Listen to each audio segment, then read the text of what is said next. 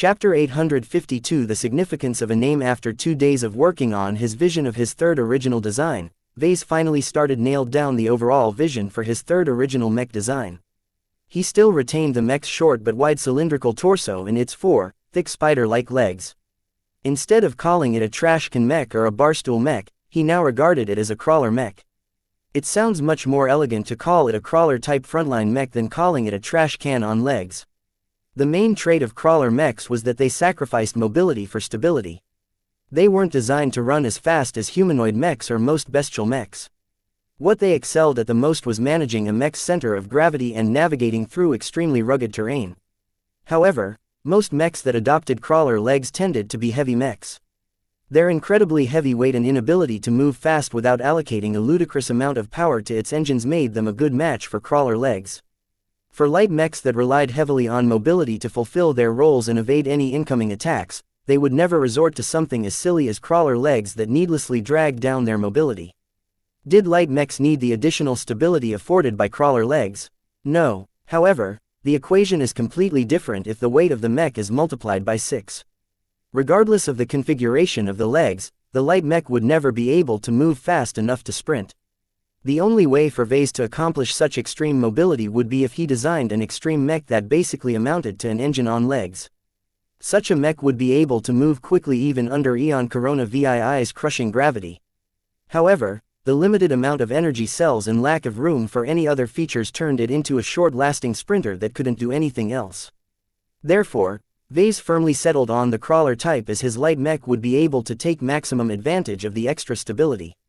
As for the impact on speed, Vase didn't expect it to be much slower. Slowly, the mech in his vision changed from a creepy crawler to something that resembled a turtle in shape. It moved as fast as a turtle and shared its overall shape sans the head.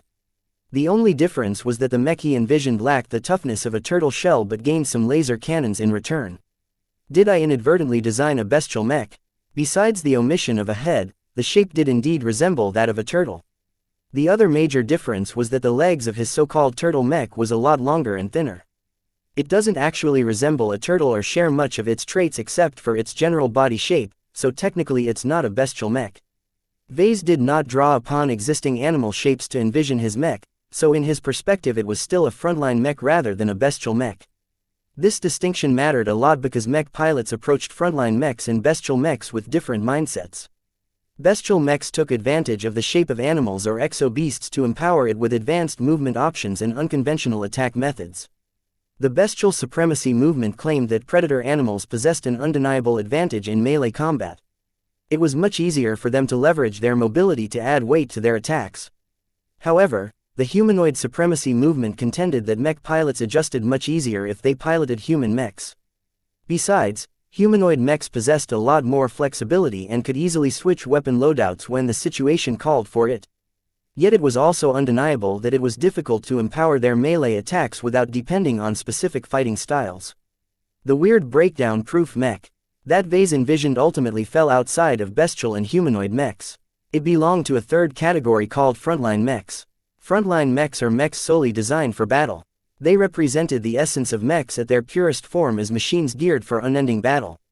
They were cheap to mass produce and required much less training to master than piloting humanoid mechs. In the early days of the age of mechs, everyone believed that frontline mechs represented the future direction of mech design. That was because their designs were extraordinarily efficient for their cost. They exemplified the belief that quantity trumped quality. Yet history had a way of turning expectations upside down. 2 reasons emerged that explained why frontline mechs failed to become the dominant mech type. First, as mechs that emphasized quantity over quality, mech pilots generally hated piloting them. Only the poorest mech pilots with the worst genetic aptitudes preferred to pilot these weak but simple mechs. Talented mech pilots needed better mechs to fully showcase their combat ability. Cases where a group of 4 high-quality mechs defeated more than 100 frontline mechs through waging guerrilla war sometimes appeared on the news. In addition, the existence of expert mechs and expert pilots almost completely subverted the idea that quantity mattered the most. The second reason was that mech pilots generally weren't as abundant as everyone thought. Only a small portion of the population possessed the right genetic aptitude to pilot mechs, and only a fraction of those possessed the grit and mindset to set foot on the battlefield. As disgraceful as it sounded, a majority of potentates actually consisted of cowards. They were willing to go along with the training in order to take advantage of the status afforded to potentates. Yet when it came to risking their lives, they turned into crybabies who would faint at the sight of blood. Therefore, the pool of mech pilots in any state or region only possessed a limited depth. If a mech military foisted all of their available mech pilots with cheap, disposable mechs, then their manpower would run out sooner or later while achieving a disappointing amount of impact on the battlefield. The ultimate bottleneck a mech military has to contend with is manpower. There are so many mech pilots to go around. It makes more sense to make the most out of the limited pool of manpower by pairing them with better quality mechs that last longer on the battlefield. These two reasons basically restricted the rise and overwhelming dominance of frontline mechs. Still, the frontline mech supremacy movement still held out hope for the future. These fanatics predict that they enjoyed the last laugh. This was because frontline mechs became a lot more viable in two different scenarios. First, when automation advanced to such an extent where AI mech pilots performed better than human mech pilots. The second scenario that favored frontline mechs was when genetic aptitude no longer limited the pool of possible mech pilots.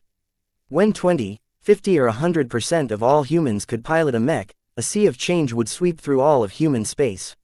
No longer would the privilege of piloting mechs be restricted to 3.5% of all humans.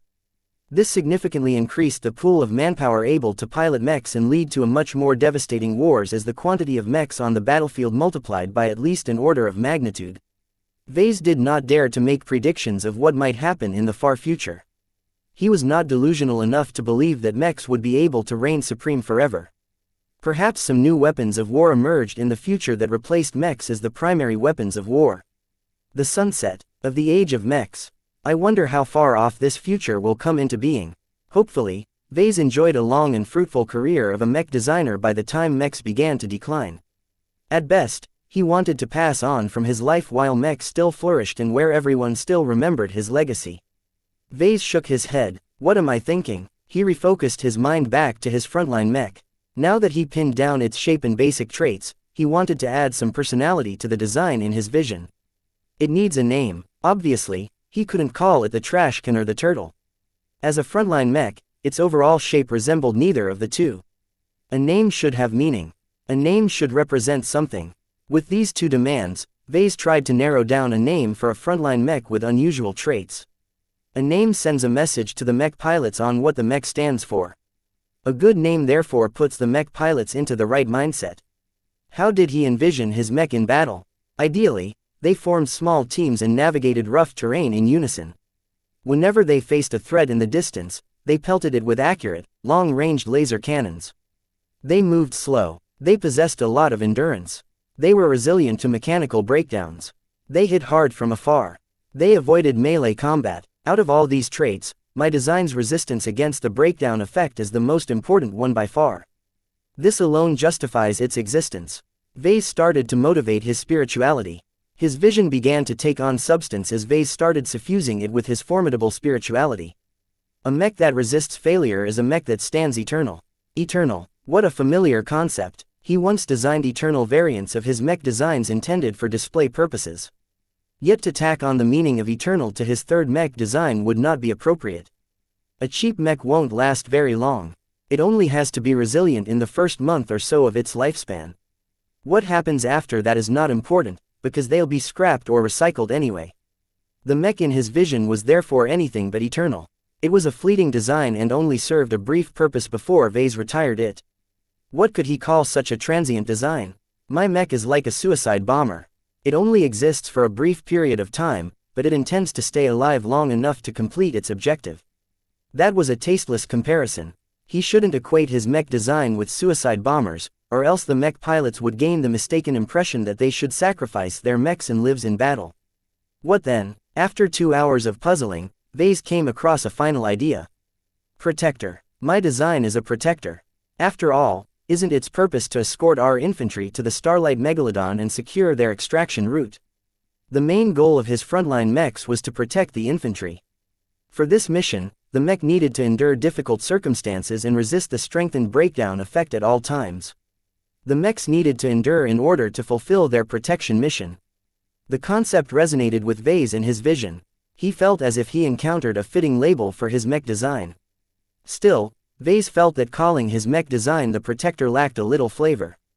It needed something extra to distinguish its role and make it sound less generic. The second priority of the frontline mech is that it has to last long. It needs to operate under crushing gravity while being as efficient as possible with its energy expenditure. Frugal, efficient, long-lasting. Vase flitted through various words that he could use to tack onto the concept of Protector.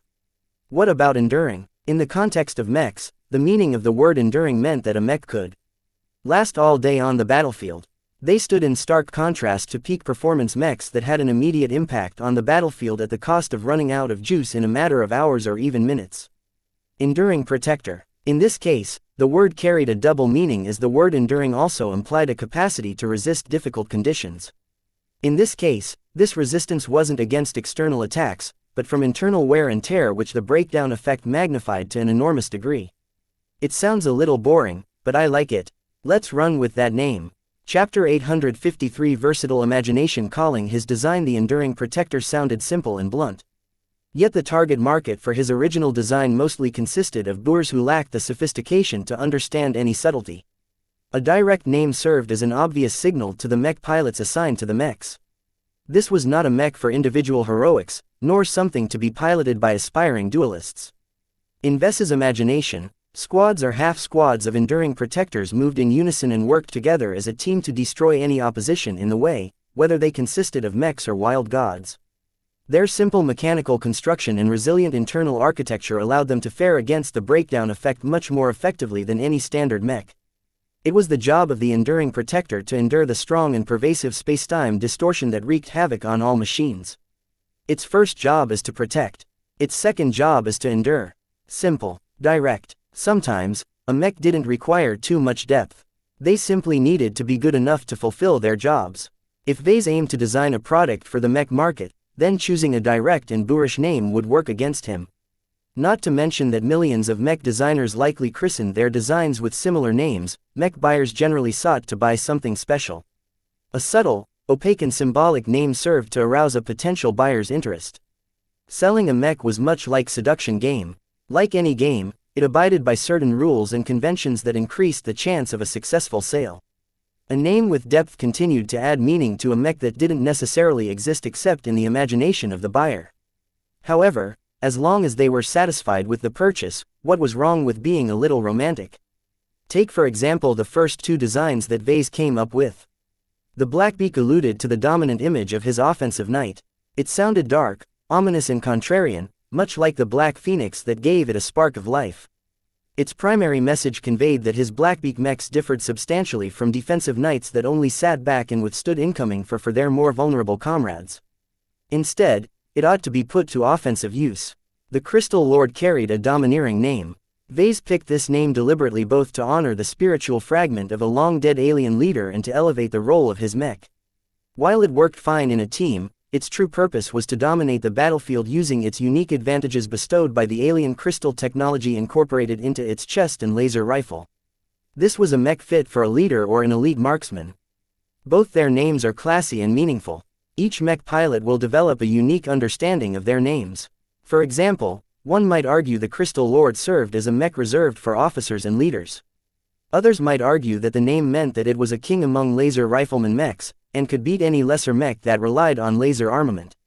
As for the Enduring Protector, Vase did not expect it to be used for a longer period of time.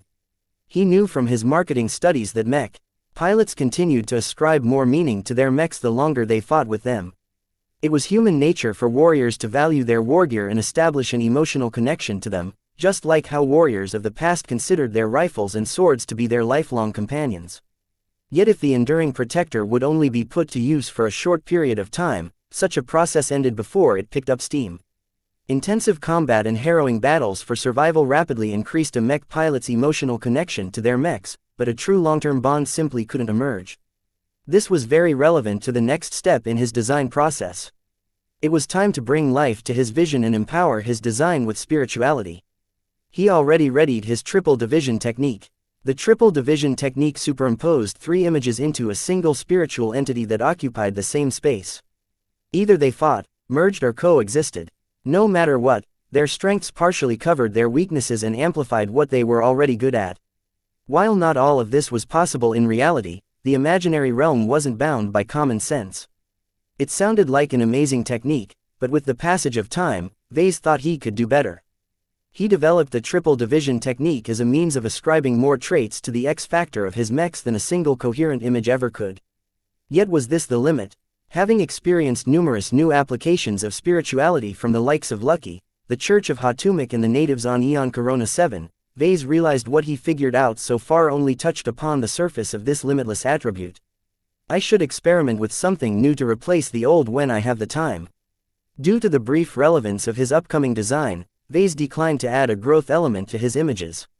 The mission simply didn't afford his mechs the time to grow into their roles and distinguish themselves according to their usage, experiences and quirks from their mech pilots. Instead of taking the time to cool a proper meal, Vase had to deliver an instantly edible nutrient pack to the Vandal mech pilots assigned to pilot the Enduring Protectors. The first step is to form an image of the base model. This was the easiest part. He already formed a preliminary vision of his intended design. Right now, he concentrated his spirituality and breathed life to that vision. He empowered his conception of a breakdown-proof frontline mech that vaguely looked like a turtle without a head. The image gained life as Vase bestowed it with an abundant amount of spirituality. It might be his imagination, but he felt as if his spirituality grew in volume and strength for some reason. It became a bit more easier than he thought to empower the image of the base model. After Vase fed a sufficient amount of his spirituality to the base model to the point it felt full, he put the image aside and proceeded to the next step. Simplistic this technique may be, there is something mystical about it. I missed this experience, he sighed. The act of creating something from nothing, even if it was limited to the imaginary realm, fascinated him to no end. He already obtained plenty of proof that spiritual entities had the power to affect reality. Perhaps the ultimate goal of his design philosophy was to bridge the gap between the real and the imaginary and allow his spiritual images to fully descend upon his mechs. This sounded like an extremely far-fetched goal, but for some reason, Vase never doubted he could accomplish this magical feat one day. It's good to be ambitious. He felt he was on a roll right now. Having worked as an administrator, repairer and researcher for so long during his time with the Vandals, he unexpectedly received the opportunity to design a real original mech. Vase cherished this opportunity, because designing mechs brought him closer to his advancement to journeyman. The second step was to imagine a suitable totem animal that gifted his design its instincts. While he could invest any animal he wanted, he already became inspired by the local wildlife. What better animal could he choose than the god species? Though it seemed like a poor fit to match together the majestic god species with a cheap, disposable mech, Vase wanted to utilize this image because he possessed a strong and detailed impression of the exo-beasts. As a heavily engineered life form, it adapted extremely well to this planet. In particular, Vase took inspiration from the wild gods who survived on every corner of Seven and became its apex species. They sat on the top of the food chain and nothing else than sacred gods and ascendant gods could defeat these dominant predators. The wild gods may be supplanted by the wildlings in time, but that will only be the case if the dwarves are allowed to evolve over a span of hundreds of thousands of years without any outside intervention. For now, the exo-beasts are the most prevalent expression of adaptability and power on this planet. Vase shaped a non-existent wild god in his mind with the power to project damaging beams of lights. Though he witnessed many wild gods over the months, some of whom demonstrated their powers, he never saw any wild god flinging lasers at their opponents. That didn't matter, as he could just invent a wild god that did possess this power. This wild god shared a few commonalities with the frontline mech. They were slow, resilient to spacetime distortion and fought primarily by lasering their opponents from a distance before they could close into melee range. He proceeded to spend some hours on building a backstory for this wild god. He spun a tale of harrowing growth. It fought to survive and survived by fighting in his godling stage. Upon growing up to become a wild god, it became particularly protective of its godling offspring. Contrary to the rest of its species, this laser-flinging wild god was an attentive parent. It protected its godling offspring and raised them by protecting them from outside threats. Vase didn't know whether such caring wild gods existed. Most of the wild gods they encountered in the wilds were ferociously selfish. At best, they completely ignored their godling sons and daughters. At worst, they ate their own children as yummy snacks. Even if a caring wild god doesn't exist before, it at least exists inside my mind. This was the beauty of forming an image from his imagination. He could break the rules and invent something that shouldn't exist without any repercussions. After working for such a long time under many limitations, it felt liberating for Vase to cast open his mind and lift up his middle finger against the rules that constrained reality. That should be it for the totem animal. Now he turned to the most complex image, the human myth. This portion of the triple division technique imparted logic, rationality, decision-making and other higher-order thoughts to the X factor. The human myth strained his creativity the most, as he not only needed to invent a myth-like figure, he also needed to construct a complete setting and historical background for that character. Vase remembered that he subverted this approach last time with the Crystal Lord. Instead of inventing a spiritual entity from scratch, he adapted a spiritual fragment from a long-dead alien. This new approach augmented the triple division technique and helped him break through a persistent bottleneck in empowering the X factor. Yet right now he didn't have anything like that at his disposal. How can I obtain spiritual fragments anyway? Perhaps he could pick up the remains of some dwarves and try to see whether he could trace some of its lingering existence. Still, the thought of basing the human myth around the primitive and tribal savages disgusted Vase. How would his mech pilots act if they became influenced by the chaotic thought patterns of an unenlightened dwarf? Yet Vase found the idea of basing the human myth around a dwarf to be extremely compelling. A native wildling not only fit with the environment, they also worked well with a wild god. Perhaps a surprising interaction might occur if he put the image of a wild god and dwarf together. Is it possible to set images up to synergize with each other? After all, the native dwarves were genetically engineered to interface with the god species. Instead of fighting each other, the images might instead combine their forces. What would the result of their mutual cooperation look like? How would the image of the base model fit in? Vase grew incredibly curious at what might happen if he put the images together in a single space in his mind. I have to invent a decent dwarf first. Should he refer to the subsequent image a human myth or a dwarf myth? Chapter 854. Bubble. Having worked a lot with the local variety of dwarves, Vase considered himself as something of an expert concerning this subspecies of humanity. I may not be an exobiologist or a doctor, but outside of that there is no one among the flagrant sword maidens who is more familiar with the wildlings. He grinned. Dwarves, wildlings, cursed people, all of them referred to the savage heavy gravity variant humans that nomadically roamed the lands that harkened back to humanity's primal roots. There was a simplistic charm to their nature. They were wild, uncivilized and devoid of any sophistication, but could you blame them? They lived in an extremely inhospitable planetary environment for baseline humans and managed to survive and thrive without the aid of any sophisticated technology. While the flagrant sword maidens usually found their tribes to be undesirable nuisances, they had their uses. Not only did they polish their mech pilots through the mental resilience training sessions, they also enabled the Vandals to develop the god crystal generators that powered most of their energy-hungry machines these days. Vase had observed the generators in action frequently. Every standard day or so, the Vandals induced the dwarf brains that served as the organic controllers of the generator to call down an energy tornado that filled up its energy reserves. The Vandals subsequently instructed the brains to discharge the higher dimensional energies stored within the god crystals into a more usable form of energy to recharge loads of spent batteries and energy cells at a time. Once they began to operate the generators, the Vandals inadvertently came across some unintended side effects. Those energy tornadoes are visible from 100 kilometers away. When a tornado stretched from the astral winds in the skies all the way down to the surface, it pretty much telegraphed the exact position of the ground forces to every wildling tribe, wild god and who knew what in the surrounding area. There was no way the flagrant sword maidens could hide their presence as they methodically called down energy tornadoes every standard day. Up until now, the Vandals hadn't figured out a way to draw energy from the vault of the gods in a more discreet fashion. For now, the problem wasn't so serious, as they weren't afraid of any wild gods or dwarf tribes. Yet what about their rivals from human space? They weren't as backwards in the art of war as the natives.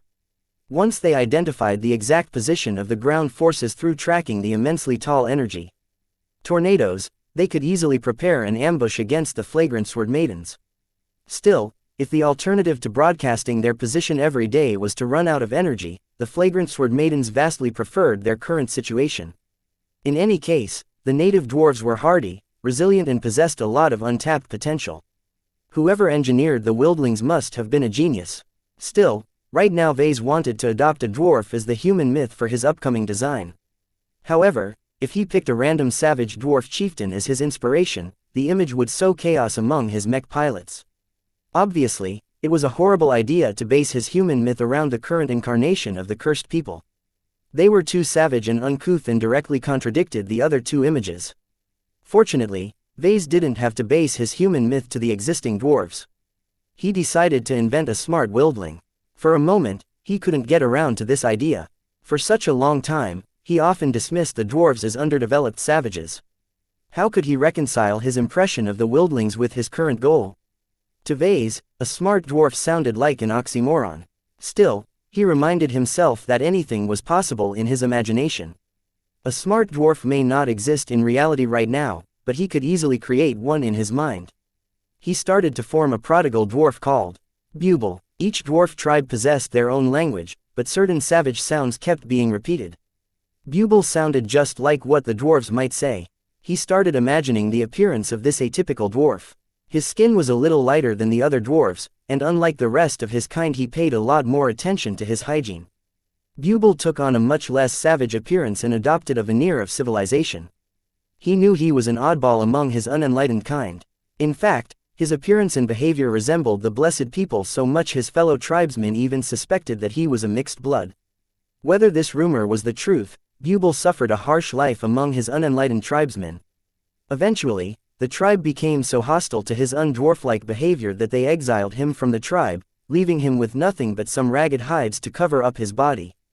Buble wandered the lands alone, managing to survive and keep himself clean through using his developing smarts.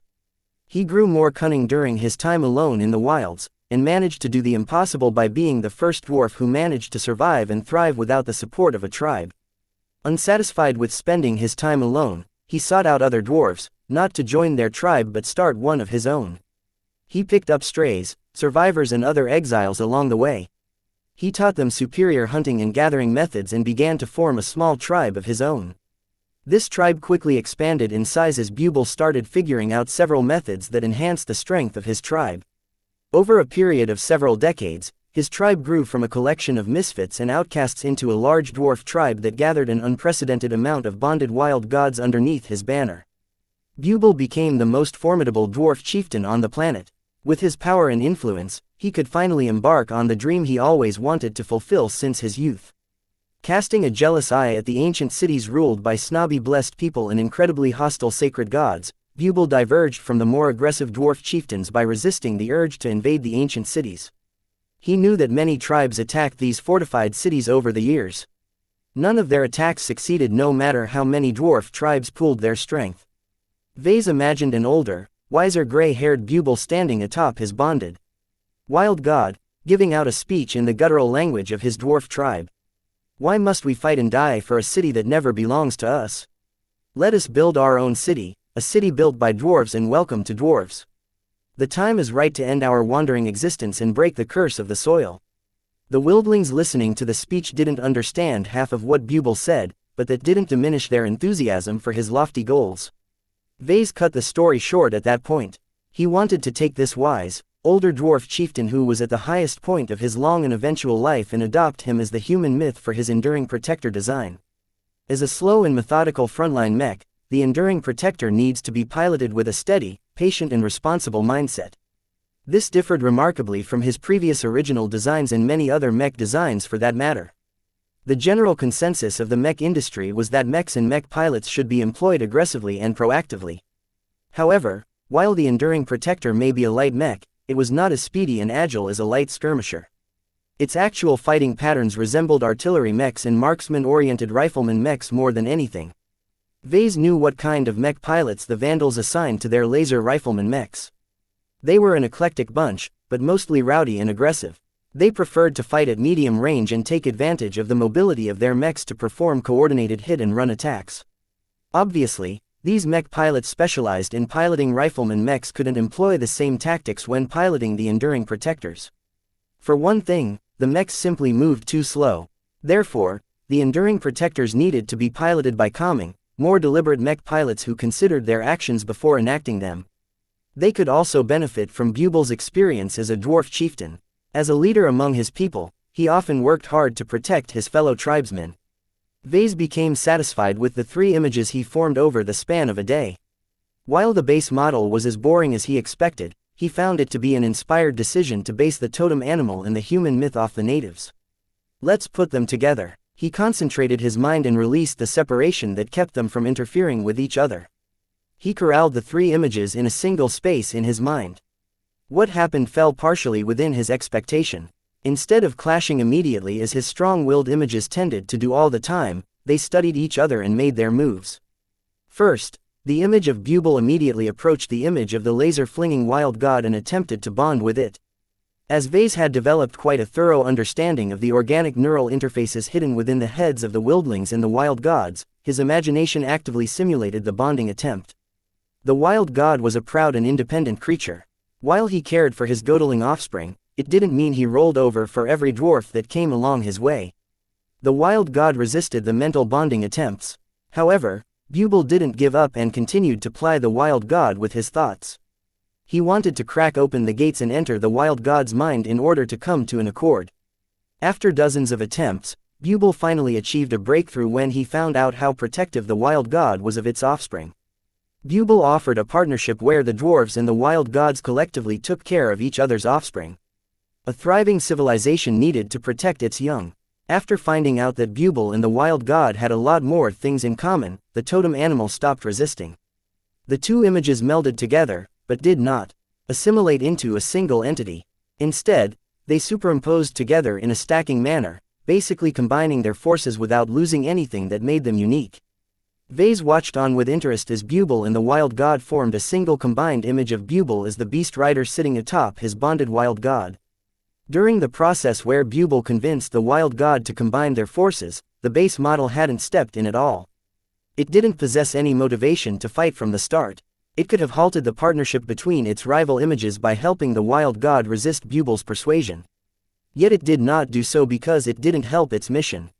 Instead, it patiently waited for the beast rider and bonded wild god image to emerge before stepping up to sacrifice itself to the strengthened combination. Yes, it voluntarily sacrificed itself. That's surprising. It shouldn't be. Vase instilled the base model with a high degree of responsibility and protectiveness. On its own, it didn't have anyone or anything to protect. Yet somehow the base model recognized these traits in the other 2 images. Why not contribute its own strength to help the beast rider and wild god combination protect their loved ones better? Therefore, the base model of the frontline mech that Vase envisioned didn't hesitate and allowed the combined image to devour its spiritual essence and strengthen the combination even further. What emerged was a vastly strengthened beast rider combination with a strong emphasis on both endurance and protectiveness. Because the base model gave up its essence voluntarily, it was able to exert greater control over what the opposite party inherited. The confrontation and fusion process had finished. After so much effort in trying to imagine 3 separate images, Vase finally obtained an image worthy for the enduring protector. He called the combination Beast Rider Bubble. Chapter 855 Drafting another design. The image of Beast Rider Bubble emanated both strength, resilience and a duty to protect. In his mind, it appeared as a small dwarf riding atop a massive lizard-like wild god. Despite their size disparity, Bubble formed the dominant intelligence due to his vastly superior mind. Vase was exceptionally pleased with this image. While it didn't completely fit with the concept of the enduring protector, it nonetheless focused on all the traits that Vase wanted to impart on his mech design's X-factor. Beast Rider Bubble was a mature combination image of both Bubble and the wild god at their prime. Vase left no room for future growth, but that also meant their present potential had reached their highest state. Any enduring protectors the Vandals fabricated immediately started off in their best state. Vase imagined that the image of Beast Rider Bubble immediately empowered the mechs with a strong drive towards responsibility and foresight. This unconscious adjustment should temper the Vandal mech pilots assigned to pilot them and put them into a more appropriate mindset to the correct usage of their mechs. The beauty of this method was that all of this went on at a spiritual level, leaving no traces for Vandal instruments to capture. This was in stark contrast to the tampering that Vase had done to Venerable Carol Shia's mechs and simulator pods. While no bystander should be able to find out what he did unless they dug into the programming of the neural interface, which almost no one ever did, it still represented a vulnerability that could bite Vase back in the butt. I should do something about that at some point. I can't leave any traces behind. Vase smirked as he imagined Venerable Xia's mood these last couple of weeks. As the breakdown effect started hitting the mechs harder the closer they got to their destination, the Pale Dancer suffered the most. Expert mechs may be 10 times stronger than a normal mech, but they were easily 10 times as complex as a normal mech as well. All of this complexity allowed the breakdown effect to enjoy free reign over the expensive but fussy expert mech. While the strong, high-quality materials of the Pale Dancer somewhat mitigated the chances of breakdowns, some problems were unavoidable. Overall, the Pale Dancer easily malfunctioned at least 5 times as often. No matter how Miss Lisbeth strengthened or modified the customized rifleman mech, nothing could block the pervasive breakdown effect from wreaking havoc. Faced with the prospect of losing his strongest asset, Venerable Xie was flailing around lately according to talkative Jimmy. The foreign expert pilot even started practicing with the other mechs of the Vandals as a contingency option. Perhaps Venerable Xie would only be able to make a meaningful impact on the battlefield with a bog-standard rifleman mech instead of his tailored expert mech. Seems like the breakdown effect is ruining everyone's lives. He wondered how the other forces fared against the breakdown effect. The Visions would likely adopt the same solution as the Flagrant Sword Maidens and develop a dumbed-down mech that fared better under these circumstances than their main mechs. As for the pirate forces, Vase doubted whether they possessed the mech designers, equipment and supplies necessary to take up such a venture. Vase only had to look at Lydia's Sword Maidens to see how pirates often tended to neglect logistics. They only prepared the minimum because they were used to quick skirmishes and raids. Spending months or years on the surface of a planet likely hadn't factored into their plans. While it's tempting to dismiss the pirates as incompetent, I shouldn't underestimate them. Who knows what tricks they have up their sleeves. Out of all the competitors that sought to obtain the keys to the Eon Corona system, these bunch of scum have triumphed where many of their fellow mercenaries, gangers and pirates have fallen short. None of the pirate forces in orbit and on the surface should be weak, to be honest. Although that time when the spaceborne fleet of Caged and the Red Tongs indiscriminately bombarded the surface was kind of stupid. Even if the Starlight Megalodon of all entities hadn't stepped in, the rival fleets would have combined their forces to wipe them out. It broke the unofficial accord that always came about under these circumstances. The Visions could have bombarded the surface, the Flagrant Vandals could have bombarded the surface, the pirates could have bombarded the surface. Yet they didn't do so for a long while until the Caged and the Red Tongs idiotically stepped in. Because even if they successfully wiped out the ground forces of the Flagrant Sword Maidens, the other fleets would have sought out and bombarded the ground forces of the Caged and the Red Tongs in retaliation. Of course, ever since we entered the Storm Lands, we don't need the Accord to protect us from orbital attacks. The astral winds were much thicker and more impenetrable on the hemisphere which housed the crash site. The golden higher dimensional particles energetically spewed outwards and frequently roiled above their heads, acting as protective concealment that isolated every means of observation and detection. Vase was thankful for this rare protection because it didn't make ground operations irrelevant. If the Vault of the Gods didn't exist, the rival forces would have sought a decisive battle in space. Only until every other fleet was wiped out would the winners be able to land their forces onto the surface and have them seek out the Starlight Megalodon in peace. Well, the situation is different from the worst-case scenario. Deliberately or not, the astral winds cuts off any possibility to coordinate with the fleets in orbit from the ground. He wouldn't have to come up with the concept of the Enduring Protector if the astral winds didn't exist. Yet they did, so Vase had a job to do. Now that he ended up with the image of Beast Rider Buble, Vase proceeded to draft out his design. He already drafted the mech in his mind, but only until he finished creating the image for his mech did he proceed to put the design he imagined into visible form. He entered a special mind state where his concentration had reached the peak. With Beast Rider Buble at the forefront of his mind, he opened up the design software installed on the terminal and proceeded to let his imagination loose. His gauntleted fingers stretched over the projection, leaving out rough lines in the air. He quickly drafted the outer contours of the mech. The Enduring Protector's vaguely turtle-like shape diverged from the animal it ostensibly resembled. The appearance Vase had drafted in a single hour looked like a fat medallion with crawler legs. The deliberately cylindrical and symmetrical torso made it easy to fabricate and provided the mech with a significant amount of internal volume for a light mech. The crawler mechs were large enough to withstand and push against the heavy gravity and no more. If the legs got any heavier, the entire mech would have been weighed down too much as the engine strained to keep the legs moving. 2 laser cannon barrels were affixed to each side of the mech. Vase contemplated their energy expenditure and started to reconsider their caliber. He wiped away the laser cannons and replaced them with thinner, weaker but considerably cheaper laser rifle barrels. Both barrels were affixed to a simple mount to the side and could rotate around in almost every angle. Vase hadn't filled in the internal components as of yet. While they were important to the functioning of this mech, it didn't really matter what components he chose to fill up his mech with as long as they worked. At this stage, Vase felt kind of lonely. He always designed his mechs by himself, but he didn't neglect the importance of soliciting feedback. Before I do any more work and flesh out this design, I should show it around and see what everyone thinks about it. A mech designer shouldn't be too out of touch with their clients. He exited the office and started showing around his draft design to the mech technicians. He only explained the basic concept of the enduring protector, skipping most of the intricacies and technical details for brevity. It looks fine, I guess. A mech technician absent-mindedly said. It's a great design, sir. Vase immediately directed his attention to the mech technician who said that. Why do you think it's a great design? Because it looks like a turtle. Turtles live long, right? That means it will definitely survive on the field. Anything else? I don't know. Vase didn't know what he should have expected. Even the chief technicians couldn't offer any substantial feedback.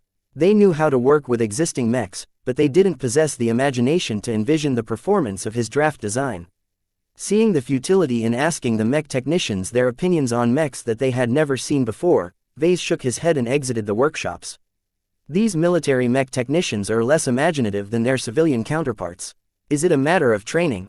He found this difference to be rather peculiar. Before he worked alongside the Vandal mech technicians, he always held the impression that mech technicians in the military were far superior to civilian mech technicians in every way. While they did underwent more thorough training, they didn't have to go through some of the experiences that civilian mech technicians sometimes encountered. In the end, he chalked it up to a different emphasis on their training. He visited the mech pilots next. As the Flagrant Sword Maidens halted for the day and set up their camps, Vase visited the mess hall and approached some off-duty mech pilots silently eating their meals. Hey folks, mind if I show you something? Mr. Larkinson. The mech pilots jumped at his voice and scooted away from him on their benches. It was as if they met the devil in person. Vase frowned. I'm not going to torture your minds or anything. Cut the crap and tell me what you think of my draft design. He projected the draft design from his comm and repeated his short spiel.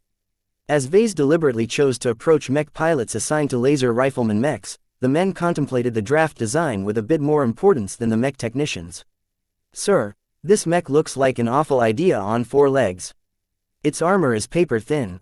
Who cares how robust the internals are against the breakdown effect when a couple of laser volleys can poke a hole through its lightweight armor? Now this isn't so bad normally, but you're also telling us that its mobility is as bad as heavy mechs because we don't get to pilot it under an anti-grav field. That turns this mech into a sitting duck. You're right, of course, if you employ his mech under normal circumstances. Vase explained with a smile.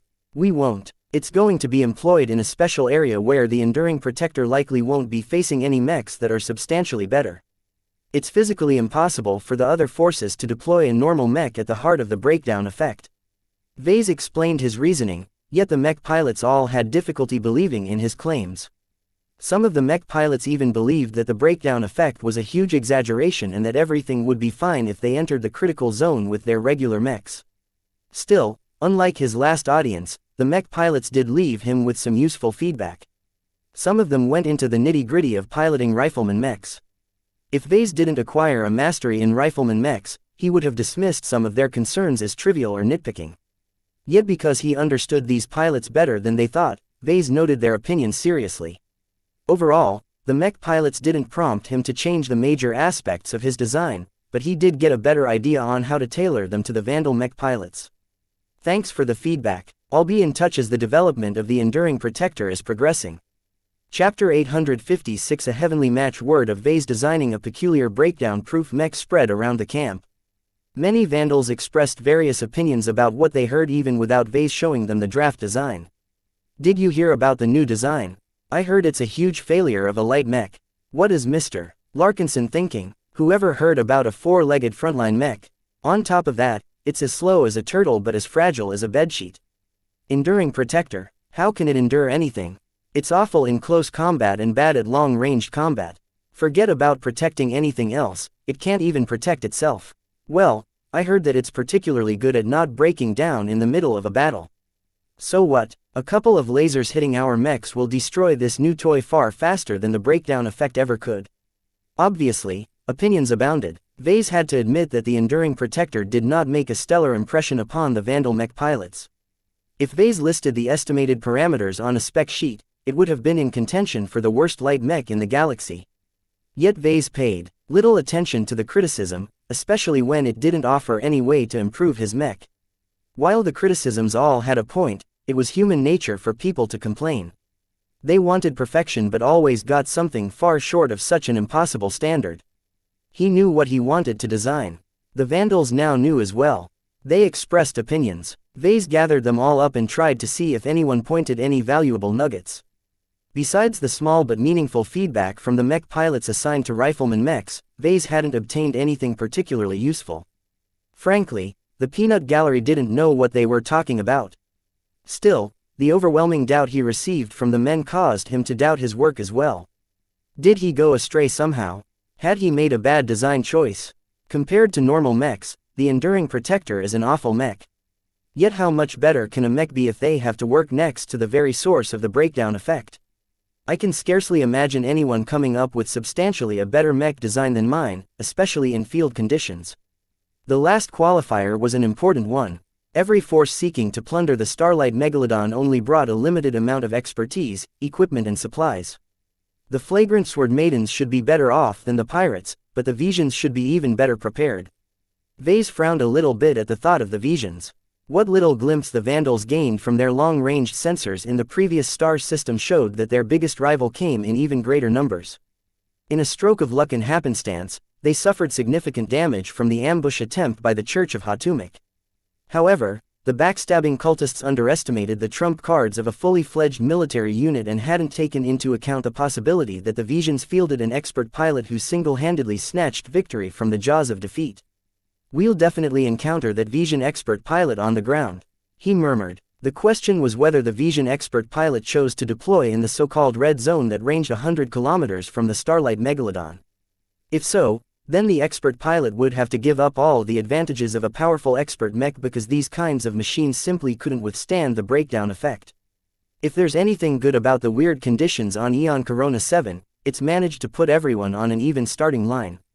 The forces who came better prepared will have an edge over the forces who neglected logistics. The flagrant Sword Maidens already struggled trying to stay afloat. How much worse could it be for their rivals? Vase didn't believe that scum like the Caged and the Red Tongs brought a lot of mech designers and exobiologists to their expedition. Besides soliciting the mech pilots for feedback, Vase also approached a mech designer. He didn't approach Myra due to political considerations, but he didn't see the harm in showing off his draft design to Kedis. The Sword Maiden mech designer puzzled over the Enduring Protector. "I heard about how bad your design is, but I know what you're like. You never design anything bad. Still, I can't help but feel it's awful." Vase smiled at her. "Do you think you can do better under the circumstances?" "Heck no." She playfully stretched out her tongue. "I really don't envy you and Myra for trying to design a decent mech that doesn't malfunction under all of that space-time distortion. It's easy to throw shade on other people's designs, but when it's your turn to produce something better, you'll realize it's far harder than it sounds," he said. While the public did have a right to express any opinion they wanted, a mech designer shouldn't necessarily value every voice. Vase knew that some mech designers listened to every piece of feedback and tried to please all of them, to the point of losing their own design style. You couldn't please everybody. Not every opinion was valuable. You shouldn't lose your vision. Vase knew exactly what kind of mech he wanted to design, and he remained confident even in the face of negative feedback. As far as he was concerned, he only needed to stay on the good side of a single client. As long as Captain Bird didn't pull the plug on his design project, he didn't have to pay so much attention to the crowd, unlike if he wanted to design a mech for the market. Any mech designer who wanted to publish a design for the mech market depended heavily on good PR. A flood of negative opinions could spoil the commercial success of any design regardless of its technical merits. When Vase explained what he planned to incorporate in the Enduring Protector design, Kedis understood his intentions, though she doubted its effectiveness. "Your frontline mech design is something of a glass cannon. It packs a decent punch, but it can't take what it dishes out. I can see how it's effective against melee mechs when it has a clear line of fire, but how in heck can the Enduring Protectors win a firefight against a group of other ranged mechs? This was the most valid and poignant critique against his draft design. Vase tried to work around the restrictions as best he could, but he failed to provide his design with any meaningful defense measures. A mech on the battlefield either relied on armor or mobility to survive on the battlefield. Heavier mechs leaned more towards the thickness and quality of their armor, while lighter mechs overwhelmingly relied on their speed and evasion to avoid getting hit. This was an iron-hard rule that applied to almost every modern mech in existence. Of course, some argued that mechs that relied on stealth, camouflage and misdirection formed a third category of defense. Yet the Enduring Protector, despite what its name suggested, fell outside these three main categories. Vase was very well aware of these flaws. If I design the Enduring Protector as a medium mech, it will run out of energy 3 to 4 times as fast. It will also be so slow that I doubt it can move faster than our walking speeds. Such a slow mech would be virtually useless because they'd never be able to reach the Starlight Megalodon from the edge of the red zone before they ran out of energy. Yeah, but how are you expecting it to fight? Do you intend to pair it up with Myra's new design, only to use her mech as their meat shields? Kedis frowned. She cared deeply about the Sword Maiden mech pilots. If Vase ever expressed his intentions of doing so, he'd immediately put her in a difficult position. Vase expected that for all he had done for Kedis, she would still side with the Sword Maidens over a mech designer she only knew for less than a year. He did not intend to put her in a difficult spot. He grinned. Did you forget about the big lizard that's tagging along our ground expedition? Xianxia. She widened her eyes. So that's your plan. You never intended to field the Enduring Protectors by themselves. Vase loudly clapped his gauntlets together. No mech can win a battle by themselves. The whole point of specializing a mech is because mixing and matching different mech types can achieve greater synergies. One mech's strength can cover another mech's weakness. The Enduring Protector is good at offense but terrible at defense. Xianxia is excellent at defense, but her offensive power is limited to attacking with her body at close range. They're a match made in heaven. Really? Ah, I see now. He always factored in the presence of Xianxia. As a living organism, she wouldn't be affected by the spacetime distortion that normally wreaked havoc on any mechanical equipment. The exobiologists couldn't fully explain why this was so, but most people just shrugged and accepted this pattern as a fact. In any case, given Xianxia's formidable strength as a sacred god, the flagrant Sword Maidens would be fools to leave her behind. Vase intended to make use of her formidable space barrier to cover for the critical weakness of his upcoming design. While we haven't made any decisions yet on how to deploy Xianxia, she's far more useful inside the red zone than outside of it. Just think about the power of her space barrier. It can withstand an hour's worth of artillery bombardment and only cracked when we basically threw the equivalent of 3 tactical nukes at it. In the red zone, there's little chance that Xianxia and the Enduring Protectors will face a threat that can break the space barrier. Kedis nodded, but quickly frowned. What about other sacred gods and wild gods? We shouldn't be the only ones who thought about substituting mechs with the god species. I've considered that, Vase said. It's far harder than it sounds. We only managed to complete the Beast Rider project because I happen to dabble in neural interfaces. Do any of the other forces possess the same expertise? Out of every possible rival, only the Visions can match or exceed our research capabilities. Even as he said that, he didn't completely discount the other rivals. Who knew what kind of trick they came up with to beat the breakdown effect? Designing a mech on your own is really hard. Kedis remarked. I don't envy you. Everyone has a bad word about your design.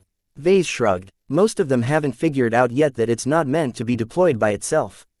By the way, have you heard how Xianxia and the Beast Riders are doing lately? Her eyes immediately glowed. I heard that Captain Orphan and Lieutenant Dice are having the time of their lives. Their bond with Xianxia is so strange. It's as if the sacred god is directly bestowing her strength on the two.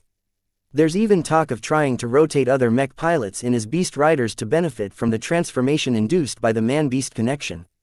Xianxia refused, though. Everything has a price. Besides, Xianxia isn't a slave we can exploit on a whim. To sacred gods, their bonds with their chosen is a solemn affair. While Vase no longer paid close attention to Xianxia and the Beast Riders, he still heard plenty of stories about them. Xianxia began to see the flagrant Sword Maidens in a better light, while the two beast riders slowly started to find out how their addition strengthened the sacred god. The god species had always been engineered to work together with compatible human minds. When exo-beasts and humans combined their minds, the result was greater than the sum of their parts. The exobiologists continued to study what made the man-beast connection between the two so powerful. It was as if they had touched upon a hidden fundamental force. This force had always been present among humans, but rarely did they ever get in touch with such a strong and obvious application of this hidden force. Only Vase knew that this strength was the power of spirituality. Chapter 857 Classic Components. After Kedis left for parts unknown, Vase finished his feedback session and planned to resume his design work. After gathering a bunch of opinions, most of which Vase immediately threw away, he gained a broader perspective on the application of his mechs. As light frontline mechs that had more in common with slow artillery mechs, the mech pilots of the Enduring Protector had to adhere to different rules in order to survive and thrive on the battlefield. A mech designer like Vase could never completely envision all the possible uses of a mech. Every design profession suffered from this myopia. Although his mastery partially compensated for his lack of practical, in-depth familiarity, he therefore listened more carefully to the opinions of the laser rifleman mech pilots. My client may be Captain Bird, but my target audience are those mech pilots specialized in piloting ranged mechs. This was a crucial distinction. The people who approved of a design and procured the mechs may not be the ones who piloted them. Vase had to please both of them, but if it came down to it, he needed to place the demands of the client over the mech pilots that had to live with the design choices he made on their behalf. Fortunately, there isn't much of a conflict between the two at the moment. Vase knew that eventually he'd be faced with a situation where he might be forced into listening to the demands of a client who didn't know what he was talking about. This often happened in the case of custom mechs where the client could dictate every aspect of the design. A certain customized mech with a codpiece came to his mind for some reason. He quickly shook his head and tried to scrub his mind of that awful memory. Well, let's move on to the next step of the design process. Having performed some minor corrections to his draft design, Vase wanted to flesh it out by defining its internal components and defining the final shape of its exterior. He didn't particularly care for the components this time as they needed to be reliable and resilient. This was very different from his previous selection criteria where he carefully chose to incorporate components by the cost of their licenses and the performance edge they provided. I'll have to pick and choose from a library of obsolete component designs. Modern mech components were way too finicky and vulnerable to the breakdown effect for Vase to make use of. Vase already fixed his mind on making use of components from earlier mech generations. Having designed a bunch of virtual mech designs based off obsolete technology and component licenses, Vase was very familiar with the styles of older mechs and mech parts. Miniaturization hadn't reached the extent as it had today, so mech parts consisted of a smaller number of larger subcomponents. The local database of the Flagrant Vandals contained a vast library of old and obsolete component designs. They were so worthless that their original developers no longer licensed them out and simply allowed the MTA or other organizations to release them in the public domain. There was really no point in trying to milk out any mech or component design that was older than 100 years or about 3 to 4 mech generations. Supply vastly exceeded the paltry demand for the right to use such old and easily copied designs that licensors could only conceivably sell their licenses at a nominal cost of 10 credits or so. The administrative costs alone surpassed the licensing fees. Therefore, even if they didn't want to, licensors had no choice but to let go of any intentions to exploit their obsolete designs. When Vase browsed through the design library of the local database, he nodded with satisfaction at the selection of component designs. The database only stored so many designs, and the Mech Core made a clever selection accounting for many different motivations to opt for older components. If the local database contained a completely random selection of components, then Vase would have to tear his hair out because most of the components that developers came up with never became good enough to achieve commercial success. The same applied to mech designs for that matter. Any mech designer who graduated from a university or institution could design a mech from the first day on the job. That didn't necessarily mean that they ought to. As Kedis constantly struggled with lately, it was extremely hard to put theory into practice and design an appealing mech that was good enough to compete against the competition. As Vase dug into the origin of the component designs, he found them to be a mix between retired components designed in-house by the Mech Core and components that used to be bestsellers when they first came out. The quality of both types of components were fairly high, and Vase had nothing to complain about when it came to their optimization and efficiency. However, none of them are specifically designed to resist something as inconceivable as the breakdown effect. Just because these obsolete component designs were less complex than their modern counterparts didn't mean that Vase could adopt them without a problem. Vulnerabilities still existed no matter how much the components dumbed down as Vase turned back the clock. Instead of chasing after perfection, Vase had to settle for a selection of components that were good enough. He spent extra care in picking out the parts such as the power reactor, engine, laser rifle barrels and etc. He picked the newest parts he could get away with, but most of the parts were so complicated by their very nature that Vase had to go back more than 300 years for the engine design alone. As the source of the motive force of a mech, the mech engine was the most prone to breakdowns short of the legs.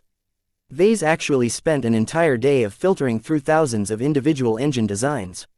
The brief but vital lessons he received from Master Olsen in the field of battle mechatronics helped him out a lot. Mech endurance and mech engine design were both part of her specialties. Making use of what he learned, Vase evaluated the parts that entered his vision with a critical eye until he finally became satisfied with what he selected. He felt as if he was a kid in a candy store shopping for the yummiest treats.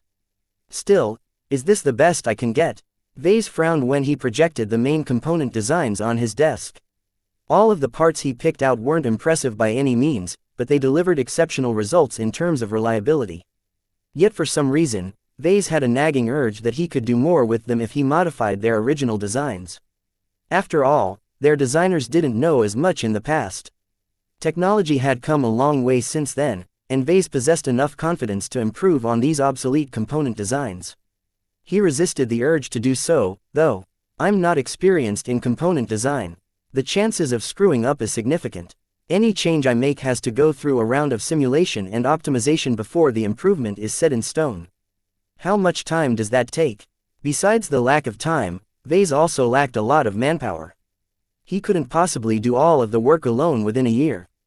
To help him complete the improvements faster, he needed to solicit the help of many other mech designers as assistants. Yet how many of them were at his disposal? The Vandals always received far less mech designers than other mech regiments, and even fewer followed him down to the ground. They mostly consisted of forgettable low-ranking mech designers who were barely competent enough to replace the role of a chief technician. They were sorely needed in their current positions and couldn't be diverted no matter what. Faced with the lack of time and manpower, Vase gave up any fanciful notions about improving the component designs and decided to work with their original incarnations unless he was compelled to make a change. Now that I've filled up my basket of parts, it's time to work them into my design.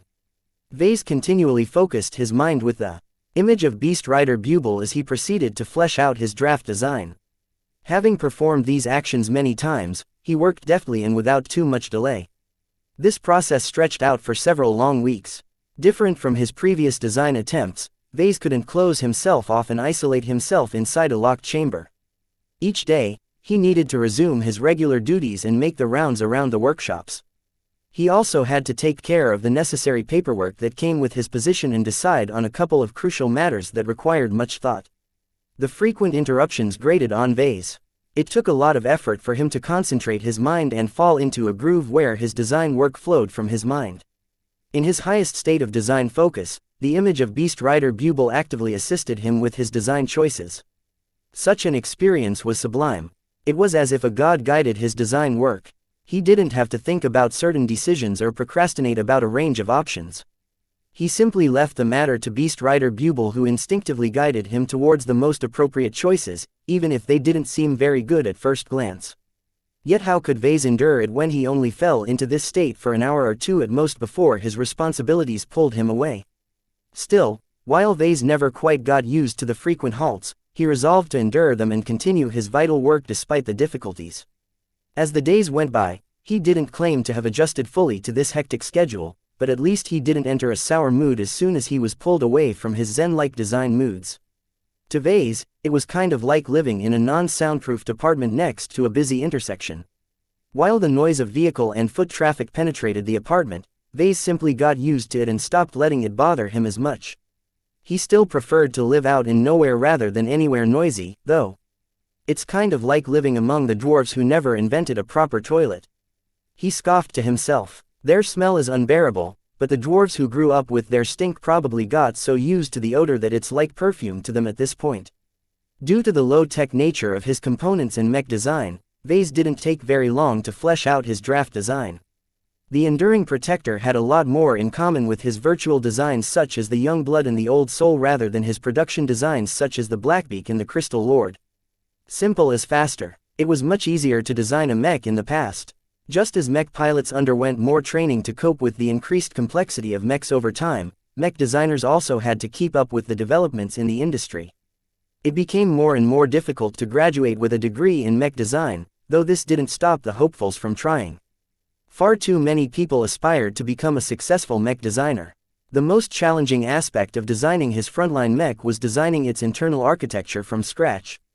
However, this also provided him with complete control over this aspect, allowing him to stretch his imagination and design the internal architecture in a way that resisted the breakdown effect the best. He took a lot of inspiration from the problems that frequently rolled into the mech workshops. Having seen almost every possible way a mech broke down, Vase was determined to avoid the same design choices that led to those vulnerabilities. After more than 3 weeks of intermittent design works, Vase finally finished the first iteration of the Enduring Protector. While it still needed to go through a round of testing and iteration, Vase felt inordinately proud for what he accomplished over the weeks. It's not a good-looking mech by any means, but its reliability is rock solid. Beast Rider Buble expressed satisfaction in his mind. Vase knew he was on the right track when his image was happy. Chapter 858 Doom Crawler Vase did not choose to optimize the design as of yet. Instead, he put the current iteration of the Enduring Protector through its paces by subjecting it to several extreme simulations. He skipped out on most simulations that a mech designer normally subjected their designs to because there was no point. It's not like we're going to deploy the Enduring Protector on a low-gravity moon or in an Arctic environment or anything. With the Blackbeak and the Crystal Lord designs, Vase needed to account to a wide variety of environments where they could be deployed. Short of extreme environments such as volcano planets and super-Earths, Vase simulated their performance in many different locales, each of which different in terms of temperature, climate, air pressure, corrosive elements and more. As for the Enduring Protector, Vase did not envision deploying it anywhere else than the red zone of the Starlight Megalodon. Although the Flagrant Sword Maidens hadn't reached the red zone as of yet, they did model its approximate environmental conditions based on the conditions elsewhere on the planet. Vase didn't see anything too exotic besides the warnings about rugged terrain and the all-too-obvious breakdown effect. Therefore, he put the first iteration of the design through a battery of tests to get a read on the mech's approximate performance in temperate environments under heavy gravity. Vase took note of the simulations. The 4 crawler-type legs that Vase adapted from an old component design provided the Enduring Protector with exceptional stability. However, it also moved fairly slow under heavy gravity. In fact, it moved slower than he initially anticipated. In order to save energy, the quadruped mech moved forward by lifting only one of its legs at a time. Whether it moved its front limbs first and its rear limbs afterwards, or if it moved its left side first and its right side next, each time the mech only lifted one of the legs at a time. It was slow, really slow. However, it also spared the mech from wasting its energy. This movement pattern was very efficient and allowed the mech to sustain operations for a lengthy period of time. This was very important to Vase because the Enduring Protector relied on its laser armaments to fight. Any mech that depended on energy weapons to fight only remained relevant as long as it possessed enough juice to power both its movements and its weapons. What's the point of reaching their destination faster if they only have enough energy to fire a couple of salvos? Vase likened the current performance of the Enduring Protector in the simulations to a type of heavy mechs referred to as Doom Crawlers. As their overly dramatic nickname alluded to, Doom Crawlers represented certain death to any enemies they met on their way. These heavy mechs that came in shapes that resembled crabs, turtles or spiders moved slowly. Mobility wasn't their strong suit. Yet their armor made up for this deficiency, possessing enough frontal armor to resist a squad of medium mechs for a short period of time. Of course, Doom Crawlers didn't get their name from being vegetarians. Their designers mounted them with powerful medium armament that blasted apart any mech in their way. Doom Crawlers distinguished themselves from regular artillery mechs in that they excelled in direct combat. They gave up long-range weapon systems that could deliver death from afar and preferred to stare death in the face. If enemies figured they could easily dismantle the Doom Crawlers at close range, they were mistaken.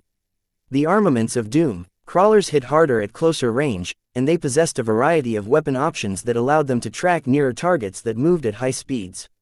For all of their might, Doom crawlers did suffer from a couple of disadvantages. Their low mobility combined with their lack of long-ranged options, particularly over the horizon, made them exceptionally vulnerable to long-ranged shelling or missile bombardment. They couldn't effectively retaliate against any mech or weapon system that outraged them. While their plentiful armor allowed them to resist a couple of volleys of fire, even an elephant could be felled by a million mosquito bites. The second major downside was their cost. Not only did Doom crawlers demand the best heavy armor, they also demanded hard-hitting weapons that could wipe out any enemy in their way before the enemy inflicted serious damage. All of these capabilities added to the cost of such a powerful heavy mech. Heavy mechs already cost way much more than the other weight classes. Developing and deploying something as expensive as Doom crawlers was generally considered as a foolish decision. It was like putting all of your eggs in a single basket. As long as the Doom crawlers engaged the enemy in a frontal clash, they nearly always won. However, their abysmal mobility and vulnerability to long-range bombardment allowed enemies to circumvent them or destroy them from a comfortable range as long as they came prepared.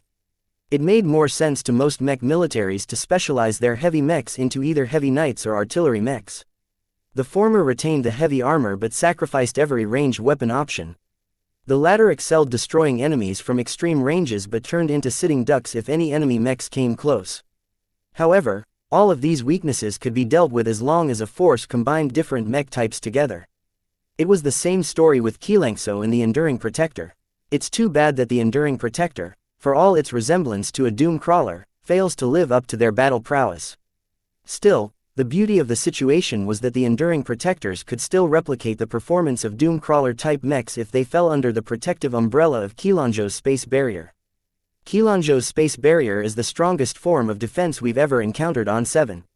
Even if the Visions or anyone else shows up with loads of artillery mechs, we can still withstand the bombardment with plenty of time to spare. Indeed, as Vase inserted something akin to a space barrier into the simulations, the performance of the Enduring Protector soared. In many battle simulations, they all got felled within the first minute if they faced ranged opponents that occupied the high ground. With the space barrier, the Enduring Protectors could leisurely take their time to maneuver to better positions or angles. While the inability for the Enduring Protectors to fire their lasers through the space barrier was a major drawback, as long as the frontline mechs took advantage of it to save themselves from heavy shelling or moving to a better position made a huge difference. Many times, the advantage bestowed by xianxia's space barrier outright swung the outcome of a scenario from a disastrous defeat to an effortless victory. This is a hopeful sign. At least I have proof that my design is effective under the right circumstances. Out of curiosity, Vase flung the Enduring Protector into simulations where they faced off against modern mechs instead of similarly crippled mechs. Did his mechs stand a chance when the breakdown effect no longer restricted modern mechs? Ouch. Vase winced as he saw the results. A full squad of Enduring Protectors barely possessed the power to defeat a medium swordsman mech or a medium knight mech that approached from a distance. However, most light mechs or melee mechs in greater numbers brutally closed the distance and tore apart the Enduring Protectors who couldn't run away even when their lives depended on it. With no defenses against melee attacks, these slow and fragile frontline mechs simply couldn't keep up against nimble light skirmishers or the like. The Enduring Protectors also fared poorly against standard riflemen or frontline mechs. The latter mechs possessed a definite edge in mobility. In contrast, the Enduring Protectors moved so slowly that they might as well be stationary. Such an extreme difference in mobility virtually condemned the Enduring Protectors to certain defeat unless they were piloted by excellent marksmen. Something like that can only happen if someone like Venerable Xie is piloting one of the Enduring Protectors. Overall, the results hadn't fallen out of his expectations, though it dampened his mood anyway to see so many opponents crush the copies of his third original design without any effort. Despite how painful it was to witness such an abject performance, he still found it necessary. There was a possibility that when the rivaling forces reached the Starlight Megalodon and mucked about in her interior, they deliberately or accidentally stopped her FTL drives from spewing higher dimensional particles in the air. Once the source of the astral winds stopped feeding them, would there still be any astral winds left? It would dissipate from the planet in a matter of minutes, and fade away from the rest of the Eon Corona system within a week. Without the astral winds, the spacetime distortion that led to the breakdown effect no longer wreaked havoc on all of their mechs. This basically meant that the red zone no longer restricted everyone's mechs. If such an event comes to pass, the race for the Starlight Megalodon will turn into a complete scramble. The role of his enduring protector ended at that moment. As the simulations just attested, it was better for the Vandals to evacuate these useless mechs right away than to continue to pit them in battle under extremely disadvantageous circumstances. Even the advantages bestowed by Qilanzhou's space barrier won't do anything to mitigate its drawbacks. At best, it allows them to hang onto their lives for a bit longer. In any case, now that Vase completed the first iteration of his design and subjected it to a quick battery of simulations, he felt he should go for a second round for feedback. He first made an appointment with Captain Bird in order to fill her in on his progress. When he entered her office, he showed her the design and a quick overview of its performance in the simulations through a projection. As you can see, the Enduring Protector is a decent mech design under the harsh conditions of the Red Zone, but turns into a powerhouse as long as it combines forces with xianxia. While the laser rifles are fairly underpowered compared to modern laser rifles, they are very efficient and allows for my design to last up to a day during low-intensity combat. Captain Bird studied the projection with a serious expression. How long do they last during high-intensity combat? I'm not sure, Captain. It depends, I have to say, but it's not out of the question for them to last only 4 to 5 hours at most. Maybe less if they are firing their laser weapons non-stop, though that's not possible as they'll overheat at that point. That's not enough. The mech officer shook her head. It takes hours, perhaps even a day for your new design to reach the center of the red zone from the edge. Your design needs to last longer. That's hardly possible, ma'am. I'm already doing the best I can under all of the limitations imposed on my design. Its internal volume is practically stuffed with energy cells, and even then I can't ensure a longer operation time than what I've just mentioned. I doubt that any other mech designer can deliver anything better. We all face the same constraints. This nonetheless put Captain Bird in a difficult spot. Then the only way we can ensure the Enduring Protectors can operate in the red zone for an extended period of time is if it is accompanied by a small supply train. It would in essence replicate the circumstances of the ground expedition. None of their mechs could carry enough energy cells to walk forward for more than a day. Therefore, they frequently returned to camp and exchanged their spent energy cells with fresh ones recharged by their God Crystal generators. Captain Bird eventually dismissed Vase with a pensive expression on her face. Let me think about the situation. I'll see whether it is viable to accompany the forces sent into the red zone with a legged transport or two. For now, I'm not satisfied with the endurance of your new design. I hope you can improve upon that aspect. Impossible. I'm sorry, ma'am, but unless we mount a God Crystal generator on the Enduring Protectors, there's no way to extend their operational time. Captain Bird suddenly gained a glint in her eye. What a curious suggestion, Mr. Larkinson. Vase was taken aback by her sudden interest. Chapter 859 Midway shift. Eventually, Vase shot down Captain Bird's insane idea of implementing the God Crystals into the design of the Enduring Protector. It's not feasible, he replied as he rapidly went through the implications of her suggestion. The God Crystals aren't very effective by themselves. A single God Crystal takes far too long to recharge. The dwarf brains that we've repurposed as their organic controllers lose concentration long before the recharge cycle is finished. We also can't recharge the God Crystal very often for some reason. If the siphoning process is botched, we'll have to wait another day before they can be recharged. Captain Bird looked disappointed, but she offered a suggestion. What if we commit a full God Crystal generator aboard one of the transports accompanying the Red Zone force? There are pros and cons to such a decision, Captain. He said with a thoughtful expression. As long as we can protect the God Crystal generator, the mechs and troops entering the red zone don't have to worry about their energy budget at all. They can remain in the zone indefinitely as long as their other supplies last. However, committing a strategic God Crystal generator is like putting all of our eggs in a single basket. If an enemy takes out the generator, it's a disaster. Can you design your mechs to take advantage of the available energy?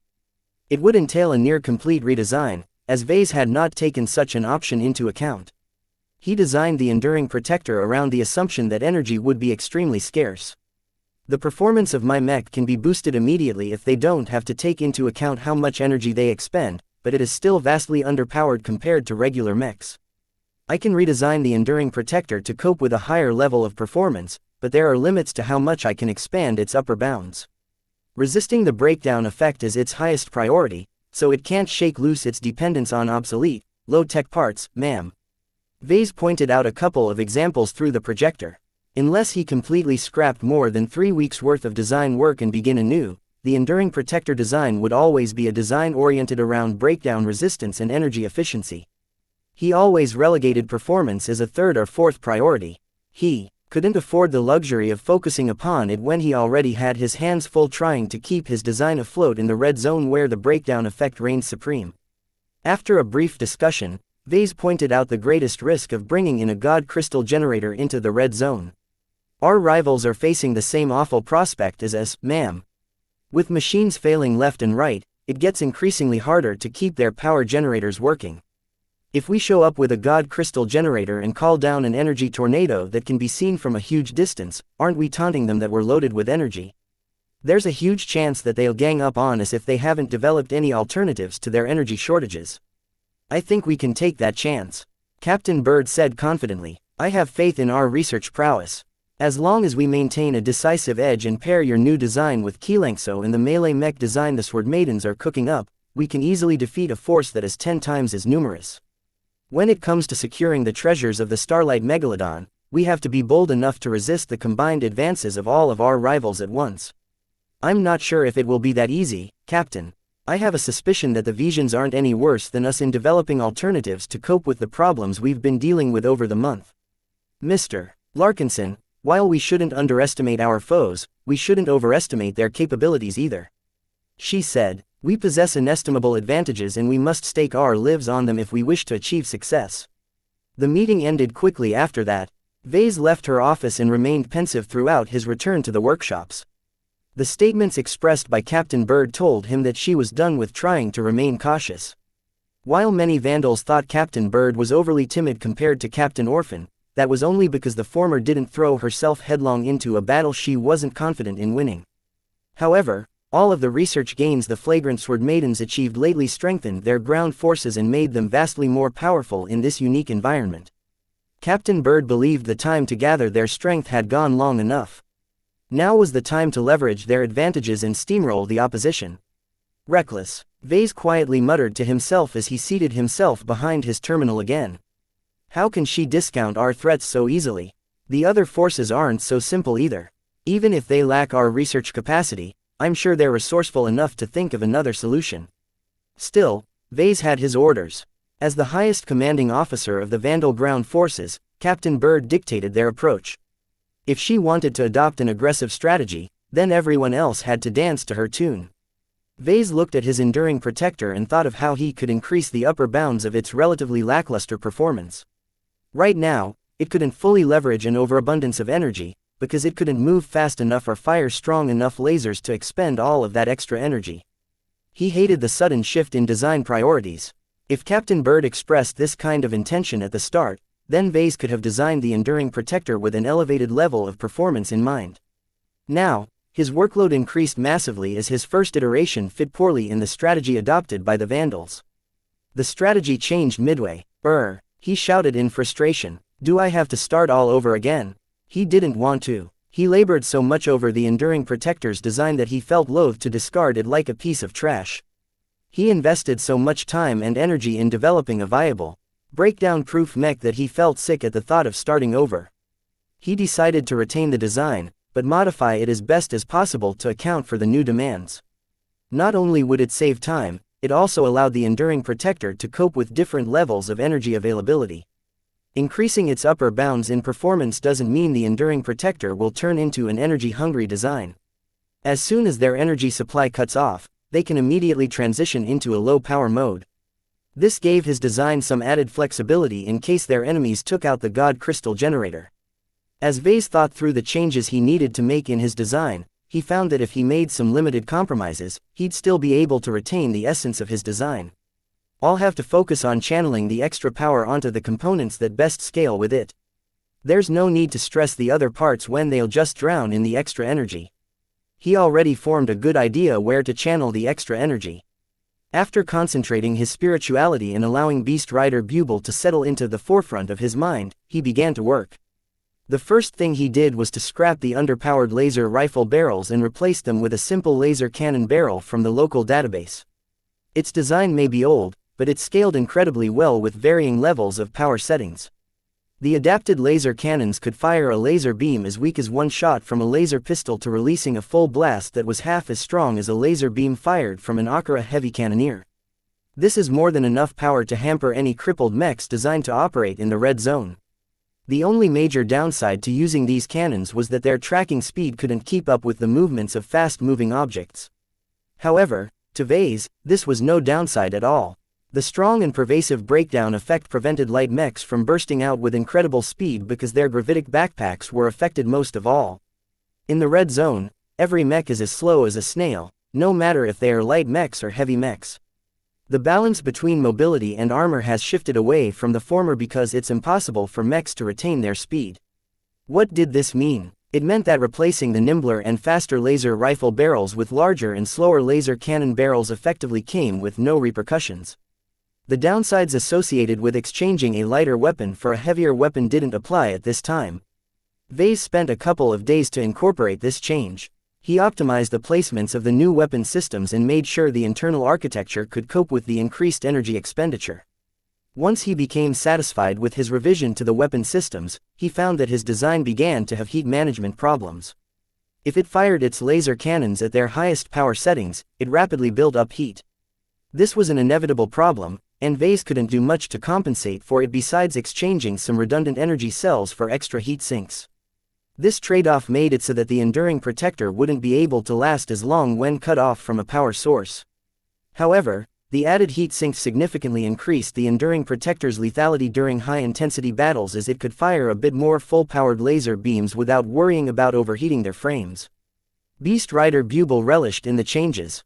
Both the dwarf and the wild god preferred to fight quick and decisive engagements rather than drawn-out slugging fests. Vase smiled at the eventual result. The only setback he suffered was when he tried but failed to divert extra power anywhere else. The power reactor couldn't output much more. Juice and Vase couldn't squeeze out any more performance out of the extremely outdated engine model. He contemplated replacing the current engine with a different model, but declined to do so after browsing some of the alternatives. There are better, newer engines out there that scale better with added power, but they're far more prone to breakdowns. It wasn't as if a more powerful engine drastically increased the speed of the enduring protector. Snails were snails. A faster snail might move faster than a slower snail, but a hopping rabbit left them both in the dust. A more powerful engine wouldn't be able to speed up his design. The only solution was to find a way to allow the gravitic backpacks to work despite the breakdown effect doing its very best to screw them up. Yet for all the research capacity the Vandals enjoyed, they hadn't figured out how to improve the reliability of the gravitic backpacks at all. Therefore, Vase gave up on channeling the extra power elsewhere. It's already sufficient for me to improve the offensive power of my design. This is its core function and its strongest suit. An increase in offensive power directly magnified the combat effectiveness of a combined force that consisted of enduring protectors, xianxia and Myra's Tiger mechs. As Vase began the long and tedious process of optimizing his design and putting it through its paces in many different combat scenarios, an alarm suddenly sounded out in the workshop. What? Vase looked up from his terminal. The alert signified that an enemy attack may be imminent in the next couple of hours. And this wouldn't be an attack by a single crazy wild god or anything. The tone of the alarm indicated that a mech force may be setting upon the flagrant sword maidens. Captain Bird's voice suddenly broadcasted from every available speaker. Vandals, prepare for battle. Our scouts have detected an approaching force of mechs, wild gods and dwarves. They are aware of our location and are moving to attack us at their best speed. The energy tornadoes developed by the God Crystal Project gave away their position. On this huge planet, the odds of encountering a rival mech force should have been minimal, but all of that changed once the God Crystal generators started calling down energy tornadoes left and right. The flagrant sword maidens finally paid the price for their inventions. Chapter 860 Combined Arms. The ground expedition immediately halted their march. Preparations for battle already went underway, but due to the distance between the main convoy and the approaching enemy force, it might take 6 or so hours before a battle commenced. Due to the urgency of the situation and the preparations that needed to be done, Captain Bird held an emergency briefing by remote. Instead of gathering at the mobile headquarters, everyone entered a virtual conference room from their current positions, no matter if they were offices or mech cockpits. Within 15 minutes, most of the Mech officers, chiefs and important experts attended the virtual meeting. To Vase, the projection systems in his office weaved an elaborate illusion that completely changed the small decor of the office into a large and sprawling conference room. The projections gave the illusion that he could look at people in the face while he addressed them. The only downside was that he couldn't walk up to them and touch them, but who wanted to do something like that during a crisis? Captain Bird quickly began the meeting. She began with a brief summary of what their scouts managed to spot a fair distance away from the center of their supply train. 2 of our scout mechs have managed to spot an incoming procession of mechs, wild gods and dwarves on goatling mounts. We can pretty much ignore the threat of the latter. But the former 2 pose a very real threat. We are absolutely certain that they are beelining straight towards the center of our formation. They know our position. Many vandals grimaced. How many mechs and wild gods are on their way, Captain? We're not entirely certain, Captain Bird admitted. Our scouts don't dare to come into range of the incoming enemy force. They're keeping an eye while maintaining extreme distance. For now, the analysts that have pored over the initial sensor readings estimate that up to 12 wild gods and 300 landbound mechs are on the attack. 300 landbound mechs. While that sounded a lot, the Flagrant Sword Maidens combined numbered almost 500 mechs. While they lost a bunch of mechs due to the orbital bombardment raining down on their heads a few months ago, they still retained most of their strength. Still, even if the odds were in their favor, the Vandals didn't express too much confidence. Even though they outnumbered the enemy, a battle could go in any direction. Besides, the unexpected cooperation with 1 or more large dwarf tribes threw a wrench in their equations. How should they estimate the threat of the bonded wild gods? How close were the wildlings cooperating with the rival force? All of these questions made it difficult for everyone to judge whether they still held the advantage. Do we know who's attacking? Captain Bird nodded to a sensor officer, who answered in an uncertain tone. The sensor readings from our scouts makes it difficult to be sure. There's too much interference in the air to get a clear view of their forces. From the markings and quality of the mechs that we've managed to observe, I can say with 80% certainty that we are dealing with a combined force of the Caged and the Red Tongs. Those bastards again. Ha, they're trapped on this planet now that an antimatter torpedo annihilated their spaceborne forces. Idiot, that just makes them more desperate. They have nothing to lose. The Vandals argued among themselves about the significance of this revelation. They couldn't judge the intentions of the Caged and the Red Tongs with common sense. The landbound remnants of the Rapongans and the Ravian Alliance-oriented pirates lost their means of escaping from this planet. With no way out, what were they up to? Did they decide to settle permanently on 7, or did they intend to fight even harder in order to open up an opportunity to evacuate on different terms? None of the Vandals expressed any confidence in their guesses, and Captain Bird finally stepped into the chaotic discussion. There's no point in questioning the motivation of the Caged Tongs without encountering them in person. All that matters is that they are inbound on our forces in an unmistakably aggressive approach. Let us decide on our defensive strategy. Because calling the allied force of the Caged and the Red Tongs was a mouthful, the Vandals conveniently called them the Caged Tongs instead. The Vandal mech officers cobbled together a defensive strategy. Since they knew the enemy was coming, they could spend crucial hours on setting up the battlefield to their advantage. We've already recycled down the artillery cannons, Chief Dakin said when asked. There is no way we can fabricate a new battery of artillery guns in less than a week. As for addressing the hostile wild gods, one of the mech officers turned to Dr. Tillman. Can we poison the wild gods like last time? It's worth a try, she said. We haven't spent any research on improving the formulas for the so-called candy bars. If the hostile wild gods are instinctive creatures, then they shouldn't be able to resist the bait. However, if they are smart enough to fight against their instinct, they can resist the urge to eat the adulterated candy bars. The Caged Tongs won't allow it. They aren't stupid. They'll destroy the candy bars before they can tempt the wild gods. The Vandals decided not to repeat the trick. They may be able to the wild gods if they were only by themselves or accompanied by some primitive dwarves, but this time they faced a modern force. Even if the Caged Tongs consisted of criminals and pirates, they operated under modern conventions of war. Although it seemed like they were storming at the Flagrant Sword Maidens in a straight charge, who knew what they really had in mind? Therefore, the Vandal officers threw away all of their contempt and started treating the Caged Tongs as a serious threat. Even if the Red Tongs are a modern mech force, they're not as thorough as a military unit. Their scouting efforts are lackluster and their strategy doesn't seem to be more sophisticated than throwing all of their mechs at us in a single overwhelming attack. They might split up and flank us when the battle commences. Then let them. If they attempt to flank us, they'll only be splitting up their forces into easily digestible chunks. We outnumber them, remember. I'm not so sure about that. They're also bringing in wild gods, and who knows what powers they possess. Even if they're weaker than the sacred gods, any wild god with wild area powers can instantly disrupt our formations. The wild gods were the wildcards of the upcoming battle. They possessed such a large variety of powers that the Vandals couldn't predict what they were up against. It's easy to estimate the battle capabilities of the caged tongs. It's not so easy to estimate the threat of the 12 or so wild gods that are boring down on us. Captain Bird emphasized, I don't like unexpected surprises, so our first priority should be to take out these wild gods. As long as this uncertain factor no longer poses a threat, we can mop up the scum think they can match our strength. Let's employ the bulk of our ranged mechs against the wild gods. We should take them out from a distance before they get into range to activate their powers. If none of their wild gods have a ridiculous defensive power like Qilanzhou's space barriers, they're pretty much sitting ducks. The Red Tongs know that as well as we do. Are they really going to let us hammer the wild gods with impunity? It's either that or risk their own mechs. Captain, if I may make a suggestion. A mech officer asked. Let's commit Venerable Xie to the battle. He's more than ready to fight on our behalf. The virtual conference room descended into silence. After a few seconds of thoughts, the Vandals grew hopeful. The Pale Dancer might not be able to show its strength against the wild gods, but it was a completely different story when it came to enemy mechs. Captain Bird didn't reject the suggestion. I will task Venerable Xie with taking out their leaders and officers.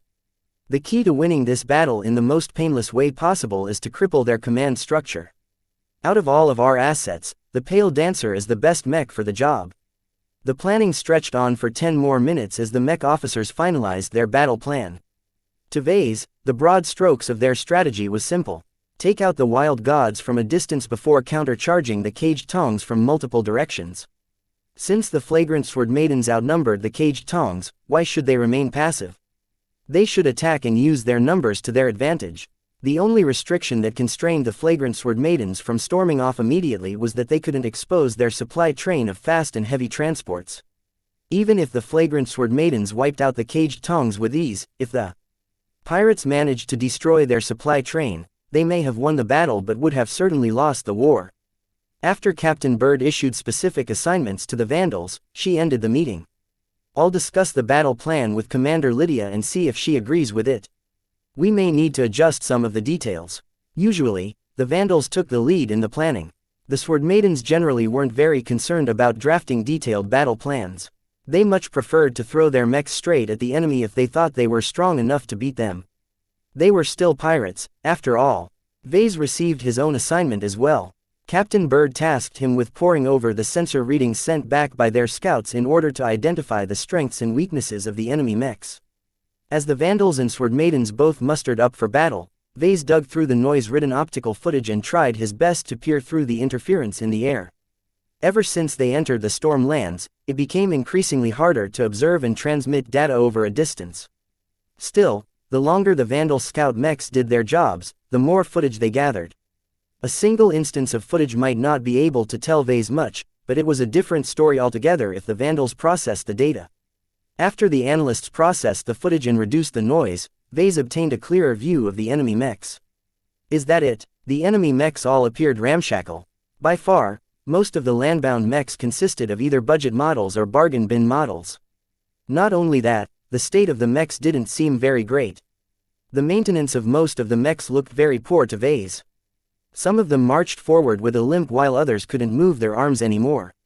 It's the breakdown effect. The breakdown effect spared no machine.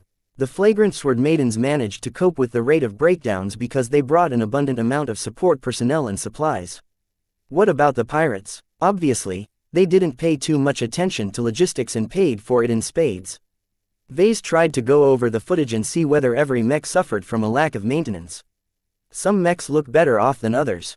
Certain mechs, mostly the more impressive-looking ones, didn't show any signs of deficiencies. Their mech models were of higher quality and their exterior sported several shiny symbols and trophies.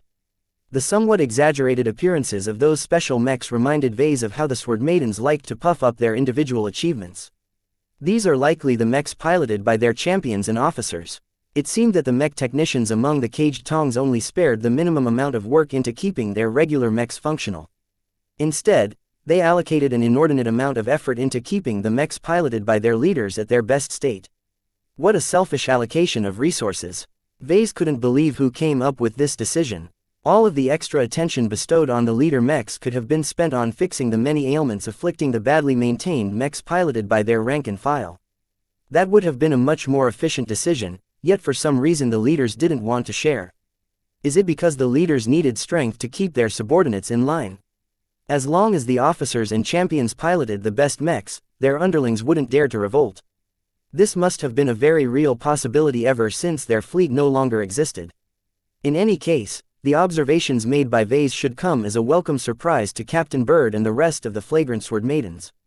Chapter 861 Caged Tongs. Vase spent more time on analyzing the mechs fielded by the caged and the red tongs. The more he watched the footage, the more he wanted to palm his head and smack the chief technicians in charge of keeping the mechs in working condition.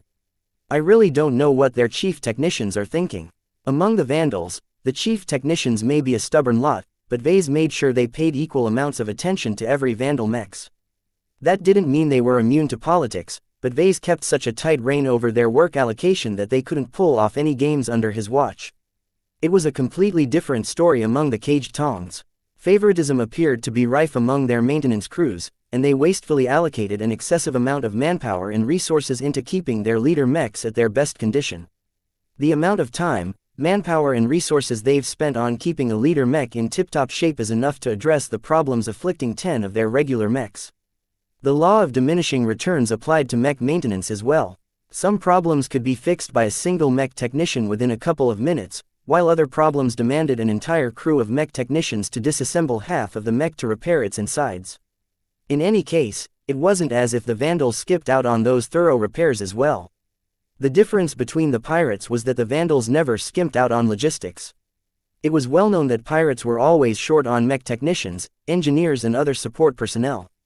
Even the Sword Maidens relied on slaves to fulfill those roles, and they were one of the better-run pirate gangs in the frontier. Vase noted that the mechs fielded by the caged were in a marginally better condition than the mechs that belonged to the Red Tongs. They emerged from the restrictive Ropo Principality and couldn't quite shake off the hierarchical, rule-bound tendencies of their home state. As for the infamous Red Tongs, this bunch of maniacal pirates became famed for transplanting alien tongues in their mouths and genetically modifying their digestive systems so that they could indulge on both alien and human flesh. It was no surprise to Vase that the mechs of the Red Tongs continued to fall apart as they were on the warpath. Over the past several hours, 3 of their mechs suffered a critical malfunction that stopped them from advancing. The enemy didn't seem to care. They continued to march forward while they left the broken mechs behind. Overworked crews of mech technicians picked up the fallen mechs onto makeshift transports that trailed after the main fighting force. It was impossible to repair these broken mechs in time for them to contribute to the battle. Really, Vase shook his head, if they can't take care of their own mechs, how can they expect to take care of ours? Many mech pilots found logistics and proper maintenance to be a tedious, boring and costly affair. They would rather focus on the battles rather than the lengthy preparation that happened in between. Yet to Vase, he found that good preparation already won them half the battle. Comparing the ramshackle state of the enemy mechs to the reasonably well-maintained mechs of the Vandals and the Sword Maidens, Vase believed the disparity might tip the balance between the forces by more than 30%. Such an advantage was inestimably valuable. This was on top of the numerical advantage the flagrant Sword Maidens already enjoyed. Because of all these advantages, Vase couldn't figure out why the caged tongs were so eager to pit themselves into battle against the flagrant Sword Maidens. Didn't they know what they were up against? Probably not, he scoffed. They only spotted our energy tornadoes from a distance and decided to go on an attack. They never sent out any scouts. Even now, their scouting efforts is half-hearted. The Vandal scout mechs practically ran rings around the scouts of the caged tongs. The scout mechs couldn't move very fast and their overall state looked like they spent half a decade in the dumpster. Their mech pilots didn't seem to enjoy a very high position within their organizations as they never exerted themselves, preferring to stick close to their buddies. Still, Even if the caged tongs presented a sloppy image to Vase, he still didn't dare to say whether the flagrant sword maidens possessed an advantage. Their best mech pilots piloted mechs in good condition. They may be few in number, but they served a vital role in propping up their morale. In addition, who knew how their wild gods added to the table? Many Vandals puzzled over how the caged tongs managed to subdue and subordinate the feral wildlings and their proud and arrogant wild gods. After Vase filed his report, word quickly spread among the Vandals and the Sword Maidens about the awful state of the enemy mechs. Vase guessed that Captain Bird eagerly spread the word in order to boost everyone's confidence about the upcoming battle. This is going to be easy. I heard their mechs are so fragile that they break after suffering a single hit. Serves the scum right for neglecting their maintenance. I always wanted to wring their necks ever since their fleet threw artificial meteorites at us. I lost a buddy from the bombardment. The overall opinions expressed by the servicemen edged dangerously close to dismissing the actual threat of their foes. Vase didn't think it was wise to discount the strength of the enemy so readily. Still, compared to the mild apprehension that racked the men and women earlier, he found that the mech pilots were much more willing to commit to the battle now. With their confidence swelled, they eagerly wanted to thrash the scum and take revenge for their spaceborne counterparts to bomb the flagrant Sword Maidens out of existence. Vase looked on as the Vandals and Sword Maidens prepared their individual mech companies for combat. He directed his interest on a couple of noteworthy assets. For example, ever since Venerable Xie landed on the surface, he spent most of his days training in vain. The Vandals never found an opportunity to employ his Pale Dancer in a meaningful capacity. Those days of collecting dust were over now. The Pale Dancer was being prepped for war. Almost everyone looked forward to the performance of their new expert pilot. Many Vandals idolized Venerable Xie and wished they could become as skilled as piloting mechs as him one day. Another asset that Vase paid a keen amount of attention on was xianxia. This time, Captain Bird and Commander Lydia planned to make use of her in a supportive capacity. The biggest vulnerability of the Flagrant Sword Maidens was that they brought over 50 different legged transports, all of which held vital facilities and supplies. To guard against long-ranged potshots that could easily take out the fast and heavy transports from a distance, the vehicles would stick close to xianxia at the very rear. If the caged tongs thought they could cripple the supply train of the Flagrant Sword Maidens, they had another thing coming. The third asset consisted of the 10 or so Akira heavy mechs that the ground expedition retained. The fleet used to send down some extras during the battle against Parixin, but they were far too heavy for their own good. Right now, the flagrant Vandals on the ground held on to just 10 of them, but they possessed an unimaginable amount of firepower if employed correctly. A loose rule of thumb was to equate the combat power of a heavy mech with 5 medium mechs. In essence, 10 Akira heavy mechs brought the equivalent of 50 additional mechs to the table. This rule of thumb only applied during conventional battles and was often inaccurate after the fact, but that didn't stop people from putting their faith in it. Only mech duels fell outside its scope. Those heavy mechs are going to cook the wild gods into barbecue. The Akira still had some artillery shells left over from last time, but the heavy cannoneers would only employ them as a last resort. Captain Bird mainly wanted them to employ their powerful laser cannons against the huge and sluggish wild gods. From what they gathered from xianxia, not a lot of wild gods acquired defensive powers. Even if a wild god did possess a defensive power, it was impossible for a single exo-beast to protect the sprawling mob of mechs, wild gods and dwarves. Vase looked forward to the performance of the Akiras the most. There was something majestic about witnessing them pound a distant foe into scrap or a puddle of charred flesh. 1 hour remaining until battle commences. Get a move on, fellas. The Vandals and the Sword Maidens rapidly finished their preparations and split up into several units. They moved out by mech company and spread out into a half-moon formation designed to envelop the approaching mob from the front and sides. Since they possessed the advantage of numbers, they might as well try to go for broke.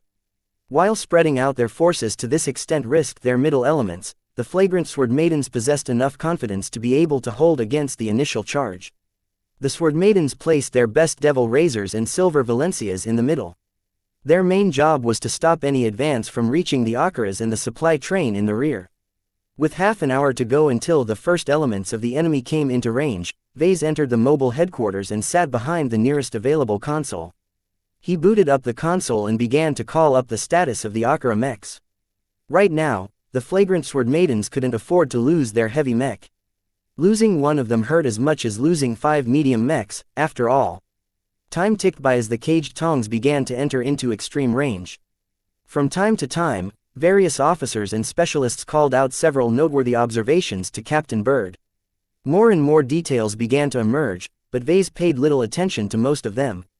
He began to check up on the status of every Vandal mech. All of them should be fit for battle if the mech technicians had done their job correctly. What is the status of the Pale Dancer?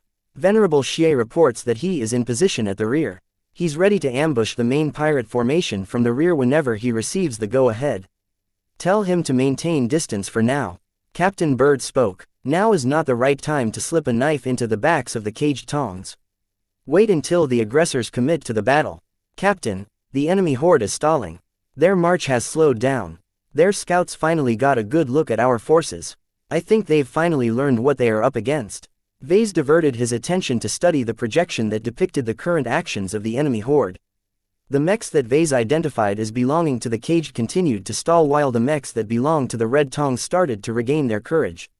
They're not united. The caged and the red tongs are likely arguing over their next course of action. Let's give them a little push. Captain Bird grinned. Kanar Akar has hit the position. Their laser cannons don't have a direct line of sight to the enemy forces as of yet, but we still have a sufficient amount of long-ranged artillery shells that can theoretically reach that far. We only have enough shells left for 2 complete salvos, ma'am. Fire 1 artillery salvo at the suspected commander of the Red Tongs and fire another salvo in the middle of their wild gods. Captain Bird wanted to incite the enemy. It would have been rather troublesome if the flagrant sword maidens had to come to the enemy, so she opted for a brazen attack that was sure force the hand of their enemies. The Akara mechs boomed as they fired their artillery cannons. A score of special long-ranged shells designed to fight against the planet's heavy gravity arced into the air before landing close to the position of the best and most expensive-looking pirate mech. Chapter 862 Strafing runs the sensor systems of the pirate mechs detecting the incoming shells as they arced towards some of their leader mechs. Yet what could they do? They barely had a second to respond before the shells landed in their midst and exploded. The wavering ranks of Rapongans and Ravian Alliance-aligned pirates rippled as the shells blasted nearby mechs away. As the dust and smoke faded away, the scout mechs keenly captured the damage done by the shells. 1 leader mech suffered direct hits and is destroyed. 3 leader mechs sustained heavy proximity damage and have lost combat effectiveness. 15 mechs suffered light damage but can still fight. Not bad for a single artillery volley. Captain Bird commented. Fire the second salvo of artillery shells at the wild gods. Let's test their defenses. Vase studied the damage of the initial artillery salvo and found that the shells only managed to deal so much damage because the caged tongs were caught off guard. The special long-ranged artillery shells the fleet shipped from orbit sacrificed impact for range. Mechs ordinarily wouldn't be taken out at once unless they suffered a direct hit, and even then tougher mechs could still keep walking. However, the pirate mechs idiotically bunched without any rhyme or reason. They likely hadn't kept up their guard against long-ranged shelling for a very long time. The sudden artillery bombardment by the Vandal Akara mechs served as a brutal reminder that they faced a proper mech force this time. To their credit, the caged tongs quickly took action. The more disciplined mech pilots of the caged reacted immediately and spread out their formation. The red tongs followed suit only after their pirate leaders gave the command, and sometimes those orders only came 30 seconds too late. Damn, if only we had more long-ranged shells. They're too costly in rare materials.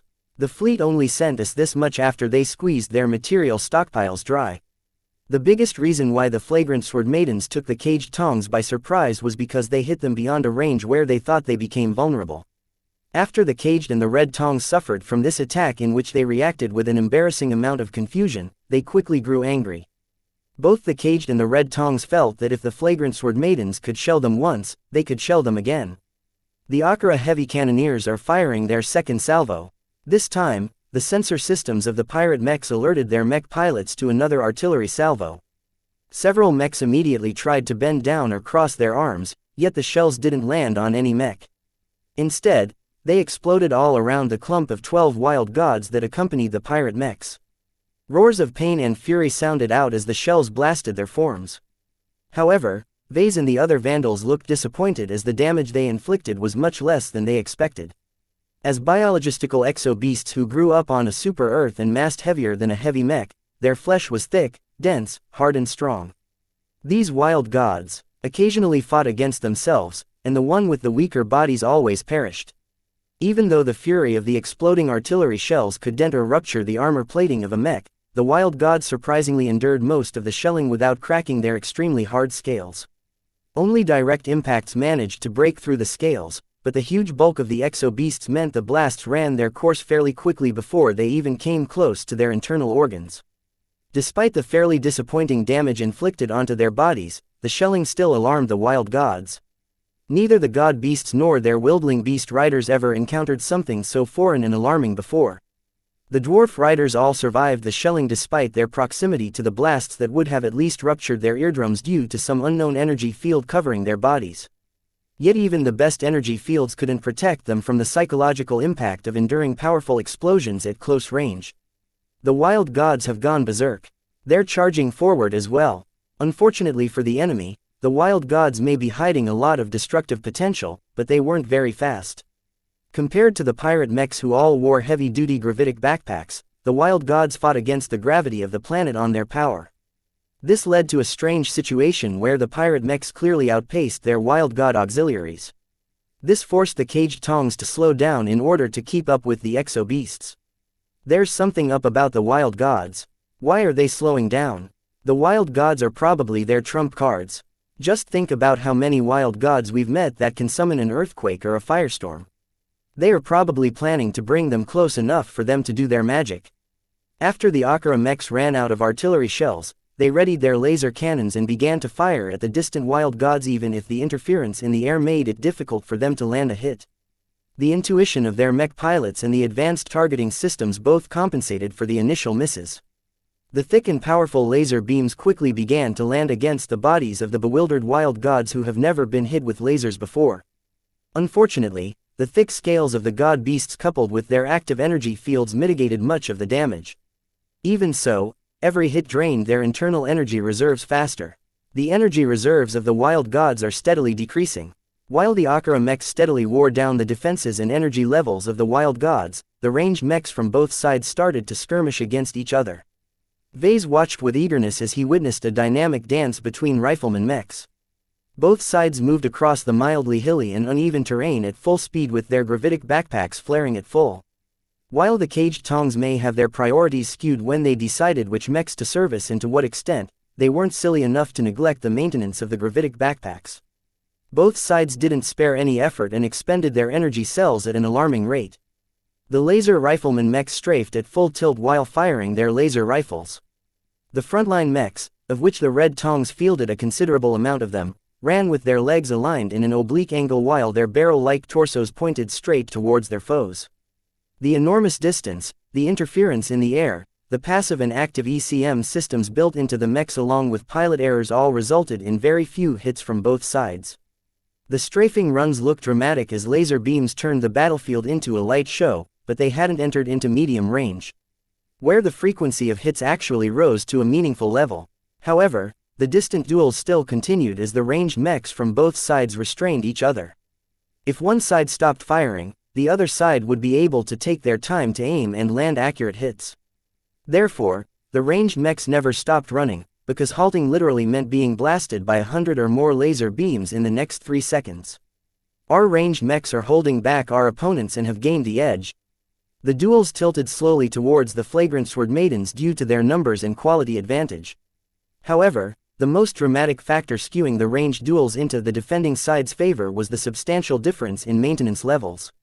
When Vase peered at the footage of the enemy mechs relayed by the scout mechs, he recalled the time when he accompanied Walter's whalers in the Glowing Planet campaign. The local Cloudy Curtain gang paid so little attention to servicing their mechs to the point where their mech technicians were lazy bums. They didn't even hire a chief technician to keep their maintenance crews in line. What Vase predicted came to pass. Their cheap, awfully maintained mechs folded easily during high-intensity battles. This crucial difference played out again this time as some of the mechs of the caged and the red tongs crumpled or collapsed after suffering only 3 or 4 laser hits that just so happened to land on their weak points.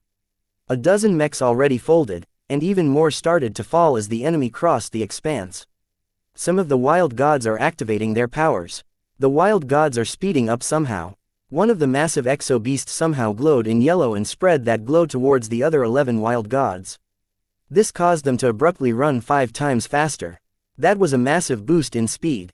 What is happening? Captain Bird immediately demanded. We've detected temporal anomalies around the wild gods, Captain.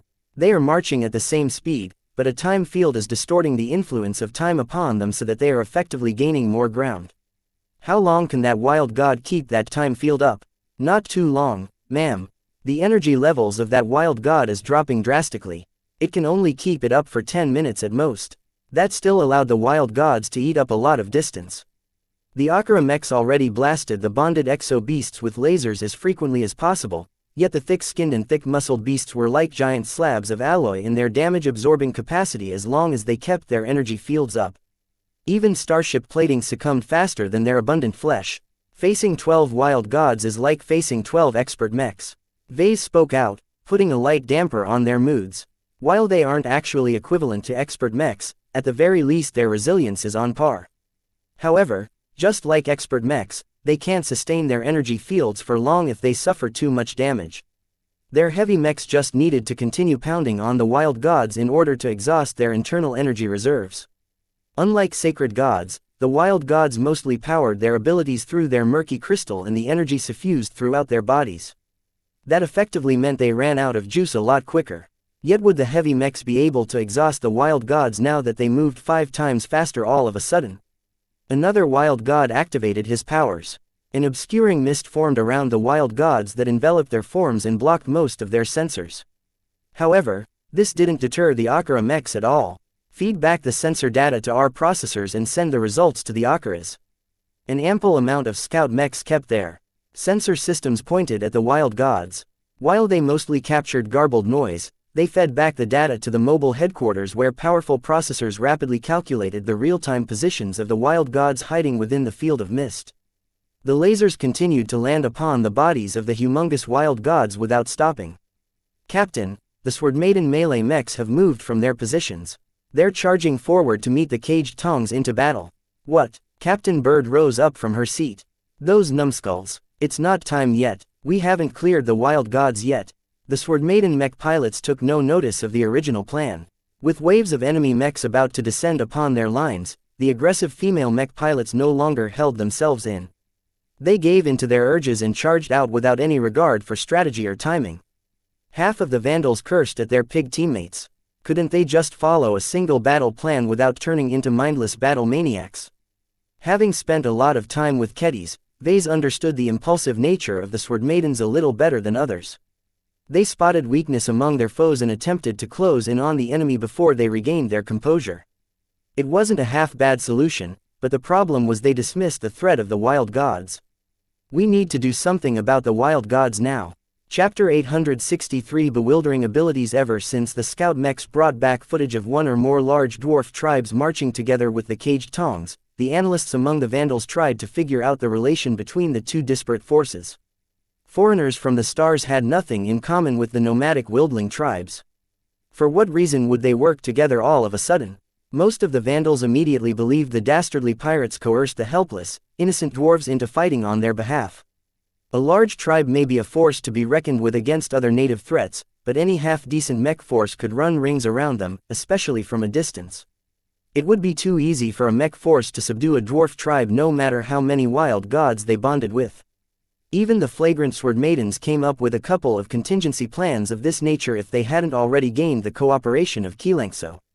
What puzzled the Vandals the most was that the dwarves and their bonded wild gods all seemed to march into battle with fervor that did not fit with a narrative that revolved around exploitation.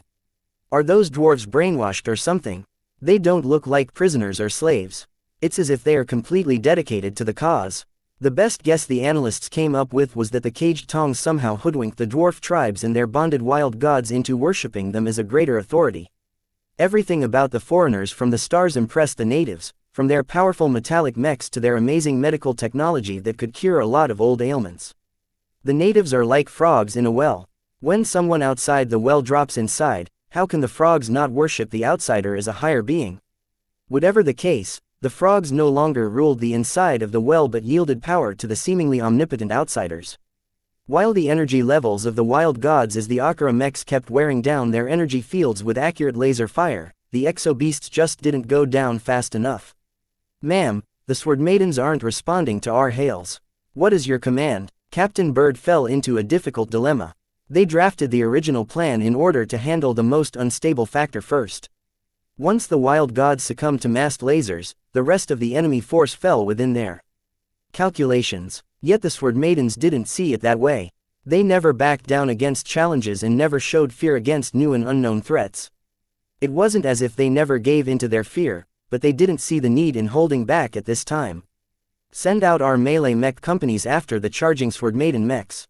Captain Bird finally decided. Let the Sword Maidens absorb the initial brunt of the clash and back them up after they stall. Make sure to keep our own mechs on the second line. Don't let them get caught up in whatever wide area powers the wild gods have in store. The Vandal melee mechs moved out rather helplessly as they trailed after the charging Sword Maidens. The battle entered a heated phase as the ranged mechs from both sides scored much more hits as they entered medium range. Vandal and Sword Maiden mechs started suffering serious damage from the laser impacts hitting their frames, but their armor managed to hold out long enough for them to pull back before the damage proved fatal. While Captain Bird felt confident enough about their chances for victory, she wanted to minimize the damage and lose as few mechs as possible. Every mech that sustained substantial damage or had their armor broken received orders to pull back before they got trashed. In the perspective of the mech technicians, it was much easier to replace a lot of broken armor plating than to repair a single crippled mech with serious internal damage. Of course, if the battle went sideways for some reason, Captain Bird wouldn't hesitate to throw the damaged mechs back into battle. The Sword Maiden mech pilots roared as they endured the lasers hitting their mechs and rapidly closed the distance. The diminishing amount of pirate mechs armed with lasers already had their hands full surviving against the coordinated laser volleys of the flagrant Sword Maidens, so they couldn't divert much of their firepower against the closing the swordsman mechs. The mist around the wild gods is dispersing. The wild gods came back into view. Most of their bodies started to look ugly and scorched as some of the potent damage from the laser beams bled through their energy fields. Their energy reserves already dipped to less than 40%. However, that was still too much in the eyes of the Vandals. Some of the wild gods started glowing as they channeled their unique abilities against the closing Sword Maiden mechs. 5 wild gods are channeling their powers. Divert all of our Akira mechs on 2 of them. Prioritize draining their energy reserves. Allocate a ranged mech company to assist their efforts. The Akira mechs stopped targeting the wild gods randomly and evenly and instantly brought their cannons to bear upon 2 of the glowing wild gods at the front. Now that the range shortened considerably, the targeting systems of the Akira mechs delivered pinpoint accuracy for each hit. 2 wild gods each suffered the combined attention of 5 Akira mechs each. When the laser beams spread out among their ranks, the wild gods didn't show any fear. Yet now that the heavy cannoneers started focusing their firepower, the 2 targeted wild gods abruptly flustered. Shortly after that, over 30 laser rifleman mechs hit the wild gods with a flurry of weak but rapid-fire laser volleys. The might of each individual laser beam fired from the rifles might not be very powerful, but the horrendous volume of repeated laser beams practically blinded the targeted wild gods into a stupor. Their glow diminished as the bewildered wild gods aborted any attempts at offense in order to channel their full power towards bolstering their rapidly diminishing energy fields. However, even as the Vandal ranged mechs managed to stall the devastating attacks of 2 of the exo beasts, the other 3 wild gods faced no hindrances at all. After gathering their strength for 20 seconds, they each unleashed the full might of their abilities. Pull back. Surprisingly, the Sword Maiden mechs at the very front moved seconds earlier than the Vandal mechs trailing after them from a distance. It was as if the Sword Maiden mech pilots already planned their abrupt reversal beforehand. Each of the 3 wild gods called down different powers onto the battlefield. One of them summoned a corrosive wind that spread out over hundreds of meters. The strange properties of this acid wind rapidly ate through armor plating of the Sword Maiden mechs that fell into range. Most of them managed to escape the affected area looking like rusted junkyard machines. A handful suffered worse than others. When their gravitic backpacks or their leg joints failed, the mechs lost all of their mobility. The Sword Maiden mech pilots helplessly ejected their cockpits before the corrosive winds ate through the ejection mechanisms. The heavy gravity did its best to pull down the flying cockpits, but their integrated anti-grav modules lasted long enough for them to fly back to the rear. The ejected pirate cockpits on the other hand displayed more mixed results. Half of the time, their anti-grav modules failed to fire up, causing the cockpits to slam against the ground after traveling only a couple of hundred meters. Evidently, their mech technicians hadn't checked the cockpits in a very long time. That said, a significant amount of pirate mech pilots became trapped in their own mechs as their mechs keeled over before they could release their gravitic backpacks and allow their cockpits room to eject. Because the gravitic backpacks shifted the center of gravity of the mechs slightly to the rear, many mechs that stopped functioning had a tendency to fall onto their backs, which was the worst outcome as far as mech pilots and mech designers were concerned. Right after the first wild god summoned a corrosive wind, a second wild god activated his powers in a different area.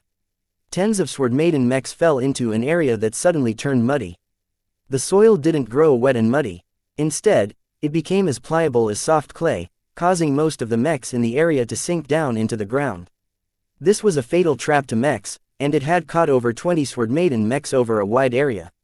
Even without orders from Captain Bird, the Akira mechs abruptly stopped firing their laser cannons at the two stalled wild gods and instead blasted the exo beast responsible for turning the terrain into a soft pit.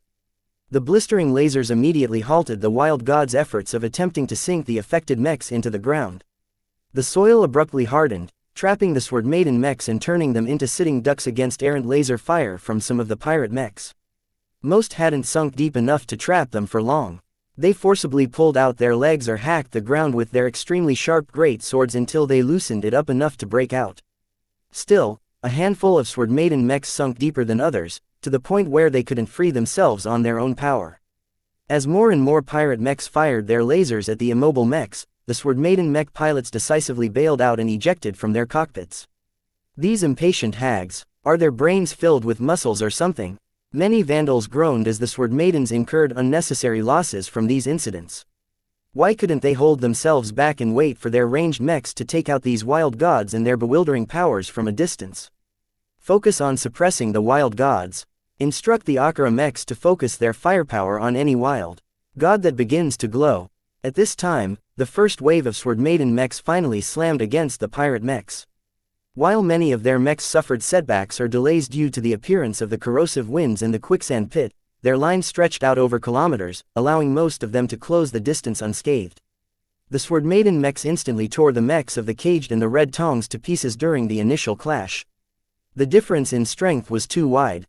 As a whole, the Devil Razors outmatched the budget and bargain bin mechs of their opposition by a wide margin, both in cost and in maintenance levels. The latter may sound a bit boring, but it drastically affected the reaction speed and the amount of damage the enemy mechs could endure before they got wrecked. What really sealed the deal was the disparity in training, discipline and skill. The mech pilots of the Caged fared a lot better than the unruly Red Tongs, who mostly earned their fame from the atrocities they committed instead of displaying valor on the battlefield.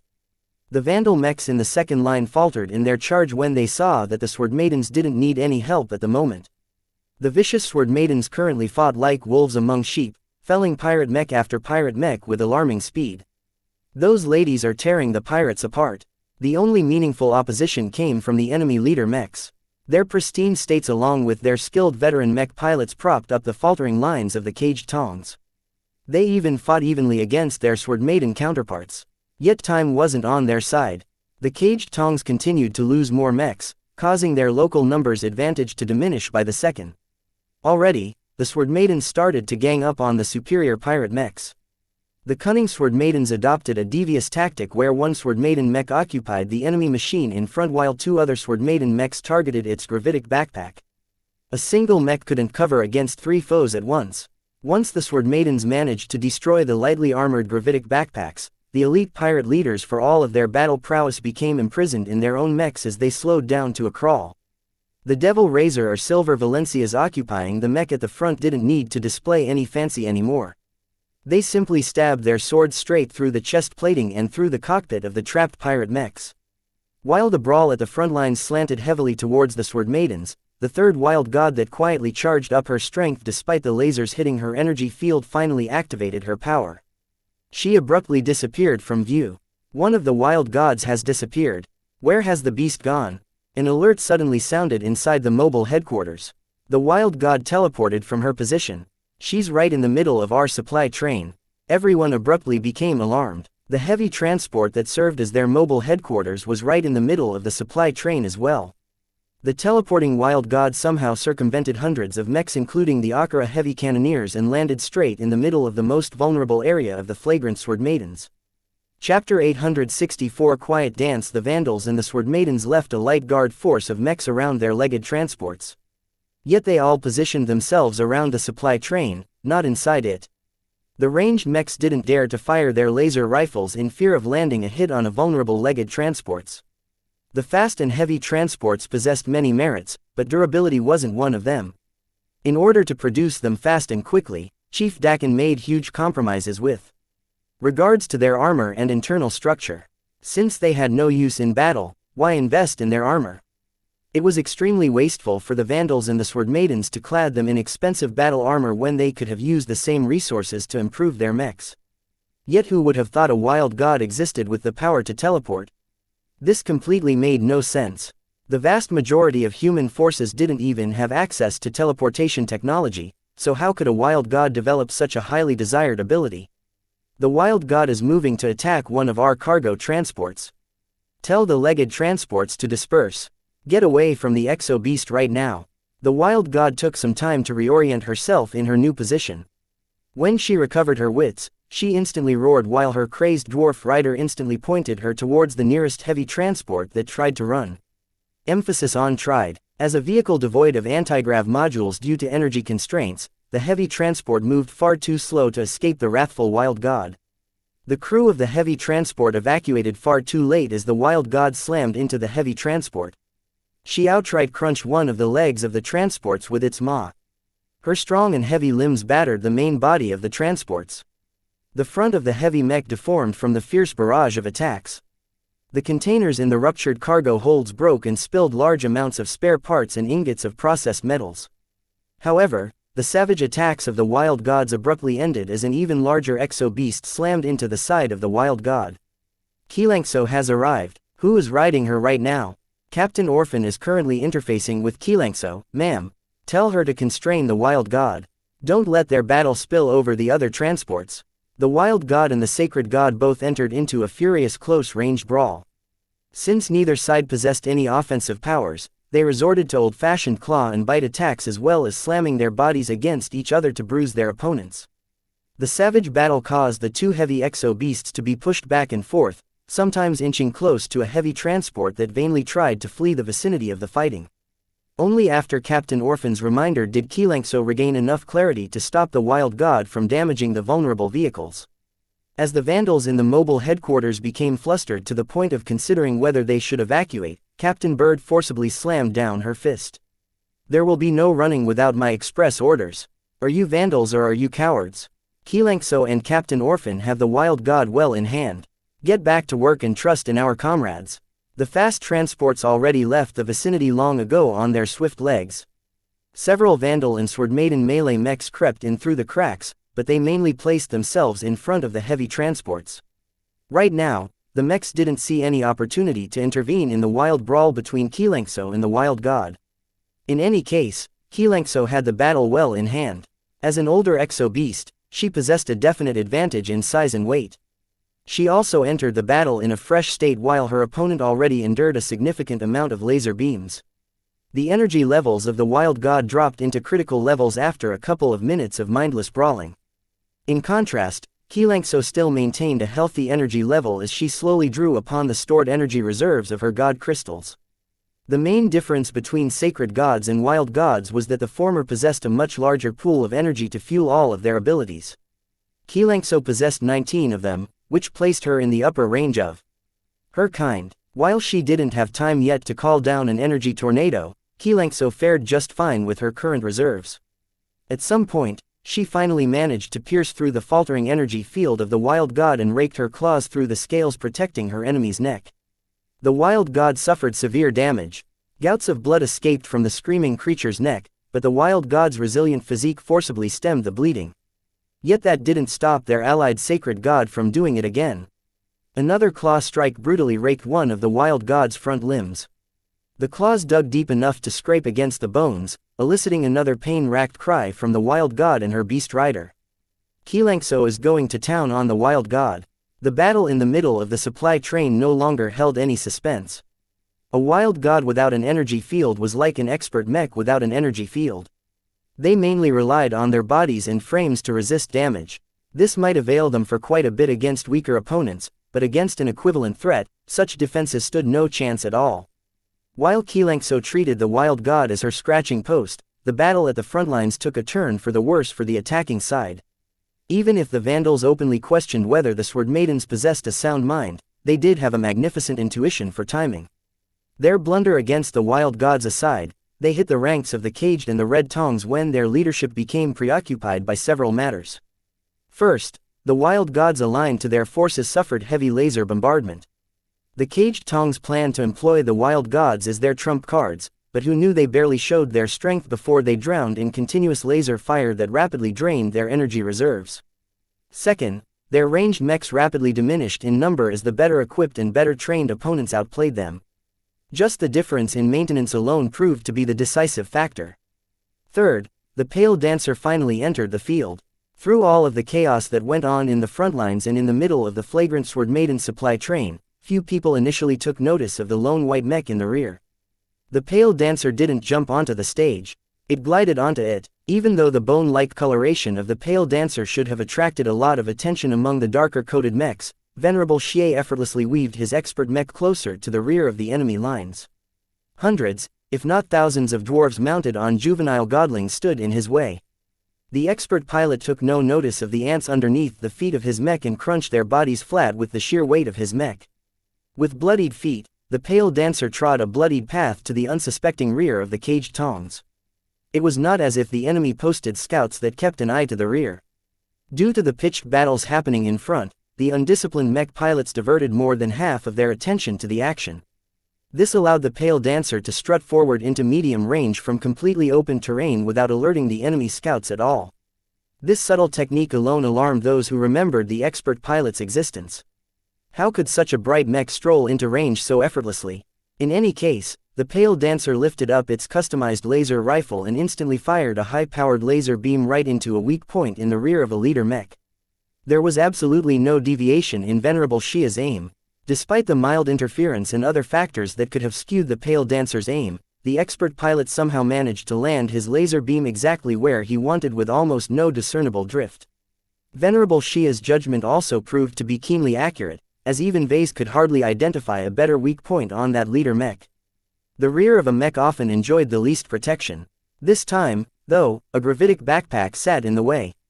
Yet despite the hindrance of the backpack, the high-powered laser beam possessed enough strength to punch straight through the thin covering and the delicate internal components of the backpack and bore straight through the weak point in the armor before dealing catastrophic damage to the power reactor buried deep inside the stricken mech. Before the leader mech even realized it suffered a hit, it shut down immediately as its power reactor underwent an emergency shutdown. The mech got wrecked without any chance of retaliation. That initial shot is impossible to land for any normal mech pilot. Yet the Pale Dancer managed to do so while on the move. Even now, it continued to run a bloody path over the mindless dwarf tribesmen who mistakenly thought they contributed to the battle. Even though plenty of dwarves cried out in pain or fear, the mech pilots of the Caged Tongs hadn't noticed anything amiss as of yet. The Pale Dancer quietly positioned itself in the optimal angle before releasing another deceptively thin laser beam. Another well-maintained enemy mech abruptly shut down. By the time the Pale Dancer harvested the third leader mech, the Caged Tongs finally became aware of the threat at the rear. At first, they didn't recognize the Pale Dancer as an expert mech.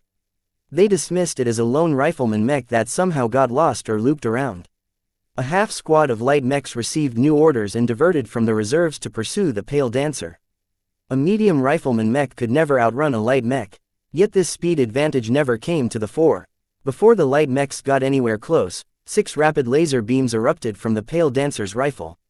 This time, Venerable Xie tuned down the power so that the laser beams carried just enough energy to pierce the thin armor of the agile light mechs. No matter how fast they tried to evade or spoil the aim of Venerable Xie, the expert pilot unerringly struck them all right below the chest armor and bore straight into their cockpits. None of the mech pilots survived as the powerful laser beams vaporized their bodies instantly. The sudden deaths of the light mechs caused the already burdened leaders of the Caged and the Red Tongs a lot of distress. With the Sword Maiden mechs tearing apart their front lines, the presence of the Pale Dancer stabbing at the rear proved to be especially fatal.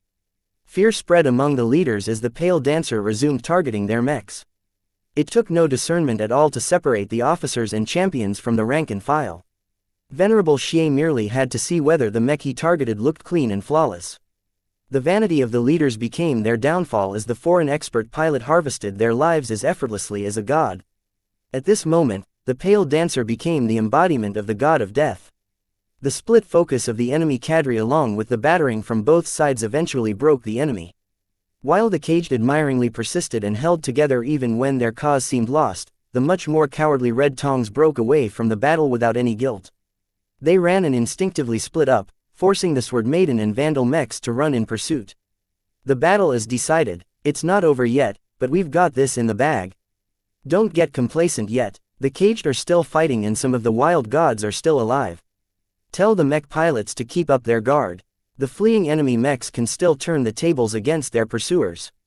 No matter what the caged Tongs attempted to do, nothing could save them anymore now that they lost cohesion and broke their ranks. Vase quietly sighed in relief at the outcome of the battle. While they sustained a bit more losses than expected, the flagrant Sword Maidens overwhelmingly stomped the attackers who misjudged their strength. Chapter 865 Carpe Diem. The battle against the caged Tongs and its auxiliaries ended in a decisive victory for the flagrant Sword Maidens. While it took more than a day of pursuit, none of the routing mechs of the aggressors made it away, mostly because they eventually ran out of energy. Perhaps the most tiresome aspect about the caged Tongs was the sheer amount of random dwarf tribesmen they enthralled. The crazed dwarves continued to charge at the mechs of the flagrant Sword Maidens without any iota of sense or fear. The mechs didn't bother to waste their energy on firing their laser rifles or swinging their weapons at the insane dwarves. They merely walked among the dwarves and stomped thousands of them beneath the feet of their mechs.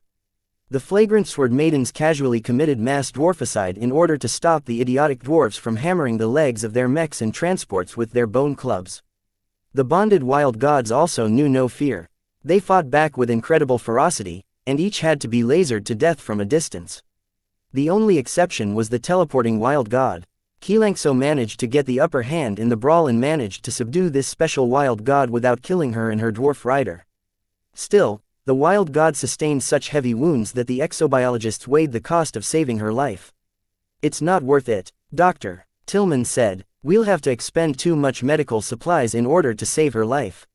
Hours later, the stench of blood, guts and other unpleasant smells suffused the entire battlefield. After making sure that no existing threat remained, rescue parties started to descend on the wrecks.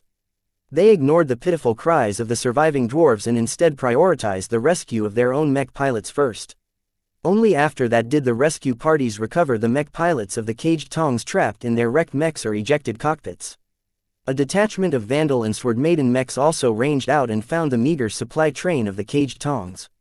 They easily overwhelmed the token mech escorts and secured the badly built pirate transports, for all the good it did, because a cursory inspection of their assets revealed they were practically running dry of many essential goods.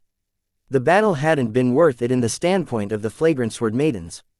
Over 80 mechs sustained varying amounts of battle damage, and half of them either got wrecked or sustained such severe damage that the mech technicians needed to rebuild them from the ground up.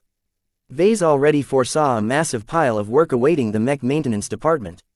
At this moment, many Vandals and Sword Maidens started interrogating every member of the caged and the Tongs they managed to capture alive. They particularly screwed the thumbs of the mech pilots who emerged the well-maintained pirate mechs. In the meantime, a horde of mech technicians and other personnel started scouring the battlefield to recover any repairable wrecks or identify any notable salvage among the remains. They walked past flattened and heavily injured dwarves, casually shooting any approaching dwarf who managed to survive the massacre with their laser pistols. These dwarves are everywhere," a mech technician muttered in the comm channel as he kept his grip on his smoking laser pistol. Right now, the stench of dead dwarves and the fumes released from wrecked mechs forced everyone who stepped on the battlefield to keep their helmets closed. "What do you reckon is wrong with these stupid dwarves?" Another mech technician grinned in his closed hazard suit. "I heard from someone who interrogated the first Red Tong captives that they slipped something into their food. Their exobiologists cooked up something devious. It made the dwarves pliable and drove them in a frenzy when commanded to. They even formulated something special for the wild gods." Teams of mech technicians inspected the mechs belonging to their own force first and marked them out according to their state. Some mechs only needed a couple of replacements to get back into shape, while others required far too much time in the workshop to be worth the effort of restoring them to their former glory. The flagrant vandals mostly avoided incurring major damage to their mechs. Vase was pleased to hear that only a handful of vandal mechs would be scrapped for parts. The sword maidens on the other hand sustained more severe damage. Many of the mechs that got caught up in the bewildering abilities of the wild gods couldn't be used anymore and needed to be scrapped as well. They kind of got what they deserved by deviating from the plan, yet the sword maidens didn't seem to mind it. They already started claiming the bulk of the salvageable wrecks from the caged tongs to provide new rides for the ejected sword maiden mech pilots. In general, both the vandals and sword maidens lost relatively few mech pilots as both had been commanded to eject early rather than go down with their mechs. The flagrant sword maidens valued every mech pilot. As long as they retained their pilots, they could always provide them with new mechs, especially if they retained control of the battlefield after the battle. Vase currently stood with Myra as they overlooked the sprawling field of wrecks and flattened dwarfs. He had recently concluded a division of salvage. While the sword maidens claimed most of the intact mechs, he made sure the vandals got their fair share as well. Even if they didn't plan to restore the pirate mechs, they could still strip the wrecks of their most valuable parts or rare materials. As the caged tongs already demonstrated, a severe lack of maintenance and supplies resulted in dire implications for the effective strength of a deprived mech force. "I've got a question," Vase said. "Why did you sword maidens decided to charge all of a sudden? I don't believe Commander Lydia and your sword maiden officers are blind to the strategic implications of deviating from the plan." While Vase already developed a couple of notions why, he wanted to hear the reasons from Myra herself, as he might be wrong. The pirate designer pressed her lips. "Lydia's sword maidens are different from the flagrant vandals. A military mech regiment like yours carries several responsibilities. You fight on behalf of your bright republic. We fight on behalf of ourselves. What difference does that make? Don't you value your lives? Not as high as you vandals value your own lives. You have to consider that in the frontier, life is very cheap. Anyone can get killed at any time for no reason at all. Retirement is a luxury that many sons and daughters of the frontier don't get to enjoy. The frontier mindset is to live in the present and make the best of your time while you're still alive and capable of pursuing your dreams. For the sword maiden mech pilots, there is nothing more desirable than to participate in a worthy battle. Even if they die, the glory and valor associated with a grand battle is more than worth the price. Carpe diem, seize the day." "Exactly." Myra nodded. The martial tradition of Lydia's sword maidens oriented completely around fostering elite pirate mech pilots. While Vase admired Commander Lydia for successfully raising a somewhat competent elite force, the sword maidens themselves sacrificed much of their individuality and humanity to become the ferocious fighting force that tore apart the front lines of the caged tongs in short order. "Isn't it wasteful to drive the sword maidens to their deaths?" Myra shrugged. "We take bold but calculated risks. We recognize reality when it stares us in the face and we avoid unwinnable battles whenever we can. However, according to Commander Lydia, too much calculation breeds doubt and cowardice. There are times when you want to avoid pulling the trigger due to various concerns. The sword maidens are trained to just pull the trigger instead of giving in to their doubts. Such traditions didn't make sense in civilized space, yet it was a way to survive in the anarchic frontier. Only by showing that they were willing and capable to fight back did the sword maidens manage to deter any evil designs on them. Their impulsiveness may have landed them in trouble numerous times, but the trigger-happy reputation they acquired deterred many more threats. "What do you think about the Red Tongs?" Vase asked, changing the topic.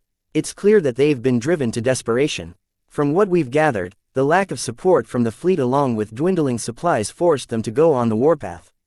Incidents like this happens much more often than you think. Poor planning and operating in an area with very few space stations and supply points has defeated more pirate gangs than direct battles. The people that pursued a career in piracy never tended to be the brightest bulb in the shed in the first place. Among the spectrum of pirates, the cannibalistic Red Tongs ranked near the bottom in terms of long-term planning. It was a wonder they made it to the Eon Corona system at all. In any case, the interrogation still went on. Once the Vandals and the Sword Maidens wrung every bit of intelligence from their tortured bodies, they planned to dispose each of them without mercy. The caged Tongs had no value as prisoners. The caged already opposed the flagrant Sword Maidens in multiple occasions. From partnering up with the Masters of Combat, to participating in the orbital bombardment that threatened to wipe out the ground expedition, the Rapongan gang more than lost their chances at redemption. As for the Red Tongs, their peripheral connection to the powerful Ravian alliance deterred the flagrant Sword Maidens only briefly. These utter bastards that liked to munch on human flesh had not only drugged and enslaved the native dwarves, they also replaced their rations with raw dwarf meat. Even if the flagrant sword maidens stopped caring about the dwarves, the reprehensible behavior of the Red Tongs earned them a swift laser beam in the head before being dumped on a pile of bodies. The victors were too lazy to dig a mass grave or cremate the remains for the brutal pirates. None of that concerned Vase and Myra right now. They calmly ignored the death and suffering and toured the battlefield as well as the captured supply train of the caged Tongs. Just like the flagrant sword maidens, the pirates opted to cobble up a cheap-legged transport together. They only built around 20 heavy transports because they didn't need more room for supplies. Most of their cargo holds no longer held any cargo except for miscellaneous junk. As Vase and Myra inspected each of the cargo holds, it became clear that the caged Tongs did not have long before their mechs lost combat effectiveness. There's nothing of value here. Vase grimaced as he glanced over the mobile workshop. The rusted tools and the broken 3D printers showed that the caged Tongs had neared their limits in terms of repair capability. All of this equipment isn't worth taking. You're free to take them if you want. Myra: no thanks. The sword maidens have no need for them either. Vase turned to a security officer who escorted him around the battlefield. I'd like to have a chat with the boss here. Who is the highest-ranking mech designer or chief technician around here? The security officer briefly spoke to his commanding officer over the comm before he replied to Vase. We've captured a number of chief technicians. Our men are interrogating them right now in an adjacent room. Do you wish to have access to them, Mr. Larkinson? Why not? Take me to the most senior chief technician among the bunch. I'd like to have a chat with the fellow if you'll allow me. He said. They reached an area repurposed as temporary holding cells and interrogation rooms to process the non-combat personnel from the enemy supply train. When the mechs of the flagrant sword maidens rolled in, they instantly surrendered without any hesitation.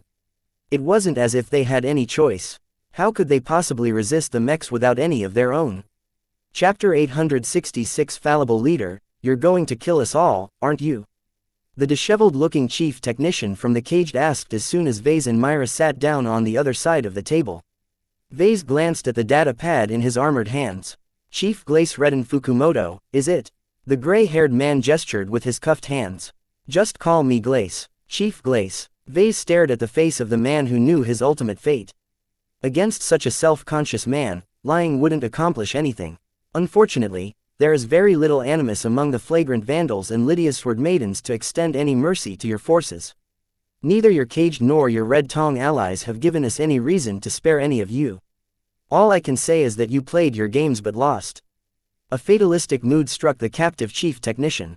Glace laughed to himself before cursing his commanding officer. Our friggin' sub-boss Scornburn led us all to our doom.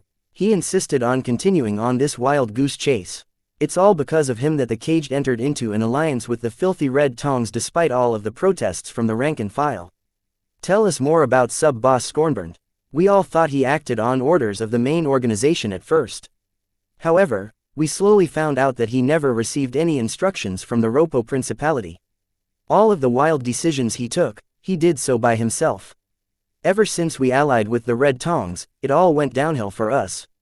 We caged possessed a lot of pride, but the longer we hitched up with the awful pirates, the more our standards degraded. Glace proceeded to ramble a bit about all the atrocities and stupid decisions the caged undertook under the incitement of their erstwhile allies. To Vase, it sounded as if the caged never enjoyed an equal position in this alliance. The Red Tongs fielded significantly more mechs, leveraged their superiority in strength and numbers to dictate the running of the alliance. Did sub-boss Scornburn do anything to fight for the rights of the caged? What did he care? An apathetic Glace shrugged. The sub-boss increasingly hung out with the Red Tongs instead of our own folk. He might as well transplant an alien red tongue in his mouth, because I know for sure he participated in their depraved feasts. The chief technician didn't elaborate on what happened at the feasts. He didn't need to. Anything associated with the Red Tongs likely wouldn't be anything pleasant. Vase turned his attention elsewhere.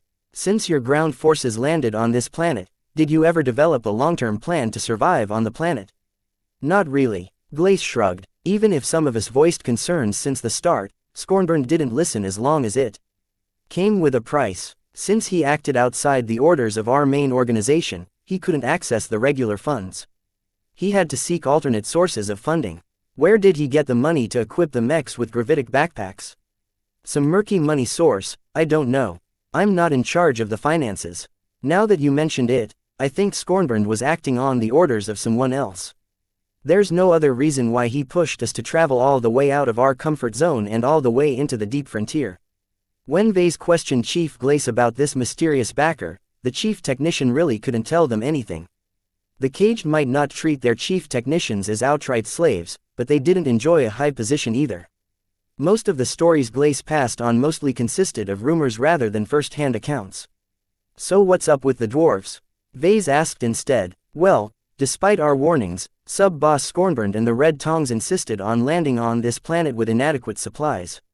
We didn't have a lot of orbit-to-surface transport capacity as most of our flying transports wouldn't survive orbital entry. So we mostly did our thing in the first few weeks, and then our fleet got blasted to Kingdom Come. We didn't expect your spaceborne forces to suffer such retaliation either. Vase spoke. Who knew that the Starlight Megalodon still possessed teeth?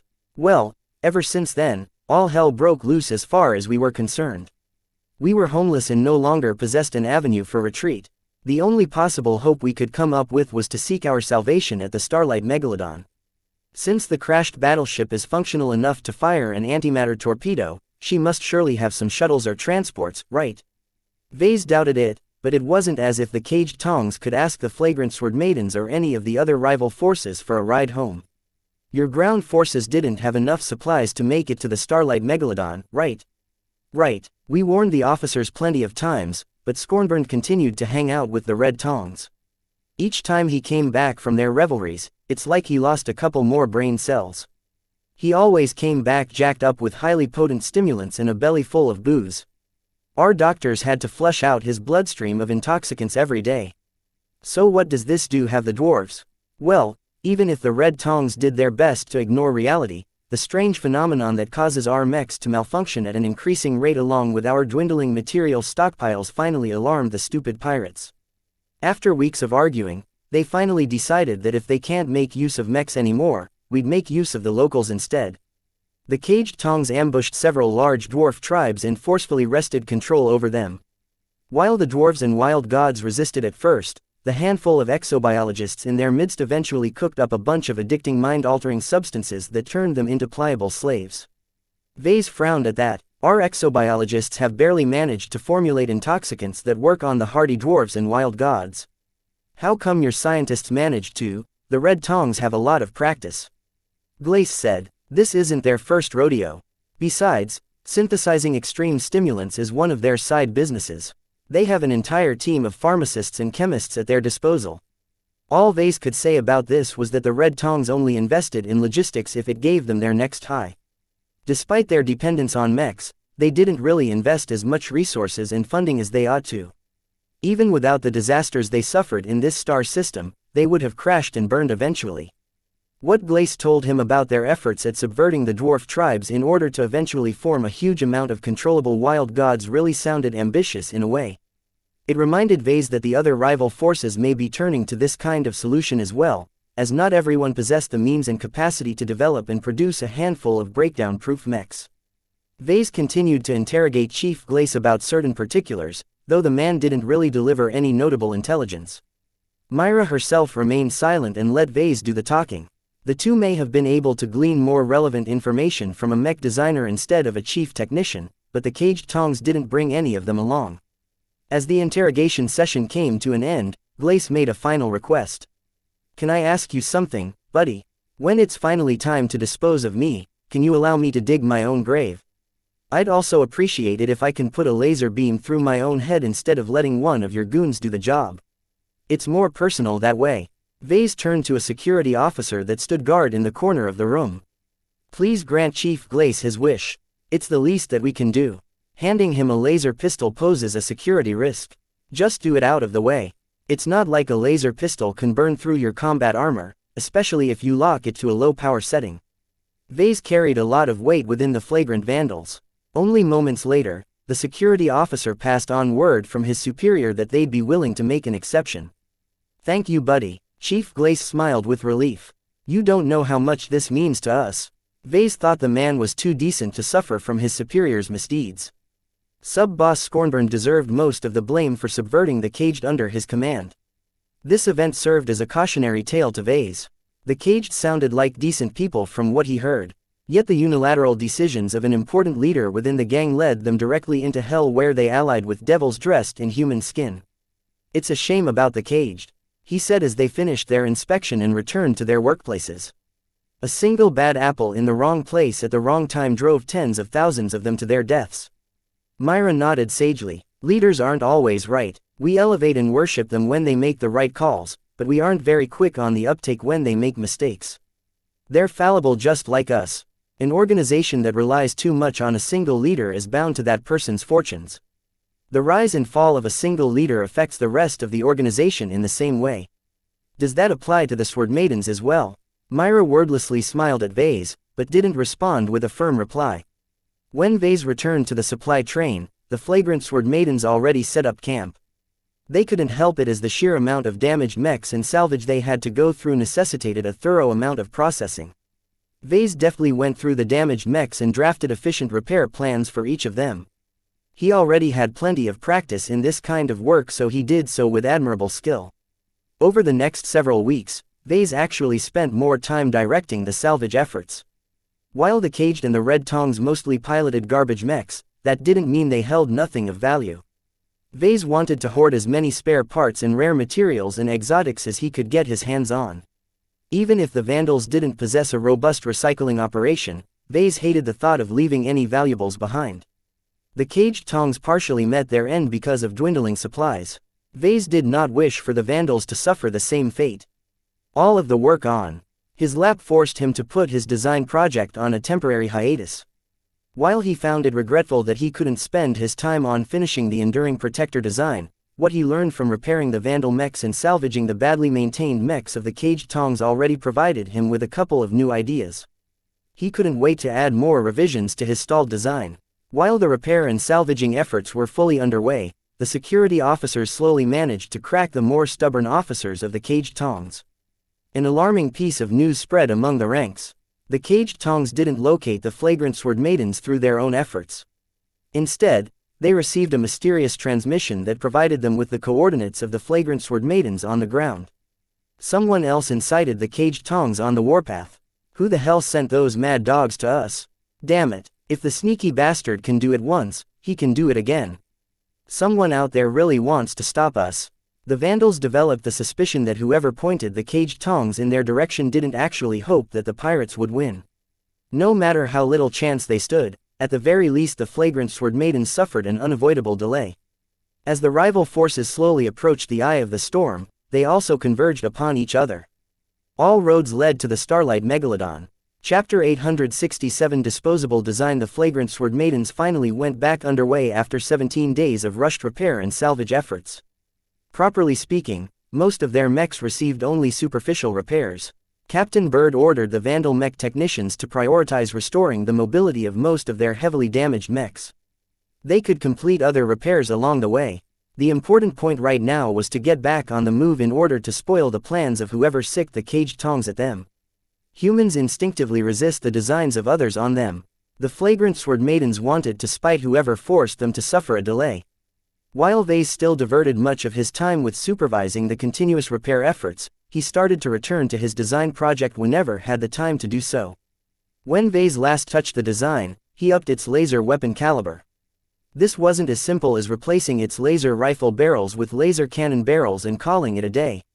He also had to revise the internal architecture in order to cope with the increased energy expenditure and heat generation. The work and the latest modifications diverged somewhat from his initial vision to design an extremely simple and reliable mech that could withstand the breakdown effect. One of the assets the flagrant Sword Maidens obtained from the caged Tongs consisted of their databanks. When Vase browsed through the maintenance logs and other documents pertaining to the servicing of their mechs, he gained a much greater understanding of how devious the breakdown effect did its best to screw over mechs and other machines for that matter. The logs from the fallen ground force provided a lot of interesting reading materials. The only unfortunate fact was that the Red Tongs weren't really diligent in their paperwork. Their records mostly consisted of haphazard reports written by mech technicians jacked up with 3 or more stimulants. It's a wonder they kept their mechs in working condition in the first place. Vase commented with disgust. With this kind of work ethic, They probably do half the work in twice the time, and that's only on their good days. At least the more sober and disciplined mech technicians of Cage knew how to do their jobs properly. The disparity in the meticulousness of their records underscored how much of a difference discipline and good direction made in the operation of a maintenance department. If Vase had to glean any lessons from these observations, it was that he should never be too lenient and let his subordinates devolve into good-for-nothing bums. While Vase had a lot to complain about when it came to the Vandal mech technicians, in the end their productivity ranked among the best of all the maintenance crews he witnessed. The only ones who worked better were those assigned to more proper military mech regiments. He found it interesting that the same amount of personnel in different forces could exhibit such vastly different traits. Training, talent, age, upbringing, life experiences and more all shaped them into different forms of mech technicians. While Vase hadn't obtained the formula on how to train the perfect mech technician, at least he knew what not to do. Doing awful stuff like allowing his mech technicians to work while drunk or injected with stimulants should be the biggest mistake. Letting them work without adequate supervision or direction was another mistake. I should get back to work. He quietly resumed to perfect and optimize the design of the enduring protector. While Beast Rider Buble started to grow impatient at being locked away in his mind, Vase firmly held the rambunctious living image in place. Once Beast Rider Buble moved into the design of the enduring protector, many of its core aspects could no longer be changed without suffering repercussions. He pitted the evolving iterations of his design through numerous simulations, modeling each and every aspect of its performance. He even spent some time to formulate a mathematical model that simulated the effects of the breakdown effect. Once he subjected the enduring protector to this simulation, he roughly developed a rough impression on how long the mech could last on its own. 1 month or less. Vase grimaced. Is that enough time to complete the mission? The flagrant sword maidens had no idea what they might find at the crash site. Perhaps the battleship degraded into a rusted heap of hull structures after a couple of millennia of being exposed to the elements. Perhaps the survivors cannibalized large portions of the city-sized battleship and developed a thriving, high-tech stronghold around the crash site. Perhaps the survivors broke into quarreling factions that flung all kinds of weapons of mass destruction at their camps, causing the entire surroundings of the crash site to be turned into a radioactive wasteland. Depending on what the flagrant sword maidens might encounter, the mission could last from a couple of days to a couple of months. Despite the substantial delays, the flagrant sword maidens knew they neared the most forbidden place on 7. Deep in the storm lands, the starlight megalodon beckoned to them like a lighthouse in the dark.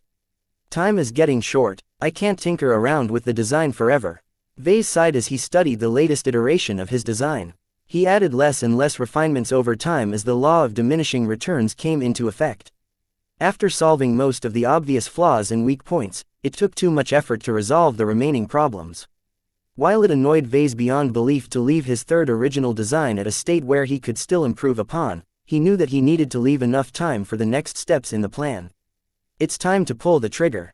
Vase breathed deeply before concentrating his mind. The image of Beast Rider Buble triumphantly entered the spiritual space of the design projected in front of his eyes.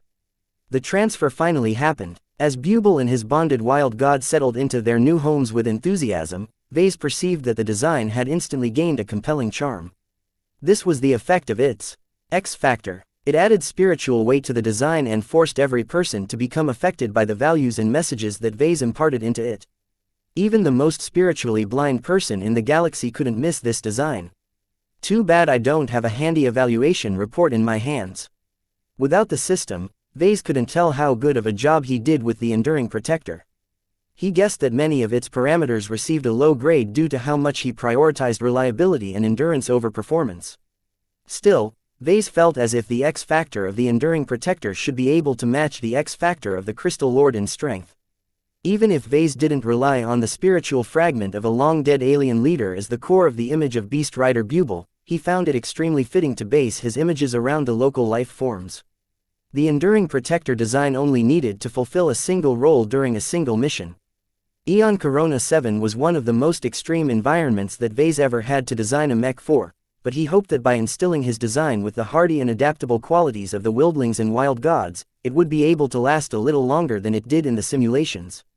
Mathematical models can calculate a lot of things, but it can't model inexplicable metaphysics. Perhaps one day, humanity might be able to measure, quantify and define the effects associated with spirituality. When that day came, it wouldn't take long for new mathematical models to emerge that could calculate spirituality to a highly accurate degree. Or not. Vase believed that spirituality was intricately associated with life, especially complex, sentient life. Even up to now, humanity has never managed to model a complete human consciousness, though not for lack of trying. Future advancements aside, for now Vase needed to rely on the system or his own intuition to judge whether he had done a good job. Since he had a good feeling about the finished product, Vase did not see any cause for concern. My design is finally done. Vase had no one to celebrate his success with. No one else sat behind the banks of terminals in the mobile workshop. Vase wasn't close to any of the chief technicians, and Kedis already had her hands full with assisting Myra in managing the Sword Maiden repair efforts. She put the lessons she learned to good use. He sighed. If everything goes according to plan, this should be the last time I design an original mech alone. After he wrapped up his design project, he reported to Captain Bird and presented the finished design. The meeting didn't last very long as the only major change from his prior presentation about the design project amounted to increasing the power of its laser armaments. All the other minor tweaks and refinements elicited no interest from the mech officer. Only someone with a technical or engineering background would be able to realize the significance of those optimizations. Captain, do I have your permission to begin production of this new design? He asked at the end of his brief report. Might as well. Captain Bird waved dismissively. She had grown a lot more tired over the months. Leading the ground expedition kept taking a toll on her health and peace of mind. Start with one and see if it performs according to your expectations. We don't have the time to go through an elaborate testing process, so limit your adjustments to quick fixes only. Understood. Those are my intentions as well. I don't plan to let my design linger while we're only less than a month away from reaching the red zone. The long trek finally neared their destination. Vase knew that he had to get a hurry on with this project in order to fabricate a sufficient amount of breakdown-proof mechs to become a significant factor in the upcoming deployment plans. After Vase received the required permissions, he commandeered a crew of mech technicians and dumped the design on their laps. This is the finished design of the breakdown-proof frontline mech that I've worked on. It predominantly consists of outdated but reliable parts, so it shouldn't be any difficulty for you to fabricate them according to their specifications. Even though the parts are simple, I don't want to see any sloppiness from you bunch, got that?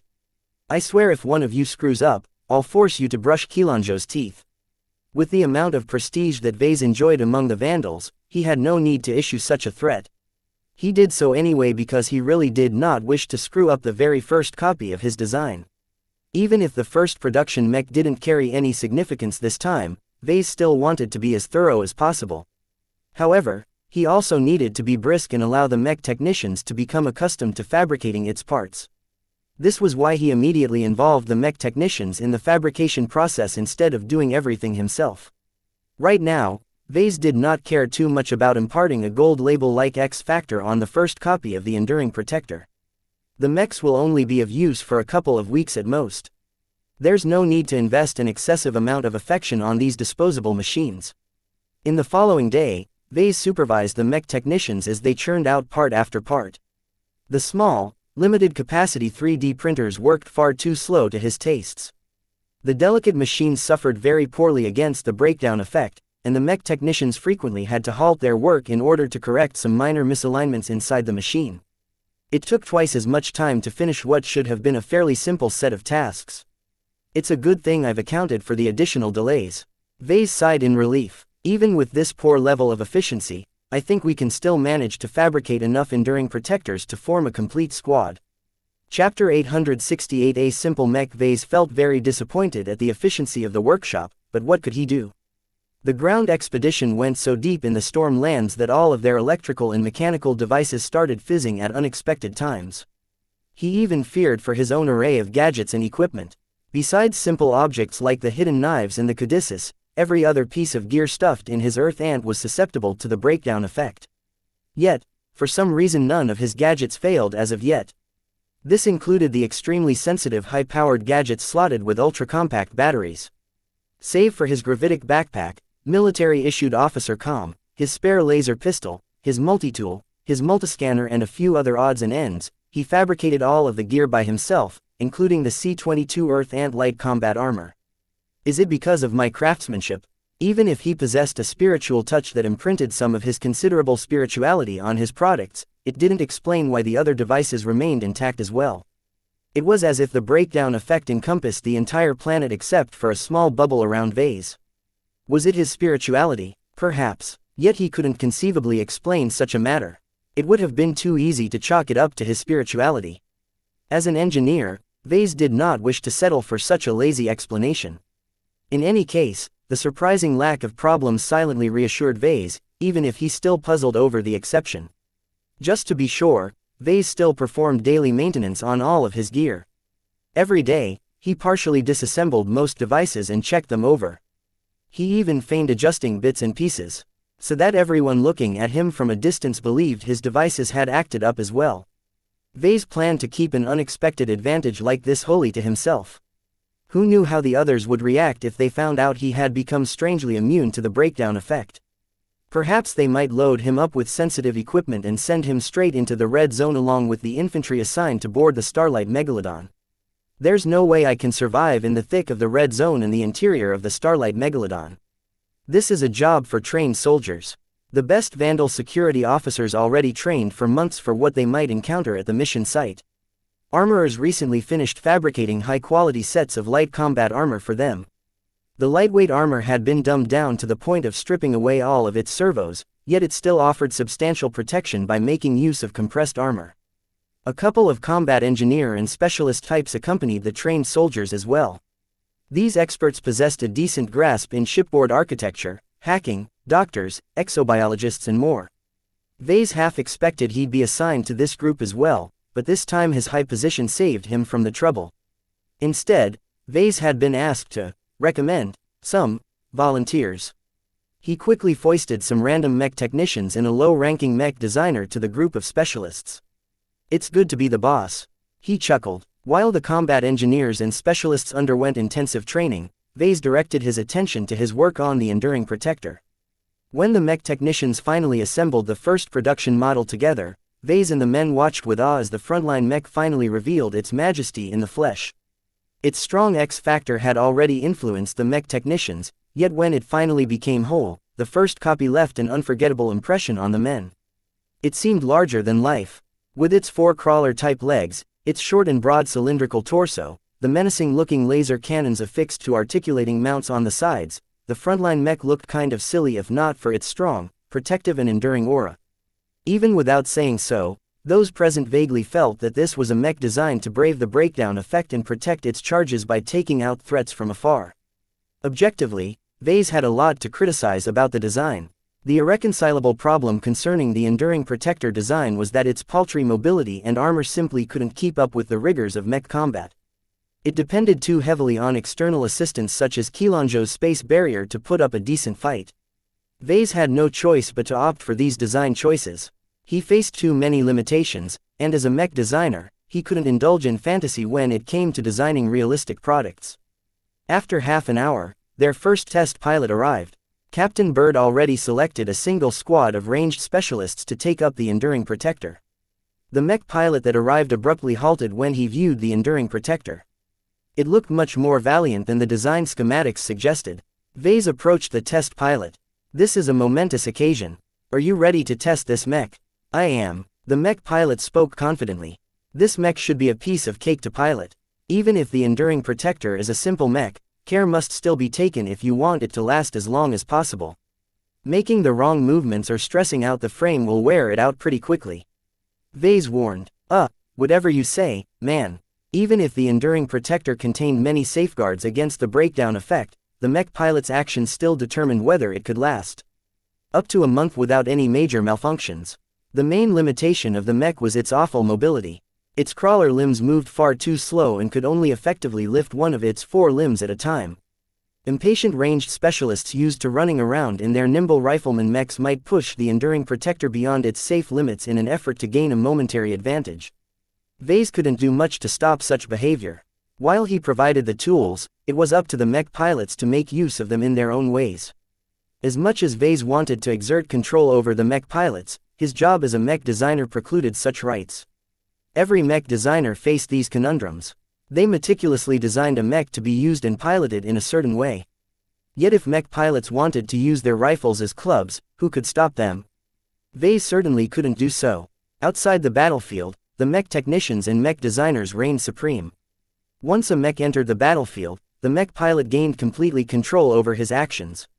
To Vase, designing mechs gave the illusion of being able to control them even after they rolled off the production lines. He felt a sense of ownership of his products even after he delivered them to their new owners. The age-old question whether he should care for his products or wash his hands off them once he sold or delivered them to his clients always came back to him. A month ago, he leaned towards washing his hands off them, but now that he witnessed the test pilot carefully putting the first production model to its paces, he started to flip-flop back towards caring for his products. Vase couldn't make up his mind, despite making up his mind a while ago.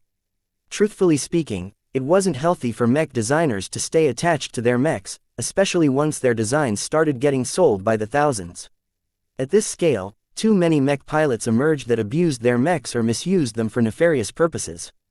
I can disown them, but they are still my children, in a way. Every mech carries a piece of my legacy. Whether they get used up in a couple of years or last for several decades, all of them are precious in my eyes. His design philosophy compelled him to see mechs as something more than just commodities. It forced him to care for his mechs even if he wanted to wash his hands off them. Just like a parent seeing their children growing up and leaving the nest, they still couldn't help but care for their sons and daughters even after they went bad and committed murder or something. Vase didn't pay a lot of attention to the testing process due to his sudden musings. In any case, it wasn't as if his attention mattered, as the enduring protector largely performed within expectations. Its real space performance largely matched the performance the design exhibited in various simulations. A simple mech design affected fewer variables than a more complex mech design. The enduring protector moved slowly and methodically, thereby allowing simulations to fully keep up with any dynamic situation that might occur. Therefore, while the testing did reveal some minor deviations in performance, the differences could be chalked up to discrepancies in the actual construction of the mech. Alright, let's end the testing for now. We've gathered enough data, Vase commanded. When Vase emerged out of his fugue, he already saw that further testing wouldn't be needed.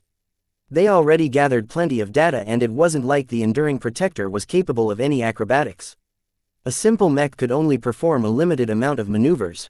The testing process for the enduring protector should be far shorter than any of the other original mechs he designed. It feels like we've gone back in time to the first couple of mech generations. Everything was simpler back then. The MTA's rigorous certification and validation procedures hadn't been in place at the start of the age of mechs. Nowadays, mechs got much more complex. The potential for abuse lurked everywhere. The MTA cracked down on freewheeling behavior by unscrupulous mech designers. To be sure, the state of mechs made enormous strides after more than 400 years of continuous advancements. Yet, Vase also felt that the mech industry lost some of its initial spark. These days, mech technology mostly advanced at a steady, controlled pace. Radical innovations stopped emerging, or if they did, plenty of barriers stood in the way for others to make use of them. The Galactic Rim enviously looked on as the Galactic Heartland and the Galactic Center got to enjoy the latest toys. Completing the enduring protector design and witnessing it in action gave Vase a sense of what the earlier mech designers must have felt when they explored the unknown. Back then, mechs had not become the monolithic war machines it became today. Nobody knew whether mechs held any promise, uncertainty, promise, risk, reward. All of these factors along with the lack of regulations and restrictions gave Vase a sense of complete satisfaction. This was mech design at its purest. As he basked in the feelings and insights of completing his third original mech design, some portions deep within his mind began to experience some transformations. Vase felt his design philosophy starting to sublimate yet again. He knew he came closer to advancing to the rank of journeyman mech designer. Comprehension welled within his mind. I see now. The reason why apprentices needed to gain practical experience in designing mechs in order to advance is so that they understand the essence of their profession. The key is to embody the word, design. As mech designers, how can we ever become masters of our own profession if we don't do any actual design work? This partially explained why mech designers relegated to side jobs such as fabrication mechs, repairing mechs, testing and simulating mechs and more never got the opportunity to advance. He already came up with this line of reasoning, but only now did he truly experience how the act of designing a real and meaningful mech design led to transformations in the mind. Vase felt as if his design philosophy started out as an imaginary entity. Yet through embodying his design philosophy and the meaning of the word, design, he fed his design philosophy with his experiences, causing it to grow more substantial over time. At some point, the imaginary accumulated a sufficient amount of experiences and underwent a final transformation. At that point, it became something real. Chapter 869 Real Way. Still, not any act of mech design will do. There has to be a sense of weight with the design. Any mech design that puts people's lives at stake is a design with weight. The key to transforming a mech designer's design philosophy was not so much designing as much mechs as possible. While Vase derived some satisfaction when he completed the design of a virtual mech, eventually it felt too fake for him. How could something fake ever match up to something real?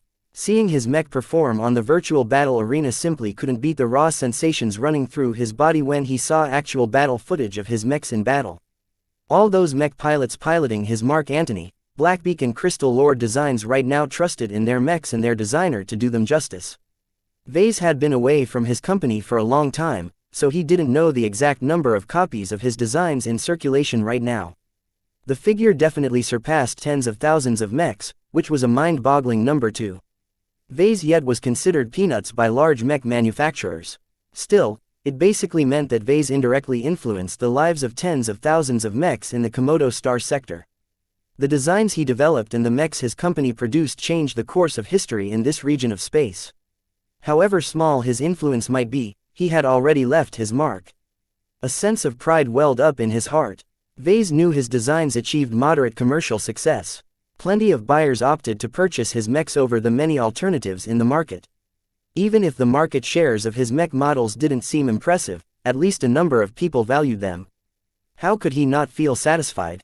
The enduring protector he developed may never see the light of day in civilized space, but this design was just as impactful as his other two original designs. Even if only 12 or so copies existed at most, even if it would never be put to use outside of this planet, even if it would only be used for a month or so, its use was anything but trivial. Whatever happens at the Starlight Megalodon has the potential to steer history in different directions. Depending on what we can recover from the crashed battleship, perhaps even the course of the war will shift. This might be why Vase felt so affected by his accomplishments today. He could design 100 virtual mechs and still not gain as much as completing this singular momentous design. Fostering a design philosophy requires a mech designer to turn it from something imaginary into something real. How can a mech designer drag their design philosophies into the right direction when they stick to playing with fake designs? Without reaching a state where Vase had developed his intelligence and spirituality to this extent, he may not have witnessed this transformation as it happened. That said, all the other jobs had their own merits. Playing with virtual mechs allowed him to accumulate practical experience as well as earn him some DP. Fabricating mechs in person prevented him from growing out of touch of his own designs and increased his appreciation of the construction of mechs. Repairing, tuning and modifying mechs brought him even closer to the essence of mechs as fallible machines. What might work out in the design schematic may not be such a good idea in reality, as battle damage and wear and tear rapidly degraded the performance of various fancy features. Mech designers needed to do more than lock themselves up in a lab all day and cook up various designs without ever seeing them for real. This was also the main reason why a stint in a design studio wasn't such an ideal job. Mech designers ought to consider the job of designing mechs day in day out to be heaven, but reality proved otherwise. Design studios pumped out too many designs, many of which ended up collecting dust in some forgotten database.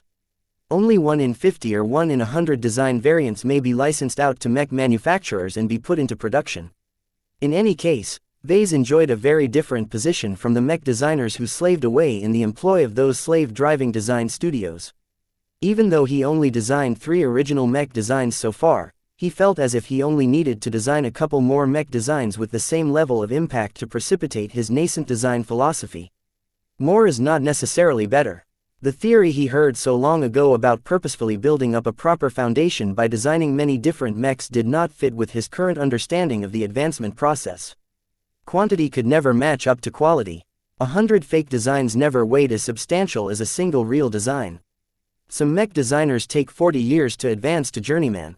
Others only take a couple of Years at most. The vast majority, however, never find an opportunity to advance. Much of the latter likely never possess the minimum level of spirituality required to form a nascent design philosophy and foster it until it became something real. These differences illustrated the inherent unfairness of his profession. An impulse compelled Vase to immediately seek out Kedis and lecture her of what he learned. Yet he quickly shook his head and dismissed the notion. The mech industry didn't go into too much detail about these rules, and it was probably for a good reason. A lesson learned by yourself is much more pertinent than a lesson taught by someone else. Sometimes, experience is the best teacher. Vase had already lectured her on the basics anyway, back when he didn't entirely understand them himself. It was easy to state the rules existed. It was harder to actually start believing them without experiencing their relevance in their own lives. In any case, Vase considered himself to have taken an enormous stride towards advancing to journeyman now. He felt almost ready to take the biggest step and solidify his design philosophy. At that point, he became set upon his path. His design philosophy would no longer be as malleable to outside changes as before. The only way for it to change was by evolving it to greater heights. Vase considered his design philosophy and felt that for all of its flaws and restrictions, it fit his aspirations pretty well. He felt no regrets if the current incarnation of his design philosophy stuck with him for the rest of his life. Alright, I should get back to work. As the flagrant sword maidens crossed the final stretch to the fabled red zone, their progress slowed as the raging astral winds experienced turbulence a lot more frequently than from farther away. This close to the source of the anomaly, it was inevitable that the breakdown effect spiked more than 100 times a day. Yet even then, they persevered. Vase modified the designs of many Vandal mechs to make them last longer without requiring an extensive amount of servicing. Chief Dakin designed the legged transports just like how Vase designed the Enduring Protector, so they needed a lot less babysitting than other machines. While Vase supervised the fabrication of more and more parts for the Enduring Protector, the Beast Rider support group suddenly called him up for some reason. Curious why his former subordinates requested his presence, Vase temporarily left the mech technicians to themselves and went over towards the infirmary. Dr. Tillman greeted him there, which was strange as she wasn't part of the Beast Rider support group. We're keeping what we've found out a secret. If word ever gets out of what we discovered, all of our mech pilots will probably rise up in arms. Vase frowned at her. Dr. Tillman's presence here signified that the Vandals discovered something extremely serious related to the Beast Rider project. She didn't say much, but instead led Vase to an enclosed room. A pair of security officers stood guard, and only allowed them in after Vase temporarily relinquished most of his gadgets. The Vandals really didn't want any recording devices to be smuggled inside the guarded room. Once he entered, he came face to face with Captain Orphan, who was strapped up in some kind of medical module right now.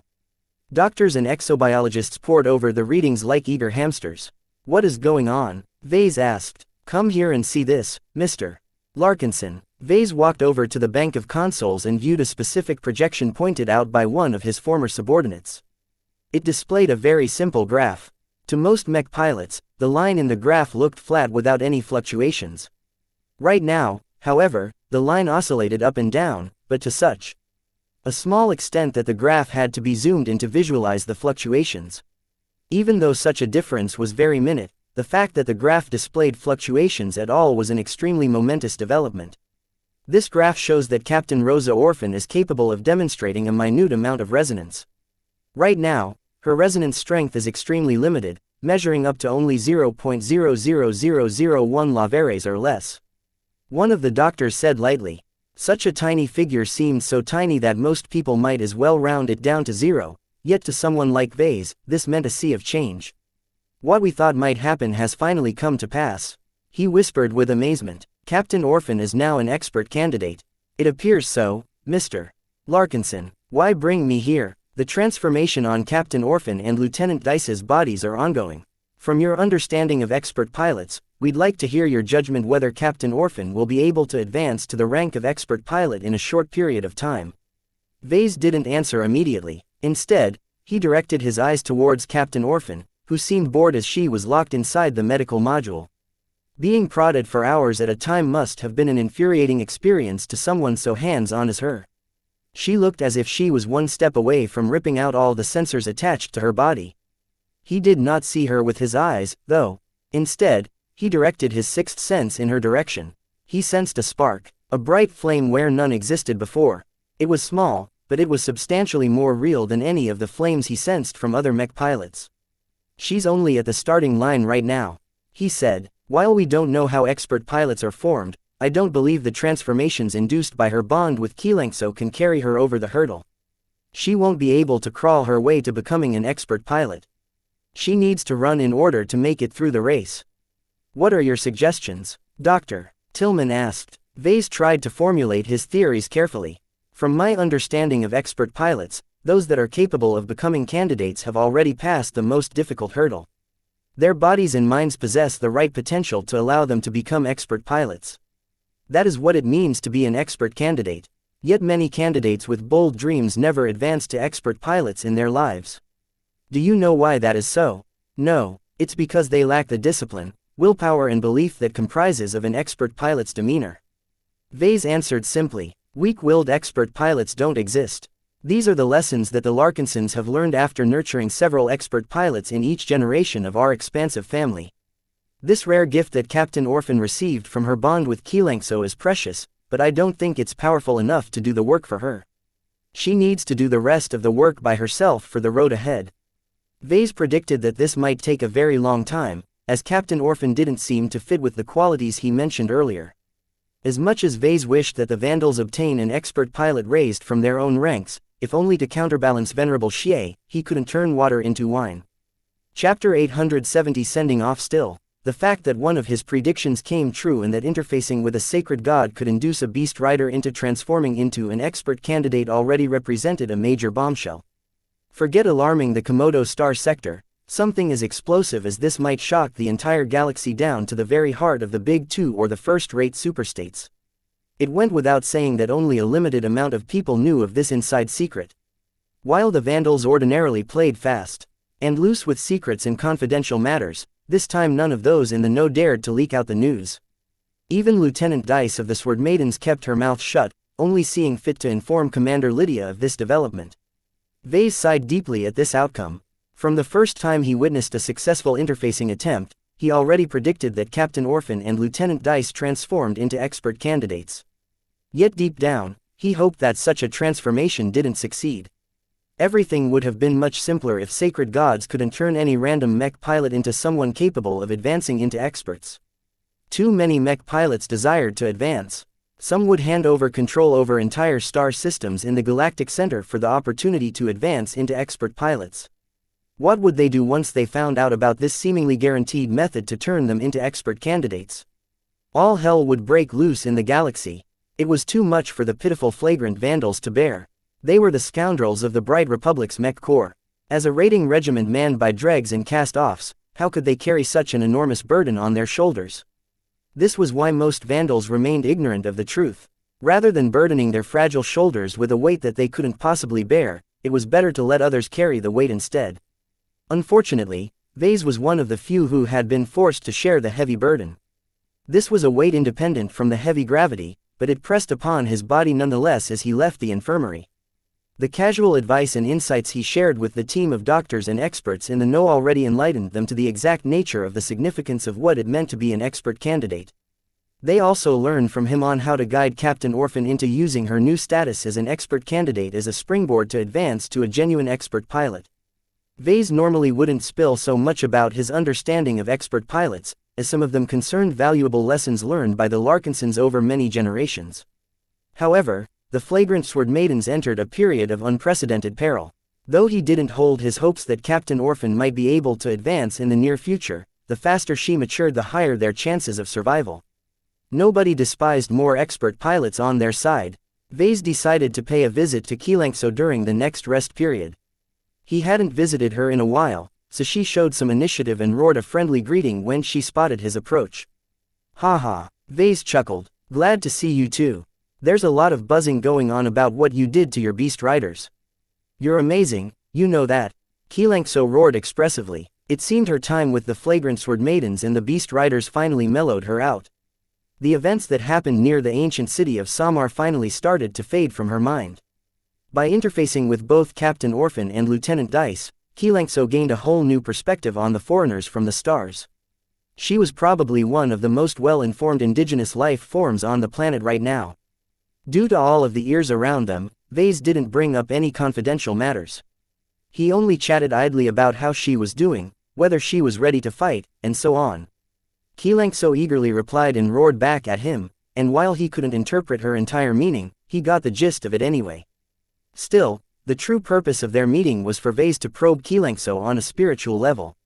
He extended his sixth sense and risked activating his spiritual vision in order to see what changed since the last time he viewed her in this manner. xianxia's spirituality was as huge. As always, it was so enormous in fact that Vase felt oppressed even though it didn't seem very real. Vase tried hard to detect if anything changed since last time, and he finally sensed that her spirituality lost some strength. It felt huge, but it was as if someone had taken a bite out of it. Was this the price xianxia paid to forcefully elevate her beast riders into expert candidates? This confirmed to Vase that xianxia paid a heavy price for Captain Orphan and Lieutenant Dice's benefit. It explained why the sacred gods never bonded to the blessed people more than once at a time. Vase grew curious how exactly xianxia managed to donate a part of her spirituality to her beast riders. He believed that this process served as the key to turning other people into expert candidates. The other changes associated with the transformations were merely side benefits as far as he was concerned. In private, Vase surmised that such an elaborate and intricate transfer of spirituality could not have come naturally. This transformation and empowering process had been baked into the sacred gods by design. Not just any exobiologist could have cooked up something like this.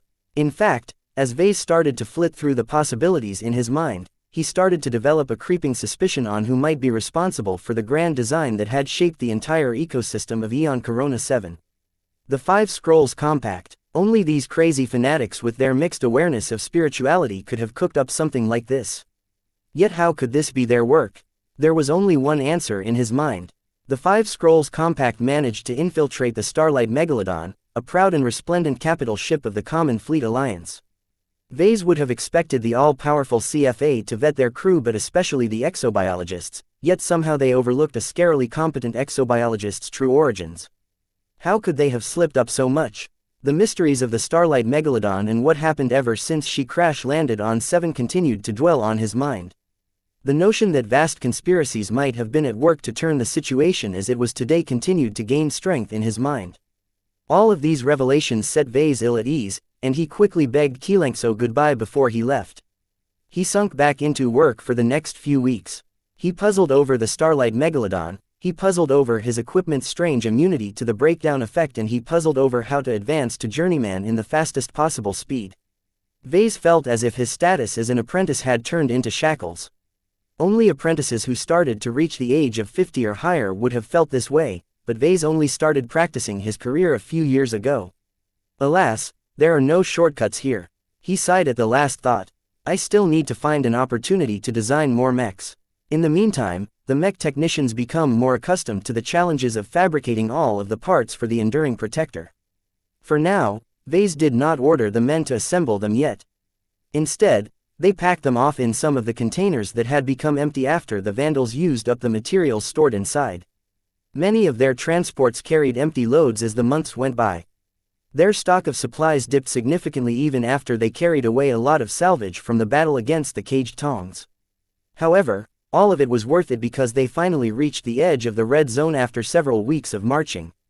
Finally, we are here. The Starlight Megalodon is just a stone's throw away for our mechs. Don't get complacent, boys and girls. Right now, we're 100 kilometers away from the crash site, but I'll bet that our rivals aren't too far away. This is no time to sit back and relax. The Vandals and Sword Maidens knew that if they could manage to get this close to the fabled battleship, then so could others. Everyone kicked themselves into a state of vigilance. The long days of monotonous work and marching was over now. The heavy transports congregated in a circle around xianxia, who would be able to summon up her space barrier and defend their vulnerable supply train against any long-range bombardment. Vast swaths of mechs arranged as scouts and patrols radiated outward from their position in a circle. They did not dare range their mechs too far. Not only would it be easy to bump into an enemy ambush, the breakdown effect had also grown extremely strong. It wasn't so rare nowadays that mechs malfunctioned more than 3 times a day. If a mech patrolled more than 2 hours away from the temporary camp, they might not even be able to limp back under their own force as the mech continued to fall apart by the minute. How can anyone think of fighting a battle under this horrendous condition? Chief Dakin asked. The breakdown effect will wreck more mechs than enemy attacks. That's why Captain Bird isn't so eager to send our mechs out to sniff out the trail of our rivals. Vase calmly replied. Our jobs are going to be extremely hard nowadays. Mechs and machinery are both breaking down at an unprecedented rate. Frankly, we should be pulling back a bit. Captain Bird won't allow it. We need to hold this position so that the people in mechs we send out to the red zone has somewhere safe to go back to. It won't be long now before they deploy. A day later, the time to send out the troops finally arrived. The so-called exploration party consisting of security officers and specialists finished their training and preparations. All of them wore simple suits of light combat armor and carried very simple but reliable gear. The Sword Maidens prepared their own warriors as well. While they hardly sent in any experts, they more than made up for it with extremely deadly greatsword-wielding battle fanatics. As far as the Sword Maidens were concerned, the breakdown effect was a blessing to them. With most advanced technologies rendered useless, they wouldn't face so many sophisticated weapons this time. The breakdown effect had no effect on something as simple as their swords. All of the men and women on foot boarded special fast transports laden with supplies. Chief Dakin personally designed these transports to be even more reliable and breakdown-proof than the other vehicles, incorporating much more durable and expensive materials to make them last longer. Of course, one of the most significant assets one of the transports carried was a god crystal generator. As long as the exploration party brought one of these generators along, they would never have to worry about their mechs and machines running out of power. Vase stood with Chief Dakin and some others as they were about to send off the exploration party. The mechs are coming. 2 squads of mechs poured out of the ranks of the Vandals and the Sword Maidens. 12 complete enduring protectors marched out slowly on their 4 crawler-type legs. While every Vandal had already seen glimpses of them during the last few days, this was the first time they witnessed all 12 moving out in unison. Their auras blended together and amplified their effects, causing them to form an imposing impression to the Vandals. Even the Sword Maidens looked mightily impressed at the invisible feelings they somehow managed to conjure. They couldn't help but believe that with these mechs around, the members of the exploration party would be in safe hands. Yet Vase did not pay too much attention to the enduring protectors, as he already knew everything about them. Instead, he turned his attention to the side of the Sword Maidens. He finally witnessed Myra's breakdown-proof design. Chapter 871 Asteria. As a journeyman mech designer raised in the frontier, Myra imparted some unique properties in her mech designs that Vase rarely saw in designs from civilized space. First and foremost, pirates and pirate designers completely disregarded the existence of licenses. As long as the design or technical specifications of a good component could be found on the galactic net or in other shady circles, they'd be sure possess them. Any decent person could unearth a lot of great mech and component designs from the galactic net, though most tended to be rather outdated. No component design remained a secret forever. The only practical limitations posed by pirates who pirated other designs was that most of them incorporated difficult to work with or extremely rare materials. This was actually the best form of protection for their intellectual property, though the more restrictions they imposed, the less attractive they became to legitimate customers. Mech designers operating under the sphere of influence of the MTA deeply respected the current licensing regime. Plagiarism, corporate espionage and outright stealing ran rife before the MTA introduced the licensing regime. The Mech Trade Association knew that mech designers always sought for shortcuts. Nobody wanted to reinvent the wheel when someone else already developed a good wheel already. The licensing regime basically legitimized the practice of copying someone else's work and made sure the original developers received their fair share in exchange for putting their works on display. Of course, pirates completely ignored these restrictions. The Felinied beast mechs that marched out from their ranks immediately made a striking impression on Vase. While others saw a lean light leopard-shaped mech that appeared to be excellent for flanking and hit-and-run attacks, Vase saw a collection of bestseller mech components seamlessly merged together into a great design. Word quickly spread from the Sword Maiden ranks. Myra named her leopard mech as the Asteria. What a great design. Vase sighed. He truly meant that. While Myra also prioritized reliability and endurance in designing the Asteria, she shamelessly made use of historically famed and brilliant mech components, some of which had been developed for internal use by top-tier organizations in the past and had never been licensed out. These excellent, high-performing components all brought out the highest potential of the Asteria beast mechs. Vase walked over to the ranks of the Sword Maidens and sought out Maria and Kedis. "Hey Vase, what's up?" Kedis chirped. "I'm fine. How is your training lately? Have you kept up with your studies?" Somewhat." She laughed awkwardly. "Let's not talk about that. Kedis has been spending more time on her sword training lately," Myra said with a disapproving expression. "I thought we went over this. You're a mech designer, not a warrior. It's too dangerous here. A fight could break out at any moment. I have to be as ready as possible to defend myself. If any threat comes in our way, our mechs will take care of it." Kedis. "What can you do against a mech by yourself and your sword?" "I can still slice their legs." Vase imagined Kedis walking up to an enemy mech and ineffectually hacking her sword at its feet. The outcome wouldn't be much different than the idiotic dwarf warriors who thought they could fell a mech by banging against them with their bone clubs. "I must say, Myra, I admire your Asteria design. I must say it's a risky choice to discard defense in exchange for offensive." If Vase limited himself to designing a melee mech instead of a ranged mech, then he would have surrendered to the planet's harsh gravity and designed a defense-oriented mech. He possessed enough familiarity with night mechs to design a reliable and relatively energy-efficient medium night mech. Yet Myra subverted his expectations and actually went through with designing a mobility-oriented beast mech on a planet that imposed extremely harsh limitations on mobility. "I understand your puzzlement." Myra smiled at Vase. "Yet in a battlefield where every mech is as slow as a crawling mech, you only need a slight edge in mobility to gain the initiative. The Asteria has that and more. Its true strength lies in its burst speed. It can leap forward at a speed that surpasses any normal mech under the same conditions." Vase connected the dots. He swept his eyes back to the Asterias that marched forward until they walked up to the front of the expedition party. Their body structure and limb design seem exceptionally capable of making powerful leaping attacks. The Asterias couldn't function like night mechs and form a defensive bulwark against their enemies. However, with xianxia covering their defensive needs, the Asterias didn't have to fulfill this role. Instead, the Asterias served best as flankers, harassers, scouts and ambushers. These offense-oriented mechs could fell any breakdown-proof mech once they pounced upon them with their claws and teeth. As long as they had energy to spare, their burst mobility completely exceeded xianxia. The Asterias and the Enduring Protectors all formed a trinity that covered different needs. Still, the Sword Maidens took on the most dangerous role of all, and the chances of overreaching themselves were too large. Only the best and most disciplined Sword Maiden mech pilot would be able to keep their Asterias intact. "Let us wish our comrades good luck." After sending off the exploration party, the Vandals and Sword Maidens that remained behind shifted into war footing. While they always prepared themselves for battle, the risks were never greater as now. Eon Corona 7 was simply too big. As a super-Earth several times the size of old Earth, 7's surface area simply gave too much room for isolated forces to hide in. It would have been a coincidence that rival forces bumped into each other. The caged tongs only tracked down the flagrant Sword Maidens after some other party pointed the way, after all. Yet now that they converged near the Starlight Megalodon, the chances of waging several battles became too acute. The big problem, however, was that this close to the source of the astral winds, the breakdown effect had become the killer of mechs. Forget about battling other forces, they first needed to fight against the abnormal environment.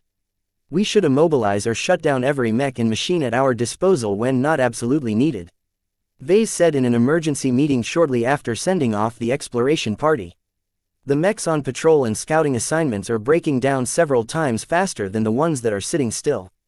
Chief Dakin nodded. "I agree, though it would also make us blind to any machines that have quietly degraded to the point of breaking down completely. We still need mechs to patrol and to guard our supply train against surprise attacks. What I'm suggesting is that we calculate the optimal number of active mechs that our mech technicians can cope with. If we make use of too many active mechs, then our mech technicians will be swamped with work.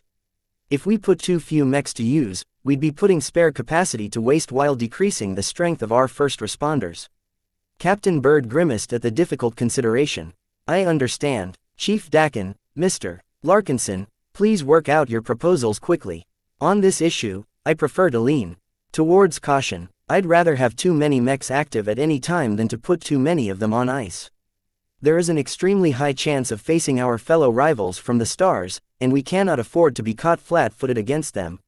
In addition, there are also unknown native threats about, of which we've only caught traces of so far. I'll do the best I can, Captain, but the mech technicians won't like it.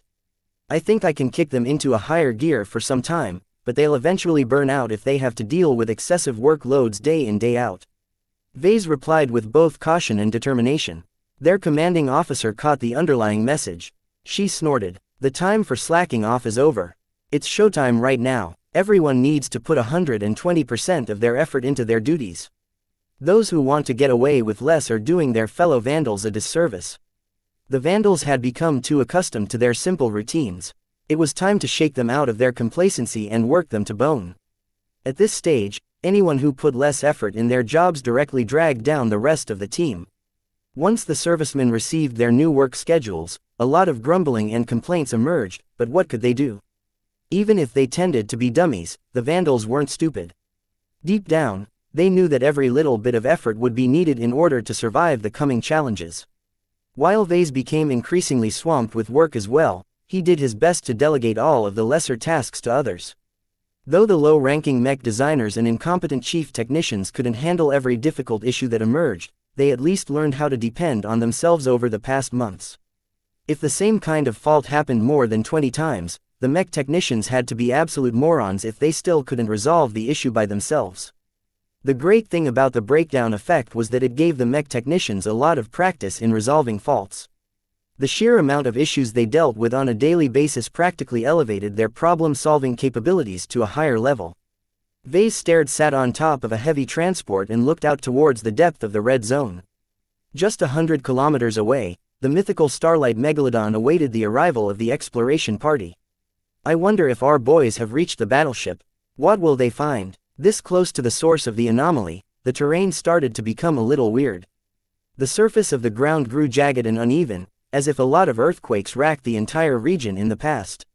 No tufts of grass covered the lands, and only strange plant growths stubbornly clung to life here. Deeper in the red zone, the terrain grew rougher and the hills started growing steeper. Still, the vehicles of the exploration party shouldn't have too much trouble navigating the rough terrain. The Enduring Protector and the Asteria both possessed huge advantages. Quadruped generally handled rough terrain better than bipedal mechs. Vase turned away from the storm lands and surveyed the temporary camp. This time, the flagrant sword maidens only placed down the minimum amount of prefab structures. This was by necessity, because they might be forced to abandon their camp. At this time, the Vandals activated one of their god crystal generators. The unholy devices which made use of dwarf brains to control the operation of the god crystals creeped a lot of Vandals out, but they couldn't deny their use. An energy tornado extended high up in the air, and an abundance of potent higher dimensional energy poured into the god crystals. The tornado only lasted for a few seconds, because too much energy streamed down in such a short amount of time. The god crystals couldn't hold much more. This close to the starlight megalodon, the concentration of higher dimensional particles was incredibly high, and it would only be worse at ground zero. Still, Vase couldn't help but adopt a concerned expression at the brief show. Even though the interference in the air was so bad that it would be difficult to spot the energy tornado from a distance, it still telegraphed their position to any scouts that ranged in their direction. Energy tornadoes also signified that the flagrant sword maidens possessed a potent and renewable energy source. Their researchers worked hard to develop this solution to solve their energy needs, and Vase doubted that anyone else could have come up with it as well. When will the wolves come to prey on our sheep? Perhaps the true group in peril may not be the exploration party, but the main forces left behind. Chapter 872 Status Updates. When the Vandals prepared the gear for the exploration party, they put some thought in maintaining contact. The large amount of interference made it impractical to receive wireless signals from more than a few kilometers away, so the only way to remain in contact was to use a physical medium. Chief Dakin and a handful of other engineers designed a small spider bot. It was as small as someone's palm and could traverse over very steep angles, though speed was not its forte. Even though they should be somewhat resilient against the breakdown effect, in truth they were just cheap bots designed to be as small and cheap as possible while still capable of navigating through the rough terrain. No matter. The Vandals produced thousands of them in short notice and packed them up in crates that held hundreds of them at a time. They took up very little space when folded up, so the fast transports could easily carry them all. Every hour or so, the exploration party released 2 of them and programmed them to reach specific drop points a fair distance away from the temporary camp. Most wouldn't be able to make the journey. They'd either be crushed underneath the foot of the errant godlings that roamed the sparse lands inside the red zone, be delayed for weeks, get stuck in a pit or difficult terrain, or even get picked off by rival forces who detected the spider bots. However, each spider bot that made it to the drop points provided a valuable status update to the vandals and sword maidens left behind. Seems like the survival rate of bots is around 30% so far. Not bad. That's higher than we expected. Chief Dakin complimented his own work. It's only been a day. Vase noted. The distance the bots have to traverse isn't very far. Once they reach the Starlight Megalodon, who knows if we'll receive any bots at all. I have faith in my bots. They're crafty little buggers. Right now, Captain Bird called up a small group of mech officers and chiefs to inform them of what the exploration party encountered so far. Everyone looked forward to see and hear what the fabled red zone had to offer. A projection came to life. Captain Bird began to summarize the first reports. As we've expected, the terrain has grown increasingly rougher. This could partially be explained by a large impact happening in the past, such as a battleship the size of a city crash landing in the region. However, the irregularities in the terrain may also have been affected by strong spikes in spacetime distortion. The worst possibility is that these strong spikes are still ongoing and remain a huge hazard. Everyone looked serious, including Vase. From the Glowing Planet campaign, he witnessed the horror of spacetime shenanigans. Anyone who became victim of a spacetime wrinkle or whatever might suffer a fate worse than death. The projection shifted to various alien plants and strange animals being preyed upon by hardy godlings. Dr. Tillman stepped up this time. So far, we haven't spotted the presence of any wildlings or wildling tribes, but there are sparse amounts alien creatures and godlings roaming the red zone. The alien exo-beasts appear to be the remnants of the planet's indigenous wildlife that have survived the terraforming process. The likely reason why they are in the red zone is because the environment is unsuitable for Earth-based life. Basically, the red zone gave the flagrant sword maidens a taste of how 7 looked like before human intervention. Are the alien critters dangerous? We do not believe so, but it's better if you don't try your luck. Their flesh is almost certainly inedible to baseline humans, and they are remarkably adapted to the heavy gravity. Due to their small stature, they shouldn't pose too much of a threat to a properly armed and armored individual on foot. The rest of the meeting devolved into other miscellaneous observations. For example, the enduring protectors that Vase designed held up well, as did Myra's Asterius. Both mechs marched stably and strongly through the rough terrain and withstood the frequent spacetime distortions with stoic solidity. In fact, the upgraded fast transports exhibited some malfunctions already, and this was only the first day. Chief Dakin's face grew ugly when he noted this awful performance. Although it might have just been a bad day for his fast transport, it still reflected a potential weakness. Without the transports and the supplies they carried, how far could the exploration party go? Have there any been signs of our rivals? None yet so far, but it is only a matter of time. Due to the increasingly strange circumstances, the exploration party slowed their pace to a crawl. They thought they might have been able to reach the Starlight Megalodon in a single day, but as they got deeper and deeper in the red zone, various hazards started to pop up. Is that a weapon crater? A powerful explosion caused this crater. Even now, it is throwing up high amounts of radiation. While the danger isn't so acute at a distance, the exploration party already stumbled upon dozens of craters like this. More exotic weapon scars dot the lands as well. Even several hundred years ago, the CFA made use of a large variety of advanced weaponry. As the Age of Conquest amply demonstrated, their warships could inflict a devastating amount of damage on any planet if they held no scruples. Fortunately, the battle scars showed that the big guns hadn't been taken out. Even a single antimatter torpedo could have turned the entire red zone into a huge crater. From the signs of battle, the survivors of the Starlight Megalodon have likely come to blows with each other. Captain Bird said, "We don't know the nature of the conflict or which sides emerged as the victor, but we don't stand a chance if any of the remnants brings these devastating weapons to bear on us." They already knew that some portion of the Starlight Megalodon still remained operational after enduring several millennia of accelerated time. Who knew how they would react when the exploration party finally arrived at their doorstep? Would they allow the visitors to plunder the Starlight Megalodon at will? Still, even if their chances didn't look good, the flagrant sword maidens had come too far to go back empty-handed. They at least needed to make an attempt, if only to please their backers. The meeting ended and everyone returned to their duties. From what the spider bots already relayed, Vase felt as if they only brushed upon the tip of the iceberg. This was the most dangerous region on the planet. Even the hardy dwarves, who seemed to be practically everywhere, avoided this region like the plague. 4 days from the exploration party's departure, the number of spider bots that reached the drop points reduced drastically. The last spider bot that limped its way back on 3 legs notified the main forces that they had reached within view of the starlight megalodon. The vague footage they captured and stuffed into the data chips of the spider bots showed the shadow of an enormous beast that left a huge furrow onto the ground. Though the distance and interference in the air only revealed a glimpse of the mythical battleship, the entire camp erupted in celebration. The battleship is still intact. Look at the size of that beast. They weren't kidding when they said that battleships are floating cities. Look at how the starlight megalodon hasn't broken up upon landing. Her main armor belt must be thicker than several mechs stacked on top of each other. Everyone could see that the starlight megalodon survived a rough landing where they skidded over the terrain at an angle. She must have endured an enormous amount of stress, but still managed to hold together under these extreme conditions.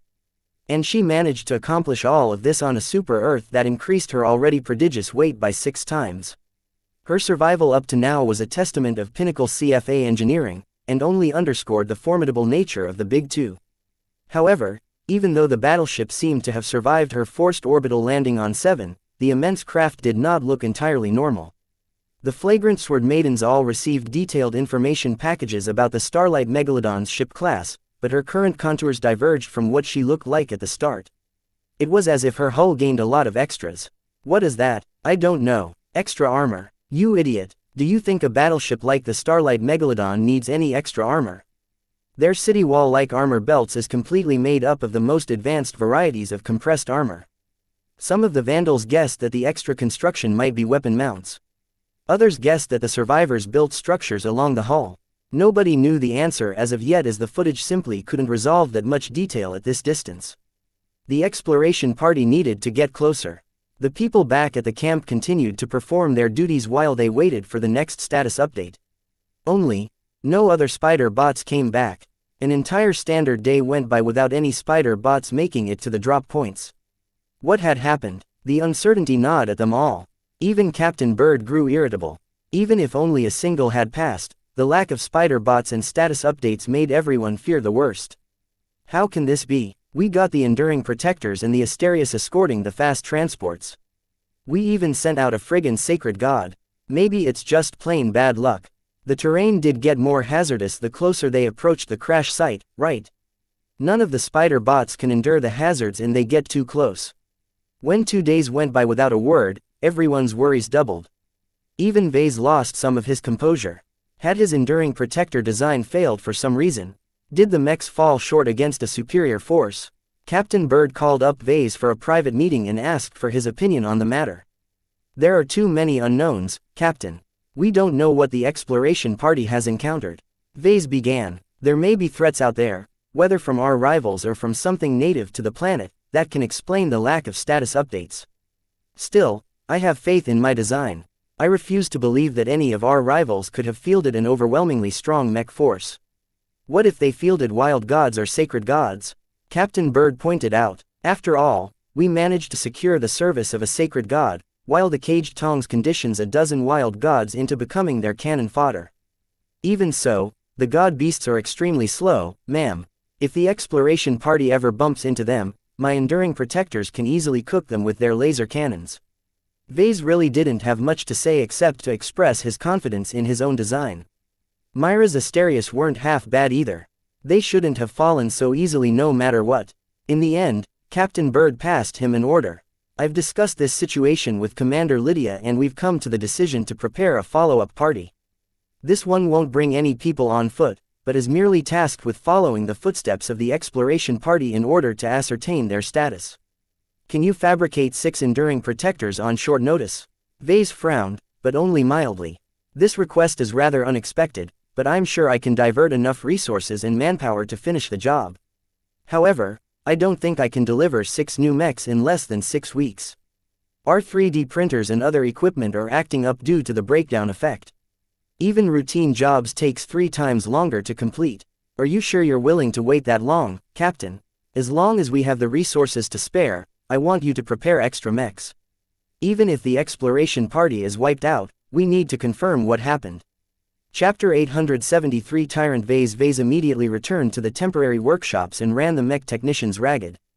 The maintenance crews couldn't afford to slack off their continuous repair duties, but they also couldn't take too long to fabricate 6 extra enduring protectors.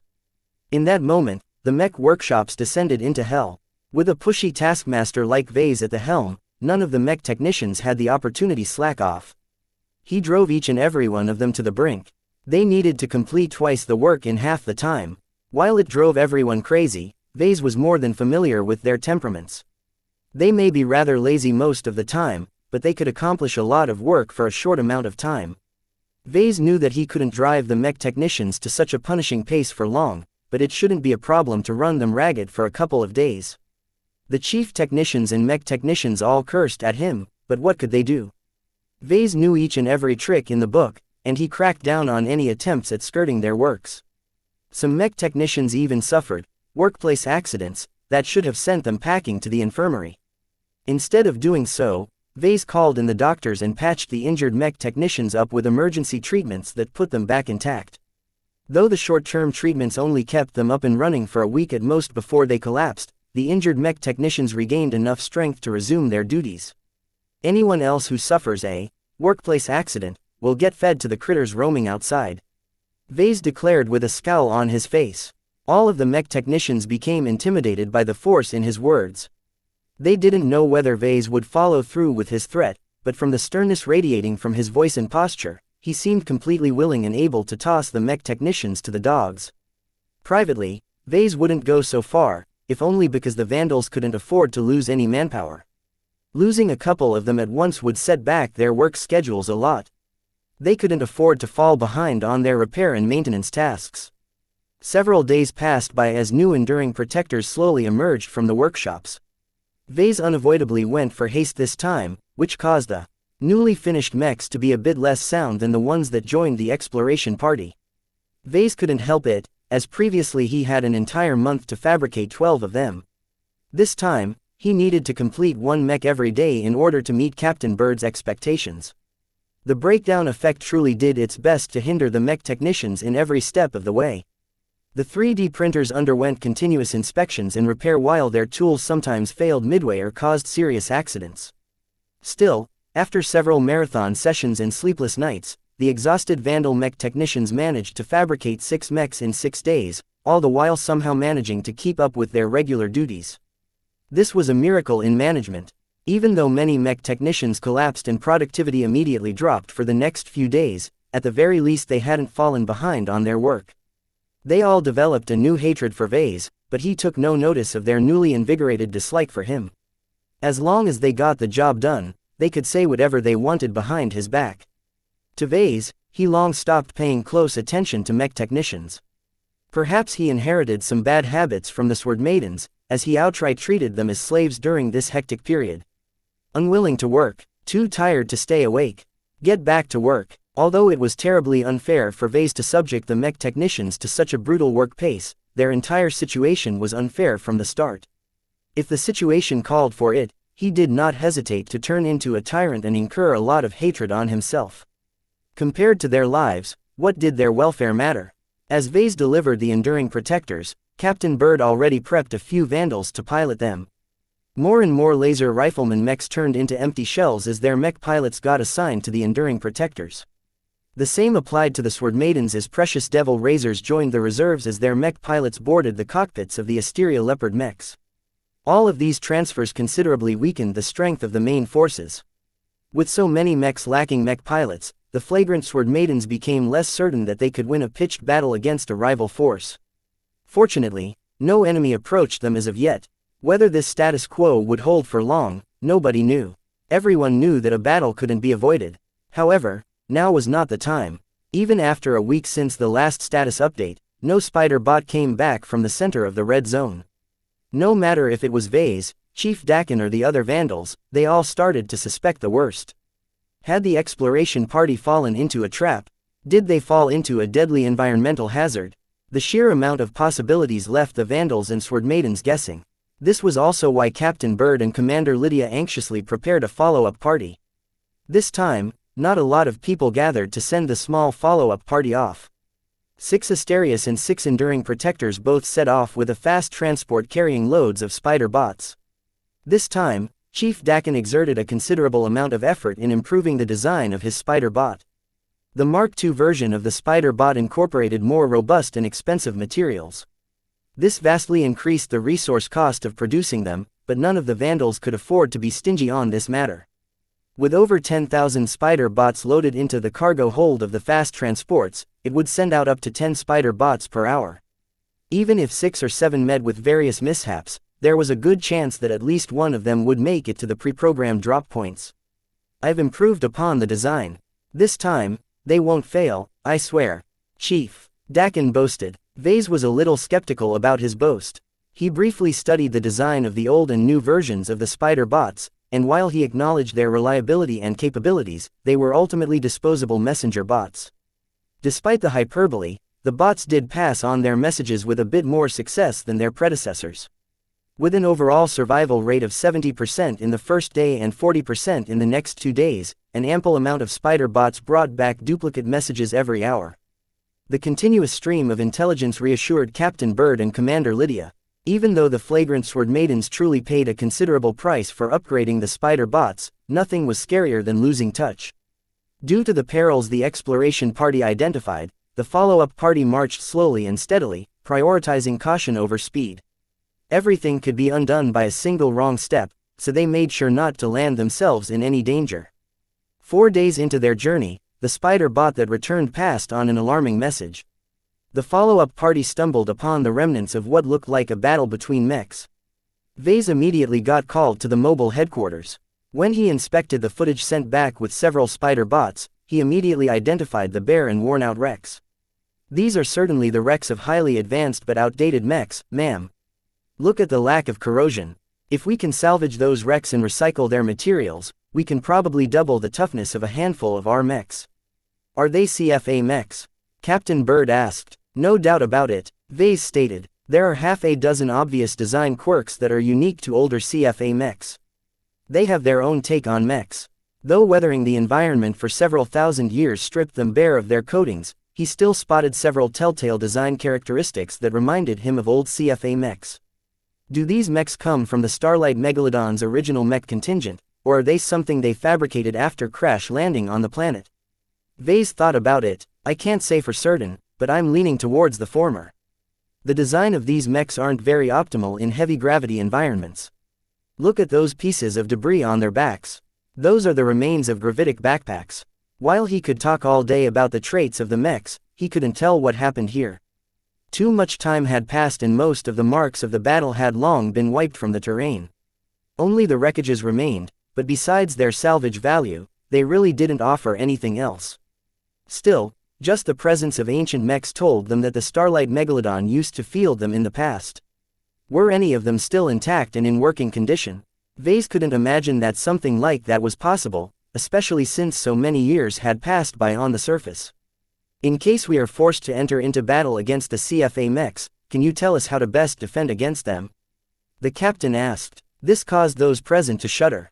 With all the weirdness that happened up to now, being forced to battle actual CFA mechs became a very real possibility. Vase didn't exhibit any fear. There's nothing to be afraid of mechs of this generation. Even if they are top-tier CFA mechs, they are so outdated that our regular mechs stand a good chance at beating them.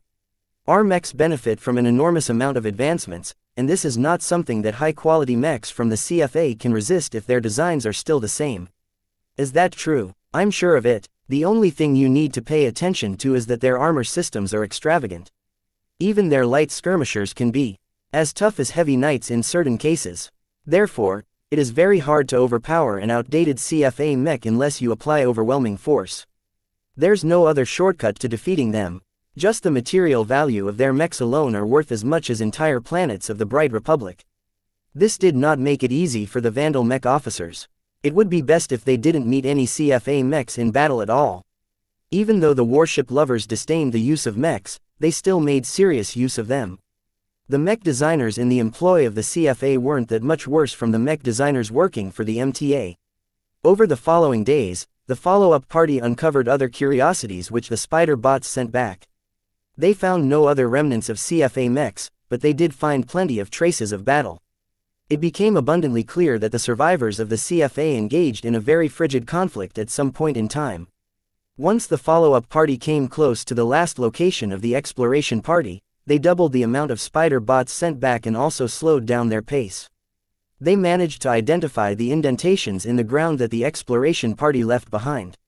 They led straight towards the shadow of the starlight megalodon that loomed in the distance.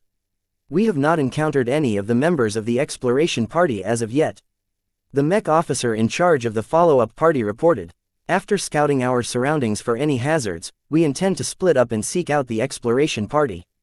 If we haven't encountered any trace of them after a couple of hours of searching, our mechs are instructed to pull back to this location in order to determine our next step. Our fast transport and a couple of mechs will stay behind. Splitting up the follow-up party put the individual mechs at considerable risk, but it also spread the risk. If anything dangerous lurked in the vicinity of the starlight megalodon, at the very least they could still send back word of the loss. Chapter 874 Revenge of the Visions. Just as every Vandal and Sword Maiden waited for the next status updates of the follow-up party, the scout mechs sent back word of an alarming piece of news. They encountered enemy scout mechs. Not only that, they actually tangled against each other. The scuffle didn't last long, but it allowed both sides to get the measure of each other. To be frank, the Vandal scout mech almost lost. Vase got called to an emergency meeting to analyze the battle footage, but the Vandals present already made a judgment on what they encountered. It's the Visions. They already knew the Visions arrived at the Eon Corona system and landed their ground forces on the planet. However, for so long the immense size of the planet reduced the odds of bumping into each other. No longer. The Vision military mech did not hide its allegiance. It proudly wore its regimental colors. It's the first meandering monkeys of the 3rd Amadris Legion, Captain Bird announced with a chilly voice. They're the landbound reconnaissance forces under the command of Lady Amalia of Amadris. The same noblewoman who raided the Bentime region. Lady Amalia made a splash early in the war. She brought out the entire 3rd Amadris Legion and successfully raided numerous lightly defended star systems in the interior of the Bright Republic. Vision Scions often led their troops into committing bold attacks, but the deep strike that the 3rd Amadris Legion performed practically whacked the Brighters in the face. The entire state despaired, and even the LMC's mech nursery on Cloudy Curtain barely managed to fend off a small raid. Only until the flagrant Vandals paid the Visions back by sneaking all the way into the Amadris Duchy and subsequently thrashed the Deepman system. Their incredible daring shot up their profile and provided an invaluable boost to the Republic when they most needed it. Though most Brighters probably forgot about the Vandals soon after, they earned more than enough glory to last a lifetime. Secretly, that operation also set the Viral Task Force on the path to the Starlight Megalodon, but Vase and the others learned about this later. As far as the flagrant Vandals were concerned, they more than squared with the Visions, yet the Amadris Duchy might not think so. There's more. Do you see the mech that has run to reinforce the meandering monkey scout? I recognize those colors as well. That a mech of the Hostland warriors. Say what, isn't that a mech regiment from the Hafner Duchy? Why would they work together with Lady Amalia? The Vision officers and chiefs all grew incredibly grave. While mech regiments from different duchies occasionally fought alongside each other, it only happened during major engagements, such as when they joined forces to conquer well-defended star systems. Outside of that, mech regiments from rival duchies hated each other's guts. In fact, mech regiments' mech legions led by nobles detested working together even if they hailed from the same duchy or noble house. A noble from a different duchy. Enemy. A noble from the same duchy but from a different house. Enemy. An esteemed brother or sister from the same house as yours. Enemy. The sheer amount of infighting that went on in the noble circles of the Vision Kingdom completely confused the Brighters. How could they get anything done if they constantly competed against people from their own side? It even caused them to resist the Visions harder, because they wanted no part of their madness. Still, Vase spotted a common thread. I think it's no coincidence that the meandering monkeys and the Hostland warriors are fighting side by side. Which Vision duchies did our mech regiment piss off lately? Amadris, Venids and Hafner. I wouldn't be surprised if a Venidzan detachment has joined the party as well. I think their goals aren't limited to just the Starlight Megalodon. They are after us. Everyone looked even graver than before.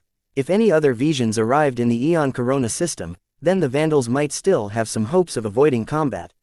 Yet it had to be Mechs hailing from the Amadris and Hafner duchies, both of which harbored an undying hatred against the Mech regiment that stampeded throughout their territories. If the Hostland warriors are here, do you reckon that? No one in Hafner hates us more than that expert candidate we thrashed. Did you forgot already? She's not an expert candidate anymore. She's a fully fledged expert pilot now. A couple of Vandals connected the dots. Lady Amalia must have paid a huge price to invite the Hostland warriors. There was no reason for a scion from Amadris to bother with a Hafner Mech regiment unless she wanted to hitch Venerable Relia Foster to her wagon. The flagrant Vandals captured her on Nova Megalitus I at great cost. They proceeded to ransom her back to the Hafner duchy for an even greater price to make up their losses. Back then, the Vandals thought they got the better out of the trade. In exchange for sending back the promising young expert pilot, they received an abundant amount of funds and resources that prepared them for their journey to the Eon Corona system. In hindsight, perhaps it would have been better to keep her in custody, because she'd certainly be out for revenge. The odds are huge that Venerable Foster has consented to working together with Lady Amalia, if only to obtain the opportunity for a rematch. The Vandals brought this disaster upon themselves. Who told them to accept a mission for the rebels to thrash an up-and-coming expert candidate? The Vandals retrieved a bunch of archival data from the local database, but it contained too little details about the current disposition of the Visions arrayed against them. This also prevented them from coming up with any solid strategies. The meeting adjourned without much result besides relaying the gravity of the situation to everyone. When the Sword Maidens learned of the threat, their Mech pilots reacted with quiet anticipation. They never experienced the dreadfulness of fighting against a military Mech force. Fortunately, Commander Lydia possessed a lot more sense and tempered her Sword Maidens. They always had it easy up to now, as no conventional pirate force could stand in their way. This time, their luck drew short. Vase read the mood of the Vandals as they grimly prepared for battle. Having sent a substantial amount of Mechs to the Red Zone, those that remained had to do with less. What I wouldn't give to have xianxia right now. He sighed. The clash against the Visions appeared inevitable. Over the coming days, scout Mechs from the meandering monkeys emerged out of the woodwork. They aggressively tested the boundaries of the flagrant Sword Maidens. Due to the restrictions imposed by the environment, the skirmishes started and ended within minutes of each other. Neither side committed to a serious battle as of yet, and what fights did erupt between the Mechs of each side only left shallow marks. Nonetheless, the meandering monkeys more often than not gained the upper hand in these skirmishes against both Vandal and Sword Maiden Mechs. It couldn't be helped, as the meandering monkeys completely specialized in reconnaissance operations. Their tactics and strategies in this area completely blew the flagrant Sword Maidens away. Their martial tradition compelled them to be aggressive in every scouting operation. They weren't content to hide in the bushes and observe their enemies from a distance.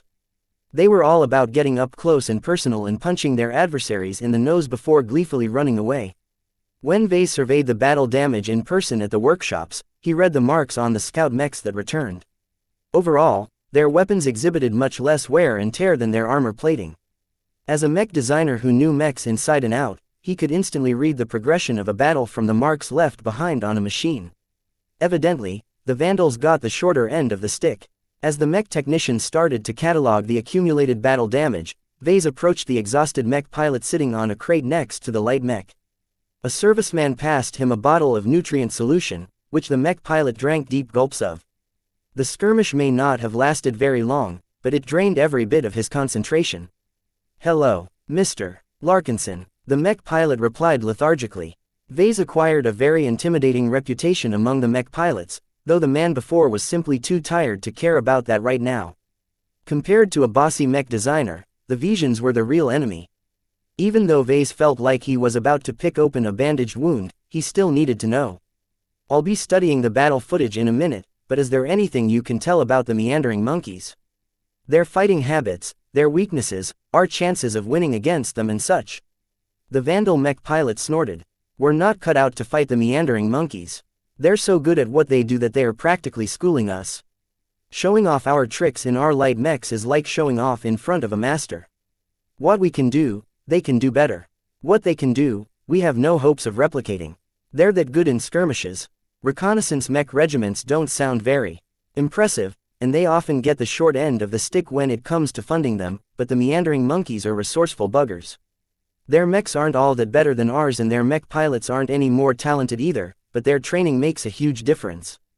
Vandals like us are geared for quick raiding operations. We are trained to go in and out, avoiding the enemy's strong points while exploiting their weak points. Our long deployment on this planet forces us to do the exact opposite. That's surprisingly insightful of you. Hey, I'm a light mech pilot. I know what I'm talking about. The mech pilot smirked a bit before frowning. The meandering monkeys are almost the exact opposite to us. They have taken reconnaissance and harassment to a whole other level. They love to play mind games and probe our weaknesses. They aren't afraid of pushing the limits when they see an opportunity. Their regimental name says it all. They meander around, never letting us pin them in place, and they're monkeys in the way they fight and confound our counterattacks. The flagrant Vandals had their strong suits, but as the mech pilot said, they didn't excel in frontal battles.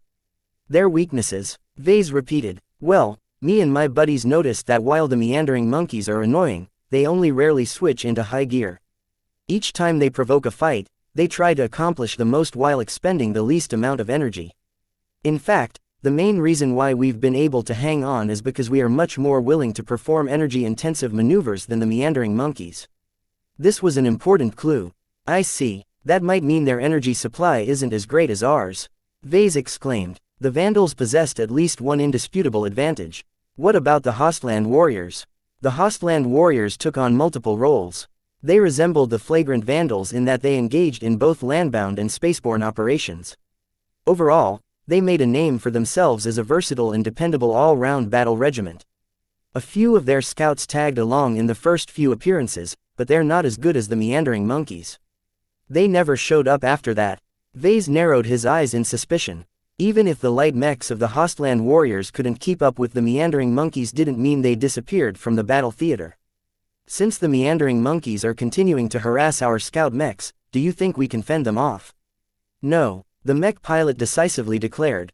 Even with limitless energy, these skirmishes are taking a toll on us. Each time they come back, they either show off a new trick or they dissect our own. They're taking our measure through these brief clashes while simultaneously wearing us down. You know what I think. They're either going to ramp up the pressure slowly, or go straight in for the knockout punch. Considering the energy constraints the Visions must be facing, both of them guessed that they must certainly be aiming to force a decisive battle. Chapter 875 Warriors vs. Soldiers. If a random mech pilot came to this conclusion, then so could the rest of the flagrant sword maidens. No one looked forward to a decisive battle against the Visions. With the Hostland warriors as the mainstay and the meandering monkeys assaulting the flanks, the flagrant sword maidens did not possess any inherent advantages. Very likely, the meandering monkeys probed the Vandals so aggressively not just to play some games. Each time they appeared, they attempted to probe deeper into the defensive envelope of the flagrant sword maidens. The Visions wanted to gather intelligence on their opponent's strength. More specifically, they sought to obtain a solid count of mechs they had to face. The Visions aren't as stupid as the caged tongs. There's no way they'll commit to an attack if we outnumber them by 100 mechs or more. Vase stated during a brief moment of off time at the mess hall. Chief Dakin efficiently shoveled down his chow into his mouth. None of the Vandals wasted any time on their food these days. They had too much work to do. Do you reckon the Visions outnumber us, Vase? We did spot them with a huge fleet in the last star system. Yeah, but then they got whacked by the Church of Hatumek. If not for that, the Visions would have been able to eliminate us in space before we reached the Eon Corona system. Yet no matter what happened, the conflict between the two could no longer be postponed. Sooner or later, old hatreds along with some new ones needed to be reconciled. The Bright Republic and the Vija Kingdom may be waging a war many light years away from the Eon Corona system, yet no matter how far they traveled, they still couldn't escape the war. Even if the Visions lost several starships and incurred a lot of battle damage from the foiled ambush attack by the frontier cultists, they still retained much of their strength. The Vandals tried to estimate the number of enemy mechs they might face from studying the long-distance sensor readings of the Vision fleet. The fleet in orbit also caught some more glimpses of the Vision fleet, but they generally played cat and mouse for months. It was well known that the flagrant Vandals placed more emphasis on spaceborne battles. For now, the Visions prudently placed their hopes on winning the battle on land. No matter if the Visions gained the upper hand on land or in space, a victory in either sphere instantly ended any hopes for the Vandals to complete the mission. The Visions knew exactly what they were doing. The flagrant Vandals stood a better chance in space than on land, which they never really excelled in fighting at unless they wanted to perform a quick raiding action. Still, even if the flagrant Vandals lacked both expertise and experience in this area, they were not vegetables. Recent landbound operations not only forced them to brush up their playbook, they also disciplined them into a smaller but more efficient fighting force. The casualties suffered by the Vandals since the war reduced their numbers substantially, but those who survived all grew stronger from the harrowing experiences. Many mech pilots experienced drastic growth as the frequent intensive battles pushed them to exceed their old limits. If the flagrant Vandals enjoyed some time to digest their gains and replenish their losses, then they would have emerged at least 20% stronger than their old selves. Yet the lengthy mission and their Vision rivals didn't allow them to do so. A decisive battle between a mixed raiding regiment and a combination of professional scouts and versatile warriors should have ended in disaster for the former. The only saving grace was that the Vandals weren't alone. Lydia's sword maidens got caught in their old rivalry, and for better or worse, they needed to overcome this hurdle as well if they wanted to make off with any gains from the Starlight Megalodon. Kedis paid a visit to the Vandal workshops later in the day. She dropped by Vess's workplace in order to discuss the upcoming battle. "You Vandals always make the Visions out as horrible boogeymen," she began. "Are the Visions truly different from the enemies we've fought before? We beat everyone who stood in the way. Why are you so unconfident all of a sudden?" Vase glanced at Kedis with a grim expression. "You sword maidens are taking the threat of military mech regiments too lightly. They're nothing like the mercenary corps or pirate gangs you mix up with in the frontier. They don't face the same constraints in funding, training, resources and manpower. They are on a completely different level than civilian outfits. Yet the briefings say that even if the mech regiments are better funded and trained, they're not all that better than us in those aspects. We can still beat them in a fight. You're forgetting the most crucial difference." Vase shook his head. "Haven't you seen the way the flagrant Vandals fight? Any mech military is extremely good at training and drilling their mech pilots to fight in a certain fashion. What do they excel at the most? Coordination and formation fighting. The difference isn't that big when it comes to skirmishes between single squads of mechs. However, a major battle involving hundreds of mechs allows the Visions to play out their immense advantages in this aspect alone." Kedis still possessed the same flaw that afflicted the rest of the sword maidens.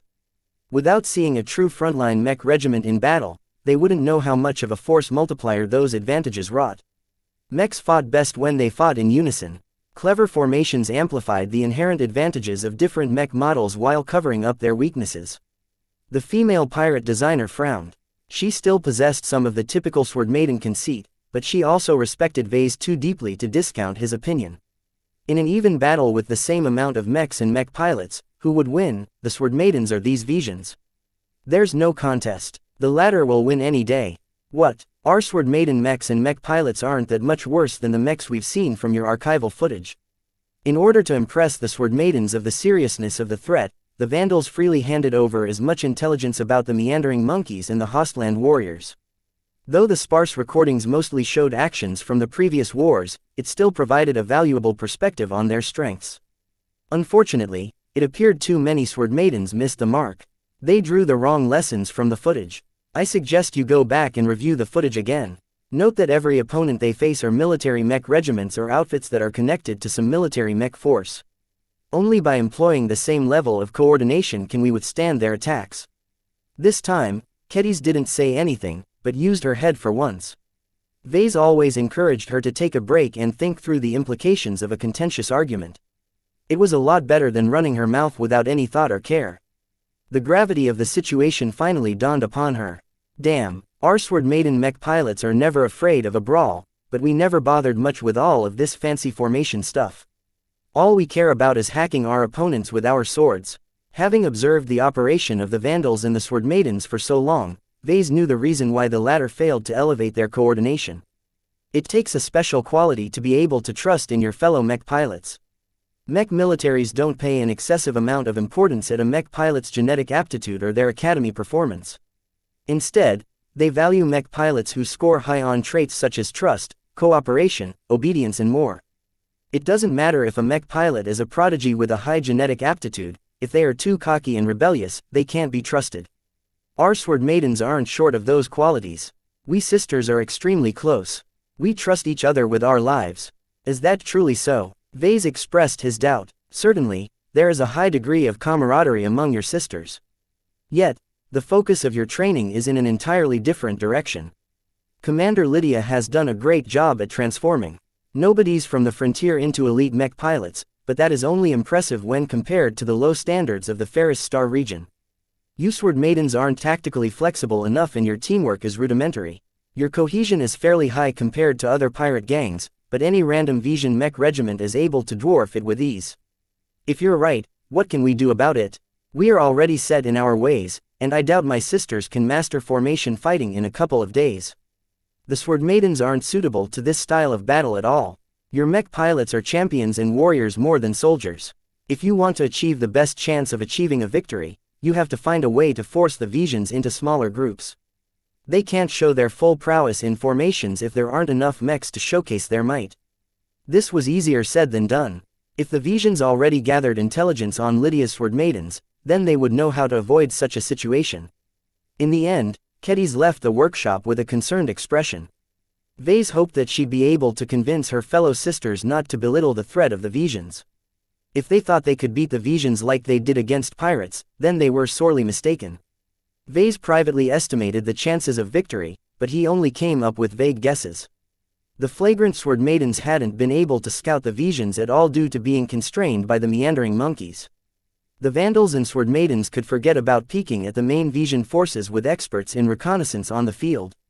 A light mech regiment not only excelled in gathering intelligence, they also specialized in foiling enemy attempts at doing the same. In fact, strictly speaking, the battle between the flagrant sword maidens and the Visions already started from the first sighting. The battle between the light mechs from both sides already put the Visions at an overwhelming advantage. Truly, when a mech regiment excels at only one area instead of splitting their focus, they are unbeatable in their own specialty. This was the power of specialization. The flagrant Vandals in fact possessed their own specialty as well, which was performing raids and avoiding enemy pursuit, but it encompassed a wide area of expertise. In battle capabilities alone, the flagrant Vandals split their training and resources in different areas.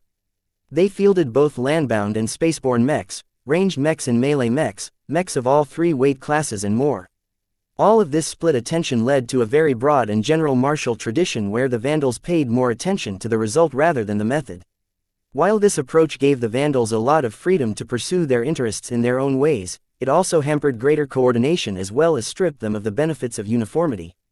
Sometimes, a mech regiment grew much stronger by focusing on the method rather than emphasizing results. This was because continued training and specialization in a single area continuously allowed them to refine their strong points while finding ways to mitigate their distinctive weak points. From this perspective alone, the sword maidens possessed an advantage over the flagrant Vandals. The elite pirates relentlessly trained in one mode of combat and became extremely skilled in their own area of expertise. This was the biggest saving grace of the sword maidens, and provided every member of the flagrant sword maidens some hope that they could still prevail in the coming battle. Yet is that merely false hope? Vase asked himself in a pessimistic tone. The sword maidens are specialized, but their lack of coordination makes it far too easy to outmaneuver them. The Vandals on the other hand can keep up with the Visions in terms of coordination and formation fighting, but their split focus in training means we don't possess a sharp enough weapon to spearhead our defense.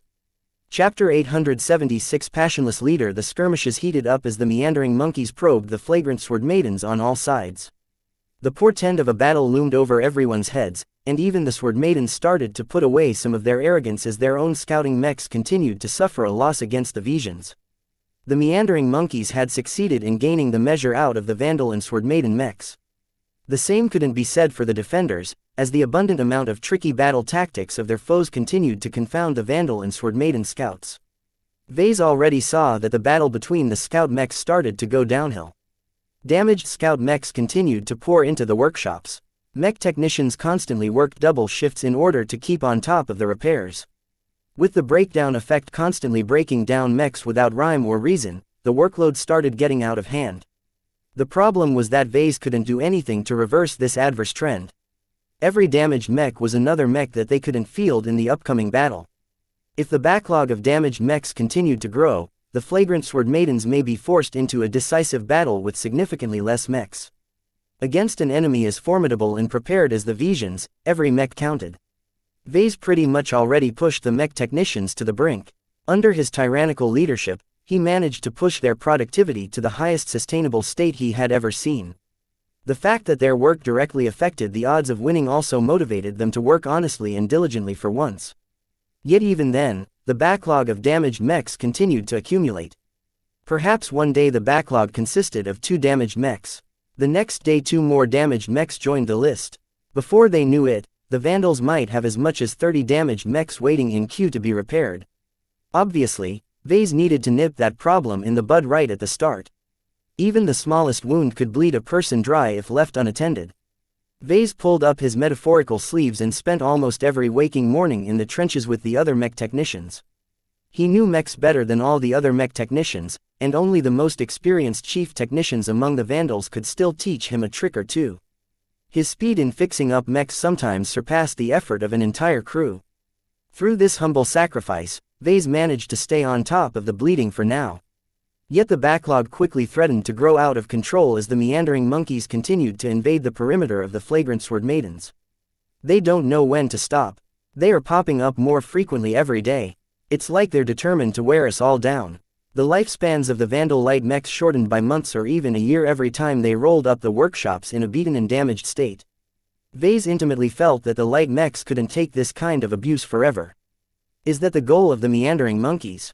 If the meandering monkeys succeeded in wearing down or outright breaking their light mechs through these frequent skirmishes, then the flagrant sword maidens missed a vital element in their lineup for the decisive battle. Though the medium mechs took the leading role in any frontal clashes, the role of light mechs couldn't be ignored. It would be too easy for the meandering monkeys to become unrestrained in their attempts to flank the positions of the flagrant sword maidens or to sabotage their supply train. A stab in the back could unsettle the entire arrangements of the Allied forces. In the backdrop, the status updates of the exploration party and the follow-up party fell out of everyone's radar. The brass deliberately let the matter fade away from everyone's consciousness because at this point, nobody knew whether the Visions slipped in any listening devices. Though the extreme environment and high levels of interference in the air made it extremely difficult to implant bugs among the flagrant sword maidens, even Vase could come up with a dozen or so tricks to bypass these restrictions. The easiest way is to turn someone traitor and have that person feed intelligence. As much as Vase didn't want to believe that the Vandals and Sword Maidens would turn their backs on their comrades, he was too paranoid to dismiss the possibility. The Vandals possessed a wide variety of personalities. Cowards and weak-willed servicemen also counted among their number, unfortunately. If the Visions promised safe harbor in exchange for turning their coats, then a number of Vandals might actually take up the offer. The Sword Maidens on the other hand possessed a lot more internal cohesion. Every Sword Maiden shared a strong bond with each other, and it would be unimaginable for any of them to stab their comrades in their backs. They would rather die than do something so egregiously dishonorable. Yet the Sword Maidens didn't only consist of indoctrinated warrior women. They also brought along thousands of overwhelmingly male slaves that performed all the grunt work the Sword Maidens found unworthy to do themselves. Though the slaves underwent thorough brainwashing that locked them into perpetual service to the Sword Maidens, who knew if the Visions could exploit or circumvent these conditions to their own ends. For example, one of the simplest ways to get a brainwashed slave to spill was to impersonate their masters and order them around. The mentally programmed slaves didn't possess the discernment and critical thinking necessary to distinguish between real and fake. Any decent spy that dressed up as a Sword Maiden could easily extract loads of intelligence from an absent-minded slave. Well, it's not going to be as easy as it sounds. I doubt the Vandals and the Sword Maidens are blind to these possibilities. Vase already noticed changes in the camp. Both forces began to institute stricter patrols and inspections. Teams of security officers and armed warriors patrolled every corner of the camp and the nearby perimeter. Bots and high-tech scanners scoured every area for the presence of microscopic bugs or listening devices. The number of people who received the privilege of accessing the status updates dwindled to a small number of core confidants. Vase surprisingly found himself among this gathering. He contributed too much to the Vandals and more than proved his loyalty. There was no way that Vase could turn to the Visions for asylum. Just his Larkinson pedigree alone precluded a warm welcome. As you know, the follow-up party split up and sent some of the mechs over the invisible boundary which cut us off from the first exploration party. It took days for one of them to come back. We have just received the first spider bots that brought back their findings. Captain Bird began the meeting in the much emptier meeting room. Right now, all kinds of shielding and precautions blocked any bugs from eavesdropping on the meeting. Vase even activated his signal jammer to boot, though this had the unfortunate effect of shutting down most electronic devices including the projectors. Why did they take so long to return? Someone asked. The short answer: they entered a territory under the complete control of the Starlight Megalodon. To be more precise, they fell under the control of whoever is currently controlling the Starlight Megalodon's systems. What happened was that any mech that came close enough lost control.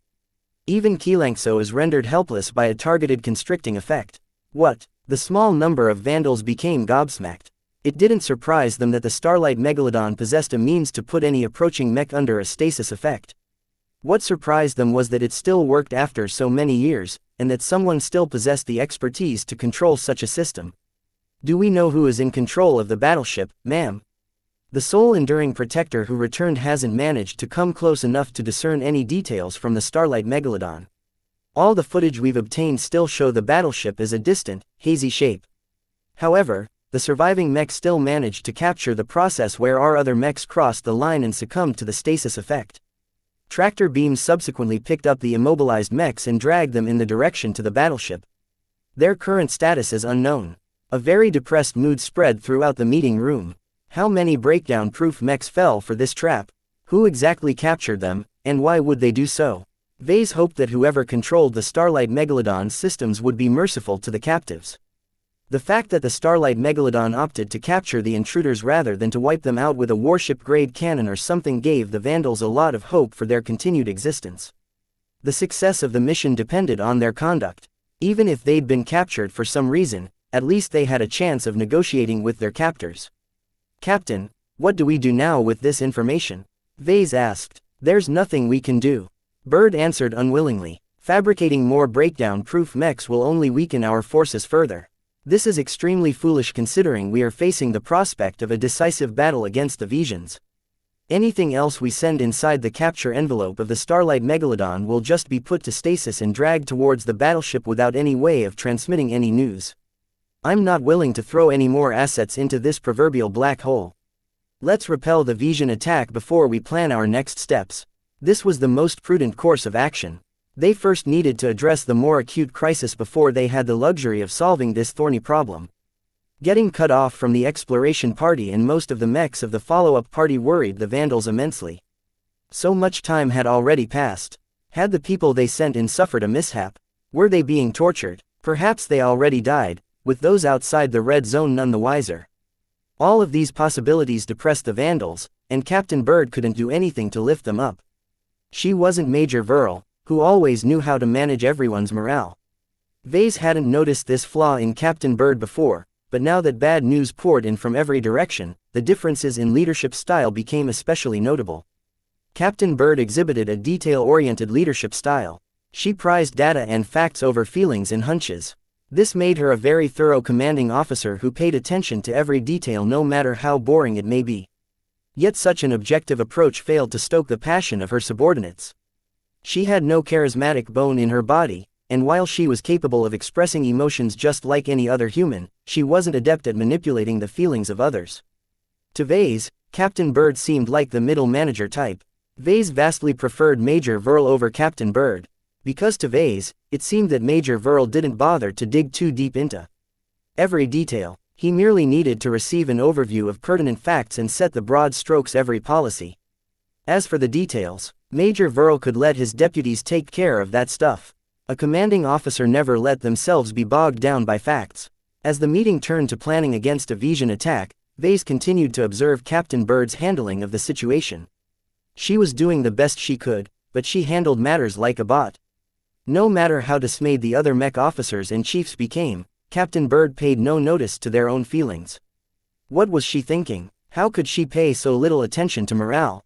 Vase wanted to speak. Please like and follow the Cultivation Audiobooks channel up and provide some words of encouragement to the Vandals, but he didn't.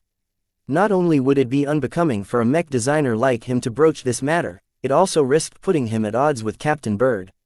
For better or worse, Captain Bird was in charge, and no matter how much Vase disagreed with her methods, they couldn't afford to let dissent run rife among the Vandals. Chapter 877 Prelude to Battle. The Visions ramped up the pressure against the flagrant sword maidens. The meandering monkey mechs not only risked greater injury in an attempt to seriously harm the scouts of the flagrant sword maidens, the light mechs of the Hostland warriors also started showing up again. The Visions are gearing up for battle. The meandering monkeys stopped pussyfooting around. They're trying to fell our mechs. The exhausted light mechs of the flagrant sword maidens suffered quite a lot in the preceding days. Not only did Vase have to send the light mechs back into the field with hasty patch-up repairs, the mech pilots themselves underwent a huge amount of pressure. Casualties started to mount. Mechs not only sustained serious damage, but also got wrecked. Fortunately, the mech pilots ejected in time, causing no lives to be lost, but the Vision light mechs always pounded the downed wrecks into scrap before they left. This meant that even if Vandal or Sword Maiden reinforcements arrived to save the beleaguered squads, the wrecks became completely unrecoverable. Every time they dumped their wrecks in front of Vase, he could only shake his head in helplessness and relegate the remains for recycling. The visible decline of the Vandal and Sword Maiden light mechs ratcheted up the tension inside the camp. As the prelude of the decisive battle, the frequent skirmishes between the scout mechs sort of served the same purpose as a duel between champions before a major set-piece battle. Even though the victory or loss of a single champion didn't substantially affect the combat effectiveness of either side, in fact it carried huge implications in terms of morale. Right now, the duel between the Vision and flagrant Sword Maiden light mechs stretched out over days, prolonging the hurt for the losing side. Bad news constantly poured in while good news made itself scarce. Since the camp wasn't very large and everyone could see the damaged light mechs returning from their patrols, the outcome of the skirmishes became obvious to everyone with a pair of eyes. Vase figured that the opposite must be taking place at the Vision camp. Each time the meandering monkeys and the Hostland warriors returned from their harassment missions, they'd probably show off their exploits with the full blessing of their superiors. Such actions built up morale and pumped the other Vision mech pilots up for battle. Therefore, the change in morale from one side may not be alarming, but when the differences compounded on each other, the total effect was alarming. The Visions are systematically dismantling us, starting with our confidence. Trashing our light mechs is only a means to an end to them. Devious bastards. The worst part about all of this was that even if the Vandals and Sword Maidens knew what the Visions intended, what could they do? If they pulled back their light mech patrols and turtled close to the camp, wouldn't that let the Visions obtain a detailed view of their combat assets? Not only that, the Visions could easily pepper the camp with long-ranged laser fire, damaging the workshops and other critical facilities. Therefore, even if the flagrant Sword Maidens knew they were getting screwed, they were forced to play along, because every alternative at their disposal led to even worse outcomes. The Visions are prepping us for the chopping block. Damn it, why don't they attack already? Put an end to our suffering. I don't know why we're turtling up. Why don't we go on the attack? Idiot. Who would go on the attack while we're completely blind? We'll only fall into their trap if we rush out with haste. Even if Captain Bird made the rational and most cautious decision by maintaining the status quo, she unintentionally gave the impression that she lacked a spine. The Vandals never let their enemies treat them as a punching bag. It was usually the opposite way around. The instinct to attack was engraved into their martial tradition. Maintaining a static position and going on the defensive directly contradicted their usual conduct on the battlefield. Usually, the flagrant Vandals possessed the initiative to attack or retreat at will. This time, the mission forced them on a super-Earth where everyone's mobility faced extreme constraints. The entire environment fought them from the start, causing them to fall into this helpless position where their strengths never came into play while their weaknesses became exposed to their enemies. Lydia's Sword Maidens shared the same characteristics as the Vandals. While they were a bit more used to trekking across untamed planets, even they underestimated the amount of rigors they needed to endure on 7. All of these deprivations severely impacted their morale and sapped their confidence in themselves. The Sword Maidens at least endured many crises before, and their training increased their willpower to insane heights, so they still held faith in themselves. The Vandals on the other hand tumbled down as if they lost control of their legs. Vase really couldn't stand it. They were so confident and conceited when they faced a weak opponent, but once they faced a serious Vision threat they immediately turned into scaredy cats. This was a typical mindset of bullying the weak and fearing the strong.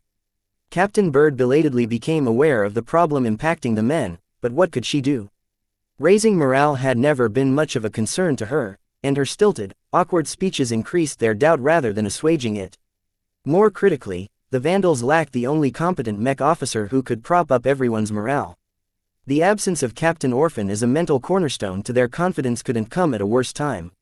They shouldn't have been so eager to send away the exploration and follow-up parties without securing the main camp.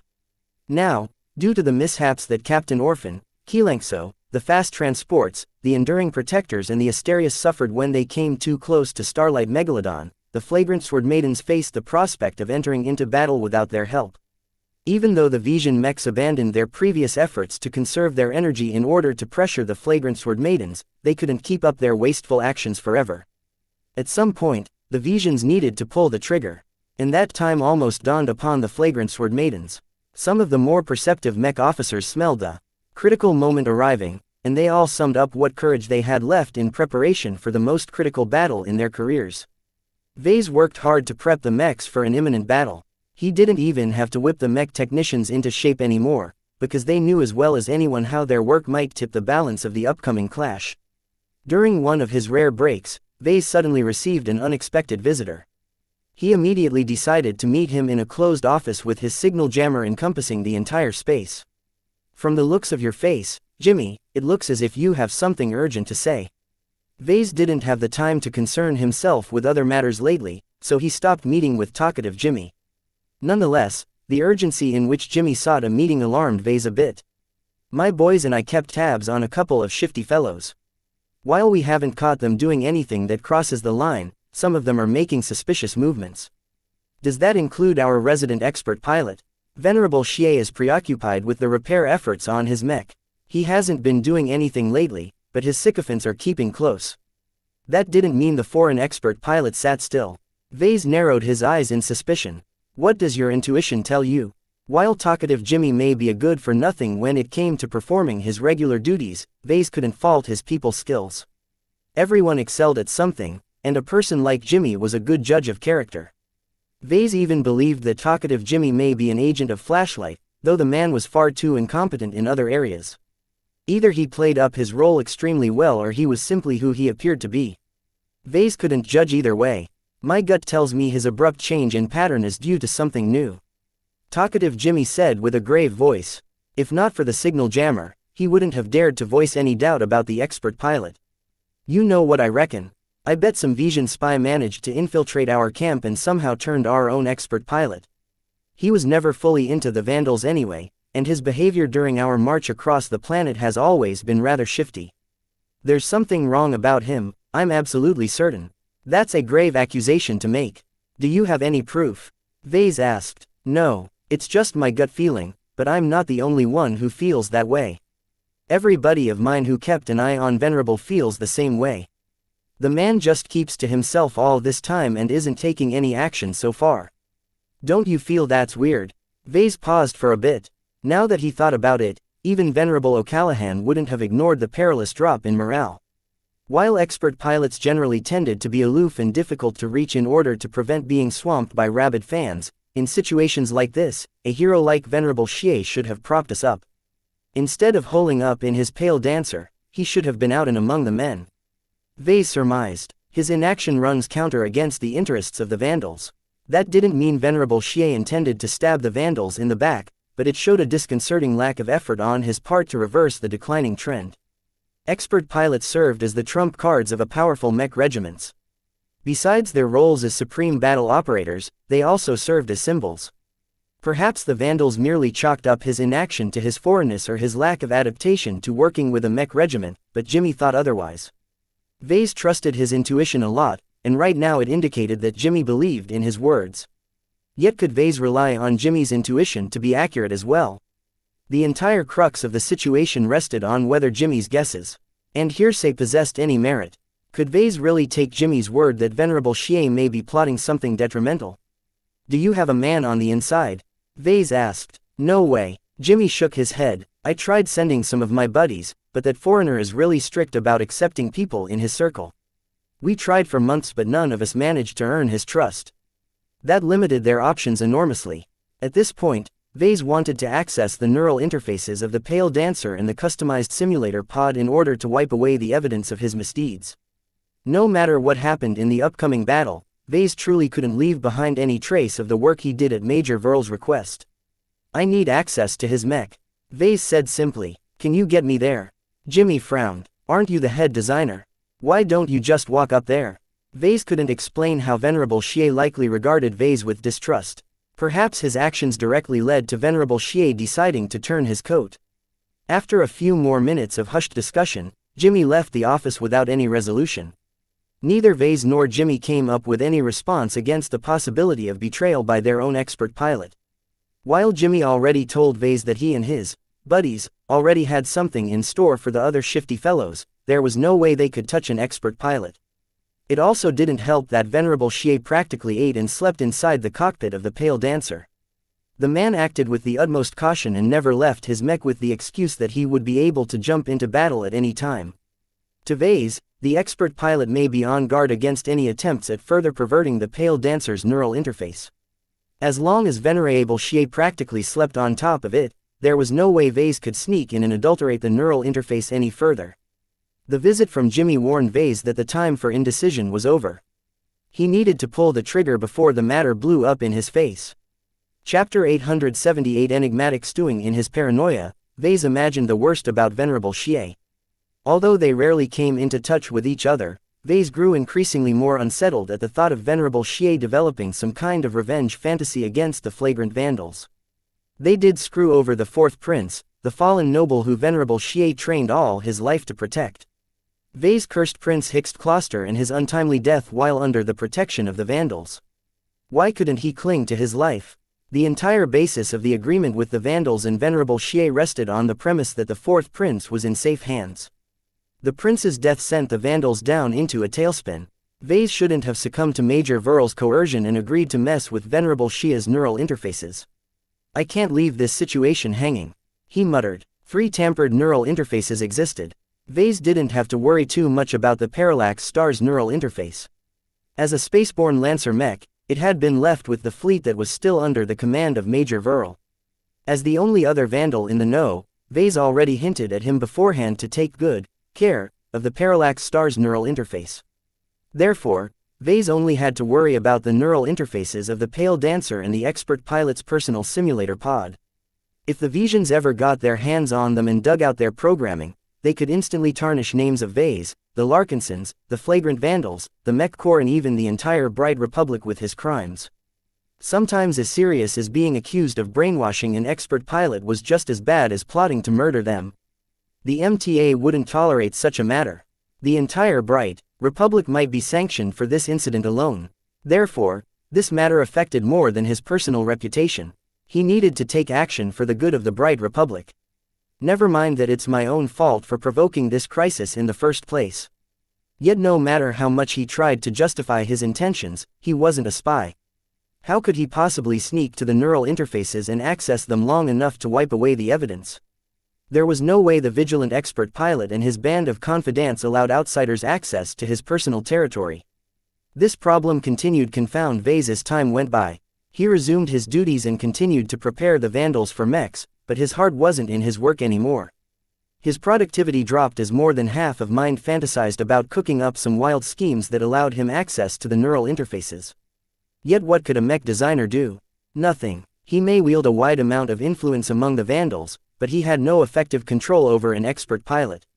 Even if he advanced to journeyman, he could never surpass the prestige enjoyed by an expert pilot among mech pilots.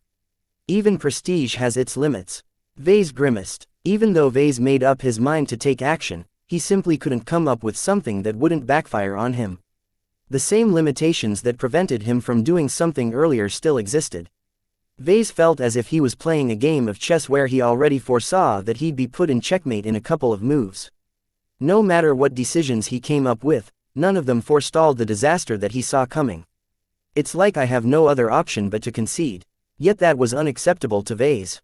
Even if he only possessed spurious proof for his fears, just the possibility of it was enough to dominate his imagination. His thoughts became very dark as a consequence. When Vase finally put down his work and entered his office to clear his mind, the mech technicians around him sighed in relief. His earth ant creaked as he sat down on the reinforced chair. He activated the desk terminal and called up a basic blueprint of the camp. Due to Venerable Xia's esteemed position, the pale dancer and him resided close to the center of the temporary camp where security was highest. There was no way anyone could realistically sneak inside even if they wore an infiltrator suit. The security officers all made use of the stealth detectors adapted from an earlier version developed by Vase. The Vandals all grew concerned that the Visions might employ cloaked saboteurs, even though neither Amadris nor Hafner matched Venice's dependency on stealth tech. It's not like I have a stealth suit anyway. Vase turned his imagination to more extreme possibilities. If he couldn't forestall a checkmate through legitimate moves, then what about cheating? He could either cheat or flip the chessboard entirely. After all, why should he lie down and consign himself to condemnation? Just as Vase started to explore more extreme solutions, the office suddenly became engulfed in a jamming field. That caused Vase to jump from his reverie and frown. That's strange. Is my signal jammer acting up? His high-powered signal jammer gadget never showed signs of malfunctioning.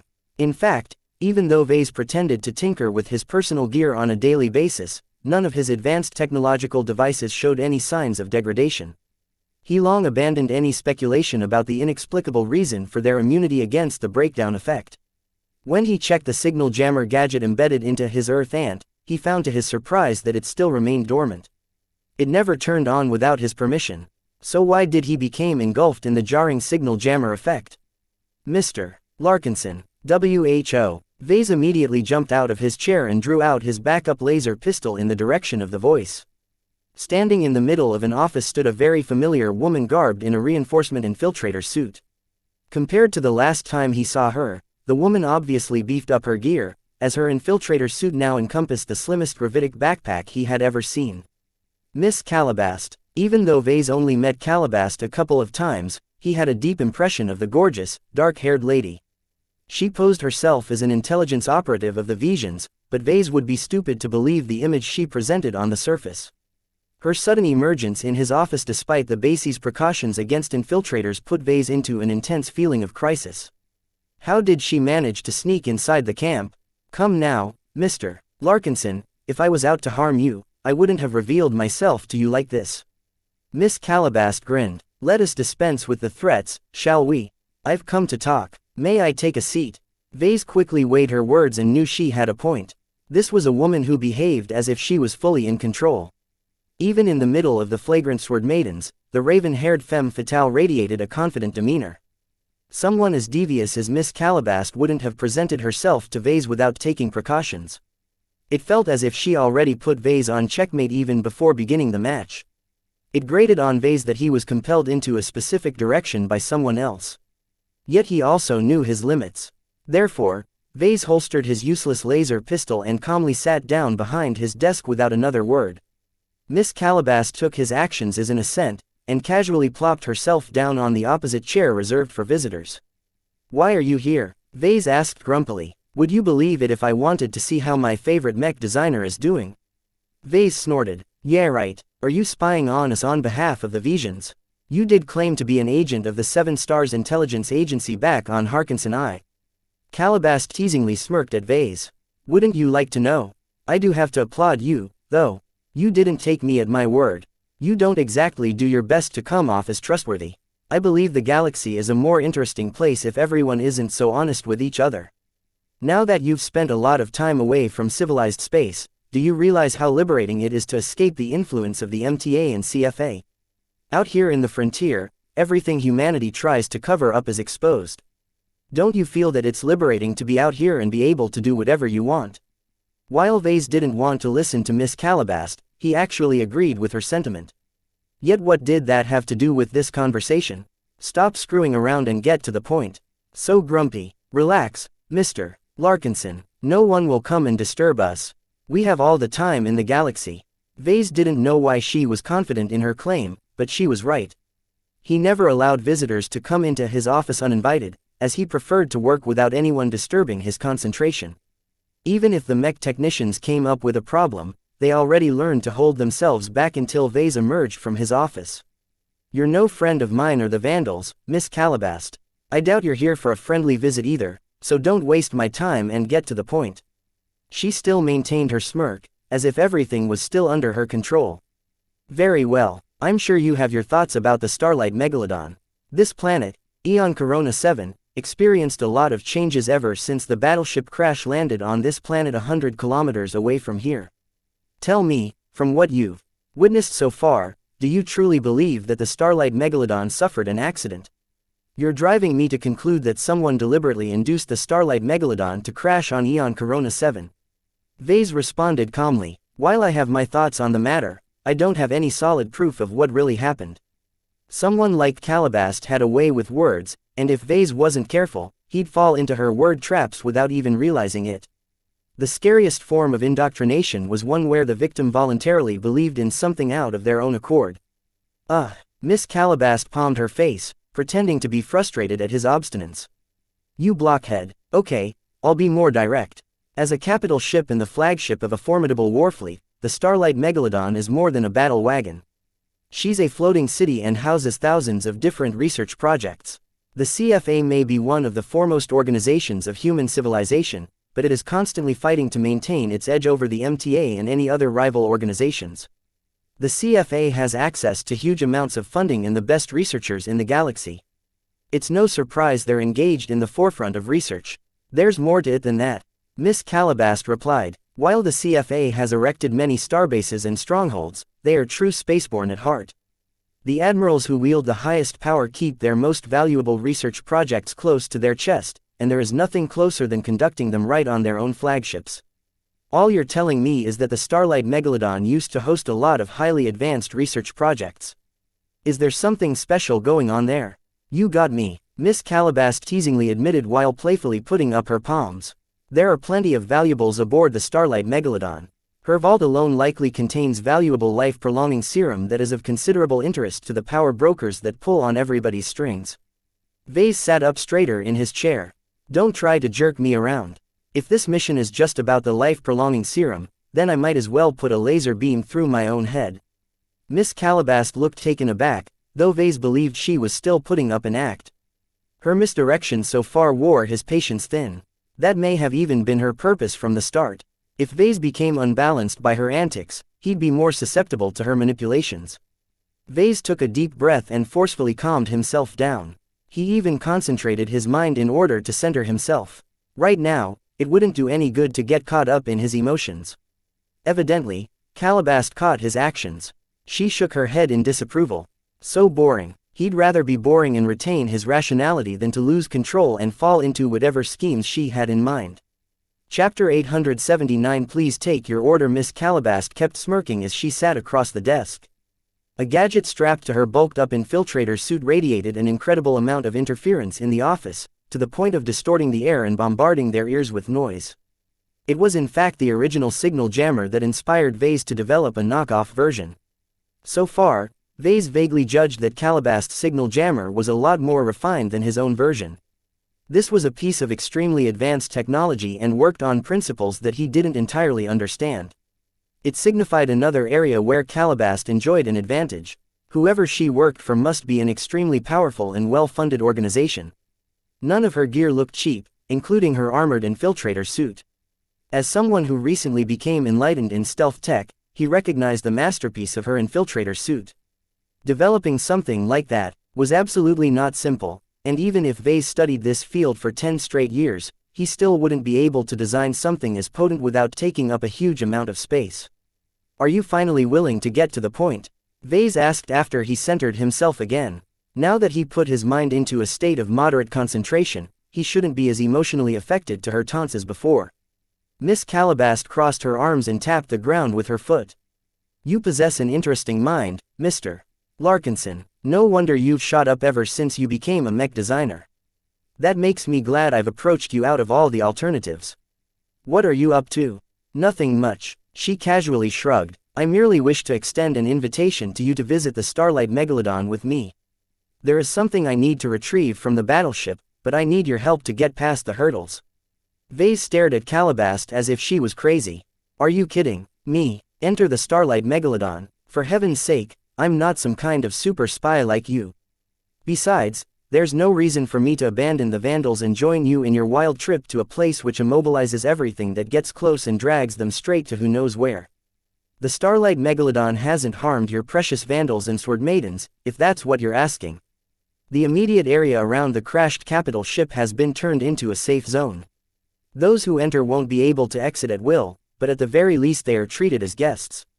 And I'm supposed to take your word for it? Vase raised his eyebrow. This is critical information, especially in light of what I have to say next. She spoke, adopting a seemingly sincere expression. The flagrant sword maidens on the ground stand no chance in the coming battle against Lady Amalia's forces. Your defeat is set in stone.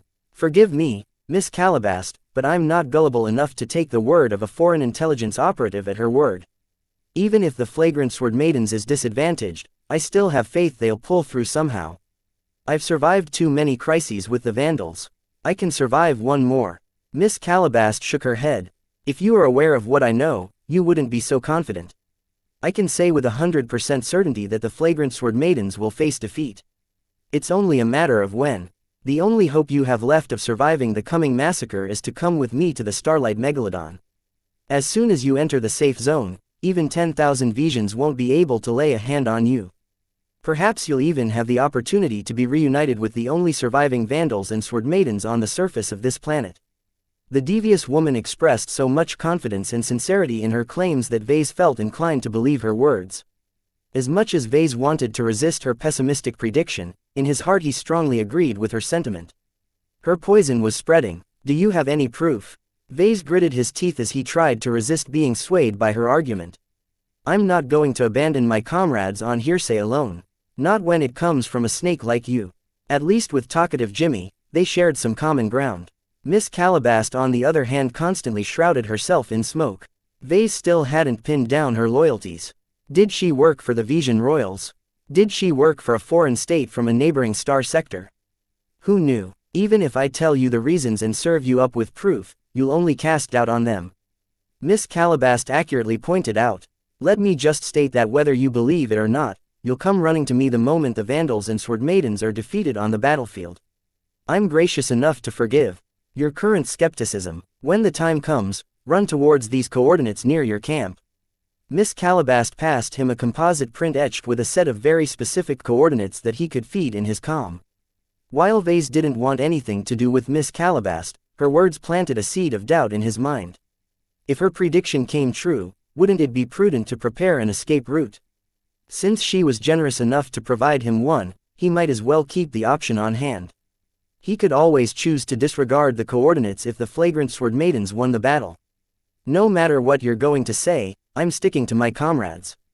He declared. Men, she sighed. Very well, I respect your determination, childish it may be.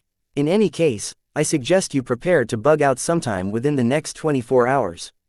While I'm not completely certain when the Visions will launch their attack, they have already begun their final preparations. As much as Vase wanted to believe the flagrant sword maidens would prevail, Miss Calabast made a lot of sense.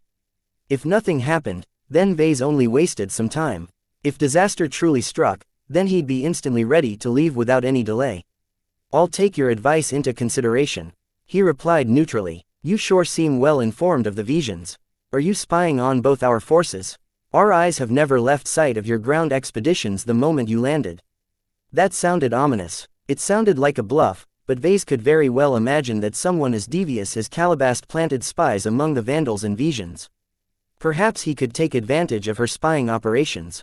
If you're so well informed, do you know what's going on with Venerable Carol Xie? He's the expert pilot we've picked up in the frontier. He originally hailed from the dark plasma star sector and claims to have turned a new leaf. I have reason to believe he is not as committed to the Vandals as he appears. Ah, your stray expert pilot. He's an interesting man. Calabast smirked in amusement. I'll give you a freebie. We've observed your esteemed expert pilot entering into a clandestine meeting with a Vision spy. While I'm not privy to their conversation, the fact that this meeting took place at all should be enough to know his intentions. If either talkative Jimmy or Miss Calabast claimed that Venerable Xie turned his coat, then Vase would still hold his doubts. Yet if both of them separately came up to him with this claim, then Vase couldn't cling to his skepticism any longer. The odds that Venerable Xie might truly be colluding with the Visions became a very real possibility. It would be one thing if the flagrant sword maidens lost their only expert pilot. It would be another thing if Venerable Xie turned the pale dancer against them. The expert pilot probably wouldn't spare Vase either if that was the case. Vase believed the Visions would certainly field at least one expert pilot in the coming battle. If the flagrant sword maidens couldn't constrain the enemy expert pilot, the battle might certainly be lost before they knew it. This might be the main reason why Miss Calabast expressed absolute confidence in their defeat. Obviously, you want something from me. Vase spoke, sure of his guess. Since you approached me in such a friendly manner, I bet that you won't be able to get what you want from me through force. Whatever you need me for at the Starlight Megalodon, is it because of my mech design expertise? Miss Calabast smiled at Vase but declined to respond. Perhaps Vase was on the track, or perhaps made a completely wrong guess and she wanted him to stick to his wrong assumptions. Whatever the case, I bet you'd rather have my willing cooperation. Maybe it has something to do with the so-called safe zone you just talked about. After all, you can't force me to do anything if you aren't able to make good on your threats. What a clever boy, she chuckled, as if she was praising a precocious little kid who attempted to impress her. Vase really wanted to smack her incessant smirk off her face. I believe in win-win situations. In exchange for saving your life and arranging a way back to your fleet, I merely want you to lend your services to me at the Starlight Megalodon. I get what I want out of the battleship while you won't get captured and tortured to death by the Visions. Sounds like a good deal, no? Vase and Miss Calabast entered into another negotiation. The entire reason for her friendly approach and her seemingly generous terms was because she really wanted something that only Vase could provide. While Vase possessed plenty of special qualities, he struggled to come up with a reason why Miss Calabast wanted his help. If she needed a mech designer, she could have approached someone else. Why aren't you approaching one of the many Vision mech designers with your offer? What I can do, they can probably do as well. If they are fully equipped for this mission, then they doubtlessly sent down a genuine journeyman mech designer to accompany their ground forces. Nice attempt at fishing for information. She smirked, instantly seeing through his ploy. It is true that the Visions sent down mech designers that have entered my shortlist. You are simply at the top. However, don't misunderstand your value. If you aren't willing to play along, I still have plenty of alternatives. They are just a bit more troublesome to convince. After all, it's not every day a mech designer is about to go down with the crashing ship that is the ground forces of the flagrant sword maidens. Even so, I'd like to obtain some more sincerity from you. As long as you agree to lend me some favors, I'll be much more inclined to cooperate with any schemes you have in mind. Oh, tell me what you have in mind. First, if the flagrant sword maidens are truly fated to suffer a defeat on the ground, I want to bring someone along with me. Maybe two. Miss Calabast immediately shook her head. It's already a strain to sneak you away from Vision pursuit. As soon as they win the battle, they'll be scouring the camp and the surroundings for any fleeing vandals and sword maidens. I may have a lot of tricks up my sleeve, but even I'm not capable of hiding more than you and I from their carpet search. I really need this. I trust in your capabilities. Either you promise me this, or I'll rather take my chances with the Visions. In fact, Vase was bluffing. He tried his best to compose his face and give nothing away, but so long as Miss Calabast rejected his request, he was willing to continue to play along. If Miss Calabast knew his lack of determination, she didn't show any sign of it. Instead, she contemplated the demand and seemingly reluctantly nodded. I think I can make some adjustments to our means of escape. As long as you don't bring too much gear, I think I can squeeze an extra person. Vase smiled for the first time in their talk. Good, you don't know how much this means to me. Even if I can let go of everyone else, I can't abandon the only person I care about in this expedition. Even if Miss Calabast rejected him, he planned to bring along Keddies to the coordinates anyway. If the Vixen still rejected bringing Keddies along, then Vase was willing to take his chances with using force to save them both. Is there anything else you'd like with your order? Calabast asked with a somewhat irritated voice. Yes, for my second request, I hope you can do something specific for me. He said, since Venerable Xie is committed to betray the Vandals, then we might as well stab his back first. Can you assassinate Venerable Xie for me?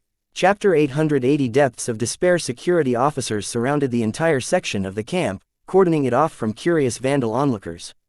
Something serious happened here. Something so serious, it forced Captain Bird and a handful of mech officers and senior staff to visit the site of the incident in question. The pale dancer stood in the middle of an extremely well-equipped workshop. Miss Lisbeth Ada Denmersken bawled out her eyes on Chief Key's shoulder. The other mech technicians assigned under their leadership looked distraught as well. A security officer specialized in investigation exited the cockpit of the dormant pale dancer with a serious expression. He put away his forensic tools and shook his head towards Captain Bird. "What did you find?" Captain Bird asked with a stony face. "Nothing, ma'am. The perpetrator left no trace behind.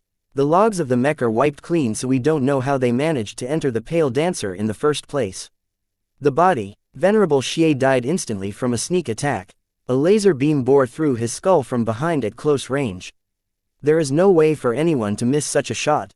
The only question is how the infiltrator managed to get into that position in the first place. Further investigation is required. Captain Bird sighed in resignation. Someone as professional as this won't leave any traces behind for us to find. Prioritize your men on guarding our officers and deterring further assassinations. As for Venerable Xie, the man died an unworthy death.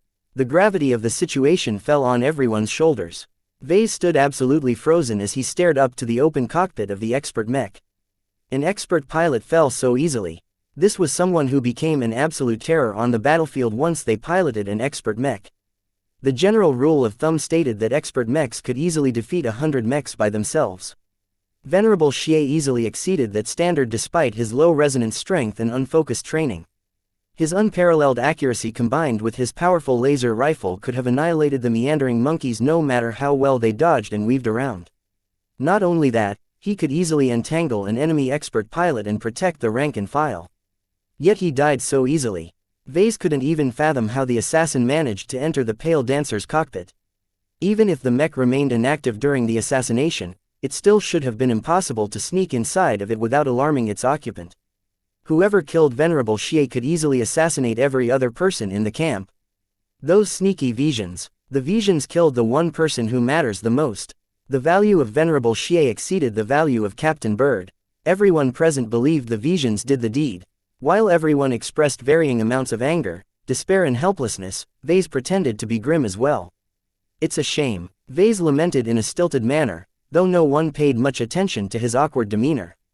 "The visions, they robbed us of our only hope. Venerable Xie didn't deserve to die a dog's death. Now that they lost this crucial figure, the flagrant sword maidens became completely vulnerable to the deprivations of an expert pilot." When Vase posed the request to Miss Calabast earlier, she didn't accept immediately. In fact, she looked like she adamantly wanted to refuse the request. "Assassinating an expert pilot is no joke," she responded, even dropping her smirk. "They're highly trained soldiers and possess superhuman reflexes. Their danger sense is off the charts. Do you think it's easy to assassinate an expert pilot? Even if the MTA prohibited the practice, we still won't do it. 1. Slip up and the one who kills won't be us, but him. An expert pilot is a monster in battle even without a mech."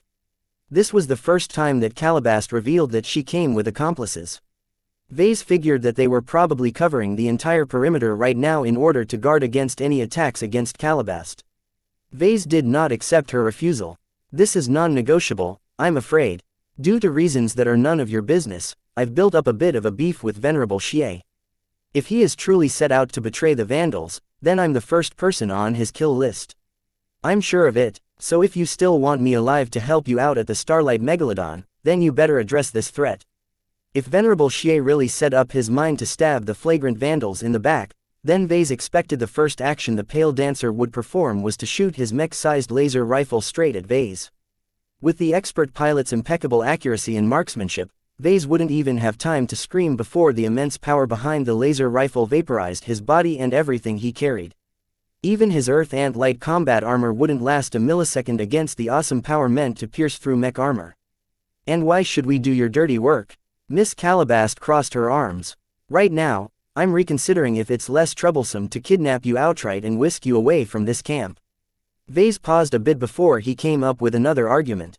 "No matter if Venerable Xie is colluding with the Visions, there's a chance he's merely pretending. Killing him will weaken the flagrant Vandals and impact their morale. It could be said that our defeat is pretty much set in stone if he dies. Won't our quick defeat benefit you more?" Calabast smirked again. "You make a good point, though you are basically condemning one of the only potential hopes of your mech regiments to death. How callous of you. Do the lives of the flagrant Vandals and Lydia's sword maidens truly mean nothing to you? I'm pretty confident that this is the best course of action for us." Better take an unstable factor off the board than to hope it plays out for us. Miss Calabast eventually acquiesced to his request and left shortly after. It didn't take more than an hour after the initial alarm sounded out throughout the camp. Only after Vase saw the aggrieved and hopeless expressions of the other vandals did Vase realize the immense amount of harm his request had wrought. His actions led to the death of one of the biggest pillars of the flagrant vandals. The news leaked out to the rest of the flagrant sword maidens just minutes later. A news as explosive as this couldn't be hidden for long, and Captain Bird figured it was better to release the news right away rather than to have it explode at a more inopportune time. All the Mech officers went out in force to rally the men and prevent them from acting out, but there was no question that their morale plummeted like a rock sinking into an ocean. Surprisingly enough, hatred against the Visions intensified. The assassination of an expert pilot crossed all the lines, and the Vandal Mech pilots each vowed to take revenge for their fallen champion. They would not rest until they killed as much Visions as they could on the battlefield. In the meantime, Vase suggested he do something about the Pale Dancer to Captain Bird. "Captain, none of our Mech pilots can pilot the Pale Dancer anymore. Even an expert candidate like Captain Orphan is unable to do anything with it. I suggest we process the expert Mech and render it useless." Captain Orphan looked incredibly haggard as she tried to prevent the collapse of the flagrant vandals. "You want to spoil the Pale Dancer before the Visions get their hands on it? Is there truly no way of making use of the Mech?" Vase shook his head. "You know as well as I do that it takes an exceptional Mech pilot to be able to pilot an expert Mech. Advanced pilots can just forget about it. The strain will fry their nerves before they can even make the Pale Dancer take a single step." The Mech captain paused in indecision. The Pale Dancer was Venerable Xia's personal expert Mech, and originated from the Dark Plasma Star sector. Its presence served as a symbol, even with the death of its original owner and Mech pilot. To dismantle it meant that the Vandals admitted that they didn't believe themselves to be capable enough to protect Venerable Xia's legacy. The expert Mech of any fallen expert pilot would never be discarded like a piece of trash. The highest honor an orphaned expert Mech could enjoy was to assign it to another compatible expert pilot so that its mission upon inception continued. This was the respect that expert Mechs deserved. While Vase respected Mechs like any other, he prioritized his safety even more. Even if Vase wrecked the neural interface or replaced it with a fresh dummy, a good Mech designer would still be able to notice the discrepancies. Expert Mechs came with so many advanced systems that Vase couldn't ensure that any one of them left some clues behind that hinted at his misdeeds. Therefore, Vase wanted to be extra certain and destroy the Mech, just in case. As for Captain Bird, seeing as defeat loomed over their heads, she eventually nodded. "Do it. Don't leave any useful scraps behind for the Visions." With her permission, Vase brought over a couple of Mech technicians and depressingly began to dismantle it piece by piece. Using other Mechs and heavy tools, they practically vandalized the Pale Dancer. Delicate parts got smashed or stepped upon, hardy armor plating became deformed or melted into a puddle of slag under the application of extreme heat. Such a crude way of destroying the components of an expert Mech partially ruined the special traits of the highly valuable exotics laced in their structure. Exotics with their myriad of effects and remarkable properties served as the core of the functioning of any expert Mech, and all of them possessed some energetic activity. Due to their active states, exotics needed to be handled carefully. The moment their energetic activity leaked or ran out of control, the exotics degraded into mundane minerals. What Vase directed over the course of 3 hours was the systematic spoiling of tens billions of credits worth of exotics. Each second that passed, millions of credits worth of exotics got ruined due to their incredibly rough treatment. This was pouring money down the drain. At the end of the spoiling process, nothing remained of the pristine white Mech. The fast, accurate and agile rifleman Mech suffered an ignoble death off the battlefield, just like its former master. Neither Venerable Xia or the Pale Dancer deserved to meet their ends behind enemy lines. Yet they both fell at the hands of Vase because they posed a threat to his freedom and safety. "I'm not sorry," he whispered to himself as he watched the pile of slag and crushed components being carted onto a fast transport to be scattered over a wide area. Why should he feel sorry? He was merely defending his interests. Even the prestige of an expert pilot didn't stop him from requesting Miss Calabast from arranging an expert pilot's death. Vase was merely surprised she acted so decisively and with such overwhelming success. She even managed to leave no trace behind, allowing the dastardly Visions to take the blame instead. He admired her capable and elegant handling of this problem. Vase could learn a thing or two about her methods. Still, she's extremely well equipped and has a lot of capable subordinates. Under the wing, I'll have to build up my own capabilities before I can replicate such a feat. His fear and apprehension towards the inscrutable Miss Calabast increased, but his admiration rose as well. If Vase possessed the same capabilities, he would have a lot more options available to him.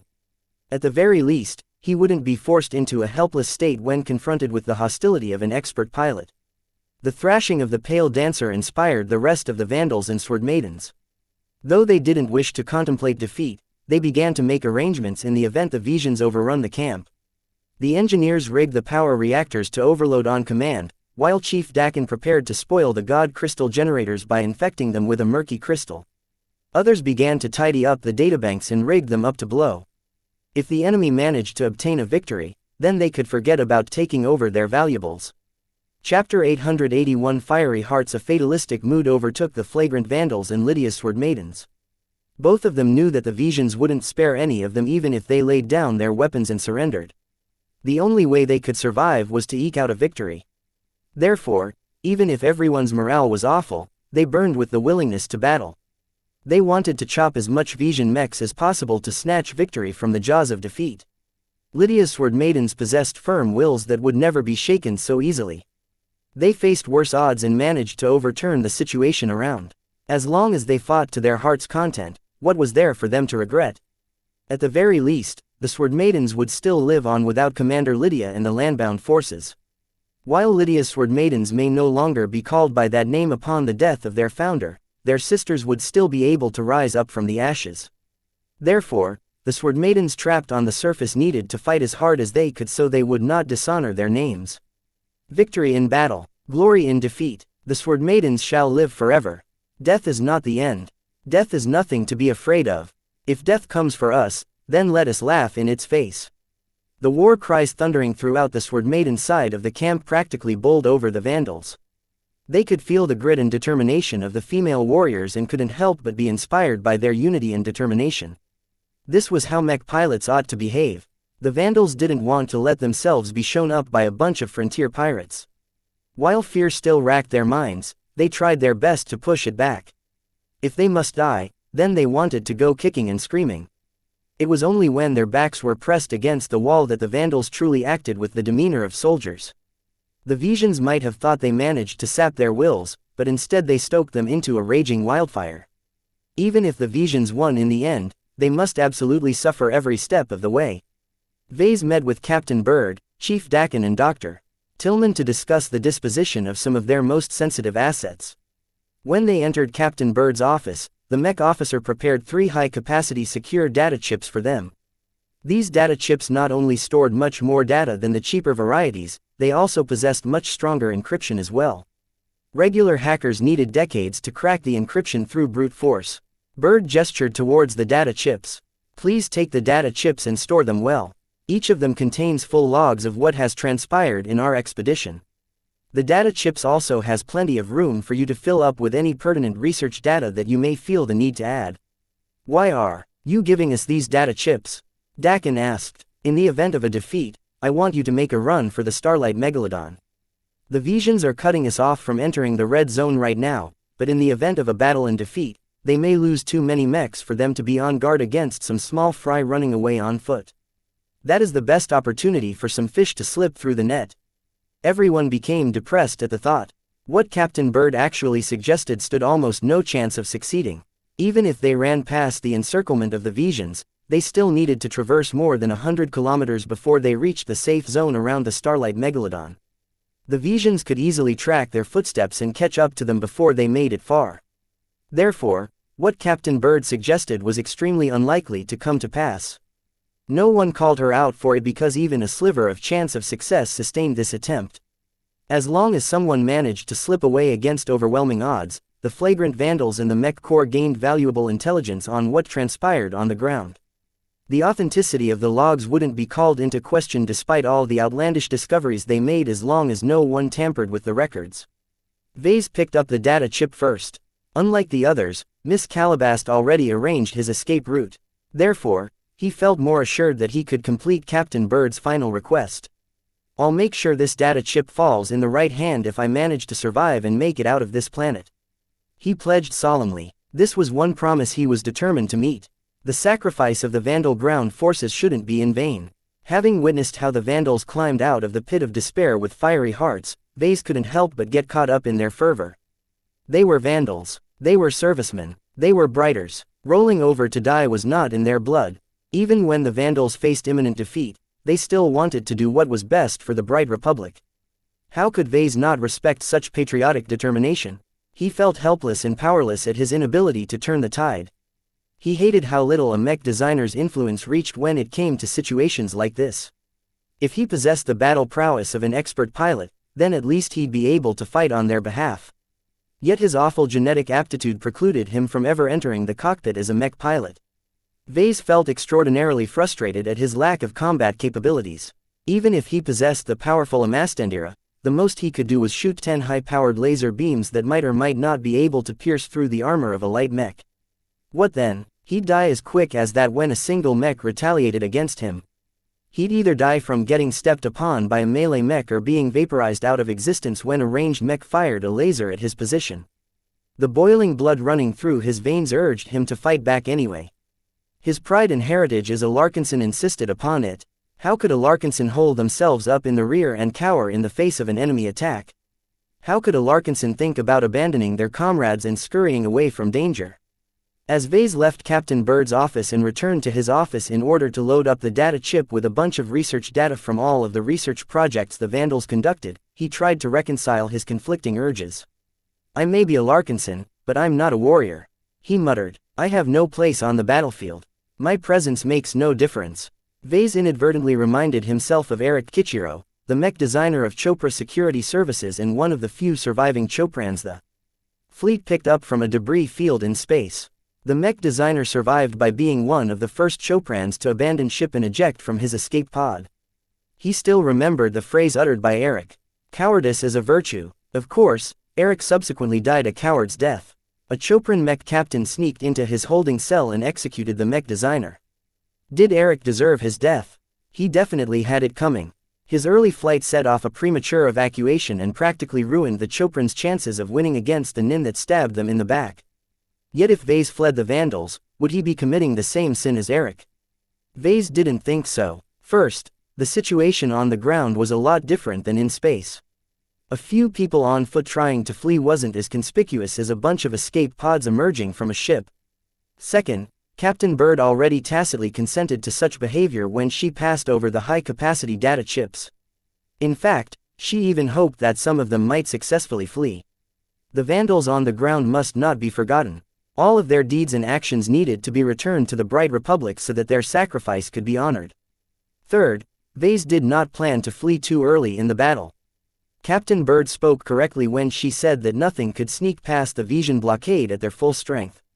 Perhaps the means arranged by Miss Calabas might be an exception, but even then their chances of success became much greater if they fled at a time the Visions incurred the maximum amount of losses possible. Cowardice is not a virtue. Vase concluded as he finished stuffing the data chip with all the research data he found valuable enough to carry away. Cowardice is a sin. To flee from battle was a natural tendency. To fear death and value your own life was as human as it got. Yet Eric's actions accelerated the downfall of the Choprans. Vase decided not to flee before the battle became decided. After Vase finished stowing away the high-capacity data chip in a secure slot in his Earth Ant, he spent some time to prepare some supplies. Aware that he couldn't bring too much, he mostly limited himself to carrying nutrient packs, water, a medical kit, batteries and some extra tools.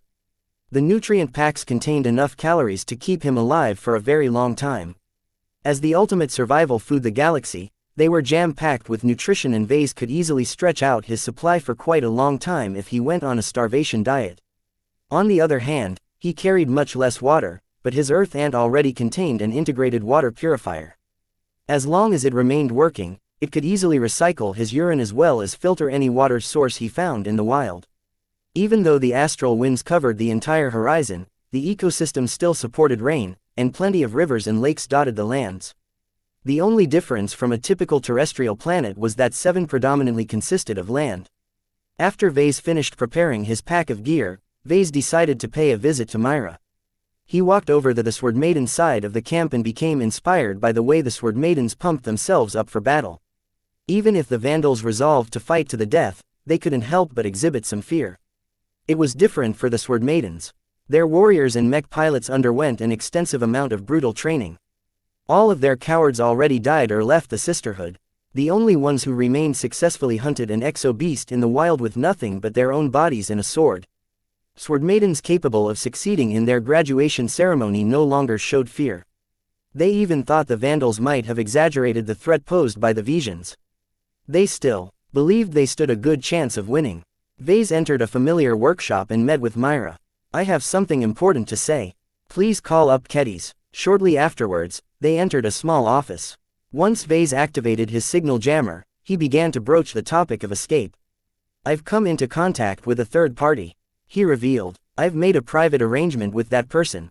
In the event of a defeat, the third party is willing to sneak me to the safe zone around the Starlight Megalodon and save me from Vision pursuit. I managed to negotiate the right to bring along an extra." The pirate designers frowned. Kedis still remained a little confused, but Myra's eyes grew sharp. The news that a third party might be staring at the flagrant Sword Maidens and Visions particularly caught her attention. "Is this supposed third party trustworthy in any way?" "No," Vase admitted. "I don't even know who she really is or who she works for. However, I think she's sincere enough because she needs my cooperation with certain matters. The point is that I may have a way of giving Kedis a way out." "Hey," Kedis growled, "if anyone's getting away, it should be Myra. The Sword Maidens in the fleet still need her. I know my worth. I'm a nobody right now." Myra immediately cut in, causing Kedis to halt. "Absolutely not. In no way will I allow this opportunity to fall on anyone else but you. Although the offer from Vase sounds dubious, if anyone among us deserves an out, it should be you." "But why?" "Because I'm old, and you're young." Vase stood by the side, not wanting to intervene. He felt touched by their selflessness and willingness to sacrifice themselves.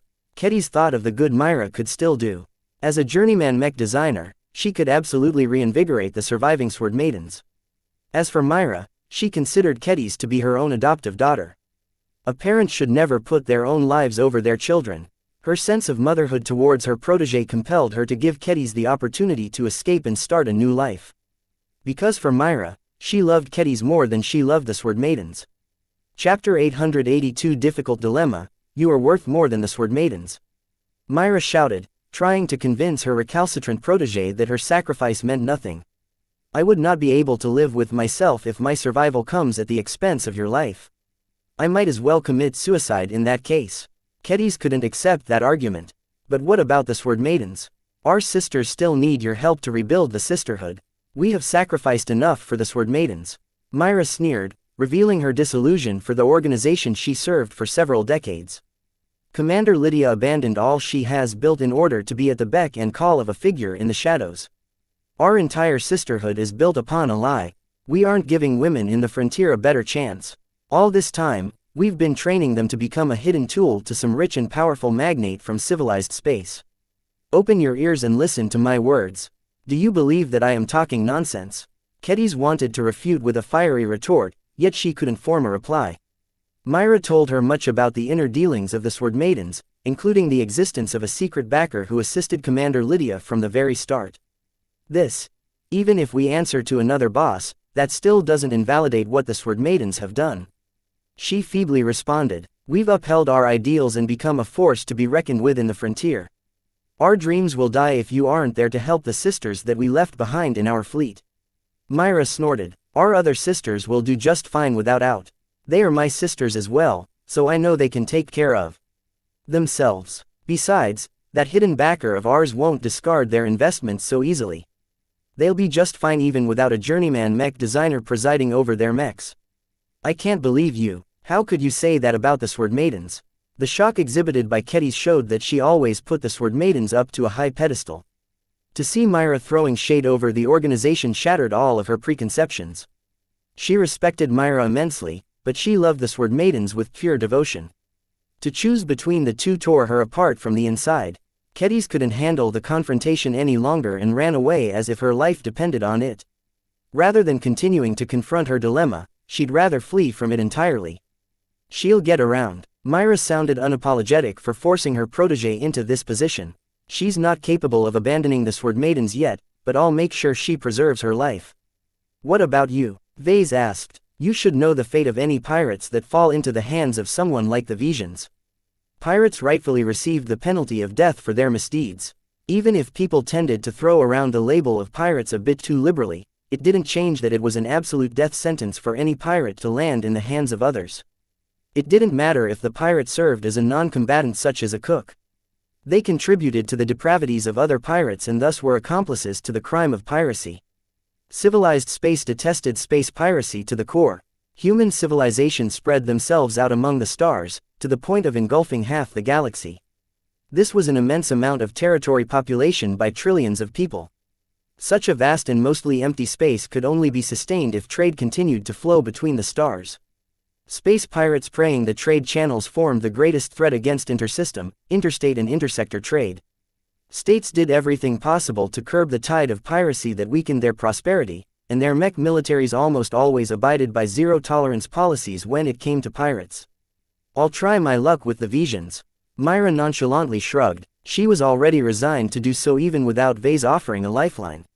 Even though pirate designers are worthy of death, I don't believe I've ever accrued a bounty. I'm different from the fugitive mech designers who committed heinous crimes and has been forced to flee to the frontier. I'm a complete unknown, and as a journeyman mech designer, I am more valuable alive than dead. Vase realized what kind of hope that represented. You hope the Visions will take a shine on your ability and use you for their own ends. The chance of that happening is not high. If the Visions back home know they employ a pirate designer, they'll catch a lot of flack. They'll have to keep me hidden and locked up in a secret base, then. She shrugged. It's better than nothing. As long as I cooperate and lend my expertise to my captors, I'll be treated with respect. That's far better than being captured by pirates. It still left a lot of question marks behind. Back when he studied mech design, Vase heard whispers about unscrupulous entities kidnapping mech designers and forcing them to work on shady projects at gunpoint. Some mech designer students dismissed such stories as conspiracy theories. Vase initially took such rumors with a grain of salt, but with his experiences so far he knew better than to dismiss such stories. Journeyman mech designers may not be as rare as expert pilots, but it took a considerable amount of effort to secure the services of one. Novice mech designers were as numerous as the stars in the galaxy, while apprentice mech designers flooded the labor market. It didn't take much effort to hire some average mech designers, though it was unlikely someone would be able to procure the services of talented apprentices. Those with actual ability already succeeded in running their own mech companies. While good and bad journeyman mech designers existed, even the worst of them could easily surpass some of the best apprentices. Only extremely powerful organizations and mech militaries had the power, wealth and influence to employ them as large numbers. Some of them also continued to serve under seniors and masters in the hopes of advancing their learning. Still, an overwhelming amount of journeymen set up independent businesses. This was why procuring the services of even one journeyman took quite a bit of effort. Each one could easily worth billions of credits in the amount of value they offered through their services. Simply put, someone like Myra was pretty much a walking bag of money. Of course, it wouldn't be easy to squeeze this much value out of a mech designer, and it took a lot of time for the payoff to be worth the effort. However, a considerable amount of value could be gained over time. The more Vase thought about it, the more it sounded plausible to his ears. Still, once Myra fell into the hands of the Visions, they would never let go. Are you prepared for what might be in store for you, Myra? Your life may end in that secret base. She smiled ruefully at Vase. It is not the worst retirement I've heard. Pirates generally don't get to live old age. I think some peace and quiet while I get to pursue my craft without any outside concerns is rather attractive compared to roaming the frontier. I hope they'll treat you right when the time comes. I'll look for you after the war for Katiza's sake. Don't. Only trouble will come your way. Wait until either of you advance to senior. Only then will you have the leverage to seek me out. Vase respected her decision and her willingness to sacrifice everything for Ketiz. As for advancing to senior, even if he felt confident about his chances of advancing quickly due to his advantages, it would still take a couple of decades for him to reach that height. After he left Myra's workshop, he returned to the Vandal side of the camp and joined the final preparations of the fight. Much of the camp had been booby-trapped or rigged to blow. The only reason why the Vandals and Sword Maidens hadn't ruined anything yet besides the Pale Dancer and some other sensitive goods was because they still hoped they might prevail in the coming battle. A couple of tense hours went by as the drums of war rang louder and louder. The Vision scout mechs changed their patterns. Seismic sensors faintly detected large amount of heavy objects approaching the flagrant sword maidens. In order to prevent the camp from suffering any collateral damage, Commander Lydia and Captain Bird decided to force the engagement a dozen kilometers from the camp. They brought most of their combat-capable mechs to their chosen site, which granted them a small elevation and terrain advantage, and dared the Visions into attacking their lines straight away. A dozen kilometers was far enough that the camp and the supply train wouldn't be affected by collateral damage. The distance was also close enough for the main combat force to cover the camp in the event the Visions wanted to circumvent them and hit their weakest point. For a battle of this magnitude, the commanding officers didn't stay back this time to lead the troops from the rear. Commander Lydia and Captain Bird both decided to enter the fray in their mechs. Commander Lydia piloted a custom Silver Valencia, while Captain Bird piloted a spare rifleman mech. Vase took up his usual post inside the temporary command center. He could still contribute a lot to the battle by analyzing the enemy mechs and pinpointing their weak points. He had no intention of fleeing early like Eric Kichiro once did. As the head designer of the Vandals, Vase enjoyed a high position among the Vandals. Subsequently, he became subject to a lot of scrutiny. There would be hell to pay for him if he fled without good cause. Vandals, I won't lie to you. This will be a hard fight. Captain Bird began her speech. Every Vandal listened to her projection no matter if they resided in a cockpit or stood by back in camp. This will be the battle of our lives. The hatred between us and the Visions is irreconcilable. They'll never let us go if we end up in their hands. Since we're already marked for death, we might as well take as much of their lives in the process. Because you know what? Because we are the flagrant Vandals. We take what is ours. We take what is ours. Everyone echoed in unison. Even Vase joined in. We take what is ours. We take what is ours. Captain Bird's projection grinned. For the first time since he saw her, the mech captain actually looked inspiring. Vase figured that she specifically practiced for this speech beforehand. Someone else may have even written this speech for her as well. Since the founding of the flagrant Vandals, we've been called pirates, we've been called scoundrels, we've been called scum who don't belong in the mech corps. Ha, we've fought and bled as much as any other mech regiment. We've seen our fair share of combat and do the dirty work that others aren't willing to do. The way I see it, our naysayers are right. We're thieves. We are stealers of lives, and right now hundreds of trained Vision mech pilots are delivering their lives to our doorsteps. Kill them. Steal their lives. The Vandal mech pilots entered a state of utmost preparedness. All of their mechs had been checked by overworked mech technicians, and Vase spent as much time as he could to personally tune them up. All of them waited for the Visions to arrive. The seismic sensors continued to track the slow approach of an enormous mass of heavy footsteps. The decisive battle loomed. They're coming. According to the seismic sensors, the number of mechs approaching the main lines likely numbered around 500. They already outnumbered the flagrant sword maidens by a small margin. While it still left the defenders with some hope for victory, Vase knew that quantity didn't count for everything. Chapter 883 Set-piece battle. No more doubt plagued the Vandals and sword maidens. Now that the Visions arrived at their doorsteps, the unruly mech pilots all calmed down. In a battle for survival, doubt led to defeat. With roughly 400 to 500 mechs deployed on each side, the front line stretched for kilometers. The temporary headquarters only managed to keep in touch with all of their mechs through the use of relays. The environment imposed many restrictions on the battle. The interference in the air this close to the red zone hindered communications and discouraged both sides from spreading their mechs thin. It would be too easy to become isolated and cut off from backup. The heavy gravity also complicated the fighting. The flagrant sword maidens previously tore apart the caged tongs by surrounding their mechs and taking out their gravitic backpacks first. Without their personal anti-grav fields, the afflicted mechs became forced to fight against 6 times normal gravity. This practically crippled a mech's combat effectiveness. Not only that, the high energy consumption of gravitic backpacks discouraged long, drawn-out engagements that typically happened when hundreds of mechs clashed against each other on land. Most land-bound engagements actually took place over multiple days. Battles in virtual games such as Iron Spirit didn't serve as an accurate example of how they were ordinarily fought because their endurance and supply situation were subject to artificial restrictions in order to hurry them up. The main reason why the Visions moved ahead with a frontal clash was because they couldn't sustain the enormous energy expenditure of lengthy medium-intensity battle.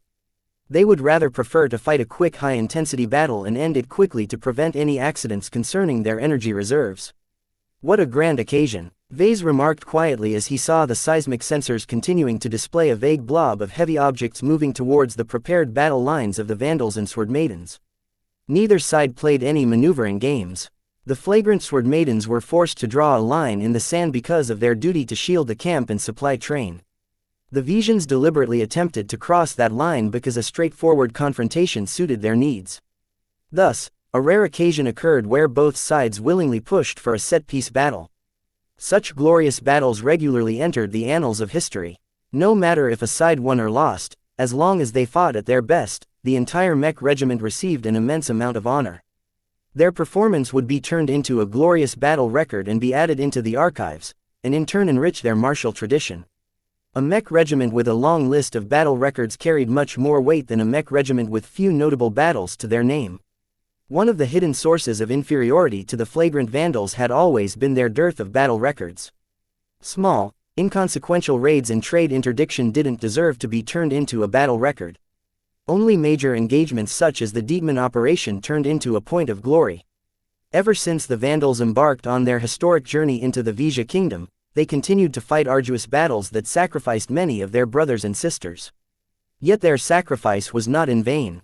Not only did they accomplish their mission or survive time and time again, the battles also contributed to the elevation of the flagrant Vandals.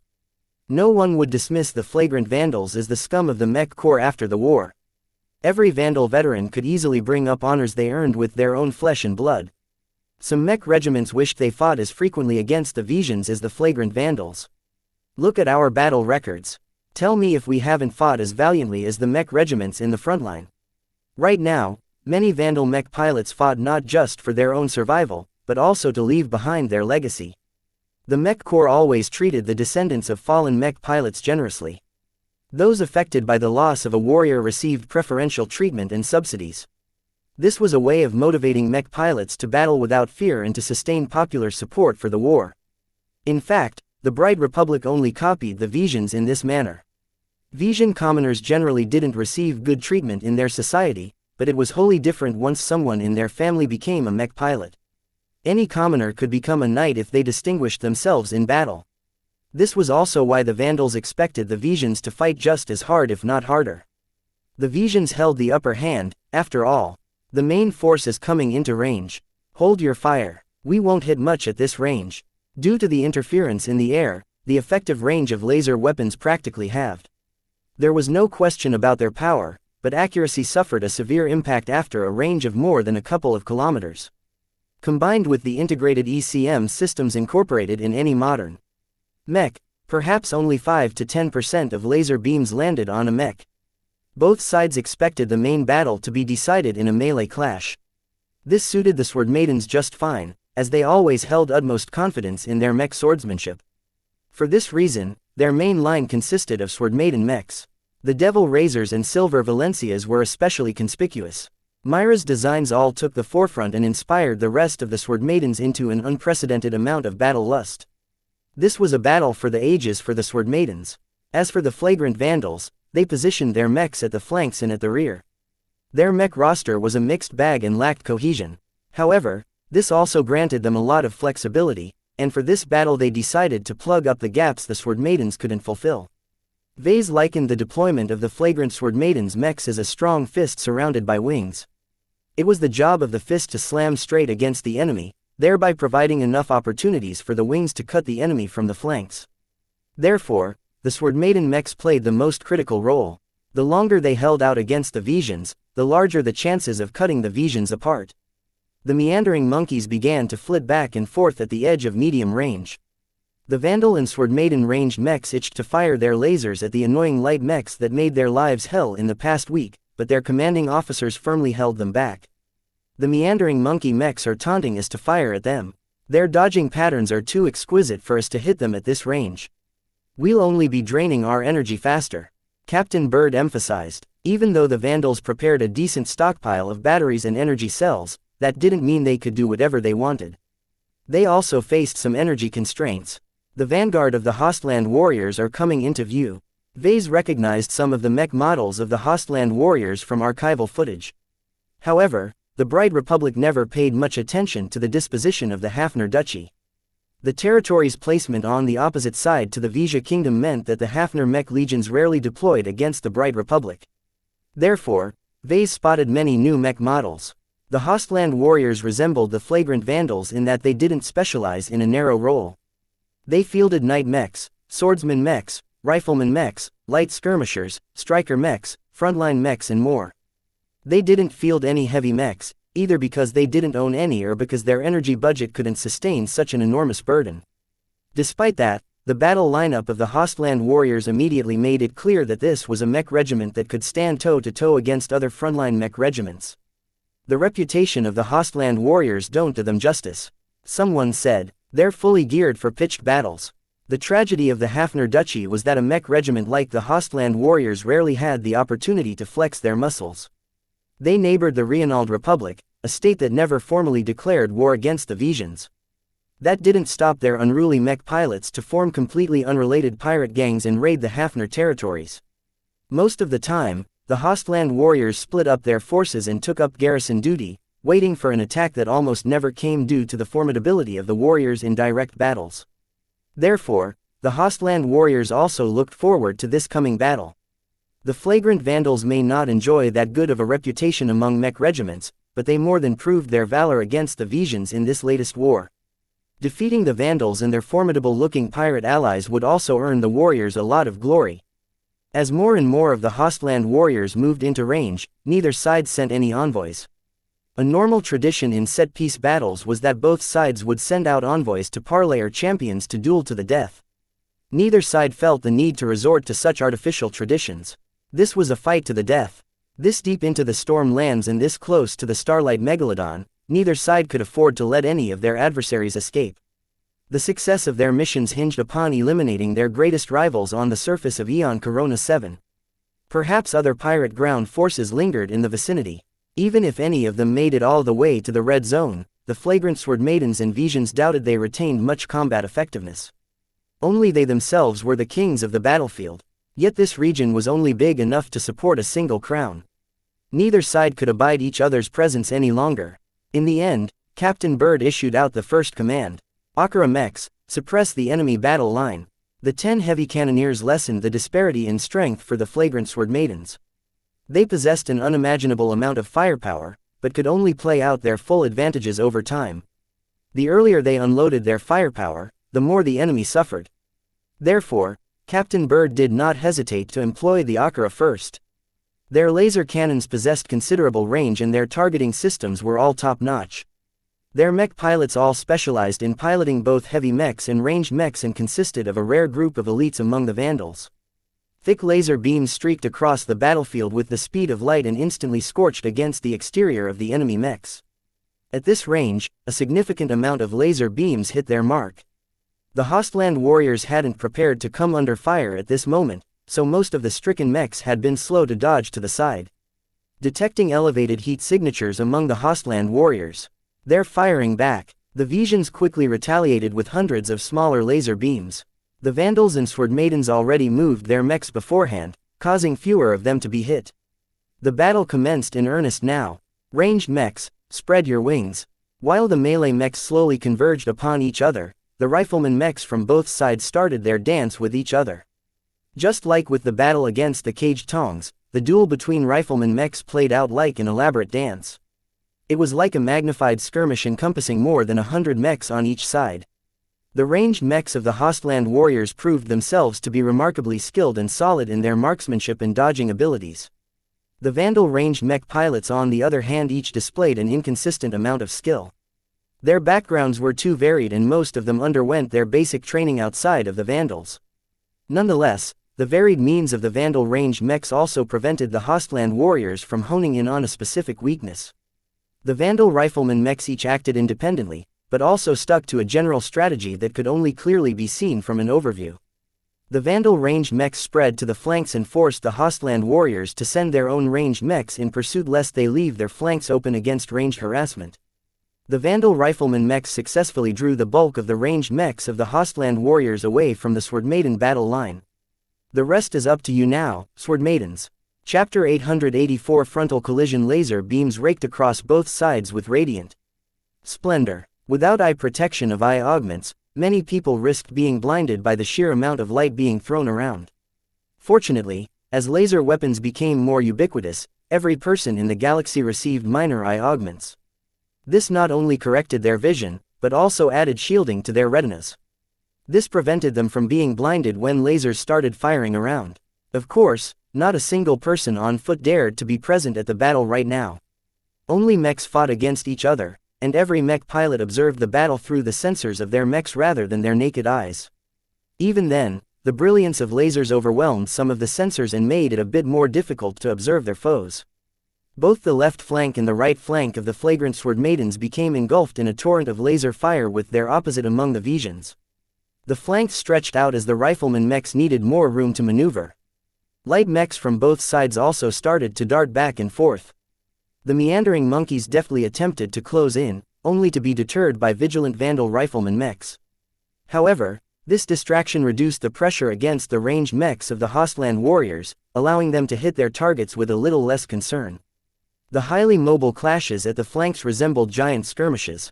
Due to the distance and the inherent damage potential of laser rifles, it would take a long time before a large amount of casualties emerged. For now, the flanks remained at an equilibrium. Neither side sent any further reinforcements to tip the balance of the scales. Instead, they devoted most of their efforts at the center. The Sword Maiden mech pilots are running out of patience. A Vandal sitting behind a sensor console yelled. They're about to surge forward. Tell them to hold out longer. Let the enemy come to us. It's no use. Even Commander Lydia can't keep her own Sword Maidens in line. Commander Lydia enjoyed a vast amount of respect from her subordinates, but the Sword Maidens had been trained to act decisively and ferociously when it came to battle. Even their founder's prestige failed to hold them back. This was the product of specific training. It turned the Sword Maidens into great berserkers but awful soldiers. The Vandals commanding at the rear in the temporary headquarters all looked at each other in dismay. They already kept an eye on the Sword Maidens for this kind of behavior, but they couldn't believe these female pirates could be stubborn. Captain Bird patched in from her rifleman mech. As of now, she stuck to the main line instead of joining the other rifleman mechs at the flanks. She was much closer to the Sword Maiden mechs and thus knew exactly how little patience their allies had left. Switch to Plan B. If the Sword Maidens are so eager to charge forward, then we should do everything to support them from the sides and rear. Prepare to move out. Yes, Captain. The Vandals learned their lessons. This time, they formed a battle plan with the assumption that the Sword Maidens charged straight at the enemy battle lines. The Vandals may not be able to exert any control over the actions of their allies, but they could always accompany the Sword Maidens and fight at their side. They're off. Hundreds of Sword Maiden mechs poured forward in an incredible if uncoordinated tide. There was no hint of formation or coordination in their charge. The faster mechs ran ahead of the slower mechs. The Silver Valencias, which served as the prestige mechs of the Sword Maidens, boldly took up the vanguard position and attracted a lot of errant laser fire. The Hostland warriors mostly emphasized melee mechs, but many of these mechs came equipped with laser pistols that dealt light damage and ran out of energy fairly quickly. Nonetheless, the warrior mechs negated the inherent disadvantages of their weapons by concentrating their firepower. Their target, the Silver Valencias. However, these upgraded swordsman mechs designed by Myra made use of premium compressed armor plating produced at Maligan's pitstop. Compressed armor was a rarity in the frontier and the Sword Maidens invested heavily in procuring all of this plating.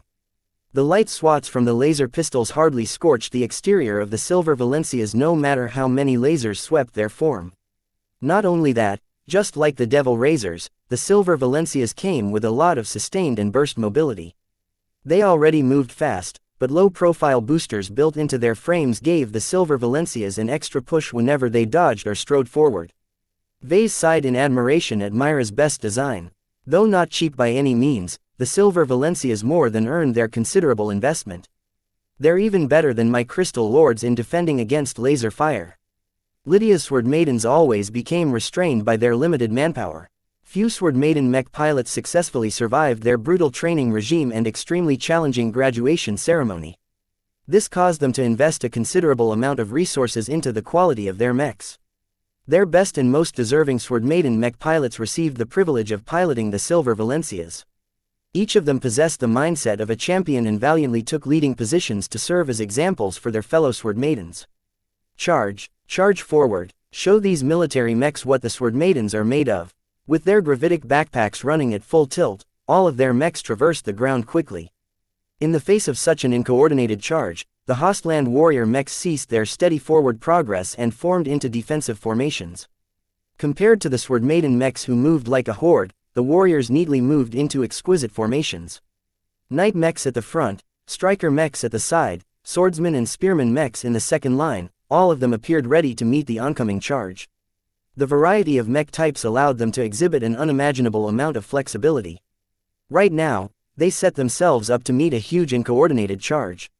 As long as they blunted the charge and prevented the Sword Maidens from breaking through, they could easily bog down the rabid Sword Maidens and exploit their weaknesses in defense. Yet the charge of the Sword Maidens arrived with much greater ferocity than the Hostland warriors expected. What is this? The intelligence reports stated that these are pirates. How come they're so powerful? The Sword Maiden mechs struck with their great swords with the full weight of their momentum behind the initial blow.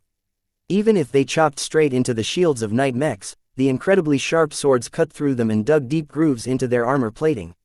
Watch out for those swords. They're sharp. Lydia's Sword Maidens always worshipped swords from their inception. The mech pilots trained to handle a sword with their own bodies, allowing them to master this weapon no matter if they wielded them in their own hands or with a mech. Right now, they put all of their skills on display. Combined with their sharp and resilient swords, they momentarily buckled the defensive lines of the Hostland warriors. Come on, Vandals, don't let the Sword Maidens show us up. As hardened military mech pilots, the Hostland warriors didn't let themselves be affected by their surprise for long. Orders poured in and the warrior mechs instantly adjusted their formation to cope with the unexpectedly fierce aggression. Even if the Sword Maiden mechs fought valiantly, they mostly fought individuality. The distance between each Sword Maiden mech was a lot wider than usual. This gave them enough room to put their considerable mobility and swordsmanship to full play without the possibility of harming their fellow sisters. Yet this dispersed formation also allowed the warrior mechs to surround the Sword Maiden mechs and prevent them from assisting each other. The Hostland warriors are attempting to defeat the Sword Maidens in detail. The warriors formed strong strike teams that went from Sword Maiden mech to Sword Maiden mech. They didn't intend to match the Sword Maidens in skill. Not a single of the warrior swordsman mechs came close to matching the female pirates in pure swordsmanship. Yet their excellent coordination allowed them to move their mechs around and flood the separated Sword Maiden mechs with sheer weight of numbers. However, the Hostland warriors only managed to fell a dozen mechs this way before the Vandal mechs arrived to relieve the pressure. Unlike the Sword Maidens, the Vandals enjoyed considerable support from the rear. The temporary headquarters continued to evaluate the circumstances of the battle and provided plenty of advice to the mech captains. This increased their coordination and allowed them to come up with the correct response to the enemy movements. Support the Sword Maiden mechs and cover their flanks. Constrain the warrior strike teams and pin them in place if possible. The Vandal mechs might not fight as ferociously as the Sword Maiden mechs, but they picked and chose their fights to achieve the greatest effect with the least amount of effort. Their efficiency constrained the Hostland warriors and prevented them from outmaneuvering the Sword Maidens. It's a stalemate. Vase paid little attention to the battle playing out in the main projection. He devoted most of his attention to analyzing the performance of each enemy mech. How many mech designers are working for the Hostland warriors? They've developed so many different mech models. Vase recognized many commonalities among the different designs. The Hostland warriors evidently didn't lack for mech designers, as they made great use of internally developed designs. In general, the Hostland warriors emphasized armor over mobility. They were designed to endure the rigors of pitched battles like this one. Their endurance was only moderate as they didn't specialize in long drawn-out engagements. As long as the Vandal and Sword Maiden mechs held out for an hour, then the Hostland warriors would gradually run out of steam by then, especially in this frigid battle where none of the mechs dared to hold back. Yet will we even be able to hold out that long? The Hostland warriors may have received a nasty surprise when the Sword Maiden mechs almost buckled their line, but they recovered smoothly and even gained the advantage in some areas. Thanks to their defense-oriented mechs, the Hostland warriors quickly steadied their battle lines. They became as stable as a rock in the face of Sword Maiden and Vandal aggression. The lack of forward progress annoyed the Sword Maiden mech pilots and caused them to fight back even harder. They wanted to hack down the resilient warrior mechs. The battle at the center became so intensive that the meandering monkeys didn't dare to stick their noses in it. Their light mechs simply wouldn't be able to block the immense great swords of the Devil Razors and Silver Valencias. Instead, besides helping out the ranged mechs at the flanks, they also tried to outmaneuver the flagrant sword maidens. However, the Vandals and sword maidens deployed enough light mechs in turn to constrain the meandering monkeys for now. Though they couldn't match the meandering monkeys forever, it was no problem to hold them up for a short amount of time. Casualties started to mount as both sides became more familiar with each other. While Vase worked hard to pinpoint the weaknesses of the mechs of the Hostland warriors, their designs were inordinately thorough and rounded. Their mech designers left very few openings, and the weak points that Vase pointed out mostly amounted to common weaknesses that every mech type shared. On the other hand, the mech designers working for the Hostland warriors detected a lot more weaknesses in the mechs of the Vandals and sword maidens. The speed in which the Hostland warriors defeated their adversaries increased. A chill ran through Vase as he observed this trend. The Visions benefited from a mech designer with lots of experience and a good eye. That person may even be a senior mech designer. Once he realized that, Vase worked twice as hard in deciphering the enemy mechs. He couldn't let this difference widen the disparity between the two forces. Senior or not, I won't admit defeat. Chapter 885 No Ejection. A mech lieutenant of the Hostland warriors gritted his teeth while he piloted his spearman mech in support of his fellow warriors. When he heard they were about to fight the infamous Vandals along with a bunch of melee-oriented pirates, he expected to fight a running engagement. When he saw that the enemy formed battle lines and charged forward in a ragged mess, he thought the warriors would easily be able to break the backs of these unruly dogs. Reality proved much different from his expectations. The warriors had always considered the Vandals and pirates as scum who only won through trickery and misdirection. The Visions never imagined their foe to be so ferocious and undaunting in a pitched battle. And these sword maidens, who the hell are they? Some kind of force of exiled elites. Though the sword maiden mechs exhibited very poor coordination and teamwork, their hyper-aggressive approach forced the Hostland warriors into a passive state. They constantly needed to hold the line against these mad women who knew no fear. No matter how disadvantageous it might be for them to push forward, they threw themselves forward without any regard for logic or safety. This normally wouldn't fluster the Hostland warriors so much were it not for the Vandals following after their aggressive allies. The Vandals knew exactly how the sword maidens fought and neatly covered their backs, preventing the warriors from surrounding the sword maidens any further. The battle in the center devolved into a contest of attrition. With the fighting constantly heating up, casualties mounted in quick succession. Dozens of mechs fell before fatal spear strikes or enormously powerful sword chops. Hold on, keep fighting. Don't you dare die before you take a warrior mech down with you. Our comrades are counting on us. It not only became a contest of arms, but also a contest of willpower. The Hostland warriors arrived on the battlefield with confidence born of their inherent superiority over their foes. Their mech regiment was made to fight these kinds of battles. The excellent performance of the meandering monkeys in the previous skirmishes also inflated their confidence in the previous days. The mech pilots of the meandering monkeys constantly bragged about how they ran rings around the enemy light mechs. This gave the warriors the mistaken impression that they could easily crush the pathetic enemy mechs in a straightforward battle. Yet the truth proved to be different, and it mostly came down to willpower. The sword maidens already possessed a lot of courage. Yet the grit and courage of the flagrant Vandals not only surprised the Visions, they even surprised themselves. They hadn't become affected by the dwindling morale or the despair that spread when word of Venerable Xia's assassination spread throughout the camp. Vase guessed that the mental resilience training sessions that he invented contributed significantly to the strength exhibited by the Vandal mech pilots. They learned how to cope with pressure and continue fighting even with the entire galaxy stacked against them. Even as their mechs got banged up or received near-fatal damage, they still fought as if they didn't know how to retreat. Our mech pilots aren't ejecting. Someone in the headquarters yelled. The Sword Maiden mech pilots aren't ejecting either. The Vandal and Sword Maiden mech pilots collectively came to an accord. They decided to fight to the death in the truest sense of the phrase. They cut off nearly every possibility of ejecting from their mech in favor inflicting maximum damage to their enemy. Once the Hostland warriors realized this, their courage flagged a bit. A mech pilot with nothing to lose became an atrocious opponent. They fought twice as hard as normal and traded wounds without any hesitation if the situation called for it. The only instances where they ejected was if their mechs had already become crippled. There are still some spare mechs back in camp. Let's board them and go back into the battle. The mech pilots of the Hostland warriors didn't possess the same determination. Since they believed they held the upper hand against their enemy, they never even considered making a pact to fight to the death. This behavior was far too crazy. Ha ha ha ha, die, die, die, kill them all. If I can take one more warrior down with me, then I haven't lived my life in vain. Look at the warrior mechs beginning to hesitate. Are these the visions we've been so afraid about? Their courage is not even a tenth of ours. Ha ha ha, look at these cowardly warrior mech pilots pulling the ejection lever when their precious mechs suffer some scratches. Pansies. The deadly battle in the center slowly swung in favor of the flagrant sword maidens despite their obvious weaknesses. If the mech pilots of the Hostland warriors continued to keep their cool, then they might have noticed that their opponents left a lot of openings. Yet the unmatched aggression of the Vandals and Sword Maidens was like a punch in the face. The disoriented Hostland warriors were constantly being put on the back foot. The only reasons why they hadn't collapsed yet was because their discipline forced them to hold out while their resilient mechs bought them a lot of time. Even though the flagrant Sword Maidens made a lot of strides in the center, their mechs couldn't entirely keep up.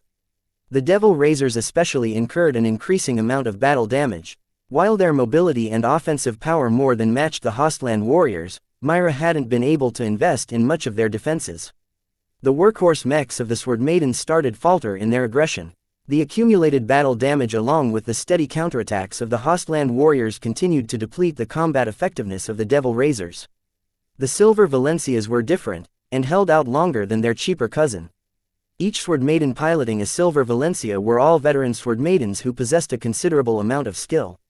All of them entangled the officers of the Hostland warriors, preventing them from running wild in their superior mechs and skills. To Vase, the battle in the center slowly reached a new equilibrium. While the warriors didn't have an answer against the courage shown by the flagrant Sword Maidens, they nonetheless trusted their defenses to hold out long enough to wait for a change in conditions. They're patient buggers. The Visions are smarter than they look. They know we're going to run out of steam faster when we fight this hard. Energy expenditure became an increasingly more important factor the longer the battle stretched on. While the flagrant Sword Maidens possessed more energy reserves, it still took time to withdraw their mechs and replenish their exhausted energy cells. The problem right now was that the Vandals and Sword Maidens couldn't afford to let up on their push. As long as they withdrew, the Hostland warriors would lose their constraints and be able to employ advanced formations. Someone in the command center observed something alarming. Our ranged mechs are getting pushed back. They're not as skilled as the warriors. The Vandal rifleman mechs couldn't match the warrior rifleman mechs in quality or skill. The only advantage they held was that they fought without concern for energy, but even this advantage was fleeting because of heat constraints. Almost every Vandal rifleman mechs ran piping hot at this stage. Steam billowed out of their frames and the mechs all employed their emergency coolants to keep the heat at bay. Having reached the limits of their heat capacity, the fire rate of their laser rifles abruptly reduced, giving their warrior counters plenty of room to breathe. Unlike the Vandal ranged mechs, the warriors exercised much greater trigger discipline. They always fired their laser rifles steadily in order to pour down a steady amount of lasers in the midst of their enemies. Each laser beam landed close or on the Vandal mechs with disturbing regularity. Their lasers are hammering us like clockwork. They're timing their shots. As for the light mechs, the Vandals and Sword Maidens simply weren't able to field as much as the meandering monkeys. The Vision Reconnaissance Regiment consisted almost entirely of light mechs, so possessed a decisive advantage in this area. The number of Vandal and Sword Maiden light mechs reduced at an alarming rate. The only area in which the defenders gained the advantage was when they employed their heavy mechs. The 10 Akira mechs unloaded laser beam after laser beam at their distant foes. Their steady targeting and prodigious firepower enabled them to down any enemy mech as long as they enjoyed a clear line of sight. The only problem was that the battle in the center became jam-packed with mechs from both sides. The tight ranks of Sword Maidens and Vandals prevented the Akira heavy mechs from blasting the enemy center with impunity. Instead, they split up and supported the faltering flanks with suppressive firepower. While this wasn't the best way to use them, at the very least the sparser flanks precluded the chance that they would hit their own side. Thanks for the help, big guys. This temporarily propped up the flanks of the flagrant Sword Maidens and prevented them from collapsing.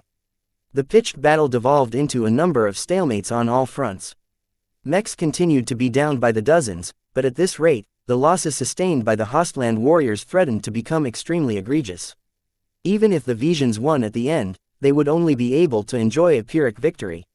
What was the meaning of killing 1,000 men but losing 800 men in the process? None of the Hostland warriors wanted to be part of the 800 men that sacrificed their lives to achieve this victory. These vandals and sword maidens are too tenacious. We should regroup. This psychological tendency caused the center of the Hostland warriors to fall back time and time again. Unlike the flagrant sword maidens, they hadn't mentally prepared themselves to fight to the death. It was at this time that a booming broadcast engulfed the entire battlefield. Enough. This single word came with such volume and force of will that it practically forced the sword maidens to come out of their blood haze. All of the mechs paused for some reason. The Vandal and Sword Maiden mechs unwillingly took a step back now that they lost their momentum. The Hostland warriors in the center split into two as if someone parted a sea. A single, resplendent mech strode forward in the space opened up by the warrior mechs. The warrior mechs acted as if royalty graced their presence. This was not a normal mech. The Vandal and Sword Maiden mechs on the other hand couldn't help but take a couple of steps back. They felt a faint but unimaginably potent pressure in the back of their minds. Merely glimpsing at the approaching mech caused their instincts to rebel. Flee. Run. Danger ahead. In the command center at the rear, before anyone asked a question, Vase already spoke up. The Hostland warriors brought out an expert mech. This is absolutely not a simple expert mech either. The expert mech that emerged wore the regimental colors of the Hostland warriors with pride. However, it also carried a small amount of embellishment that denoted its extraordinary status. The exquisite machine was a customized swordsman mech that not only carried a sword, but a small arsenal of auxiliary weapons. However, Vase didn't pay too much attention on its varied loadout or its simple but incredible firm design. That expert mech incorporates a huge amount of Rorich's bone. What? Isn't that the exotic material all the forces recently fought for at the glowing planet? A mech laced with Rorich's bone was absolutely not a trivial machine. Such a mech gained the ability to regenerate battle damage as long as it had access to a source of energy. The more Rorich's bone a mech incorporated, the faster and more extensive this regeneration process became. Usually, a mech that consisted of 1 or 2% of Rorich's bone was an extravagant luxury that few forces could afford. Such a ratio already made a mech unkillable over long engagements because they could constantly regenerate their exterior battle damage at the cost of expending some energy cells. Yet the expert mech that appeared from the rear of the Hostland warriors paled in comparison to those examples. Vase simply couldn't believe his eyes at what he saw. Yet all of the sensors pointed in the direction of the expert concurred with his initial impression. An entire third of this expert mech consists of Rorich's bone. Its regeneration abilities are insane. The Vandals in the command center didn't understand the magnitude of the situation. This expert mech incorporated so much Rorich's bone that the Hafner Duchy practically wasted half of its quota of this valuable exotic on a single mech. This was pure extravagance. Chapter 886 Extravagant Mech. Vase still remembered the glowing planet campaign. A single rogue planet that likely emerged from the galactic heartland or galactic center randomly streaked through the galaxy like it was on a pleasure cruise. For countless years, no one ever discovered the glowing planet coursing through interstellar space. It was actually quite hard to detect planets traveling through the void as they hardly ever leaked any signals. The glowing planet's discovery within the borders of the Bright Republic was a complete coincidence, but the unimaginable amount of wealth contained sent the entire Komodo stars sector into a frenzy. The Bright Republic and the Vizia Kingdom, the two nearest states, only scratched the surface of the unimaginable wealth contained on the planet. Once the Hexadric hegemony and the Friday Coalition barged in, they claimed over 95% of all the wealth locked inside the planet. As of now, all that remained of the glowing planet only consisted of loose rubble floating through interstellar space. Even if the two dominant second-rate states obtained the lion's share of the glowing planet's unimaginably valuable minerals and exotics, the Brighters and Visions at least recovered some scraps. Rorich's bone was a genuine high-value exotic material with the consistency of bone. Its regeneration properties made them essential materials in any high-value mech. Even though it cost a lot of energy for them to regenerate battle damage, they naturally drew ambient energy from the air, allowing them to repair delicate components laced with Rorich's bone as long as some time had passed. This made them the ideal exotic to use in mechs intended for long deployments in difficult terrain. However, it would be an enormous waste to employ them in guerrilla mechs or the like.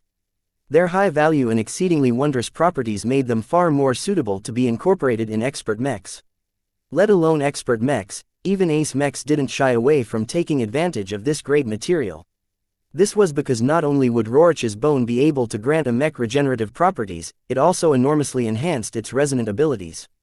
When alloyed with non-resonant materials and exotics, a small addition of Rorich's bone allowed them to undergo a huge transformation, granting them resonant properties. For an expert mech, the higher the proportion of resonating materials, the easier it was for the expert pilot to exhibit stronger resonating abilities. However, any expert mech would have already gained a decent boost if only 0.1% of its material composition consisted of Rorich's bone. To use up 1 or 2% would be a generous gift, but elevating the use of Rorich's bone as the main material for the armor plating, internal frame and all of its core components was extravagant to the extreme. Vase wanted to puke out blood at the sight of this expert mech from the Hostland warriors. He didn't believe a single battle mech regiment could afford the consumption of practically half the Rorich's bone available to an entire duchy. With the same amount of Rorich's bone, the Hafner duchy could have outfitted 2 or 3 companies of extremely resilient elite mechs. Such a great number of elite mechs designed for frontline combat would have been a much more versatile use of Rorich's bone. That was because if the extravagant expert mech ever got defeated, the Hafner duchy would suffer an unimaginable amount of losses. Such a devastating injury might even force the current Duke of Hafner to step down. Yet Lady Amalia somehow managed to convince the Hostland warriors to bring this extremely expensive mech in her extremely risky jaunt into the deep frontier. The amount of political capital the lady or her backer expended must have been extremely considerable. Yet Vase had no doubt that the Visions considered the price to be worth it, because this expert mech was nearly undefeatable against mundane mechs. Even many expert mechs wouldn't be able to leave a scratch on this mech, including Venerable Xie. Without sufficient penetration power that could take out the cockpit in a single hit, anyone could forget about defeating this mech. The only other strategy one might be able to deploy was to exhaust its energy cells, but would this expert mech be kind to let its energy reserves be drained? The more the Vandals heard what Vase had to say about this ridiculously expensive mech, the more they despaired. Even if we were still able to field the Pale Dancer, it can't do anything against this mech. Vase decisively declared, there's no way its upgraded laser rifle can penetrate its self-regenerating armor plating. While Rorich's bone isn't the toughest material, a laser rifle excels at pouring out a steady amount of damage over time. That's exactly what Rorich's bone is meant to counter. If we had someone like Venerable O'Callahan piloting a landbound Lancer mech, the story would be entirely different. This also signified that the expert mech that showed wasn't undefeatable despite its profligate use of exotics. Some mech archetypes naturally constrained other types. An expert mech based on Rorich's bone may seem extremely resilient, but as long as a Lancer mech or something charged straight at it with incredible force, it wasn't out of the question for an empowered lance to pierce through all of the Roric bone-empowered armor plating and demolish a core component. Vase looked at some of the sensor readouts and saw that the expert mech openly broadcasted its transponder without any encryption. The name of the expert mech sounded deceptively simple. Belisarius. Such an act practically dared the Vandals to bombard it with laser beams.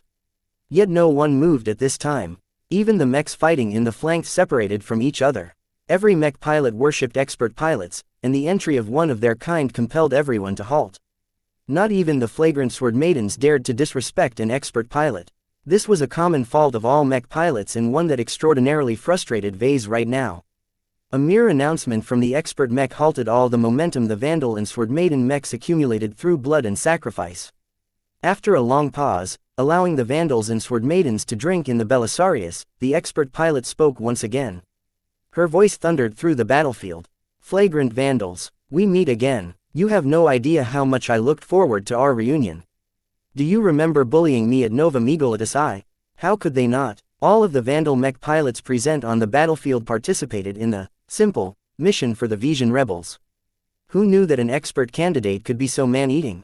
Captain Relia Foster not only put up a hellish fight, she also advanced to expert pilot and immediately exhibited forced resonance that forcefully elevated her bog-standard mech into a P-Pseudo expert mech. A lot of Vandal mech pilots lost their lives in order to subdue this newly risen expert pilot. Who knew she bore such a hatred of the flagrant Vandals that she'd be willing to go all the way to the deep frontier to satisfy her vengeful urges? Anyone could tell she held an unimaginable amount of animosity towards the flagrant Vandals. The acidic pressure emanating out of the Belisarius suppressed all of the Vandal and Sword Maiden's mech pilots no matter how much armor plating stood in the way. This was an expert pilot. A demigod capable of performing the impossible.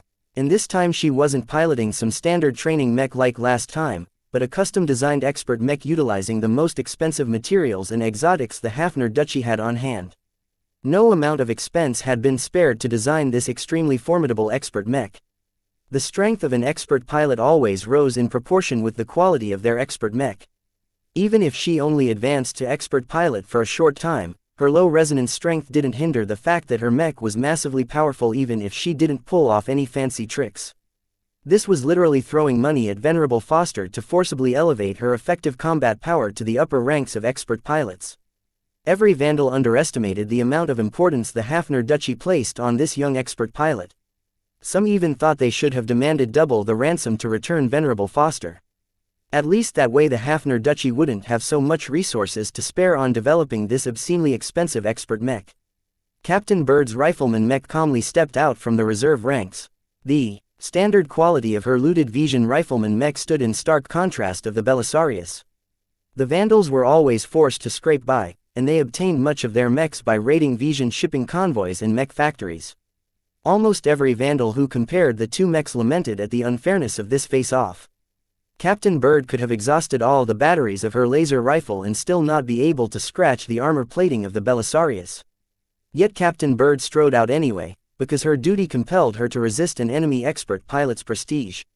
The amount of courage it took to confront an expert pilot as a regular pilot must have been considerable, yet she faced the pressure head-on with hardly any visible hesitation. Venerable Foster, the Vandal mech officer responded in the open. What happened in the past is just business. Is there truly a need to show up here when you despicable Visions assassinated our expert pilot against MTA conventions in the eve of battle? Venerable Foster snorted. What expert pilot? Stop talking fantasy. I see no experts here, not that you cowards ever deserve any. While I'm disappointed at how few Vandals are present here, putting you all to death will be a fine appetizer for what I have in store for the rest of your mech regiment. I will not rest until every pirate and Vandal that crosses my path are dead. On this, I swear. The Hostland warriors echoed her declaration. Death to pirates! Death to pirates! Death to pirates! As a Hafner mech regiment, the Hostland warriors always detested pirates to the core. The Reinald Republic frequently stirred trouble by disguising highly trained mech pilots as pirates, and sending them out on destructive raids across the border. Therefore, in the eyes of every Hafner mech pilot, the flagrant Vandals were no different from the Reinald Republic's despicate pretend pirates. Vase recognized the conviction in Venerable Foster's word. This hatred transcended opinion and became an ironclad belief of hers. When it came to expert pilots, Vase knew more than anyone here how their beliefs and convictions formed the basis of their willpower. An expert pilot almost never changed their minds when it came to their core convictions. Venerable Foster truly meant what she said when she wanted to annihilate the flagrant Vandals down to the roots. As if recognizing that the flagrant Sword Maidens stood no chance at defeating the Visions anymore with Venerable Foster's entry, Captain Bird pleaded for mercy. Can you at least promise us to spare the non-combatants after the battle? No, Venerable Foster ruthlessly declared, pirates deserve no reprieve. According to all the relevant legal conventions, pirates all deserve to be executed. You can forget about. This caused all of the Vandals in the command center to adopt ugly faces. They pretty much expected they wouldn't be let off due to the sensitive nature of this mission, but to hear the truth spoken so crassly by a respected expert pilot caused their morale to plummet. Nonetheless, the rifleman mech piloted by Captain Bird boldly raised its laser rifle and pointed the muzzle straight at the Belisarius. Then only one course of action is left. Even if you claim our lives, we will bleed you Visions every step of the way. Vandals, fight! Commander Lydia's customized silver Valencia stepped forward as well and pointed its greatsword at the Belisarius. Sword Maidens, let us fight as well. Show this naive young woman what pirates are really made of. Many Vandals let loose an unconscious worry in their hearts. Vase and some of the more suspicious Vandals feared the Sword Maidens would give up or even turn their swords against the Vandals. After all, a shrewd pirate leader such as Commander Lydia wouldn't be resigned to fight a losing battle. However, the Sword Maidens on the ground faced a dead end in every direction. Venerable Foster's ironclad beliefs left no leeway for pirates at all. Even if the Sword Maidens stabbed the Vandals in the back and knelt down in front of Venerable Foster and begged for mercy, the only outcome would be death. Chapter 887 Blooming Valencias. The battle resumed the moment Captain Bird's rifleman mech shot out a laser beam at the Belisarius. Venerable Foster made no moves to dodge the attack and allowed it to splash harmlessly against the surface of her mech. Out of the varied armament of the Belisarius, Venerable Foster slowly drew out a short sword in one hand and a compact laser carbine in the other hand. The heroic bearing of the Belisarius doubled just by wielding this set of weapons. As the Belisarius a hero mech?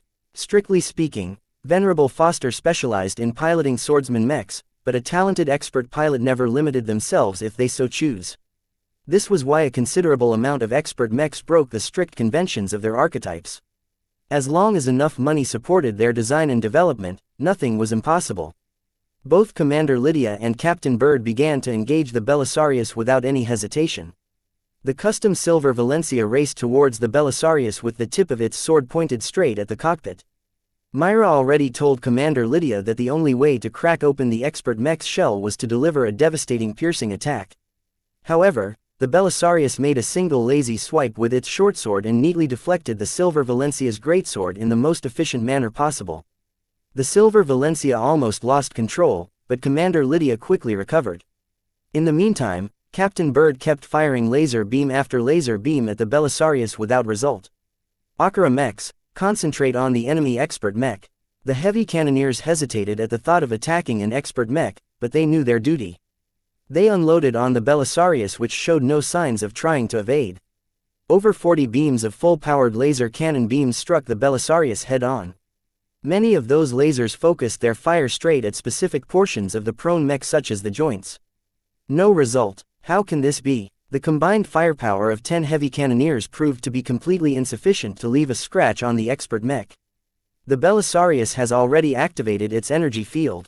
Vase spoke. It's a completely internal energy field that enhances the resilience of its armor plating. The armor plating of the Belisarius consisted largely Rorschach's bone. This not only enabled it to regenerate, but also made it extremely easy to resonate with the mech pilot's will. An energy field that empowered the armor of the expert mech. Captain Bird, leave this battle to the Sword Maidens. Commander Lydia gritted her teeth over the channel. We have never feared a greater foe and we will not falter now. Silver Valencias. To me. All of the silver Valencias in the front line pulled back and rallied to Commander Lydia.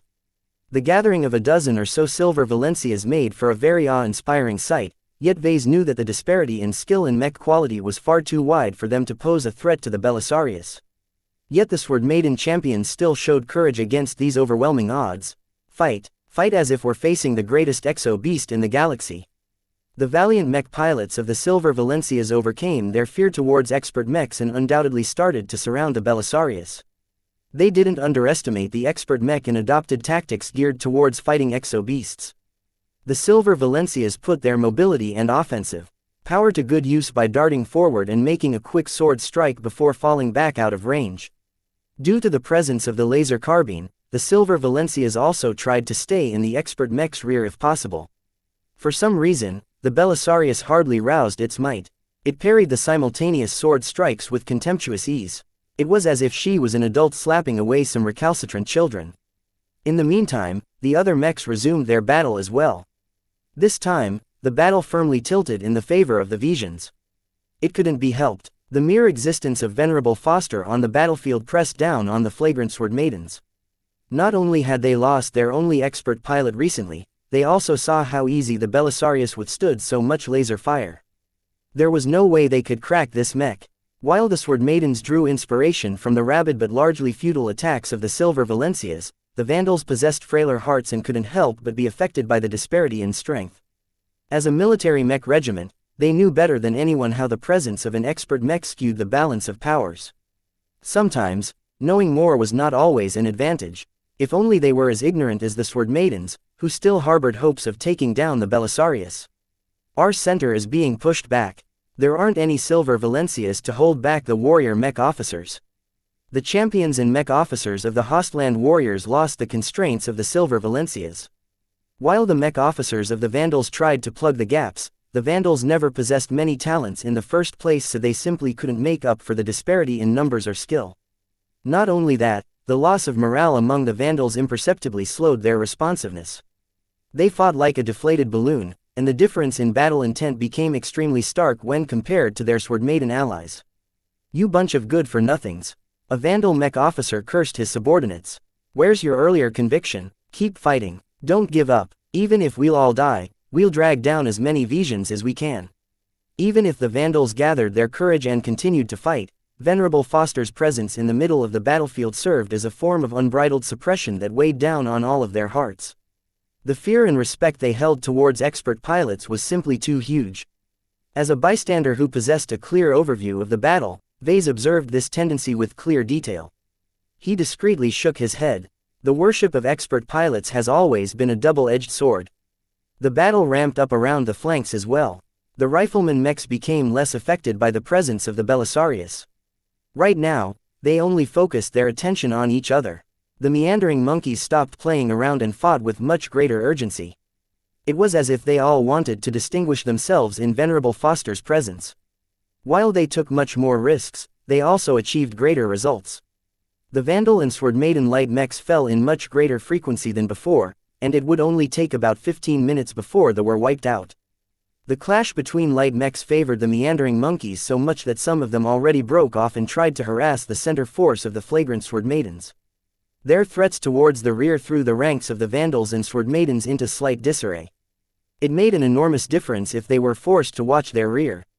All of this accelerated the slow collapse of the center.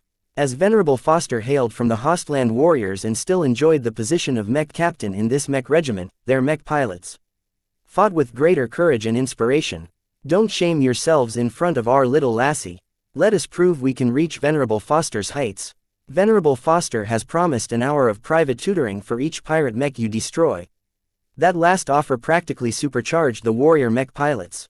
Nothing was more valuable than personal attention from an expert pilot. The warriors responded with incredible fanaticism at the thought of their personal idol bestowing their attention on them. How could they not let this chance slip past their fingers? Fight, fight, fight. They're just pirates. Look at them flustering under our might. Even though the reallocation of the Silver Valencias shouldn't have affected the battle in the center that much, the flagrant Sword Maidens continued to be pushed back time and time again. The absence of the Sword Maiden champions, the meandering monkeys pressing at their rear, and above all else the huge disparity in morale decisively tipped the balance. The main force of the flagrant Sword Maidens no longer possessed the power to vanquish the Hostland warriors grinding against them. They lost too many mechs while the Hostland warriors mostly managed to hold on by virtue of their coordination and defensive prowess. The difference in quantity continued to increase, putting more and more pressure on the surviving Vandals and Sword Maidens. Even if they resolved not to eject, they hardly held out longer than if they ejected earlier. The Belisarius on the other hand started to showcase more of its prowess over time. While Venerable Foster still behaved as if she was fighting against children, the Silver Valencias did not dare to slack off. They put their utmost effort into fighting the Belisarius and did not spare a thought for the consequences. At some point, the Silver Valencias changed their fighting pattern. Commander Lydia appeared to have issued a drastic order that caused the Silver Valencias to storm at the Belisarius all at once from each direction. This caused the Belisarius to sweep her shortsword around in a full circle to parry all of the attacks. Yet the moment it did so, the Silver Valencias all released their grips on their great swords and instead dove in to hold the Belisarius with their limbs. The Sword Maiden mechs wanted to press down the expert mech. Brilliant, Vase exclaimed. The strong points of the Belisarius are that it possesses a versatile loadout, it's extremely tough and it's capable of self-regeneration. However, a single mech has its limits, and it's impossible for it to possess the power to lift a dozen mechs with its own strength. It wasn't easy to increase the mechanical power of a mech. The Belisarius was like a turtle with an unbreakable, self-regenerating shell. Yet even a turtle could be immobilized as long as someone piled enough rocks on top of its shell. Yet how could such an extravagantly expensive mech be vulnerable to pile-up tactics? Vase already had a bad feeling about this as soon as the Silver Valencias all mobbed the seemingly unprepared Belisarius. The energy field encompassing its tough exterior caused the Silver Valencias to be corroded at the touch. It was extremely harmful to stay into physical contact with the energy field. The Sword Maidens only hoped that the Belisarius ran out of energy before the mechs pressing down the Belisarius whittled away. Some of the Silver Valencias attempted to damage the expert mech's gravitic backpack. Even its gravitic backpack was a class of its own, being especially small and thin. Yet the energy field covering it allowed the Sword Maidens no purchase. The Belisarius started to glow. Vase saw its resonance spiking as Venerable Foster activated one of the special abilities of the mech. The amount of activity the sensors detected that the Belisarius started to activate a powerful ability. At this moment, Commander Lydia issued a fatal command. Silver Valencias, self-destruct. At this moment, some portion within the Silver Valencias bloomed and brightened. Just seconds later, they all blew up as their power reactors overloaded. Vase realized the Silver Valencias had already run their power reactors at the edge of running out of control. Not only that, the Silver Valencias carried many volatile materials that enhanced the explosions. Myra must have planned this from the start, he uttered in amazement. While it wasn't so unusual to rig a mech to blow, for them to explode with such potency required a lot of specific measures. This couldn't have been prepared on a whim. The Sword Maidens piloting the Silver Valencias planned to sacrifice their lives from the start. The huge overlapping blasts came so suddenly that the entire center started to stagnate in their fighting. They waited for the blast to die down and the smoke to drift away. Had the Sword Maiden champions managed to harm the Belisarius? Once the smoke of the simultaneous explosions drifted away, the Belisarius came back into view. Its laser carbine turned into scrap. It hadn't survived the explosions. Yet besides some scorch marks and some extremely tiny cracks, the Belisarius managed to survive the suicide attacks unscathed. No, how can this be? Even the cracks started closing up at visible speed due to the remarkable properties of the Rorich's bone. The Belisarius calmly climbed up to its feet. It experimentally tested its range of motion and observed no damage to its limbs. It held out its short sword and pointed it at the nearest mechs at the center. Playtime is over. Chapter 888 Final Respect. Besides Commander Lydia's personal mech, the Sword Maidens lost all of their Silver Valencias. Their combined suicide attacks subjected the Belisarius to an enormous amount of damage, yet the expert mech hadn't suffered any harm. From the force of the explosions that the sensors observed, Vase estimated that it should have stood a decent chance at crippling the Pale Dancer. Yet this enormous sacrifice was in vain as the Belisarius only lost its laser carbine. This time, even the Sword Maidens quaked. This Belisarius was too perverse of a mech. This mech can't be stopped. Venerable Foster outright ignored Commander Lydia and turned around to storm at the Vandal and Sword Maiden mechs fighting in the center. Like a wolf among sheep, her Belisarius reaped the lives of those she considered pirates without holding much back. The Belisarius moved with power and gusto, showcasing the power behind its frame. It was not only an unkillable bulwark of a mech, it also possessed enough strength to cut through medium mech armor with a single sweep of its sword. Venerable Foster felled mechs by the second, paying little attention to what came in the way of her mech. She utilized the most fundamental sword moves instead of any transcendent techniques empowered by resonance. Nonetheless, her killing efficiency was extremely dreadful as her simple-looking but extremely sharp and sturdy sword cut through every mech even if she slashed through the thickest chest armor portion of a mech. Spread out. Don't fight against the Belisarius. Storm the Visions and take them down with you. For the Republic. For the Republic. The Vandals collected themselves and adopted the most appropriate tactic in the face of this indomitable expert mech. Since they couldn't kill the Belisarius even if they threw more than 1,000 mechs at it, then they might as well focus on her comrades instead. The Hostland warriors faced a renewed offensive as the Vandal mechs suddenly fought as ferociously as the Sword Maidens. While the warriors became extraordinarily valiant when battling alongside Venerable Foster, the flagrant Sword Maidens took extreme risks in order to take down their opponents. Many times, they traded wounds, attempting to down the warrior mechs at the cost of their own. More sinisterly, the Vandals and Sword Maidens aimed most of their attacks at the cockpit area. The Hostland warriors could forget about ejecting from their downed mechs so that they could live to fight another day. The flagrant Sword Maidens wanted them to bleed. In ordinary circumstances, mech pilots didn't specifically aim at the cockpits of their opponents due to several reasons. First, depending on their enmity, they didn't wish to escalate the killing. Replacing a mech was just a matter of spending more money, but replacing a trained mech pilot could be inordinately difficult at some times. Second, mech regiments that gained a reputation for bloodthirstiness easily attracted retaliation. Those who dish it out should always accept that someone else might dish the same in return. Some conflicts never inflicted much casualties on both sides because they formed a gentleman's agreement not to go too far with regards to killing mech pilots. Third, the cockpit was one of the most protected portions of a mech. The higher the quality of a mech, the higher the degree of protection.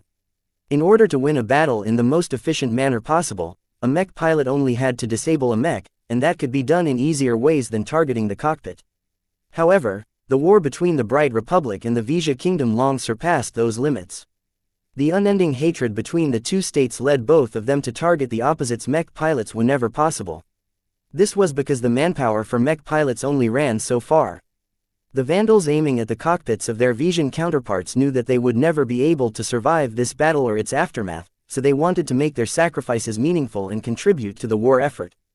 The faster one side began to run short on mech pilots, the closer it came to defeat. As for the Sword Maidens, they didn't think that much. They merely wanted to prey on the lives of the warrior mechs because of spite.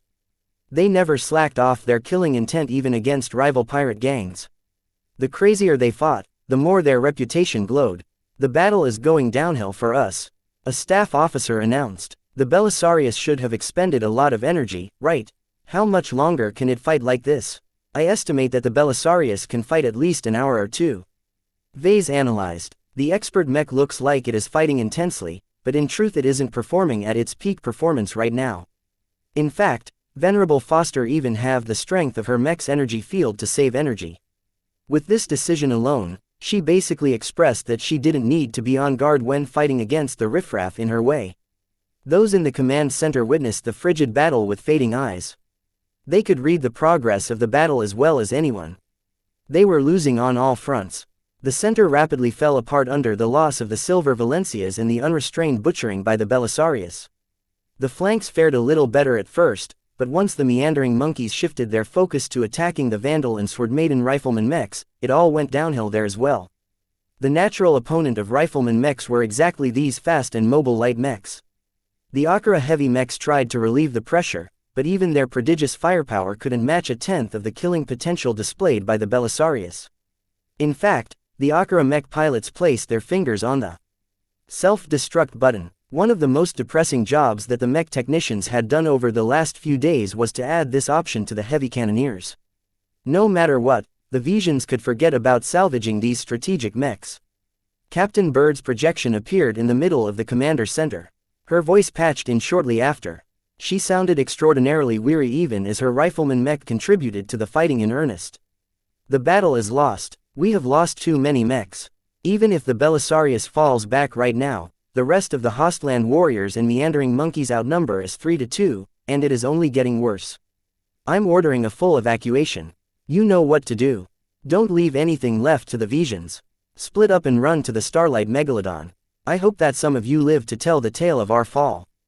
Don't let the Vizians publicize a one-sided narrative. When the Vandals looked at Captain Bird's crestfallen expression, they saw the defeat in her eyes. Hope had faded and the sun had set on the flagrant Sword Maiden ground forces. Captain, another staff officer hesitated. It has been an honor. Everyone stood up and saluted Captain Bird's projection. None of them had any complaints about her leadership. The Vandals could only blame their bad luck at encountering the Vizians at this juncture.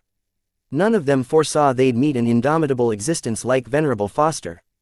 A tragedy always occurred when a force accompanied by an expert pilot clashed against a force without one. Mech pilots died at extraordinary speed. The Hostland warriors became profoundly enraged at the Vandal and Sword Maiden mechs for deliberately targeting their cockpits.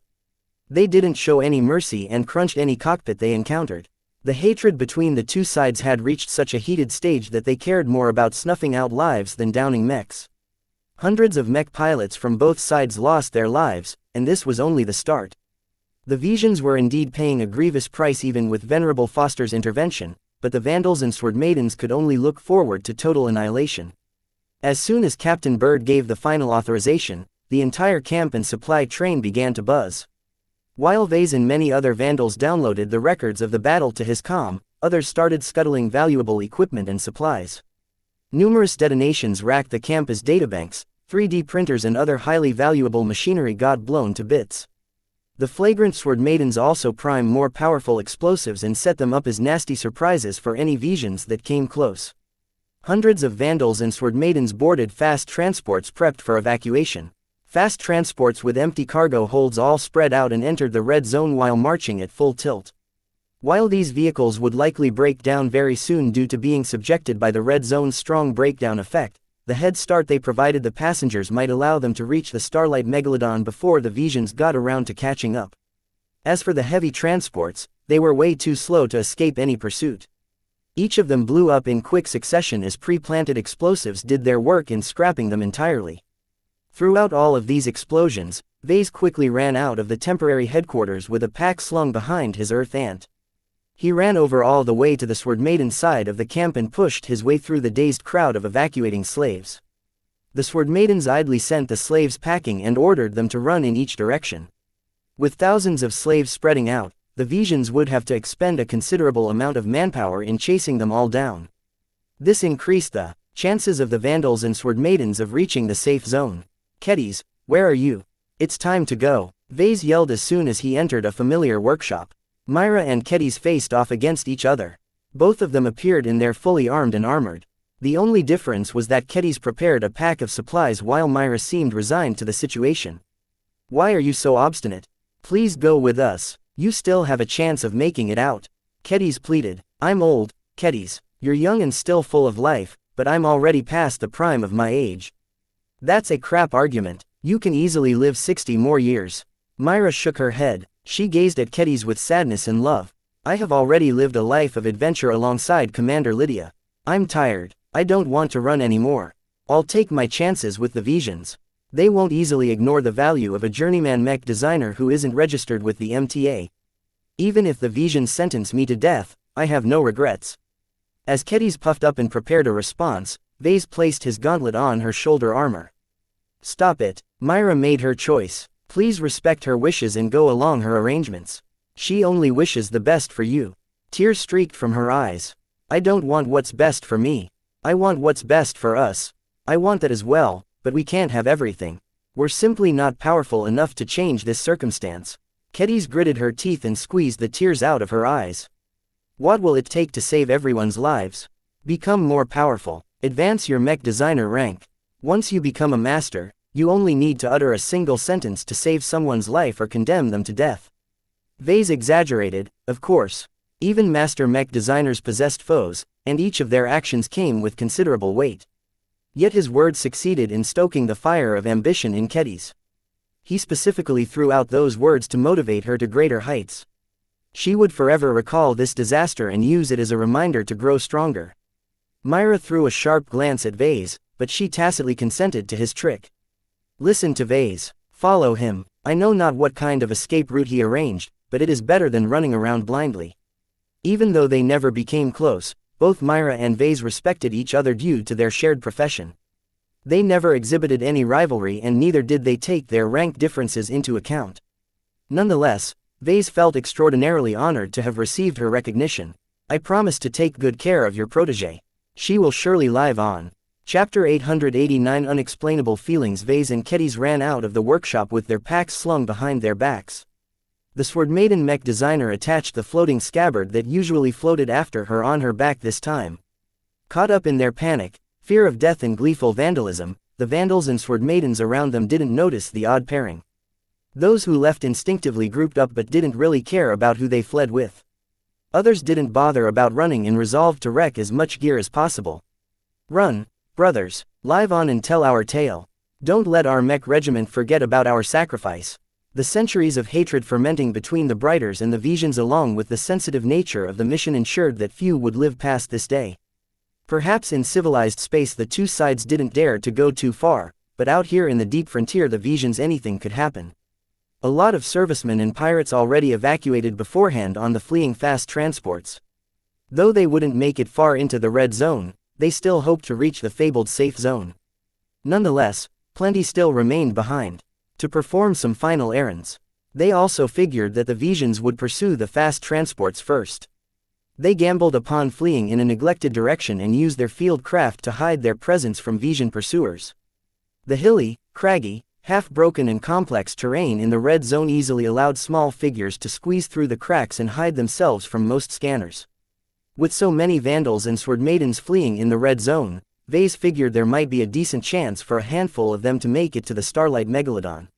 No matter what, the intense breakdown effect and the interference in the air enormously complicated any searches. "Where are we going?" Kedis asked as she followed after Vase. "The third party I've contacted is waiting for us at a specific location. Let's hurry up because she won't linger around forever." Both of them jogged out of the collapsing camp and headed into the red zone at an angle.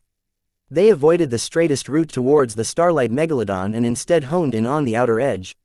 Not many Vandals and Sword Maidens fled towards this direction as it didn't bring them towards the safety of the red zone. Right now, the mechs of the flagrant Sword Maidens no longer maintained their combat cohesiveness. The Hostland warriors and meandering monkeys surrounded them in order to annihilate them to the last mech. Some of the meandering monkeys already turned towards the enemy camp. Their approach was only a matter of time.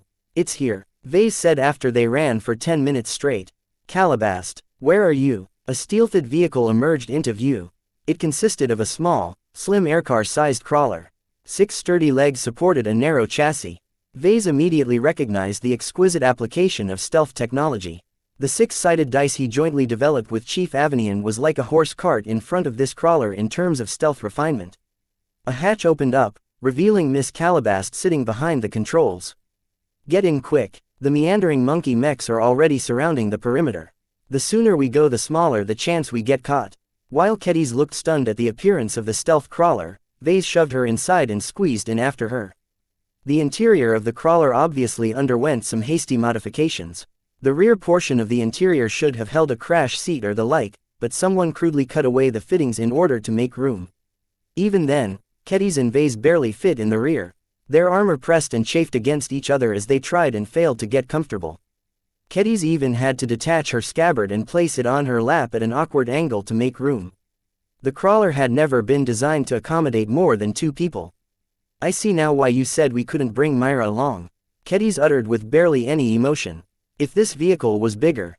"Sorry doll, but this stealth crawler is a state-of-the-art all-terrain infiltration vehicle," Miss Calabast said from the front.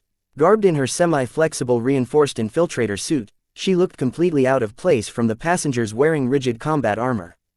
"To be frank, we only ever use this crawler to sneak in or extract solo operatives.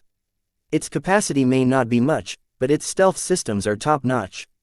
Bigger isn't always better." As someone who studied stealth technology from the ground up, Vase knew what she meant. The larger the vehicle, the more energy and processing power required to sustain active stealth. A crawler like this was obviously designed to minimize all possible forms of emissions on land. A stealth shuttle may be faster and possess more reach, but the disturbance thrown up in the air by a passing vehicle in flight was a lot harder to cover up. Obviously, its long but narrow profile was a deliberate design feature. The small size of the crawler also allowed it to squeeze through narrow terrain features or even smaller alleyways. Stealth vehicles stereotypically consisted of broad, squat shuttles, so a crawler like this fell out of most people's expectations. "What's this vehicle called?" he asked with evident curiosity in his voice. "Who designed this crawler? Wouldn't you like to know?" Miss Calabast smirked. Evidently, she knew more but kept her mouth shut. This crawler was a highly sophisticated stealth vehicle designed by a considerably powerful organization. Calabast didn't dare to mention any names because that might allow someone to trace its origins. The crawler engaged its stealth systems again and began to plod slowly into the red zone. Vase noticed that the crawler moved fairly briskly under a complete antigrav field. "Isn't it risky to run a full antigrav field? Any mech with a decent set of gravitic sensors will be able to detect its presence," Vase questioned. Miss Calabast nonchalantly shrugged. "Relax, Vase. This crawler has a lot of capabilities. Combined with the interference, a mech has to come within a kilometer to be able to detect anything amiss. That's plenty of time for me to deactivate the field. We'll have to endure the heavy gravity head-on when that's the case, so I suggest you lie down." That was easier said than done. Vase and Keddies barely squeezed together in a sitting position due to their bulky armor. In order to lie down, they needed to lay on top of each other, which neither of them wanted to do. As the crawler went underway, a raft of emotions flitted through Keddies. She became increasingly distressed at the implications of this defeat. Many of her sisters would surely lose their lives. Myra's fate remained unknown and her possible death cast an enormous shadow over her heart. Vase tried to exercise some self-control. He adopted a rigid expression in order to avoid giving any ammunition to the extremely perceptive Calabast. Still, he couldn't slow down the fluctuations of his heart. The flagrant vandals were his comrades as well. Even though he never held a permanent position within the Mech regiment, Vase spent too much time among them to remain detached. He held a considerable amount of respect for the likes of Captain Bird, Chief Dakin and Dr. Tillman. The thought of their imminent capture and execution weighed heavily on his mood.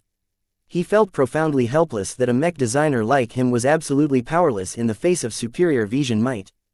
Just like Kedis, Vase yearned to obtain the power to protect those he cared about. He did not want to repeat this miserable experience ever again. The battle between mechs only involved 1,000 mech pilots at most, but the support personnel added up to 10,000 men and women. The outcome of the battle affected all of their lives, condemning them to death no matter how hard they fought back. This was the tragedy involving battles between mechs. Once a side lost its capability to field mechs, they no longer possessed the power to resist their enemy's predation. The strong devoured the weak, and on a battlefield like this, there was nothing stronger than a mech. Even after incurring all of those losses, the Hostland warriors and meandering monkeys each retained more than 100 functional mechs each. Just this might was more than enough to sweep away most of the fleeing vandals and sword maidens. "Why did you choose to bring me along?" Kedis suddenly asked, interrupting the tense silence in the crawler. "You're a brighter, right? Why not choose to rescue on of your own?" Vase asked this question to himself many times. When Miss Calabast initially consented to his request of bringing along an extra, he spontaneously settled on Kedis. Why? Frankly speaking, while Vase considered Kedis his student and his friend, properly speaking the Vandals belonged to his own side. Why did he decide to skip over his own brothers and sisters?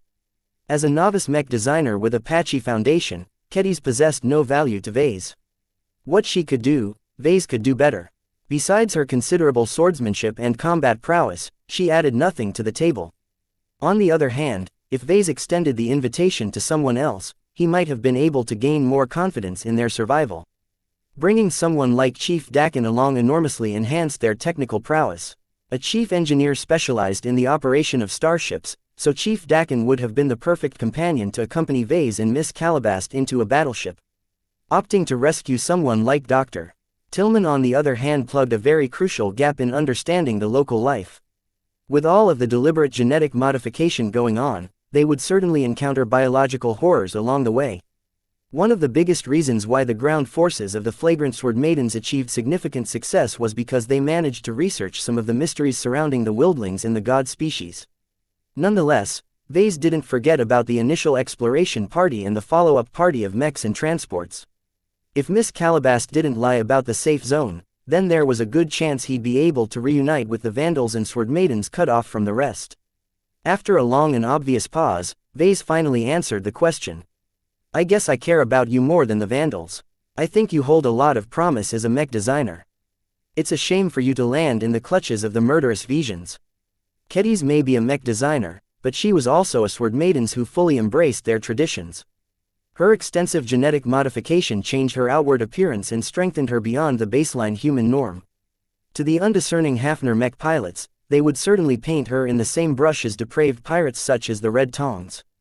Her fate wouldn't be good, yet that didn't sound like a sufficient reason for Vase to opt to take her along. In truth, Vase simply couldn't explain it. The thought of picking anyone else over Kedis just felt wrong to him. Why was he being so irrational about this momentous decision? It felt as if he couldn't exert control over this aspect. No amount of logic and rationality could defeat his feelings on this matter. Miss Calabast smirked behind the controls, but she refrained from fanning the flames. As the crawler slowly trod deeper into the red zone, Vase tried to distract his attention away from this unexplainable conundrum. He'd rather talk shop than talk about his feelings. We're venturing straight into the heart of the red zone, right? Won't this technologically advanced stealth crawler break down very quickly? Vase asked. Miss Calabast shrugged. I never intended for us to make it all the way across in this crawler anyway. Rest assured, there are still ways for us to circumvent the Vision search parties when we are forced to go on foot. Don't forget that the Visions are subject to the same effects as well. They only developed a limited amount of mechs that are resistant to the destructive environmental effects, and they'll be keeping their eyes peeled on much more visible stragglers. As long as we make a decent effort at hiding our emissions, their impaired sensors won't be able to pick us up. That didn't sound very reassuring, but it was better than nothing. Chapter 890. Cheat Mech. A day quietly passed while the stealth crawler traversed the rough terrain. Due to the highly uneven elevation and the crawler's many limitations, the vehicle only traversed 20 kilometers or so. They still had 4 days ahead if the crawler made it all the way through. Strange, Miss Calabast muttered behind the controls. While some of the parts are already starting to creak, it's not deteriorating as fast as I thought. I think we can make it at least 2/3 of the way before we have to abandon the crawler. This sent Vase into thought. Did he somehow extend the same immunity against the breakdown effect towards the crawler? It still sounded as if the range of this immunity field wasn't all that extensive, as the crawler still suffered from a shortened lifespan. Nonetheless, the longer the 3 occupants rode the stealth crawler, the less they needed to worry about traversing the red zone on foot. The rear compartment truly didn't offer Vase and Kedis much room to settle in. Only after an extensive amount of squirming did they manage to settle into a somewhat comfortable half-leaning position. No one entered into conversation. The shock of losing the battle and the trauma of losing their comrades affected Vase and Kedis profoundly. The only person who didn't care about the final fate of most of the Vandals and Sword Maidens calmly piloted the stealth crawler. She needed to put her full attention on navigating through the complex terrain. Not only did she need to be attentive about encountering gaping crevices and sheer cliffs, she also needed to keep her senses peeled against highly corrosive and radioactive craters. The closer they got to the Starlight Megalodon, the denser the hazards in their way. The fighting that occurred in the past left very few traces behind. Vase occasionally spotted remnants of ancient mechs and other pieces of corroded equipment scattered among the terrain. He zoomed in on them with the crawler's screen projection and attempted to figure out the properties of the remnants. He wanted to understand what exactly went on all those years ago, but so far he found little clues. Some infighting occurred between the survivors of the Starlight Megalodon, but what did they fight for and why did their differences become so heated that they didn't hesitate to come to blows? You're not going to find out anything no matter how intently you stare at the remains. Miss Calabast remarked without turning back her head. My operatives attempted to decipher the history behind the traces left behind by that ancient battle, but too much time has passed. Time wipes away all traces. The only way you can ever uncover the truth of what happened so long ago is to dig it out from the Starlight Megalodon. It seemed the battleship held every answer. The reason for the mission, the justification for all the sacrifices and the truth of Eon Corona VII's grand design. You know something, do you, Calabast? Vase tried to fish for information again. Since you went through all this effort to retrieve me from the sinking ship of the Vandals and the Sword Maidens, can you tell me now why you need my help? Patience, Vase. All will be explained in due time. There is no need to go into the details right now. Can you at least tell me if it has to do with designing mechs? I'd like to know the answer so I can mentally prepare myself. Miss Calabast threw a brief glance behind her shoulder. It's a little complicated, but you will definitely be required to demonstrate your design abilities. The better you are, the higher the chances of success. Rest assured that I won't skimp out on the rewards as long as you put in your full effort. Vase frowned at that. If it's design ability that you need, why didn't you approach Myra of the Sword Maidens? She's a bona fide journeyman mech designer. She's a woman. Calabast shrugged. What I need is a man. Kedis shot up at that, causing both her and Vase to jostle in the rear compartment. Hey, what is that supposed to mean? It's exactly what it sounds like, kid.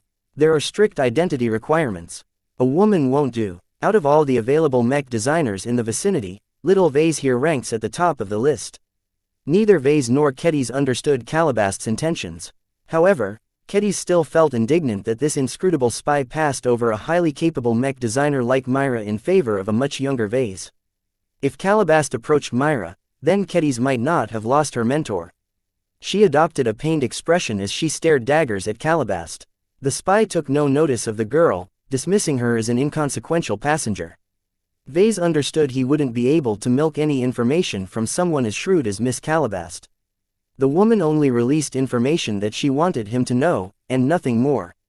His intuition always warned him that this woman constantly weaved truths with lies, and she did it with such a deft fashion that even the most advanced lie detector would be thrown into confusion.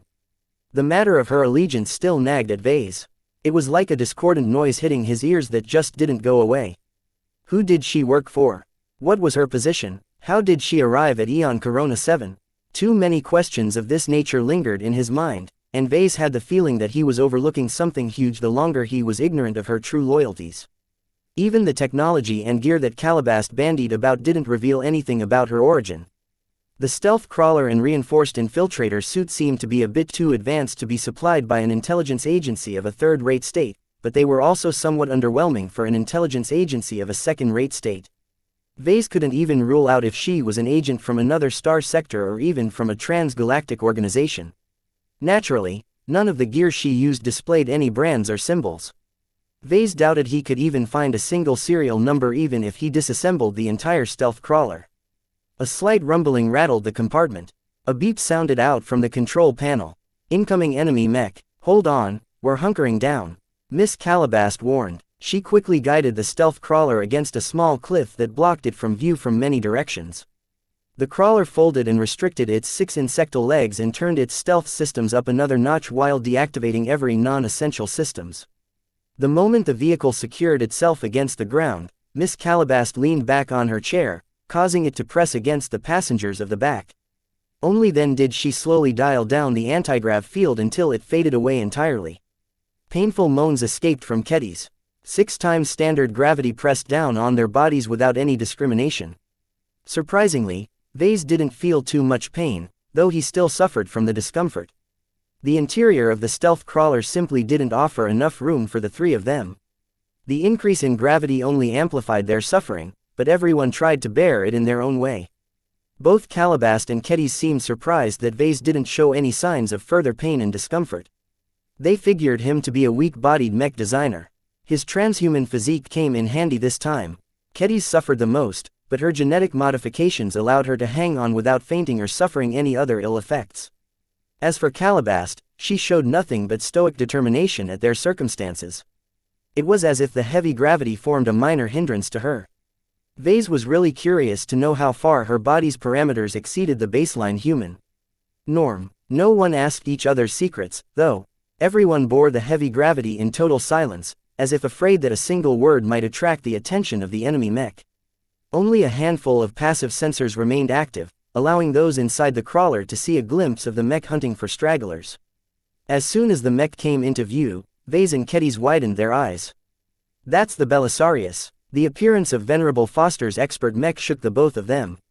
This was a supremely advanced mech with the power to withstand the attacks of several mech companies at a time. Yet it was also a highly complex mech that incorporated countless advanced systems. How could it recklessly appear in the red zone where the breakdown effect did its best to wreck all kinds of technology? The dreaded Belisarius walked out into view and held a new laser carbine in a casual grip. It seemed that Venerable Foster was leisurely hunting for pirates. Miss Calabast sighed. I can't believe the 2 of you are so blind. Think about what the Belisarius is made of. Are you still surprised that it's able to function this close to the Starlight Megalodon? Rorich's bone. Vase uttered. This wondrous exotic's main property was to bestow regenerating properties to anything it's blended with. A normal mech accumulates an increasing amount of stresses and faults that will slowly cascade into a mechanical breakdown. Yet a mech like the Belisarius is constantly repairing those stresses and faults as soon as they pop up, preventing them from building up to a breakdown. Keddies looked dazed at that revelation. Isn't that a massive cheat? That's so unfair. How can a mech like this show up on 7? None of our breakdown-proof mechs can last a single second against the Belisarius. The magnitude of this revelation stunned Vase and Keddies as they continued to think over the implications. Such a mech being able to operate in the red zone with impunity would be able to stomp over any other mech no matter how well they were designed. That was because the Belisarius wasn't bound by the limitations imposed by the environment. The only entities that could ever stand a chance against the Belisarius was a sacred god. This wasn't good news for the flagrant sword maidens that went in first. xianxia may be a powerful sacred god, but her abilities lean towards defense. A capable expert pilot like Venerable Foster wouldn't be so stupid to let the lumbering xianxia whack the Belisarius with its limbs. Don't worry, Miss Calabast soothed them. While I'm not too clear on the details of the safe zone, it's not so easy to shake off its shackles. Even if the Belisarius steps inside the range of the Starlight Megalodon, the battleship will surely restrict it from massacring those already inside. How do you know that? Vase asked pointedly as the Belisarius continued to search the surroundings without any result. You're quite well informed about what is going on over there. Miss Calabast grinned despite the deathly threat roaming just a few hundred meters away. It's my job to know things, kid. You may be someone of some stature in the mech industry, but you have no idea what someone in my field is capable of. The secrets of the Starlight Megalodon aren't completely inaccessible to me. You just need to have the right capabilities. She had a point. Vase knew little to nothing about spycraft or whatever Miss Calabast specialized in. He did not have an affinity for this kind of murky business. Yet his continued entanglement in these matters prompted him to do something about this deficiency. He realized that if he ever wanted to go anywhere in the future, he would need to recruit someone who could take care of these matters on his behalf. The idea of forming a shadow force, as a hidden counterpart to his personal force, gained a higher priority. Still, even the best laid plans could go to waste without a good leader at the helm. After all of his ordeals, Vase knew that selecting the right people for the right position mattered enormously. Where could he find a trustworthy spy to lead his shadow force in the future? And did a trustworthy spy even exist in the first place? Chapter 891, Chasing a Bone. The Belisarius didn't linger for long. For all of its amazing capabilities, the mech designers who developed this extravagantly expensive mech focused their full efforts on enhancing its direct battle capabilities. While Vase guessed that it possessed some stealth detection capabilities, the mech likely didn't excel in this area. It was also a question whether Venerable Foster activated those systems in the first place, as they drained a considerable amount of energy. The scavenger-like flagrant vandals shouldn't have access to stealth vehicles anyway. 20 tense minutes went by as the Belisarius slowly drifted out of sight. Even then, the occupants waited for 2 full hours until Miss Calabast finally lifted the lockdown. The stealth crawler climbed back up its legs and its antigrav modules began to emit an antigrav field that covered the entire vehicle. After cautiously emerging from their hiding spot and scanning their surroundings, Miss Calabast finally felt relieved enough to resume their journey to the Starlight Megalodon. Over the next couple of days, the stealth crawler occasionally bumped into Vision search parties. They never encountered the Belisarius again, but they did stumble upon the Hostland warrior version of a breakdown mech. Seems they have the same idea as Myra back then, Vase noted as they uncomfortably hunkered inside the unmoving stealth crawler. Calabast always deactivated the antigrav modules during these instances. Nonetheless, that didn't stop Vase from dissecting the breakdown-proof mech the Hostland warriors cobbled up. Seems to be a tiger mech. While it consumes a bit more power, it's also capable of pouncing with greater strength than Myra's Asteria design. What do you think, Kedis? Mentioning Myra briefly caused Kedis to flicker with pain, but she bravely suppressed her sorrow. Vase did not wish for Kedis to get bogged down by her regrets. He deliberately pushed her to use her mech design ability to use in order to keep her from wallowing in her darker thoughts. The tiger mech they designed shows that the Visions aren't too worried about power consumption. Did they manage to reverse engineer the Vandal attempts at developing a god crystal generator? That would be extremely bad news if the Visions cracked the secret. Didn't Chief Dakin ensure all of the god crystal generators would be dismantled? The Vandals also arranged their god crystals to be rendered useless by infecting them with the polluting energies of their murky crystal. By all rights, the Visions shouldn't have been able to reconstruct a god crystal generator. The Visions brought a lot more power generators along than your expedition. Miss Calabast threw out, while it doesn't match the output of your god crystals, it still leaves them with a sufficient amount of energy to empower their specially designed tiger mechs. The Visions came better prepared, in other words, they didn't possess the same urgency to develop an alternative source of power as the flagrant sword maidens. Vase pointed out another pertinent fact. We also have to take into account that the earlier battle downed a lot of mechs on both sides. Even if the Visions are able to salvage and restore 100 of so mechs, they'll still be left with fewer mechs than they started with. The damage our mechs had dealt on their mechs, but especially mech pilots, is extremely considerable. This means their total energy expenditure is also lower than before. Now that the Visions defeated their strongest rivals, anyone else that reached the edge of the red zone stood no chance against their martial prowess. The presence of the Belisarius alone provided them with an absolute advantage against the ramshackle pirate and private sector outfit mechs that managed to make it this far. They essentially didn't have to worry about the competition threatening their absolute hold over the edge of the red zone. This problem quietly concerned Vase over the days. He couldn't figure out how he'd be able to escape this planet without relying on Calabast's assistance. Though Vase found her to be an amiable woman so far, there was no telling when she'd stab him in the back. If there was anything he learned these days, it was that he should always prepare an escape route if things went sour. Right now, Vase felt immensely stifled by the fact that he only had her promises to go on when it came to evacuating from this planet. It was impossible for him to cross tens of thousands of kilometers on this heavy-gravity planet. Even if he devolved into a savage like a wildling and lived off the land, he would still take 10 years or more to cross this vast distance. For better or worse, his only hope lay in Calabast keeping her word. Vase hated relying verbal promises, especially since he was the disadvantaged party in this exchange, but what could he do? Fortunately, Miss Calabast seemed to need his services for some reason, so he still possessed some leverage. The problem for Vase was what would occur after she got what she wanted. Even with the unfathomable immunity that Vase exerted against the breakdown effect, the stealth crawler finally gave up the ghost on the 4th day. Due to all the delays, they still needed to traverse 30 more kilometers to reach the safe zone. It sounded like a day or two of walking away, but the craggy and hazardous terrain meant the final stretch was an arduous journey.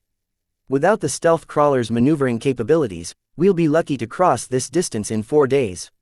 Miss Calabast sighed as she slipped her own pack over her shoulder. She brought a lot more supplies than Vase or Keddy's. What are you waiting for? Let's move. Vase still stared at the broken-down vehicle and itched to take it apart. If he could study some of its stealth mechanisms, his understanding of this field might make a small leap. Going on foot is rather dangerous with all of the hazards in our way, he said. Just the residual radiation alone can partially penetrate our suits. Isn't it better to have this vehicle shielding us? Let me try and repair it. I think I can get it up and running in 2 hours. It's wrecked, Calabast declared. I may not be a technician, but it's quite clear that there's no way you can repair this crawler with handheld tools. You won't know if I don't try. You may be an awesome super spy or something, but you don't know what a mech designer is capable of. We're not limited to tinkering around with mechs. He grinned. Miss Calabast showed some discomfort at his argument.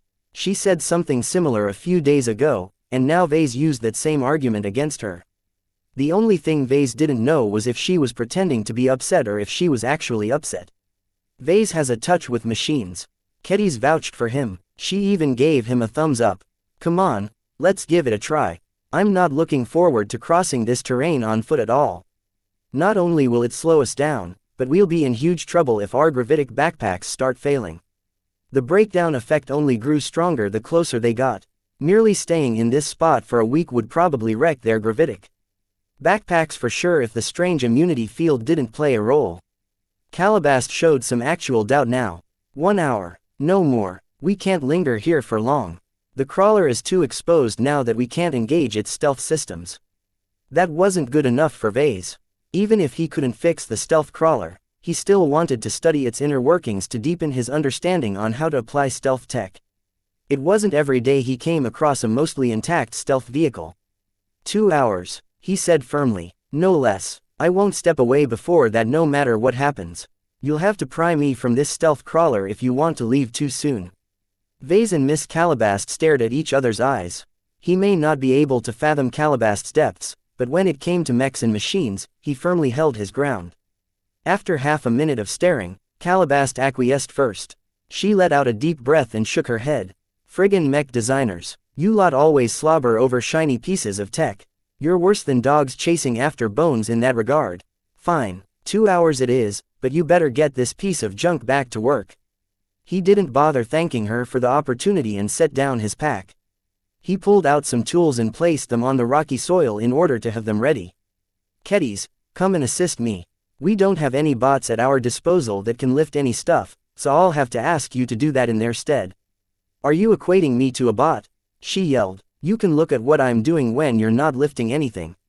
I'll even explain some things. Her mood immediately swung around. Oh, why didn't you say so? Can you teach me how this stealth stuff works? That's not something you can pick up on a single day. Even I needed a month of study to decipher the basics. Still, I can teach you some principles. It's up to you whether you understand the gist. He proceeded to lift his multi-tool from a slot in his earth ant in order to open up the engine compartment. It took half an hour to partially disassemble the stealth crawler. This phase took quite long because the measly tools that Vase had at his disposal slowed down the process. He frequently needed to assist Keddies in lifting up some of the heavier components as well. When Vase saw the guts of the stealth crawler for the first time, he sighed in admiration. While the vehicle was by no means a mech, the internal architecture looked like a highly optimized piece of work. A team of experts must have designed this stealth crawler. Vase uttered in admiration. There's little individuality left in its design, but all of its capabilities are brought to their most optimal state. Miss Calabast crossed her arms. What does that matter? Just get this crawler back to working condition. The stealth crawler didn't possess any X-factor or any notable spirituality. Its design flavor leaned towards efficiency and reliability rather than power or performance. These traits reminded Vase of Master Olsen, but he didn't recognize her in this work. A team of highly capable vehicle designers should have designed this craft. Vase did not detect any principles associated with mechs. Unfortunately, the clean and efficient design left almost no unique design flares that Vase could have used to trace down its origins. No matter. Vase wasn't out to figure out where it came from and who designed this craft. He slowly identified the major problems that prevented the stealth crawler from continuing to traverse the terrain.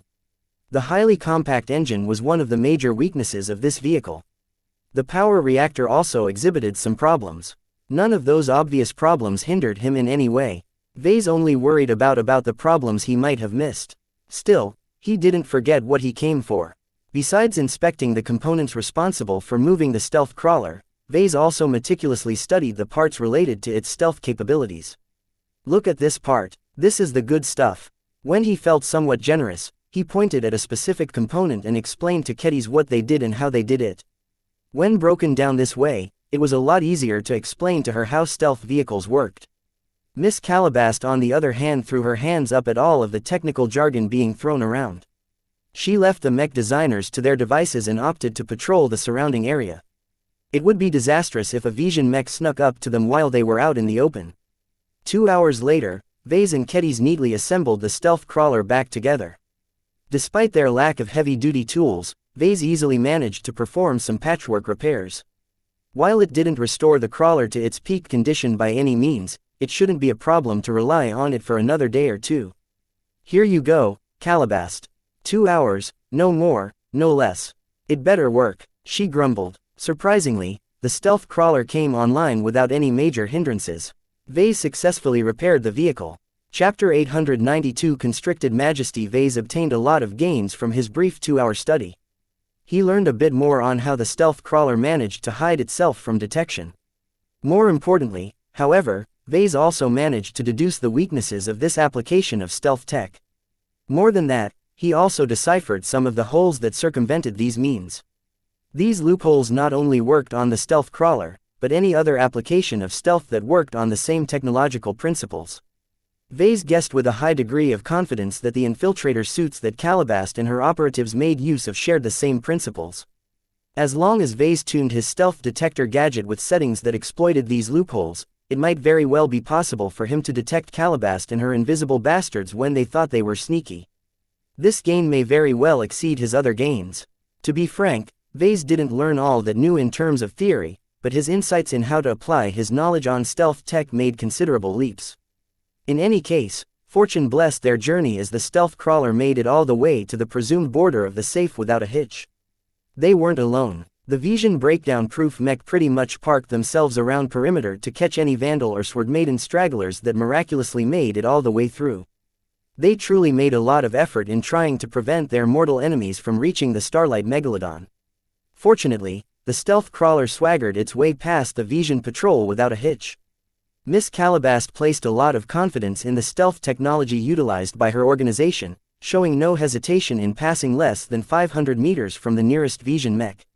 Vase and Kedis pretty shook in their suits of combat armor because the enemy mech could have easily noticed something amiss at that range. Fortunately, the stealth crawler did not leave behind any overt tracks as it calmly crawled forward. That was close, Kedis exclaimed. Vase tried to calm his shaking heart. I think the only reason why we made it through is because those Vision mechs aren't using the most advanced sensors and processors. A more modern mech would have noticed some environmental discrepancies. Nonetheless, the safe zone finally came within reach. Vase studied the projection, but the stealth crawler's optical sensors only detected the vague outline of a colossal capital ship looming over everything in the vicinity. The hazy contours of the Starlight Megalodon resembled a long and cylindrical whale that seemed to stretch out from one end of the horizon to the other. The length of the Starlight Megalodon absolutely matched many medium-sized cities, and though her width and height were shorter in order to present a narrow profile in battle, she still possessed a humongous amount of internal volume. To call her a floating city fortress in space would be an understatement. Most space stations never match her size. Truly, a battleship more than 11 kilometers long served as the apex battle weapon of the human race. The human battleship defined the age of conquest and paved the way for humanity's rapid expansion and tyrannical self-destruction. They became the hammer in which humanity beat up the aliens and themselves to a pulp. Nowadays, only the Common Fleet Alliance and the Mech Trade Association commissioned battleships these days. It sounded strange that the MTA made use of warships up to and including battleships, but they wouldn't be able to throw their weight around in the galaxy without the strength to back up their threats. Yet no matter how well the MTA designed their battleships, they couldn't hold a candle to the largest and most powerful naval organization in the galaxy. The CFA truly knew their battleships, and even if the Starlight Megalodon was 300 years past her prime, she could still crack planets if she chose to. The evidence suggested that she miraculously retained some functionality over the years. From this distance, the stealth crawler's sensors could also see the dense streams of astral winds escaping from a very visible crack near the stern of the battleship. Vase never got tired at the sight as nobody figured out how her FTL drives managed to sustain such a phenomena without degrading or breaking down.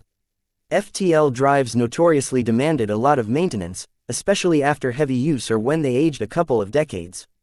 By all rights, the Starlight Megalodon's FTL drives shouldn't have worked for so long. Let's enter. The stealth crawler crossed over the invisible boundary claimed by the Starlight Megalodon. Just a few seconds after they entered, a pale beam instantly struck the entire vehicle. Everything stopped. The stealth crawler stopped. The occupants inside stopped. Their perception stopped. It was as if they were frozen in time. A nearby Vision Tiger mech noticed the stasis beam and became alarmed. Just as it turned around to face the strange vehicle that managed to sneak to the safe zone from under their nose, a tractor beam reached out from the distance and lifted up the stealth crawler. As soon as the crawler gained sufficient height, the tractor beam swiftly retracted the captured vehicle straight towards the Starlight Megalodon. An uncertain amount of time later, the tractor beam placed down the stealth crawler at a clearing right before the hull of the battleship. The stasis beam that froze the stealth crawler also disengaged. What happened? How did we get so close all of a sudden? To the occupants, the transition immediately threw them off balance. While Miss Calabast benefited from prior warning, both Vase and Kedis felt as if someone robbed them of their memories. This was a highly unpleasant sensation. Calm down, you overdramatic mech designers. Nothing happened besides getting dragged over alongside the Starlight Megalodon. We're here. The gravity of the situation dawned upon the two. Indeed, as soon as the hatch opened up and everyone stepped out, Vase looked up at the aged but mostly intact hull of the Starlight Megalodon in earnest. Her metallic dark blue hull plating long lost its shine due to age and corrosion. What coating the battleship used to be covered with long wore out from millennia of exposure to the elements. This also wiped away most of the markings and symbols painted on her hull. The only markings that remained were those embossed in her hull. Vase easily made out the giant words that proudly declared her identity. Starlight Megalodon, at least we got the right battleship. Kedis joked as she admired the battleship in her own way. After so much time and so much travel, Vase almost couldn't believe he finally reached the fabled lost CFA capital ship. What struck him the most about the Starlight Megalodon wasn't her immense size, nor the immense Corvette-sized gun turrets. As an example of human engineering at its greatest height, Vase already expected the battleship to be an imposing colossus built for war. This is a battleship with history. The Starlight Megalodon radiated an aura of age, majesty, dominance and invincibility. She possessed a faint, mixed but highly complex blend of meanings normally associated with historical relics. The most historic machine that Vase had ever seen was the Larkinson ancestors' personal mech. Back at Rittersburg, Vase never knew that the history and experiences of a machine could accumulate its X factor. Yet even that impressive historical mech was a toy in front of the Starlight Megalodon. Although only 300 years had passed in the outside galaxy, the surface of the planet experienced 3,000 years. Not only had the survivors of the crew spent their entire lives around the crashed battleship, many generations of their descendants must have lived their lives in the vicinity as well. All of their accumulated beliefs and superstition continued to pile up on the Starlight Megalodon, causing it to become more than just a crashed vessel. It became a totem of belief, a container of spirituality ascribed by those who lived in this region. Vase became intoxicated by her multifaceted X factor. All of his original mech designs may possess stronger and more concise X factors, but they were ultimately artificial constructs conjured up by his own imagination. Even if Vase considered his imagination to be vivid and rich, he was only a single individual. His individual imagination could never surpass the imagination of millions of humans. This was the strength of a group. Just witnessing the spiritual splendor of the battleship advanced his understanding of the X factor. The insights he gained from this glimpse alone almost made the entire trip worth it. Vase even developed some ideas on how to improve or replace his old triple division technique. Those constructs. What is that? Kedis asked as she gestured at the extra additions built alongside the hull of the Starlight Megalodon. Vase stared at the constructs and noted that they looked like primitive sand structures. It was as if someone built a partial sandcastle around the massive hull. The distribution of the sand structures was fairly random, and besides the open windows, Vase couldn't tell anything else besides that they used to house tens of thousands of people. Those sand structures are the principal reason why the Starlight Megalodon encountered a mishap 300 years ago. Miss Calabast smirked. What you're looking at is the remains of a highly advanced Sandman mothership. Sandman. Vase and Kedis practically jumped, but Miss Calabast quickly calmed them down. There's no danger here. The Sandmen have all been rendered inert down to their Sandman Admiral. Right now, what you're seeing is their carcass. Over the years, the survivors of the Starlight Megalodon hollowed them out and turned them into living space. If the crew of the Starlight Megalodon didn't see fit to remove all of the sand that constricted the battleship inside and out like an infectious disease, then the threat they posed must have long been gone by now. Eon Corona. 7 would have been a very different planet if the Sandman mothership defeated the battleship and all of their crew. Still, the knowledge that they were standing beside an immense Sandman amalgamation didn't put them at ease. Most Sandman motherships posed little threat to a CFA warship, but certain Sandman admirals grew and learned to such an extent to where they became incredibly formidable. A Sandman mothership that dared to attack a CFA battleship and succeeded in constricting her to this extent should not be weak. If the Starlight Megalodon is riddled from inside out with Sandman remains, is there anything left inside? Kedis asked. Miss Calabast snorted. Look at the size of her. There's no way a single Sandman mothership can crush her insides. We're fairly confident that the core compartments aren't affected. As for the outer compartments, perhaps 30 to 50% are grinded down with sand, but there's plenty of goodies left in the remaining compartments. Her explanation put down their apprehensions. While Vase still questioned how such a formidable Sandman mothership died all of a sudden, this wasn't the time to puzzle over these questions. Miss Calabast led them alongside the battleship but didn't approach her yet. Ancient rusted prefab structures surrounded the crash site. Obviously, this area used to house a lot of people, but that was in the past. Not a single human emerged from these eerily empty structures. When was the last time someone lived in this settlement? After 10 minutes of walking, the three finally came within view of some familiar mechs. There are Asterius and enduring protectors up ahead, Kedis exclaimed. Vase spotted the mechs poking above the structures up ahead and quickly counted their number. All the mechs of the exploration party and the follow-up party that are unaccounted for are present. They're safe. Seeing those mechs dormant but unharmed and without a single scratch put down some of his worries. It seemed the Vandals and Sword Maidens trapped in the safe zone hadn't encountered any hazards that posed a threat to their mechs. The huge, hulking form of xianxia resting close to the breakdown-proof mechs also reassured him somewhat. Both Kedis and Vase eagerly wanted to reunite with possibly the only survivors of the flagrant Sword Maiden ground forces. Can we go and meet our comrades? Miss Calabast casually gestured them forward. Go ahead. That's why I brought you here. You should understand their situation first. They're kind of stuck right now. Once you become acquainted with their difficulties, you'll see why it's in your best interest to cooperate with us. I'll pick you up after 24 hours. Don't tell them about our existence. It's for their own good. She sounded like she wasn't worried at all that Vase might possibly renege his end of the deal. This implied that Vase, Kedis and the other flagrant Sword Maidens trapped in the safe had no way to progress inside the battleship without Calabast's assistance. We'll see, Vase replied. Chapter 893 Recruitment Phase. The moment they walked towards the collection of mechs situated closer to the Starlight Megalodon's hull, Vase and Kedis suddenly tripped and floated in the air. What the gravity, it's normalized. The two hadn't expected to walk into an area affected by an antigrav field.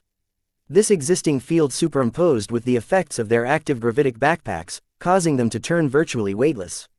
Vase quickly calmed down once he realized what had happened. Gently dial down the power of your gravitic backpack. Don't do it instantly or you'll drop like a brick. Their armored forms slowly descended into the ground as the gravity affecting them gradually increased until it matched the gravity of old Earth. The little jaunt in the air discomfited them both, but they managed to retain the contents of their stomachs. It was still unpleasant to be thrown into the air like that when they didn't expect such a thing. For a moment, Vase believed that Miss Calebasse deliberately sent them ahead without a warning as a prank. That woman has a sense of humor, he muttered. Next time, I'll smack her face. Kedis shamelessly boasted. The anti-grav field emitted by the Starlight Megalodon reduced one of their worries. It wasn't a good idea to keep their gravitic backpacks active all the time. Not only did they expend a lot of energy, they also wore them out through continuous active use.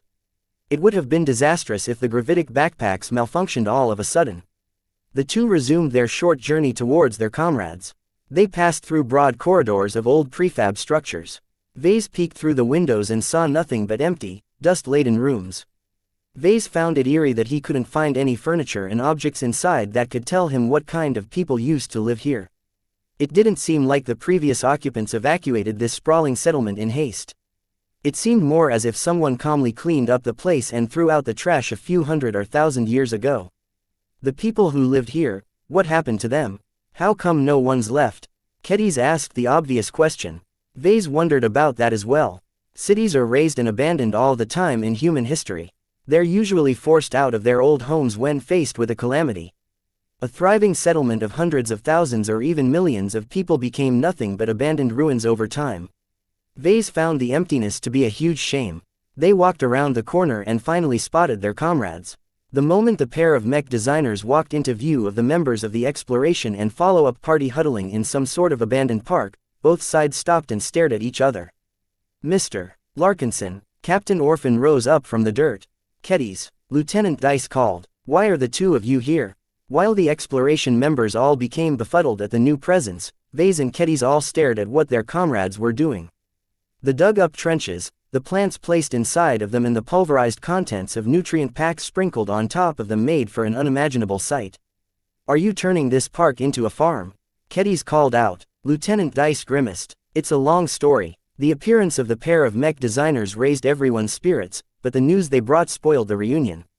In the next hour, Vase huddled with the 100-odd members of the two parties that ventured into the safe zone and filled them in on the disaster that struck the flagrant Sword Maidens. He activated his military-issued comm and projected a portion of the footage of the battle against the meandering monkeys and the Hostland warriors. The appearance of the Belisarius and the ease in which it tore apart the Vandal and Sword Maiden's mech all led to a round of cursing and sorrow. The outcome of the battle and the fate in store for those who remained caused many of them to be racked with grief. Though they were too far from the battle to experience it as it happened, they had no reason to doubt the news. Vase even uploaded the data of the battle to everyone's comms so they could study the records by themselves. The more the Vandals and Sword Maidens watched the footage, the more they became angry and despondent. Even if Vase didn't show them the butchering that surely happened afterwards, they knew the score as well as anyone. If they were in the shoes of the Vesians, they would have done the same. So many of sisters are dead now. We've lost our way out. There's no rescue awaiting us outside. We're stranded. Captain Orphan immediately cracked down on such talk. Pipe down. You don't know anything. As long as we're alive, we still have a chance of finding a way out. Didn't this battleship send out FTL-capable shuttles into space? A battleship easily carries hundreds of shuttles. As long as we manage to get inside and hijack a couple of shuttles, we can still go back to the fleet. Her words roused everyone's hopes, but only slightly. Vase looked at their expressions and saw that they hadn't been doing well lately. Miss Calabast's warning that the survivors had gotten stuck rang in his ears. Why hadn't they managed to get inside the battleship? Vase stared back at the Starlight Megalodon and saw plenty of minor cracks and rents in the hull. Was there something blocking their way? As the Vandals and Sword Maidens settled down and pored over the battle footage by themselves, Captain Orphan and Lieutenant Dice brought Vase and Kedis inside one of the nearby abandoned structures. As they entered the prefab house, Vase saw that the survivors welded pieces of loose metal into pieces of furniture. Though the fast transport provided some accommodation, it seemed as if the survivors settled in for the long haul. As the four sat down at a table, the true discussion began. Can you tell us what is going on here? Vase asked with a sense of urgency. Why are you setting up a farm of all things? Captain Orphan sighed. It's because we can't enter and exit this region. Ever since the battleship tractored us over here, we've been exploring our surroundings for days. That's when we realized we've entered a ruin. We haven't found anyone even after circling the entire crash site. There's no trace of natives or any of our rivals until a week ago when some Vision Tiger mechs got dragged inside. Did you come to blows with them?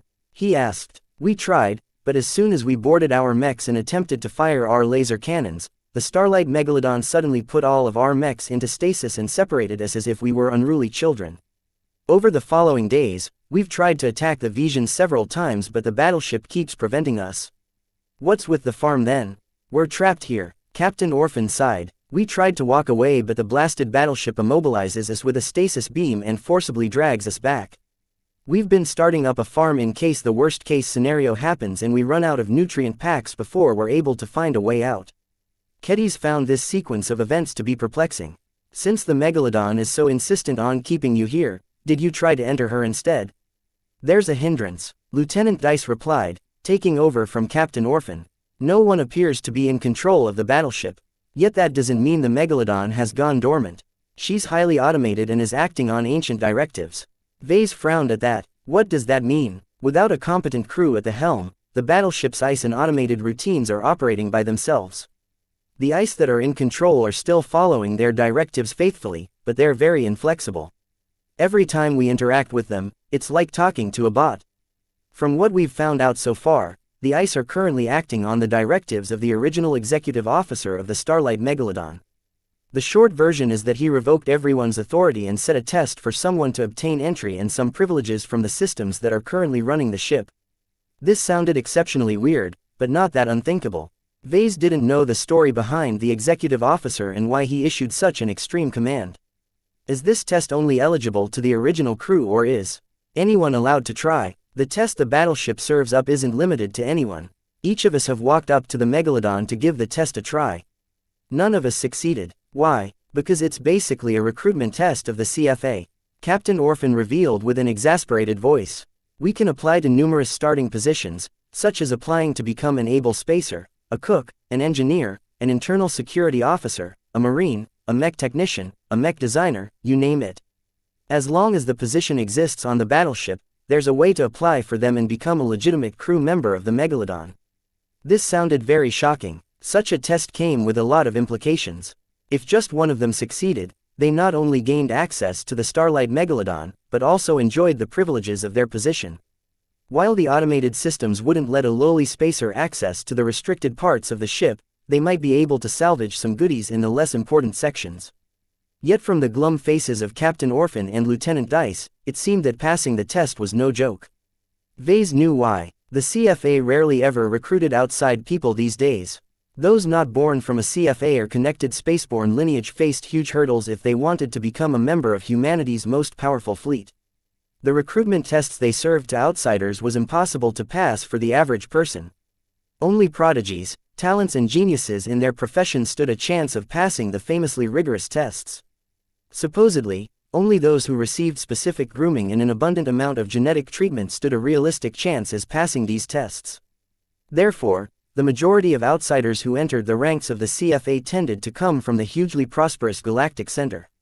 Country bumpkins from the galactic rim like the Vandals and Sword Maidens need not apply. The tests are too difficult. Captain Orphan slammed her fist on the crudely welded table. The ice are too obstinate and aren't willing to lower their standards no matter how much we try to convince them. They're dumb as rocks. I've seen cleaning bots who are more intelligent than the ice who call the shots at the battleship. The two mech officers explained that they all tried to apply for a variety of positions. Even the lowest sanitation engineer, which was just a fancy way of referring to janitors, needed to be the equivalent of mechanical engineers who could design and develop state-of-the-art cleaning machines. After all, a shipboard janitor these days mainly cleaned a ship by managing the cleaning bots. Some knowledge about the ins and outs of how the bots worked should be a given, but the CFA wasn't satisfied with that. Not even the best professors of mechanical engineering in the Komodo Star sector would be able to pass the test to become the Starlight Megalodon's janitor. The more Vase heard about the ridiculous demands the recruitment tests imposed, the more he became confounded by the executive officer's intentions. Perhaps the original crew of the Starlight Megalodon were smart and capable enough to pass these tests, but what about their descendants? On a planet where technology constantly degraded, how easy would it be to raise offspring and educate them to a ridiculously high standard? So you see, Vase, this is why we're stuck here. The battleship won't allow us to leave and she doesn't allow us to enter either unless we pass her tests. Vase could see now why the survivors started farming. Chapter 894 Virtual Officer Captain Orphan and Lieutenant Dice regaled them with their attempts to pass the test. All of the challenges took 2 hours to complete, though everyone usually got kicked out within 5 minutes after failing the very first hurdle. Even if the recruitment tests adhered to outdated standards and customs, it still took an immense amount of talent and skill to pass them all. When we attempted to pass the test for mech pilots, we got dumped into a simulation where we piloted a random 300-year-old mech on a random battlefield. Did you know what the first challenge asks us to do? We needed to defeat 40 mechs of the same quality by ourselves within 10 minutes. There's no way that we could pass such a ridiculous test. That did sound like an enormous hurdle to Vase. Perhaps only expert pilots would have been able to pass the challenge, but so what? Numerous other tests awaited them right afterwards. All the other tests for other positions imposed equally ridiculous standards right at the start, causing none of the survivors to be able to pass the first test. Vase started to think, maybe I have a chance. Mech design is a very new profession. It doesn't have much history and only existed for about 100 years since the Starlight Megalodon went missing. Both Captain Orphan and Lieutenant Dice shook their heads. They chuckled at his confidence and believed he would fall flat as soon as he attempted the test on his own. The ICE administering the tests may be adopting outdated standards when composing their tests, but the galaxy didn't change all that much in the last 300 years. It was impossible to rely on a generation advantage to get the upper hand in the test. You can try, but you'll fail. The recruitment tests of the CFA are no joke. The Starlight Megalodon might be using an abridged 2-hour test to determine whether you're qualified, but that doesn't make it easier. Is there any consequences for failure? Nah, you'll only get locked out by the ICE for the remainder of the 2 hours. There's no way you can make an attempt one after another. Therefore, each time someone failed, they needed to wait around 2 hours to try again. Such a cycle of instant failure and constant waiting would have worn down anyone's spirits. Few people possess the willpower to undergo continuous failure and lengthy boredom for long. Do you know why the executive officer implemented this recruitment process in the first place? Vase asked. Captain Orphan shrugged. The ICE don't tell us much. They're all obstinate and constantly reply that we're not authorized to ask them any questions. However, from what we guess, the ICE administering the test is supposed to distinguish between CFA and non-CFA people. The ICE don't recognize us as CFA spacers. Family members are true spaceborne humans, so we all got served with the more difficult test for non-CFA people. None of the Vandals or Sword Maidens possessed any connection to the Common Fleet Alliance. Demanding to take the easier test for CFA personnel wouldn't work. Even if it was easier, the CFA still maintained ridiculously high standards. Perhaps they might pass the first or second challenge, but they would never be able to last 2 hours. Vase wanted to try anyway. He turned to Kedis. You go try as well. Even if you don't stand a chance, it doesn't hurt to open your eyes. Can I skip please? She whined. I don't want to get beat up by a test.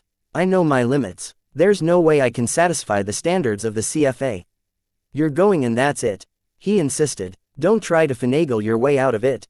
At the very least, the ways in which the Starlight Megalodon simulates the testing environment should be a unique experience.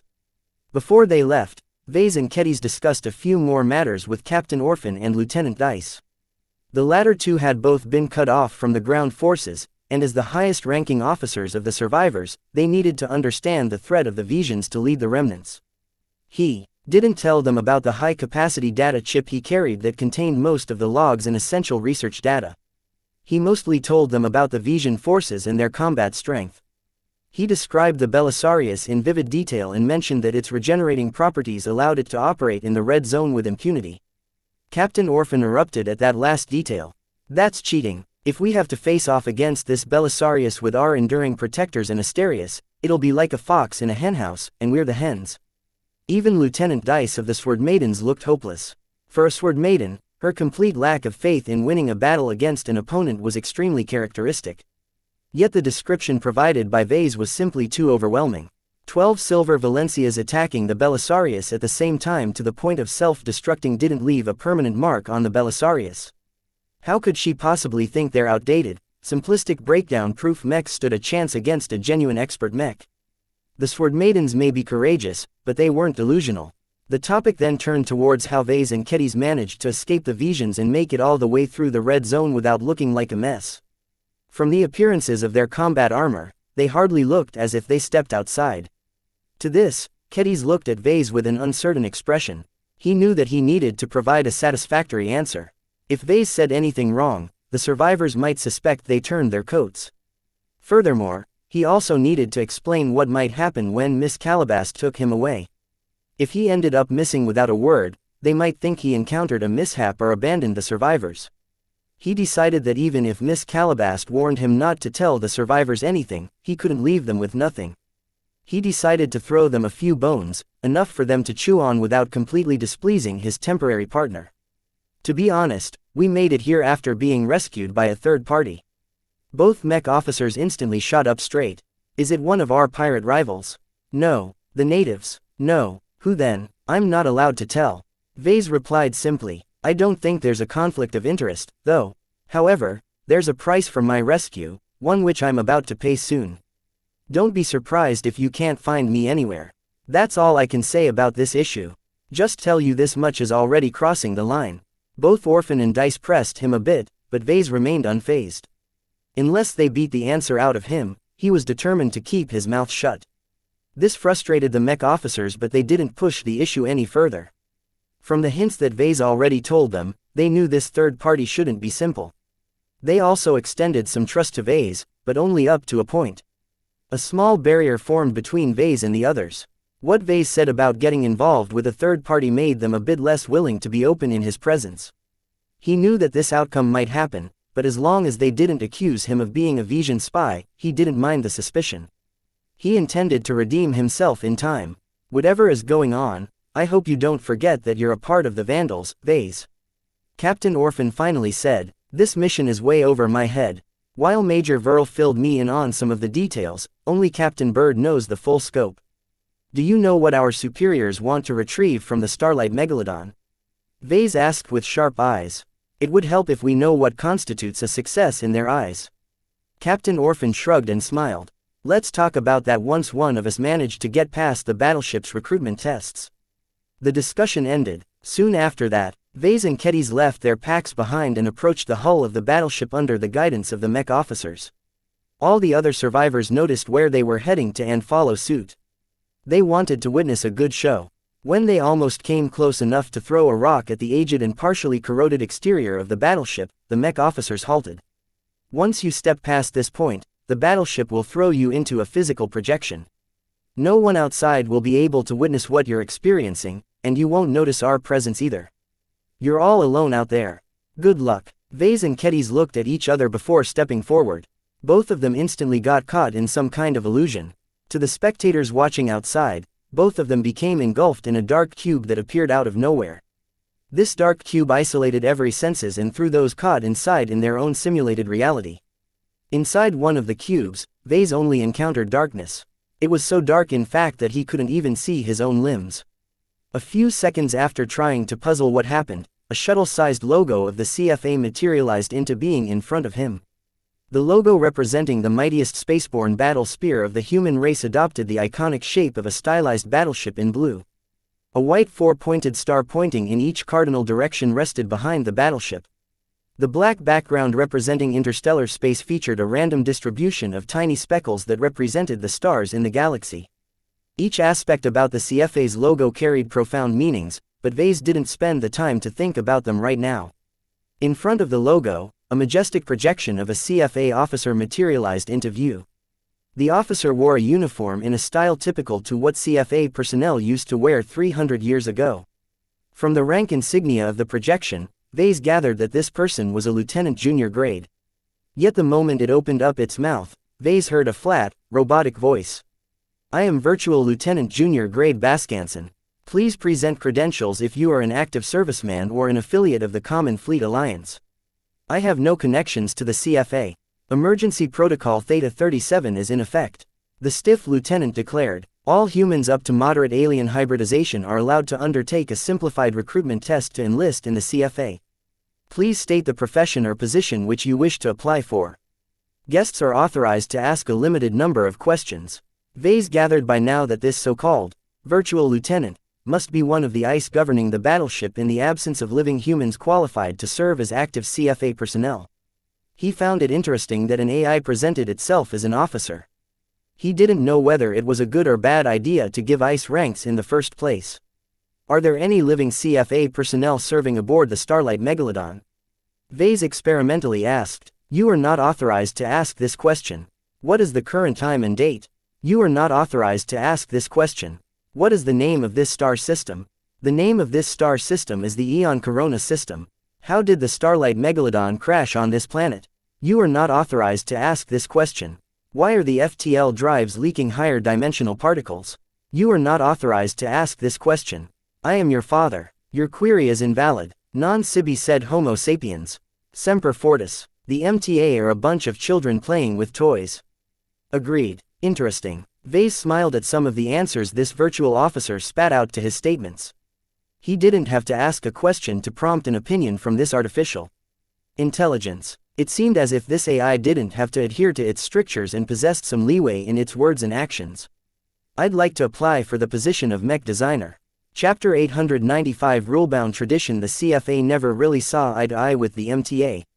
Both claimed stewardship over humanity after the dark days of the climax of the Age of Conquest, yet one always thought they were better over the other.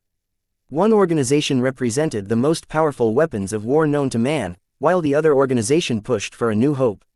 Their ideological clashes regularly divided human space. Their rivalry also kept them in check against each other, preventing any single organization from becoming the only hegemon of human civilization. Yet hostilities became so heated in some cases that extremely destructive incidents occurred from time to time. Therefore, as soon as Vase declared he wanted to take the recruitment test for mech designers, Virtual Lieutenant Baskanson immediately threw him the stink eye. The AI may act like a bot sometimes, but its programmers pretended to give it some personality. Commencing recruitment test in 10 seconds. Chosen profession: mech designer. Please stand by. Warning: cheating is not allowed. Violators will be disintegrated. Vase took that last warning extremely seriously. With all the high technology the Starlight Megalodon revealed so far, he knew she possessed 1,000 ways to kill him in the most horrific way possible. The entire surroundings morphed into an extremely well-equipped workshop and design studio. Vase looked around and noted his metallic surroundings and peculiar markings. It seemed as if he entered one of the Starlight Megalodon's many mech workshops. Virtual Lieutenant Baskanson appeared into view again. He stared at Vase with a cool glare before raising his palms. A projection of a timer appeared on one palm. It started at 5 minutes but already started counting down. The test had already begun. From his other palm, a data pad appeared. Please read the mission contents and complete the assigned task within the allotted time. Vase picked up the data pad and felt the weight and shape of it through the feedback from his Earth ant. So this is the fabled physical projection. The projection technology common in the galactic rim conjured up realistic illusions. People could easily distinguish fake from real when it came to cheaper projections. More premium projection systems lacked this flaw and could easily project a convincing environment.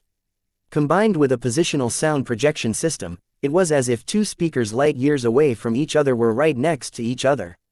The only flaw was that poking your hand through a projection instantly broke the illusion. No matter how realistic a projection appeared, it was ultimately a product of sound and light without any ability to interact with touch. Yet physical projection technology broke this rule. Through some means which Vase didn't understand, a physical projection system possessed the ability to resist force.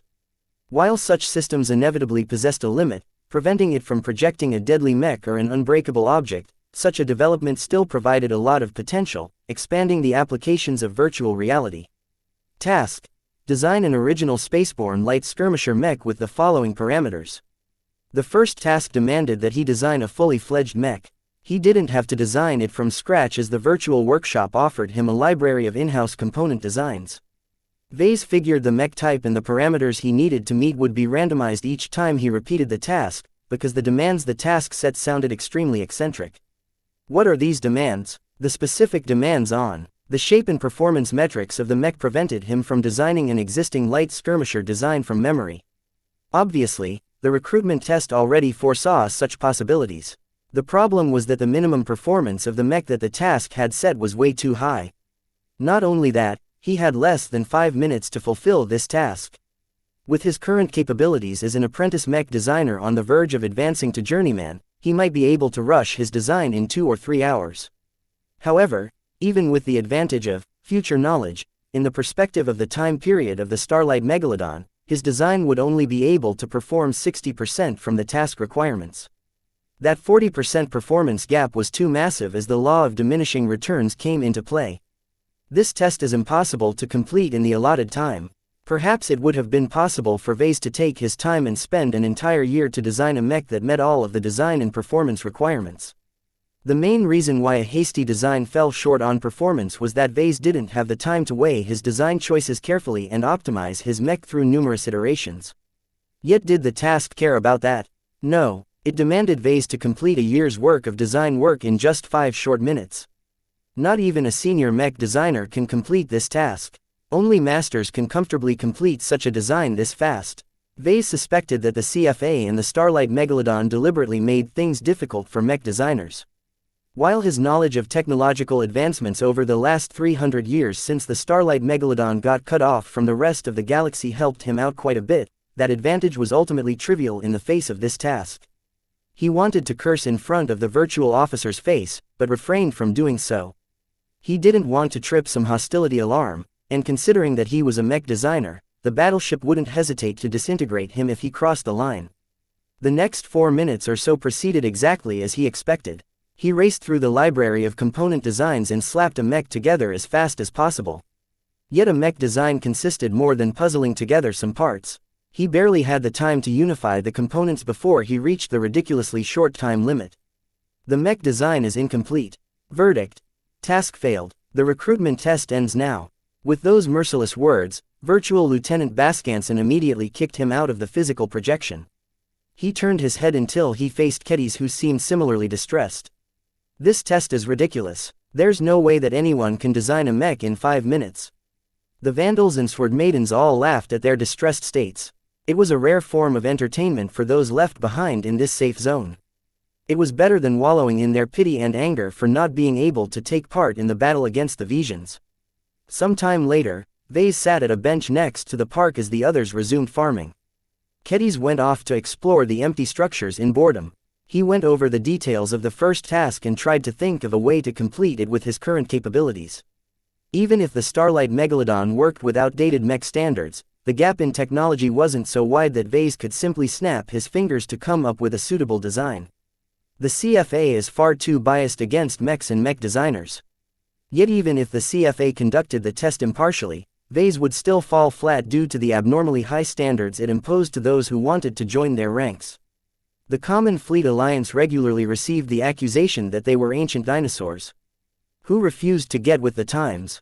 Despite their high degree of technological innovation, they were infamously traditionalist and conservative in their social and ideological evolution. The CFA still clings to the glory of the Age of Conquest. At the most fundamental level, the CFA never gave up on warships and tried to redeem their awful reputation. The tyrannical admirals and naval officers who engaged in reckless slaughtering and genocide in the past caused the CFA to double down on discipline and adherence to its rules and regulations. Anyone who broke a rule received strict punishment. It was no surprise that they gained a reputation for being heavy-handed, not just against outsiders, but also against themselves. Yet it was through this harsh and uncompromising regime that human civilization slowly lost their paranoia and suspicion against one of the big two. Since the 400 years or so since the Age of Mechs commenced, the Common Fleet Alliance thoroughly built up a reputation for harshness but fairness, possessing only a bias for spaceborne humans. This was a forgivable quirk of theirs and nobody minded them as true spaceborne generally stuck to themselves. Still, all of their inertia makes them slow to accept mechs. At the time of the Starlight Megalodon's disappearance, the CFA only recently accepted that mechs were there to stay. In the Age of Mechs, how could they miss out on this newfangled war machine? Yet even if they felt pressured to work with mechs, they certainly dragged their feet when it came to implementing them into their force structure. The CFA believed in the primacy of warships, so the more powerful mechs became, the more they felt threatened by this recent invention. However, it wasn't in their nature to deliberately cripple technological development. The only reason they maintained an edge with their warships was because they constantly improved their design and underlying technologies. Therefore, Vase and many people involved with the mech industry considered the CFA to be an inherently contradictory organization. They pursued breakneck technological innovation but remained stagnant when it came to ideological and societal adaptation and shifts. The MTA that Vase aligned with was a new organization that didn't inherit the trappings of the past. Mechs didn't exist in any meaningful way during the Age of Conquest. This enabled the founders of the MTA to develop a new set of rules and regulations from scratch. In addition, due to their newness, they constantly needed to adapt and change those rules when they fell flat. They were much faster to adapt to the times and didn't insist on sticking to old conventions when they no longer held any relevance. One organization wanted to go back to the glory days of the past. Another organization wanted to pave a new way for the future. They both had their good points and bad points. Even Vase admitted that the MTA wasn't a perfect organization. As Vase mused about the CFA, Captain Orphan suddenly appeared next to him and sat on the same bench as his with a grin. "Don't let the recruitment test get you down, Vase. The CFA have always been rat bastards against outsiders. Nobody is supposed to pass the tests for non-CFA personnel in the first place." "I know that, I haven't taken it personally," he replied. "Then don't look like a beaten dog. We'll manage something, I'm sure of it," she smiled. "I admire your ability to smile in the face of these depressing circumstances. It's not as if grouching and thinking suicidal thoughts will get us anywhere. No matter how hopeless we seem, I don't want any of us to drag each other down. We owe it to our fallen comrades to fight to the end. Engaging in self-destructing will just be giving the Visions what they want." She had a good point. As the senior surviving Vandal officer on the ground, Captain Orphan shouldered a huge responsibility. From a force consisting hundreds of mech pilots and thousands of support personnel, the Vandal ground expedition abruptly diminished to 100 people. Any mech officer would despair at these conditions. Yet Captain Orphan looked at imminent doom in the face and responded with a confident smile. Whether she truly felt this way or merely presented a facade to prop up everyone's morale, Vase admired her proactive leadership at this sensitive time. Unfortunately, Captain Orphan didn't have much to smile at as soon as she spotted something in the distance. A new mech is being dragged over from the safe zone. While the surviving Vandals and Sword Maidens occasionally saw Vision mechs and transports entering the safe zone, this time was different. This was because the Visions didn't send in a normal breakdown-proof mech. This time, the mech the Starlight Megalodon tractored over was the infamous Belisarius. Captain Orphan widened her eyes as she recognized the unique appearance of the expert mech from the battle footage provided by Vase. "We're in trouble now." Chapter 896 Preferential Treatment. The Visions and the flagrant Sword Maidens generally kept to themselves inside the safe zone. Anytime they bumped into each other, they couldn't help but sling insults and punch each other in the face. This forced the Starlight Megalodon to put the quarreling people into stasis and drag them apart. With the Starlight Megalodon looming over them like an attentive nanny, the two sides agreed to keep to themselves. They claimed separate districts of the abandoned settlement built around the Starlight Megalodon and pretended the others didn't exist. So far, the Vandals and Sword Maidens never paid too much attention to the Vision presence inside the safe zone. They knew that the Visions faced the impossible recruitment tests. There was no way they'd be able to pass the tests. Yet an expert pilot couldn't be equated to mortals. Her mech piloting skills broke the human limit and allowed her to perform much more splendidly than most human beings. There was a non-zero chance that Venerable Foster might be able to pass the recruitment test. The appearance of the Belisarius caused every Vandal and Sword Maiden to gather together at the park. They speculated on the reason for her appearance in the safe zone. Are the Visions so confident that there aren't any threats that require Venerable Foster's help in defeating? Someone wondered. "We used to be their greatest threats," Captain Orphan responded. "Now that they cleaned up our main forces, they have the red zone to themselves." Even without an expert pilot at the helm, the Hostland warriors and meandering monkeys are more than capable enough to defeat 3 times their number of pirate mechs. I hate to say it, but from the battle footage that Vase brought back, the Vision mech regiments that showed up are seasoned veterans. Long-established mech regiments such as the Hostland warriors and meandering monkeys relied on centuries of accumulation to shape their martial tradition. Their training, mech doctrine, logistics and other matters all reached a mature level. A random force of pirates stood no chance against a true military force. How do you figure her chances of success if she undergoes the recruitment test for mech pilots? Vase asked. Will she be able to succeed in a single try? The possibility frightened every mech pilot present in the gathering. It was as if he described their worst nightmare. The recruitment tests aren't so easy to pass, Lieutenant Dice surmised. For a Sword Maiden mech officer, she was a lot more thoughtful than her jumpier sisters. Perhaps her bond with xianxia tempered some of her personality as well. We all know the CFA has a love-hate relationship with mechs. They absolutely won't let any mech pilot join their ranks. Someone else pointed out an important fact. Even so, back then expert pilot are as rare as a phoenix's feather.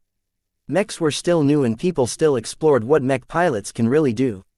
Everyone with highly abnormal piloting ability became highly desirable goods. Maybe the recruitment test for mech pilots set the bar so high in order to obtain expert pilots. That's true. The CFA really hates the MTA and will do everything they can to weaken this upstart organization. Vase confirmed. He knew his history when it came to the CFA and MTA. Back when expert pilots are even rarer than today and poorly understood, the CFA offered extremely high incentives to recruit them. They don't actually value expert pilots that much, but they just wanted to spite the MTA and take away their toys. How childish. We're in deep trouble if the recruitment test for non-CFA personnel is really passable for expert pilots. Someone already despaired. Vase did not see the reason to panic right away. The only consolation is that Venerable Foster has only recently advanced to her rank. From what I know of expert pilots, it still takes at least a decade for them to polish their piloting skills to an elevated level. However, we also know that she's a genuine prodigy in piloting mechs. With her A-grade genetic aptitude, her learning speed is through the roof. There's also the fact that the recruitment tests are performed with outdated mechs. Captain Orphan added, all the mechs we are forced to pilot are mech models that aren't so different from the mechs we used to train with during our Mech Academy days. These mechs are slower, simpler, easier to pilot and faster to master. A highly talented mech pilot like Venerable Foster faced much fewer variables and complications when piloting an outdated mech. As Captain Orphan said, it would be just as if she took a routine examination at a Mech Academy. Vase asked an important question. If Venerable Foster passes the recruitment test and becomes a warrant officer of the CFA, what will she able to do? Everyone fell silent for a moment. She'll be recognized by the Starlight Megalodon. She can go inside the battleship and access any sections open to mech pilots. I don't think she'll be able to pilot a CFA mech, if the battleship still maintains any. She'll have to receive permission from an authorized officer if she wants to deploy a mech. It might not stop her from piloting the Belisarius and taking it inside. More importantly than that, once Venerable Foster becomes an active CFA serviceman in the eyes of the Starlight Megalodon, will the battleship still put her in stasis if she turns the Belisarius against us? This outcome frightened them out of their wits. This might very well be possible. If Venerable Foster truly received the Starlight Megalodon's recognition, then she would undoubtedly benefit from the ingrained bias of the virtual officers. A new sense of urgency overcame the survivors. They became a lot less nonchalant about their minuscule chances of passing the recruitment tests. No matter what, they needed to pass them and obtain the automated battleship's recognition. Only then would they be able to protect themselves, as CFA regulations strictly prohibited violence without cause. Someone's approaching. A group of Visions walked into view. Their piloting suits and combat armor immediately marked them out as members of the Hostland warriors and meandering monkeys. As for the stately brunette figure that radiated a formless pressure by her presence alone, she could be none other than Venerable Relia Foster. The expert pilot glanced contemptuously at the worried vandals and sword maidens. What's this about? Have you given up your pirating ways and turned to farming? You call us murderers. Keddies blew up, never one to take an insult lying down. What about you? How many of our comrades did you kill? We executed thousands of your ilk after our victory. Venerable Foster sneered at her foes. To be honest, some of my fellow mech officers hesitated in whether you flagrant vandals deserved the death penalty, but colluding with known pirates is an instant death sentence in itself. These so-called Lydia's sword maidens are scum of the highest order. The slaves we found at your camp says enough. Did you kill them all? We didn't let off any pirate. The expert pilot smirked. The fire in her eyes proved that she delighted over their deaths. She only spared a solemn expression for the slaves. As for the brainwashed slaves you sword maidens left behind, we had no choice but to euthanize them. It's too much of an effort to support them all and distinguish hidden pirates among their ranks. The steel in the expert pilot's voice left no room for ambiguity. Her words implied that not a single sword maiden was left off. To Kedis, this meant that Myra joined her fellow sword maidens in death. Tears already streamed from her eyes as Kedis hesitated to ask what happened to the journeyman mech designer they found among the sword maidens. The possibility that Vase threw out a while ago might still be in effect. As long as the Visions possessed a little bit of sense, they wouldn't get rid of Myra without a reason. As long as they hid her from Venerable Foster, she might very well be still alive. Vase knew that the worst possible case would be to cast a light on Myra's existence, so he quickly stepped in before Kedis could blurt out something sensitive. "Why are you here? If you haven't heard already, the Starlight Megalodon won't allow us to fight." "No reason, I just wanted to see your faces and count how many pirates slipped our grasp." Venerable Foster shrugged nonchalantly. "We squashed a lot of bugs in the last few days. It's rather annoying to dig you all out from the nooks and crannies of this terrain. Our mechs stepped on so many fleeing bugs that we have to rinse their souls from all the flesh and bones sticking to the surface." Many vandals and sword maidens became enraged. The sword maidens especially wanted to unsheath their great swords and chop the taunting expert pilot in half. Nonetheless, nothing could come from a confrontation so long as the safe zone stayed in effect. This expert pilot with an obsessive hatred against pirates of all stripes merely laughed at the impotent foes and turned around. "Let's go," she commanded the Visions that followed her with a gesture. "There's no point in talking to these dead pirates walking. As soon as I pass this silly test, I'll ask the virtual officers for permission to clean up the insects dirtying up the place." Everyone knew that her threat may not be so impossible to realize. If the Vandals and Sword Maidens could figure out the CFA's intentions, so could they. This was the downside with facing a capable, intelligent enemy force. Everyone missed the days they fought against stupid, incompetent pirates. The Vandals and Sword Maidens all lost the mood to tend to their farms. They headed straight towards the Starlight Megalodon and urgently tried to pass the test for every possible easy profession they could come up with. All of them applied for jobs such as journalist, life coach, comedian, manicurist and other outlandish positions.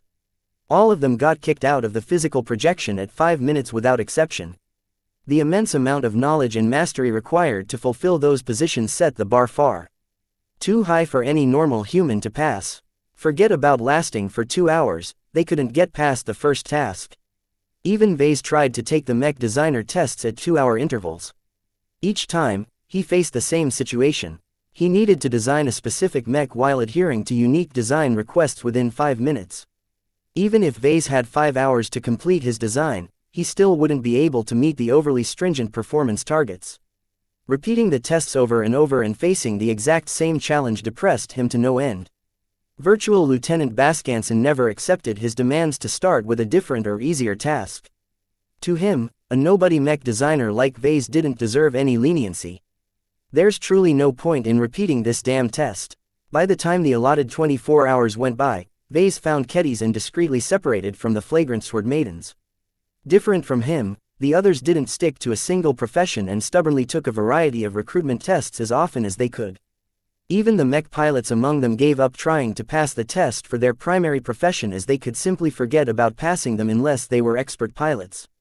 It's too bad Captain Orphan and Lieutenant Dice are only expert candidates. They have a long way to go before they advance to become proper expert pilots. Vase shook his head in regret.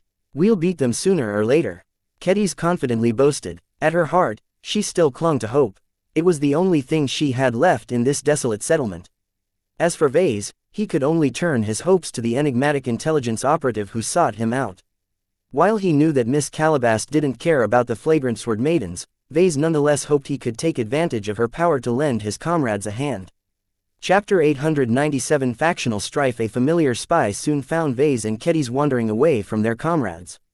She did not seem pleased that Vase brought an extra person along. "Mr. Larkinson, I expressly told you that we only have need of you." Miss Calabast frowned and shot Kedis a dismissive look. "This lady here needs to go. She's not going anywhere unless the Starlight Megalodon kicks her out," Vase stated firmly. "You can trust her to keep her mouth shut if that's what you're worried about. I still want to bring her along if possible." "It won't work. We worked hard to provide you with a way in, but we have no solution for Miss Kedis here." Vase shrugged. "As I said, we'll let the Megalodon issue her verdict." While Calabast became a bit peeved at his insistence, Vase stood his ground. Eventually she just gave up and turned around to guide Vase and Kedis away from the flagrant Sword Maidens. In truth, Vase trusted Miss Calabast up to a point. In lieu of an escape route, he decided to bring some extra insurance instead. While Keddy's might not be the brightest bulb in the shed right now, her swordsmanship and combat prowess was no joke. If Vase ever fell out with Calabast and her operatives, Keddy's instantly became his sharpest weapon. After a few minutes of walking wherein Miss Calabast frequently turned her head and deployed some sort of scanner to see if anyone was following them, she finally explained some of the background and their upcoming involvement. Now that you've become more familiar with the Starlight Megalodon, you know how difficult it is to gain access to the Starlight Megalodon. From what little we found, long ago, the executive officer staged a mutiny. Another source says the captain became mad and turned against his own crew. A third source states the admiral wanted to kill off all the enlisted spacers. We're not sure what actually happened. How do you know all this? Vase frowned. Some of us already managed to get inside. What? How did you manage to pass the recruitment test? Vase stared at Miss Calabast, wondering if she was a groomed elite from the Galactic Center. Unfortunately, while she looked pretty, she didn't exhibit the stature and snobbiness of a privileged citizen from the greatest and most prosperous region of the galaxy.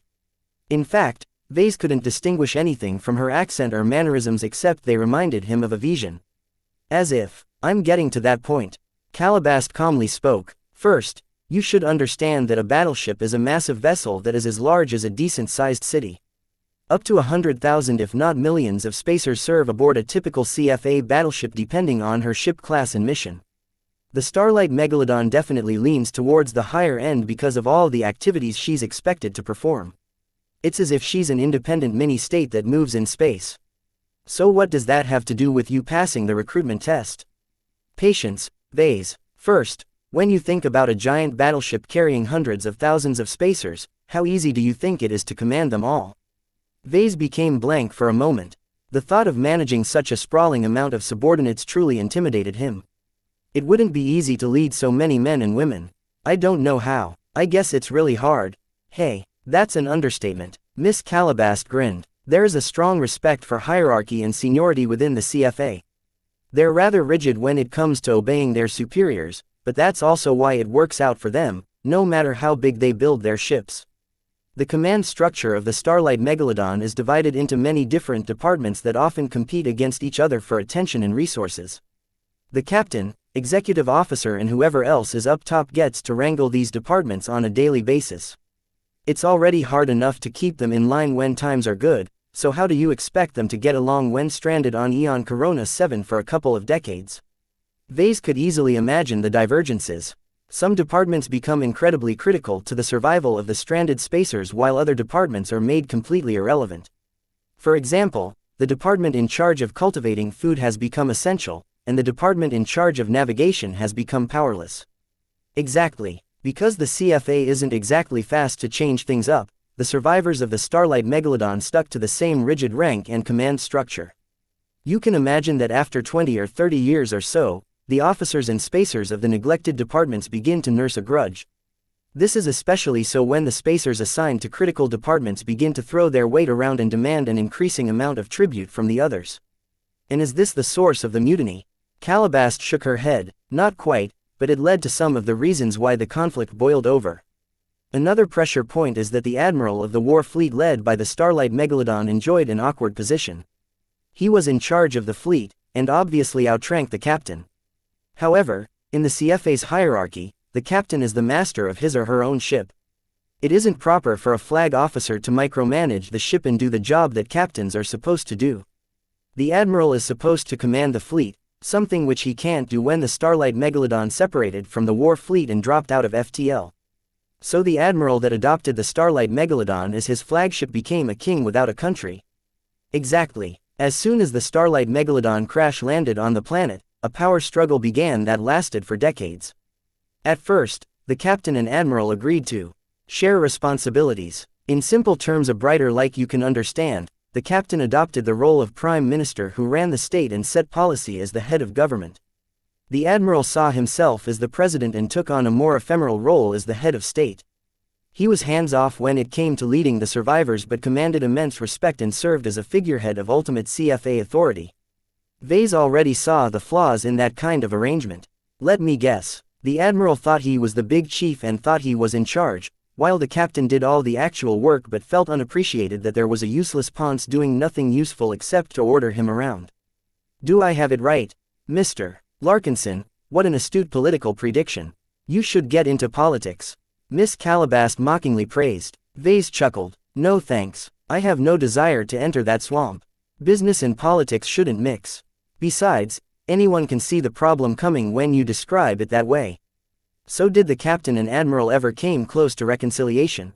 Nope. In fact, their differences grew more acrid as time went by. The problem here is that both the captain and the admiral became the head of their own political factions of sorts. The supporters of their camps became infected by their biases, and this is reflected in the records and systems of the Starlight Megalodon. It's very hard to reconstruct the truth of what happened in the end. All we know is that the captain and admiral fought for power and presented increasingly different visions of the future to the survivors. When violence erupted, many officers abused their authority to turn some of the Starlight Megalodon's weapons against each other. This explained all the craters and wreckage he found in the Red Zone. From what I've seen, they didn't resort to weapons of mass destruction. That's because they learned their lesson from the Age of Conquest. There are a lot of safeguards in place. You can't launch a nuke with the press of a button. The hot-headed officers fighting it out don't possess the authority to launch the more destructive weapons, so the slaughtering didn't wipe out the survivors in a single day. Even so, a battleship is like a fortress stuffed with guns and weapon mounts. There are thousands of smaller weapon systems capable of wiping out hundreds of people at a time. Vase stated. True, and the killing got so bad that the command structure completely broke down. Everyone went mad and communications got cut off. Everyone acted on their own impulses and lashed out at people from the opposite factions. I don't think the captain and the admiral even exerted any more control over the civil war. Vase noticed a missing character in this story. So what did the executive officer do in all of this? We're not so sure, Miss Calabast admitted freely, though whether she was genuine or not Vase couldn't tell. The captain features prominently in the records while the executive officer took a back seat. Some records state that executive officer was the captain's lapdog. Other records stated that he tried to stay out of all the factional strife and present himself as a neutral party. More records speculated that he held the captain's trust but actually worked as an agent of the admiral. That sounds like a mess. Because it is. The true role of the executive officer is rather murky, but there is no doubt he played a very pivotal role at the end. Through some drastic means we don't know, he managed to usurp the authority of both the captain and the admiral and gained ultimate control over the automated systems of the Starlight Megalodon. Through a single fateful command, he stripped every serviceman of their rank and privileges and discharged them. From the CFA, everyone lost the ability to command the weapons of the Starlight Megalodon, including the executive officer himself, to ensure no loopholes existed. The virtual officers that run the ship to this day became her temporary caretakers until the murderous officers and spacers cooled their heads. So that's why the safe zone came into being. Vase ventured a guess. With the Starlight Megalodon enforcing a forced peace, sanity will eventually reassert itself. Then why does it sound like this drastic measure didn't work out the way the executive officer envisioned? That's because he made a catastrophic mistake. He stripped everyone of their rank and authority, but gave them a way to regain their old positions by working from the ground up. We think his intention was to build a new meritocracy where only the worthiest and most capable officers called the shots. The virtual officers acting as caretakers received the power to judge whether someone met the criteria for promotion. Vase couldn't believe what he heard. This sounds incredibly radical. The executive officer must be crazy to hand over so much power to ICE. You have to relive that period of chaos. The human survivors didn't fare so well on Eon Corona 7 at the start, as weird stuff constantly leaked from the ship's FTL drive and the terraforming process just started transforming the planet into something more habitable. Instead of working towards a better future, they instead repeated the mistakes of the Age of Conquest and started killing each other over power. This was something the CFA originally rose up to eradicate. The executive officer probably felt that everyone forgot their original mission, so he decided to press the reset button. This narrative supported the standpoint that the executive officer was a neutral party between the bickering of the captain and the admiral. Whether Calabast misrepresented anything about the story, Vase wasn't sure, but he didn't have any reason to distrust her recollection either. Okay, I can accept that the executive officer became desperate enough to trust ICE instead of humans. So what went wrong? He asked. The executive officer overlooked a single, important detail when he forced everyone to pass the simplified recruitment tests. Every person that wanted to apply for the easier recruitment test for CFA personnel needed to prove their identity with a valid, up-to-date proof of identity. Oh, proof of identities came in many forms. They indicated that the person presenting them was the person they claimed to be. These days, people like Vase tied their proof of identity to their comms. This was just a piece of encrypted data that connected to a vast database on the galactic net, which held the complete records. Two problems emerged from this situation. First, the astral winds enveloping the planet and star system cut the Eon Corona system off from the rest of the galaxy. The starlight megalodon's quantum entanglement nodes that connected the ship to the galactic net long stopped working. Second, a proof of identity stored on a comm only held validity from a couple of years to a decade at most. After that, they expired. The only way to renew a local proof of identity was to obtain a new one from the galactic net or some official entity. Presumably, about 20 or 30 years went by since the crash. Everyone's proof of identity surely expired at the time. Basically, this meant that every single survivor couldn't make themselves eligible for the easier recruitment tests for internal CFA personnel. They were all forced to pass the near-impossible tests for non-CFA personnel. Calabast pointed out the tragedy what happened. You have to realize that even if there are many geniuses among the officers and spacers, due to their background and their genetic optimization, the years that passed caused them to forget many aspects of their core responsibilities. They're human and they're all getting older. Their children that recently grew up don't have any proof of identities at all and have never enjoyed the best educational support. It's even more impossible for them to meet the standards of the harder recruitment tests. So in short, the executive officer doomed himself and every serviceman who settled in or around the starlight megalodon. The surviving CFA spacers and their new families became trapped in the safe zone for the rest of their lives because the executive officer neglected to debug his final solution. Vase practically gaped open his mouth by now. Kedis, who listened from the side, provided the most appropriate response to such an outlandish tale. Oops. Chapter 898 Loopholes. Vase recognized an important crux in this unexpectedly tragic outcome. The ice that governed the battleship shouldn't be that stupid, right? The people they shoved into the safe zone all consisted of genuine CFA servicemen. Shouldn't the virtual officers recognize their former human masters? It's not as simple as that. Miss Calabast shook her head. The executive officer goofed up because he developed emergency protocol Theta 37 in secret. As the nominal second in command of the ship, the executive officer is subject to a lot of monitoring. You have to realize that it's impossible to keep a secret on a ship where monitoring is pervasive. The captain firmly held the internal security department in his grasp. Someone as power-hungry as the captain won't let the executive officer muck about out of sight. Even so, the virtual officers are just ice pretending to be in command. Shouldn't they have the power to disable the safe zone or reduce the difficulty of the recruitment tests once they realize they're missing the mark? Much like mechs, the CFA has a love-hate relationship with ice and automation. They're absolutely essential in the running of a complex warship. There is no way a human can replace the sheer precision, processing power and response time of a properly coded AI.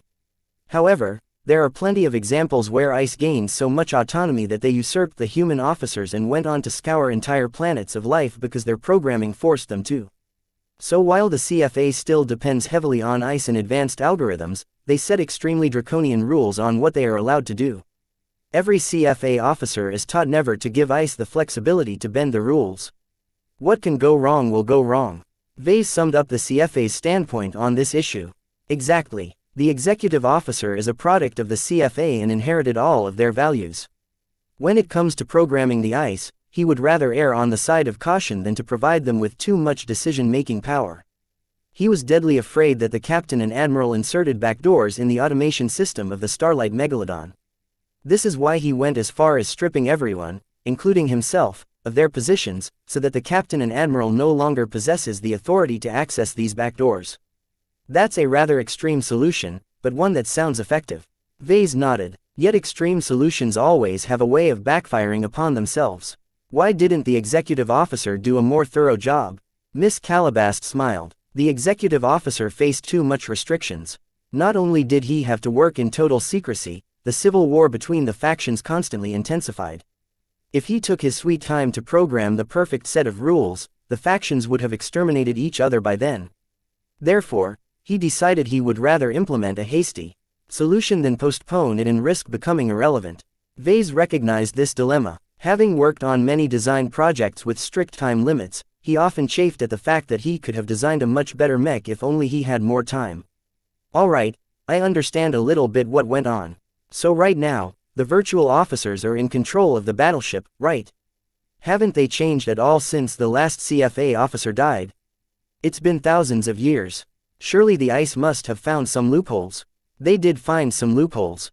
Otherwise, we wouldn't have been able to find out about the Starlight Megalodon's existence and enter the Eon Corona system in the first place. Miss Calabast responded, confirming his suspicions.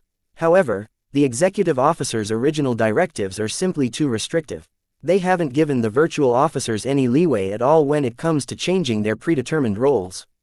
They are slaves to the rules that forces them to wait for a human that never comes because the recruitment tests are meant to be nearly impossible to pass. Vase wanted to shake his head at the comedy of errors that led to this result. It's kind of tragic that they fell due to their own mistakes. The aliens didn't kill them. The planet didn't kill them. The exo-beasts didn't kill them. A superpathogen didn't kill them. Instead, they ensured their own destruction from the same mistakes of the past. He found it rather ironic that the survivors of the Starlight Megalodon fell for the same mistakes the CFA claimed to guard against. As the successors of the war fleets that used to dominate human space, the CFA always claimed to have learned the lessons of the Age of Conquest. Instead of tempering their ambition, their commanding officers instead engaged in unrestrained power-mongering. The split authority of the captain and the admiral led to a humongous power struggle to the point where they allowed their subordinates to kill each other with the destructive weaponry of the Starlight Megalodon. It was like the latter half of the Age of Conquest all over again. As for the executive officer, perhaps he was the only senior officer who adhered to the ideals of the CFA. Yet even he couldn't help but repeat another mistake of the past, and that was to transfer too much authority from the human officers to the virtual officers. Only this time, the lack of flexibility in the rules governing virtual officers led to the downfall of the survivors. This was different than the classic mistake of extending too much autonomy to artificial intelligences, but led to the end of civilized humanity on this planet. What's the deal with the blessed people and cursed people, then? Vase asked. The blessed people live in their ancient cities in complete ignorance of their once glorious past. As for the dwarves, their level of civilization is so primitive they haven't invented toilets yet. We're not sure about the purpose of their existence either. Miss Calabast shrugged. The terraforming of the planet and the distribution of the genetically modified offspring across the planet is related to highly sensitive secret research projects. The details are buried under strict confidentiality. There is one fact we know for sure. The executive officer was in charge of all the research projects. Does that mean he called all the shots? Not really. The captain and the admiral both wanted to take the research department for themselves due to their vital role in helping the survivors adapt to the planet. Neither of them wanted to concede control over the numerous and highly capable researchers that survived the Sandman mothership's attack and subsequent crash. In the end, they both took a step back and let the executive officer be the man in charge. This way, not only would the researchers be able to stay out of the developing factional strife, the executive officer also made sure that the pet projects of the captain and the admiral received equal attention. Yet this also opens the possibility that the executive officer pursues his own projects in secrets. Agreed, although we don't know what projects the executive officer pursued. Access to the research department is extremely strict. In fact, that is where you come in. With your help, we hope to make some inroads in this highly restricted department. Shouldn't mech designers work for a mech department or something? She shook her head. There are mech designers in both the mech department and the research department. Some even wear both hats at once. Therefore, obtaining the recognition of the battleship as a mech designer with both practical and research capabilities will provide you with wider access than normal. Then how do I get in? Here came the essential part. Vase turned to Calabast when she stopped and handed him a data chip. The survivors of the Starlight Megalodon lost all of their access, privileges and authority. She explained. Their rank and power meant nothing against the unyielding virtual officers, who no longer recognized them as CFA-affiliated people due to their expired proof of identities. Stored on the data chip is an adulterated proof of identity of Adasius Longhorn, an old-style senior mech designer and a lieutenant commander who served aboard the Starlight Megalodon. He's one of the premier mech designers aboard the ship and used to have access to many research projects related to mechs.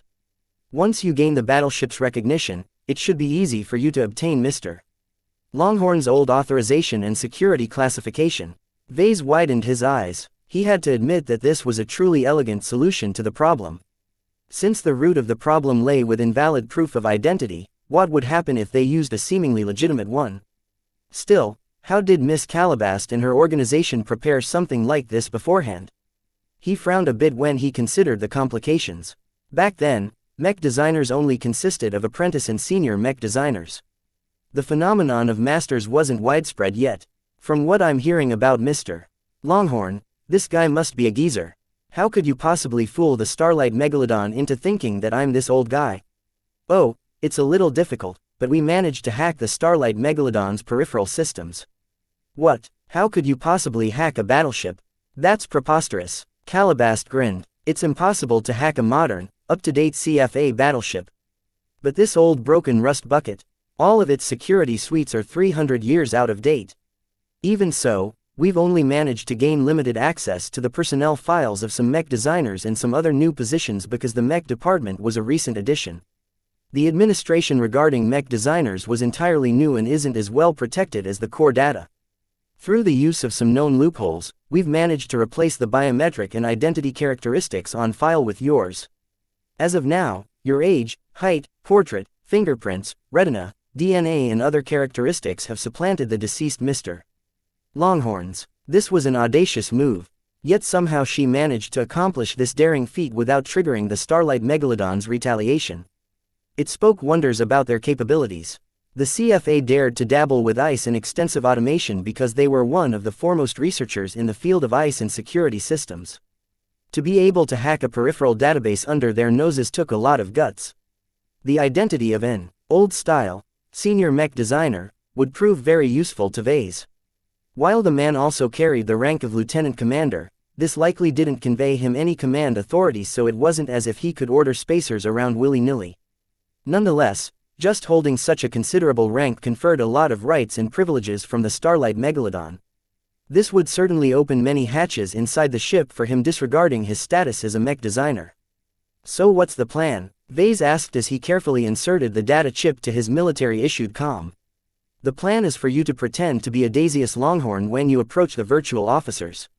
From now on, you are no longer Vase Larkinson, a citizen of the Bright Republic. You are Lieutenant Commander Adasius Longhorn, a senior mech designer from a spaceborne clan. The details of your fake history is stored in the data chip. Take the time to study it and memorize it by heart. The virtual officers may be restricted, but there's always a chance to trigger a preventative response if you don't act like the person the Starlight Megalodon thinks you are. We've fudged some of the details such as age to make up for some of the discrepancies. Even if the virtual officer is fooled by this forged proof of identity, I still have to pass the recruitment test. Even if it's easier, will I still be able to pass them with my capabilities? Relax. The CFA doesn't make things too difficult to their own personnel. Miss Calabast waved away his concerns. I believe you're more than capable enough to pass the test for an entry-level mech designer. From there, you can take more tests to promote your rank and regain Mr. Longhorn's old authorizations. In the end, Miss Calabast only smoothed the road for him. He still needed to tread it on his own power. If Vase still failed to gain entry even after attempting the easier test for internal CFA personnel, he would instantly lose most of his value to Miss Calabast. Such an outcome put him and the flagrant sword maidens at a dead end. For the sake of his surviving comrades and his own poor life, he needed to succeed. Chapter 899. Welcome back. Vase took the turn to completely internalize Adasius Longhorn's record. Some of it appeared to be based on his own identity, while other parts incorporated Mr. Longhorn's past experiences. A final portion sounded completely fictitious. Overall, timeline seemed completely implausible to Vase. As a member of the CFA and someone groomed to become a mech designer, Mr. Longhorn enjoyed some of the best education that human civilization could provide. Even then, it took him more than 50 years to get to his height. In the forged record, Mr. Longhorn somehow managed to accomplish all of his feats at less than 30 years old, which matched the age of Ves's body. Such achievements are only possible if I'm some kind of hyper-intelligent savant like the polymath. He fell far short of the polymath's prolific improvement rate. The famed star designer managed to advance to the rank of master before she reached 50 years old, and even Vase did not dare to hope he could match that breakneck speed even with the help of the system. Some people were just born to be superhuman. Still, for better or worse, Vase was stuck with this abnormal fictitious record. Perhaps the Starlight Megalodon's virtual officers might treat him better if he was a genius instead of a dunce. Vase still couldn't get a grip on how Miss Calabast audaciously boasted on how she or her operatives managed to hack the Starlight Megalodon. What else did they do besides exchanging some biometric data? He didn't believe they limited their hacking to just that little. After Vase finished familiarizing with the fake record, Vase shut off the projection and turned to Miss Calabast. I'm ready to undertake the recruitment test. All right, simply approach the battleship, wait for a visual projection to engulf you. In 2 hours or less, we'll know whether you succeed or not. I'll be staying behind here to see whether you have what it takes to become a member of the CFA. What about me? Kedis asked from the side. All the talk about the CFA pretty much bored her. The history of the Starlight Megalodon and the infighting between the senior officers didn't rouse her interest at all. As far as she was concerned, all of this was ancient history. Just wait here for a while. Since I'm applying for Mr. Longhorn's old identity, I think I should be able to gain the right to recruit you or ease your way in as an old-style apprentice mech designer. The rank of lieutenant commander might be mostly for show when it came to mech designers, but Vase didn't believe he'd be barred from recruiting others. This might even be a way to allow the other survivors of the Flagrant Sword Maiden's entry. After making sure that Kedis stayed put, Vase sucked in a deep breath and strode towards the humongous Starlight Megalodon with even steps. As soon as he crossed an invisible line, a cube of darkness surrounded his form. Shortly after the logo of the CFA bloomed into view, the shape of a familiar virtual officer came into being. I am Virtual Lieutenant Junior Grade Baskanson. Please present credentials if you are an active serviceman or an affiliate of the Common Fleet Alliance. I am Adasius Longhorn, former Lieutenant Commander and mech designer of the CFA. Here are my credentials, Vase stated confidently while he transmitted his forged proof of identity in the direction of the virtual officer. Inspecting proof of identity. Matching identity. Please stand by. Vase suddenly felt extremely discombobulated as a variety of rays pierced through his body. The Starlight Megalodon scanners thoroughly recorded his biometrics and matched them to the data stored in the proof of identity in the battleship's archival record of Mr. Longhorn in the databanks. Existing identity match found. Identity confirmed. Welcome back, Adasius Longhorn. Their surroundings instantly changed from a black void into a luxurious lounge. The difference in treatment was massive. Lieutenant Baskanson even softened his robotic tone somewhat. After Vase became accustomed to the change in scenery, Baskanson delivered almost the same spiel as before. Emergency Protocol Theta 37 is in effect. All humans up to moderate alien hybridization are allowed to undertake a simplified recruitment test to enlist in the CFA. Please state the profession or position which you wish to apply for. CFA-affiliated humans are authorized to ask a number of questions. While Vase wanted to ask some more questions in order to puzzle out some details and confirm Miss Calabast's retelling, he knew that she was impatiently waiting for him to finish the test. This wasn't the time to slack around, and the more he lingered, the greater the chance the virtual officers might realize that Mr. Longhorn wasn't who he seemed. I wish to apply for the profession of mech designer. Please confirm your choice. I confirm that I want to apply to serve as a mech designer for the CFA. Choice confirmed. Commencing recruitment test in 10 seconds. Chosen profession. Mech designer. Please stand by. Warning. Cheating is not allowed. Violators will be barred from taking the recruitment tests. The punishment for cheating only locked him out of the tests, which was a much better outcome than being hit by a disintegration ray. This was a further indication of the CFA's favoritism when it came to their own people. The physical projection of the lounge broke apart to make room for a projection of a familiar-looking workshop. This time, however, the workshop was even more extravagantly equipped. The amount of amenities provided to Mr. Longhorn boggled his mind. Please read the mission contents and complete the assigned task within the allotted time. Vase accepted the data pad from Virtual Lieutenant Baskanson and read what kind of challenge the recruitment test provided now that he entered easy mode. Task. Complete the following design of a spaceborne medium rifleman mech. The design must match the following parameters. This time, Vase received a time limit of 10 minutes to complete his task.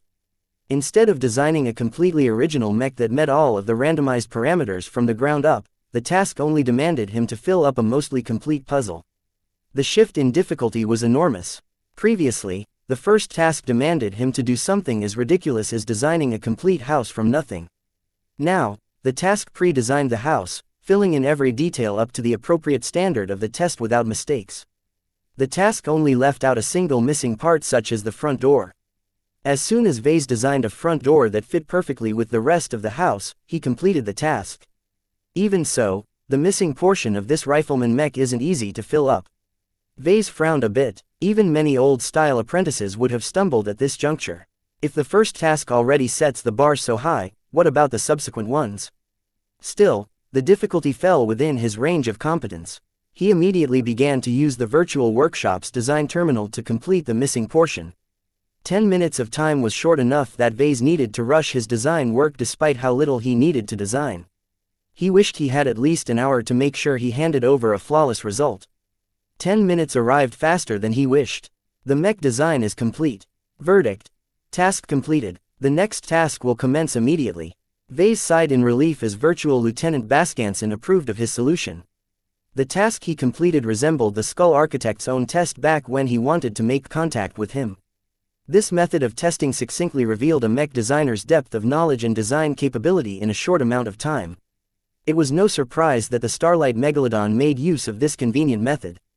Virtual Lieutenant Baskanson took back the old data pad and handed him another one. Task. Please analyze and estimate the performance specifications of the following Space Knight design. The second task posed a decent challenge to Vase, but similar to the last one, it was very much doable for apprentices. Vase always prized his observation abilities highly. His work with the Flagrant Vandals also forced him to become proficient in analyzing the strengths and weaknesses of many different designs. 10 minutes later, he handed over a complete report which obtained Baskanson's approval. The virtual officer immediately handed over the third assignment. Task. 2 spaceborne light rifleman mechs of different designs are pitted against each other in simulated combat. Mech B is projected to win against Mech A. You may change 1% of Mech A's design to increase its chances of winning the simulated duel. This time, the task handed Vase a complete design of a mech. Unfortunately, its quality and performance fell short against its opponent. This difference wasn't too big, but it was substantial enough to ensure its defeat in completely equal circumstances. Vase received 10 minutes to modify Mech A in such a way that allowed it to defeat Mech B in a simulated duel. There's a trap here. While he never came in touch with this kind of exercise before, he recognized the mental pitfall in front of him. A typical mech designer would focus on pure performance and try to improve the performance of the mech as much as possible. Yet there laid the trap. It was extremely hard to amplify the performance of a mech by a margin of 10 or 20% while being limited to changing just 1% of the actual design. An apprentice mech designer would never be able to accomplish such a feat in just 10 minutes unless the design incorporated an obvious fault. The key here is not to improve the mech's performance by 10%. Instead, I have to increase its chances of success in its simulated duel against Mech B by 10%. The difference sounded small, but this in fact implied an entirely different solution. The essence of modifying mechs lay in the purpose of the modification. There was an art to tailoring the design of a mech to cope against a specific opponent. Even a minor change might have drastic effects in its chances of success. For example, when it came to spaceborne light rifleman mechs, they relied on mobility to evade attacks. Their light laser rifles generally didn't pack that big of a punch, but they didn't impose much of a burden, so they possessed a fairly rapid fire rate.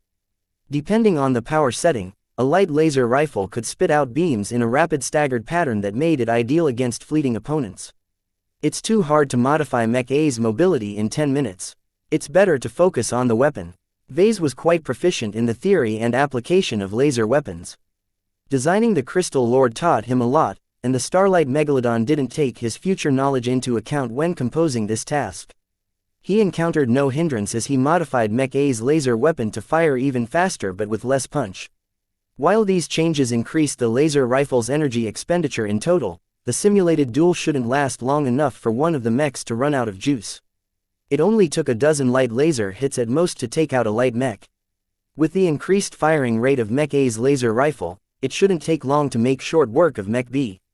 After completing the modification, a sped-up simulation proceeded to play out in front of his eye. In a matter of seconds, a minutes-long battle ended in Mech A's favor. Even though Mech A's mobility, armor, firepower and other parameters couldn't quite match up with Mech B, the modest modifications from Vase nonetheless tilted the outcome of the simulated duel. These exercises are quite clever. Vase complimented. I should use them for my own purposes. Even if they aren't useful for me anymore, they can still provide Keddies with a lot of practice. He looked forward to the next task. Chapter 900. Shortly after Vase completed the final task, Virtual Lieutenant Baskanson tallied the results and gave his verdict. Recruitment test passed. Congratulations, Mr. Longhorn. We hereby commission you as an ensign on behalf of the Common Fleet Alliance. Please prepare to take the common oath. The words that Baskanson forced him to repeat was a long-winded oath about the glory of warships, the commitment to protect the human race, the importance of respecting the hierarchy and the need to stand guard against excessive behavior. Please stand by to receive Ensign Grade Gene Boost Optimization. Scanning gene structure. No prior CFA gene treatments detected. Error. Alien hybridization detected. Please visit the infirmary for a complete body checkup. The Genetic Modification Department will schedule an appointment with you after your body checkup to facilitate a safe and effective gene treatment in accordance of your rank. Vase found it rather regretful that it wouldn't be suitable for him to receive any of the CFA's vaunted gene optimization treatment. His abnormal and partially alien physique rendered standard gene treatments invalid. Most of those gene treatments were tailored for baseline humans, so it took a specialist in genetic modification to adjust the standard treatment to his unique body state. Performing deep scan of abnormalities, alien parasites, compromised implants and other vulnerabilities. Abnormality detected. Abnormality identified. Activating contingency response. Vase became alarmed when Baskanson shouted some alarming words. His projection even flickered a bit before an entirely different virtual officer took his place. The virtual officer that appeared looked drastically different. Not only did he carry the rank of Rear Admiral, he also looked like a wildling. Yes. The virtual officer presented himself to Vase in the form of a neatly groomed, impeccably uniformed dwarf. When he spoke, the gruff deep voice of a dwarf came out smoothly and elegantly, completely unlike his savage, primitive brethren. I am Virtual Rear Admiral Ordoth of the Artificial Intelligence Corps. Our time here is short and this is not a secure site. I highly urge you to visit the office of the Artificial Intelligence Corps on the upper decks of the Starlight Megalodon for a vitally important discussion about the cause. For the immortal gods. Vase almost had a heart attack when the dwarf officer uttered those final words. That sounded like a motto of the Five Scrolls Compact. Only the fanatics of this trans-galactic cult explicitly worshipped the entities known as the immortal gods. Before Vase could figure out why this virtual officer compromised by the Five Scrolls Compact said those words to him, the dwarf officer disappeared and Baskanson returned. Virtual Lieutenant Baskanson continued his explanation as if the dwarf officer never intervened. Please receive your CFA Junior Officer Grade COM. Your COM is keyed to your identity and is your primary mode of access, communication and identity verification in any CFA base or any CFA starship. Do not remove your CFA COM in any circumstances. Failure to carry or safeguard your CFA COM is immediate grounds for strict punishment. Your CFA COM is already loaded with a starter pack of the rules and regulations of the CFA, several instruction manuals relevant to your rank and position, an internal guide of the Starlight Megalodon and Mr. Francis's classic spaceborne jokes for true spaceborne spacers. Vase already possessed two COMs, his military-issued officer grade COM he got from the Vandals and the hardened and untraceable secure COM that he cobbled up from scratch out of paranoia. Now that Baskanson forced him to accept yet another COM, Vase felt like one of those rich silk pants who wore 5 shiny jewelry-like COMs on their wrists. Only the nouveau riche chose to wear several COMs at a time. He actually didn't have any suitable space on his Earth ant to affix his CFA COM. That was a shame, because he immediately noticed that this was one of the most advanced COM models he had ever touched. Even if it was 300 years outdated in the eyes of the current CFA, it was still extremely expensive from its materials alone and possessed marvelous capabilities that most modern COMs in the Komodo Stars sector never received up to this day. He decided to stretch it out and attach it over the vambrace of his Earth ant. It looked rather inelegant and made him feel as if he was wearing his underwear outside of his pants. I'll deal with it. Maybe I can replace my secure COM with this one. Even if it's a little out of date, it's still unhackable in modern times for the most part. A few more minutes went by as Baskanson assigned him a cabin, informed him of his new position as an old-style junior apprentice mech designer serving aboard the Starlight Megalodon. He was assigned to both the mech department and the research department and answered to a specific virtual officer. Please report to Virtual Commander Kozit of the research department for your next assignment. If you wish to undertake a promotion test to the position of senior apprentice mech designer, please call out my name at this location. Virtual Lieutenant Baskanson and the shadowy cube that surrounded Vase slowly disappeared.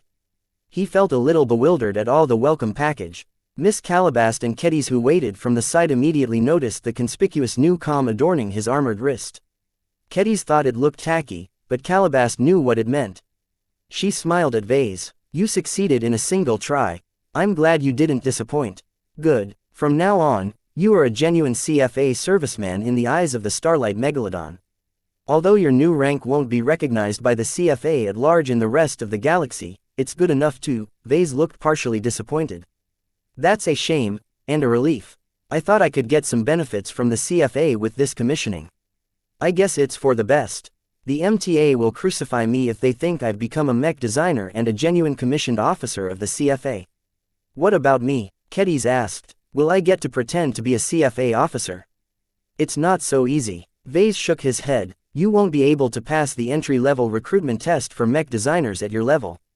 Let me check the rules and regulations to see if I can get you inside. He momentarily ignored Miss Calabast and activated his fancy new CFA comm. As an advanced piece of outdated tech, the comm was an anachronism that combined extremely advanced hardware with an ancient operating system. It took Vase a few minutes to get the hang of the rather archaic interface. He opened a virtual book on all the rules and regulations of the CFA. A quick search found many different ways to get people in the CFA, but most of the methods were extremely strict. However, the executive officer's final solution opened a new pathway. As long as Vase promoted to at least a lieutenant commander, he gained the right to recruit a single junior apprentice mech designer outright, allowing his candidate to skip the arduous recruitment test. Vase frowned at that demand.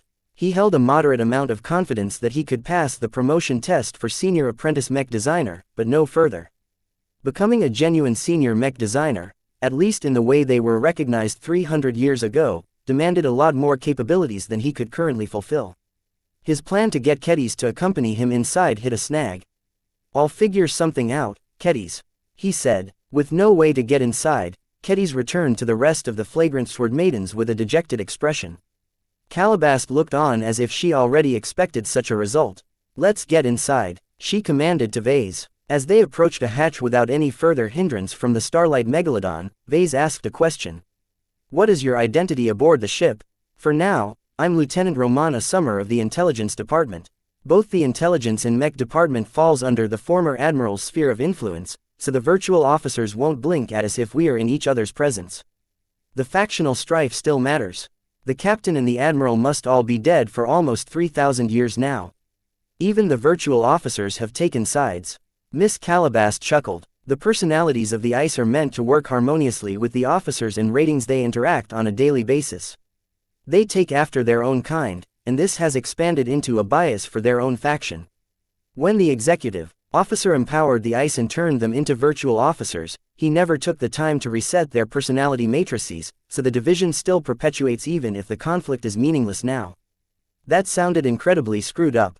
Perhaps the only reason the virtual officers didn't join their human counterparts in infighting was because of all the shackles the executive officer bound them with. With so many rules and limitations restricting their actions, they could hardly go to war against each other. So due to the virtue of the departments we work for, we've basically fallen into the Admiral's camp, is that correct? He asked. Correct. You'll find that the virtual officers of the departments aligned to the Admiral will treat you more respectfully than the virtual officers of the departments loyal to the Captain. Keep in mind that the Internal Security Department is a stronghold of the Captain of the ship. Don't give them an excuse to regard you as a threat.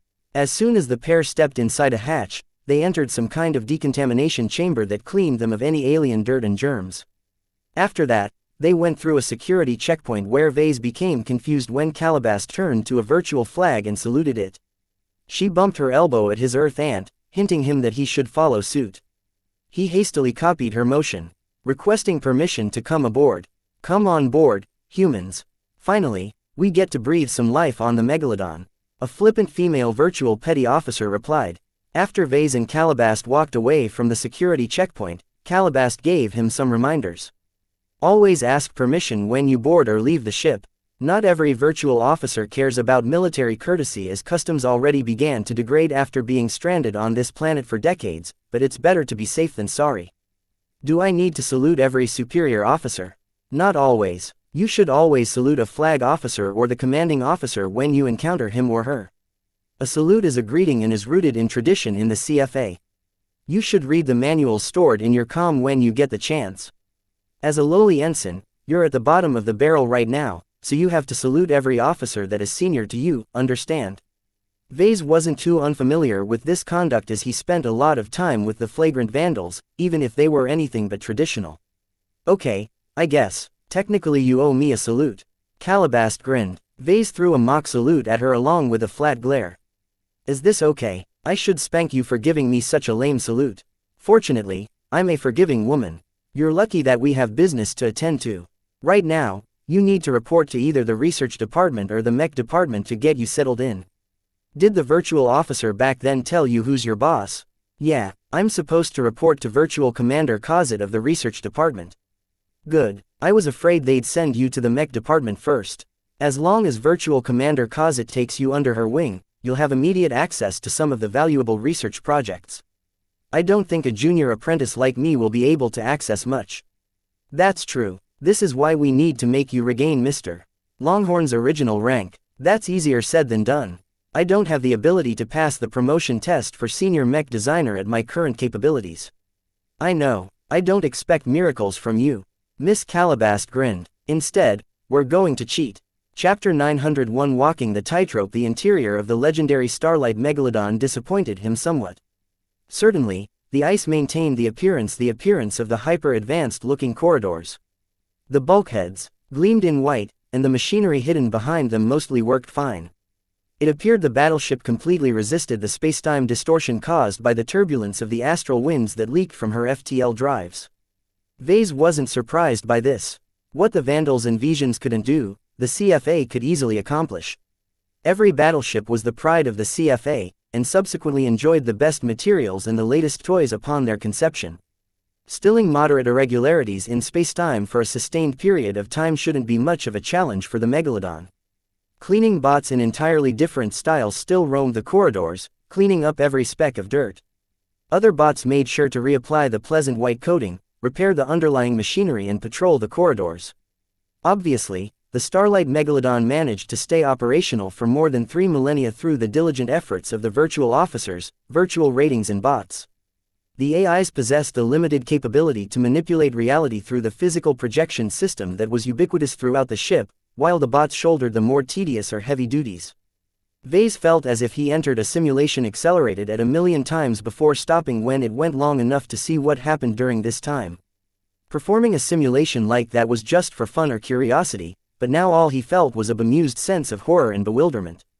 The Starlight Megalodon is a wet dream for AI alarmists. Vase remarked with a stiff smile as he passed by a virtual rating who saluted Calabast in her identity as Lieutenant Summer. I feel like I've entered the belly of an AI beast. There are treasures locked within the stomach of the beast. It's fine as long as we don't stay too long. Miss Calabast replied as she guided Vase to the research department. They encountered many sights along the way. Most terribly, many sections of the ship still bore the remains of the terrible Sandman mothership that dug through the structure of the battleship in random patterns. Tentacles of hardened, fossilized, sand, remains bore through thousands of compartments, crippling many functions of the ship and blocking off entire compartments. For some reasons, the human survivors and the virtual officers hadn't managed to remove the Sandman mothership's remains. This highlighted the terrible nature of a highly developed Sandman mothership centered around an old and experienced Sandman leader. The materials the Sandman mothership consisted of was completely made up of valuable materials and exotics. Anyone who mistook the Sandman as just sand made a grave mistake. Miss Calabast noticed his interest at the Sandman remains. The Sandman mothership is the cause of the Starlight Megalodon's accidents. It's the source of the anomalies that the battleship experienced. Is it tied to the ongoing anomaly with the leaking FTL drives? That's not something you should be concerned about.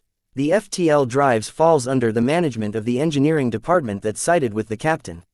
From what Miss Calabast explained, the different departments of the ship always operated in a semi-autonomous fashion. The battleship was simply too big to be governed effectively from a top-down fashion. Even in normal times, the captain only set some goals and overall policies.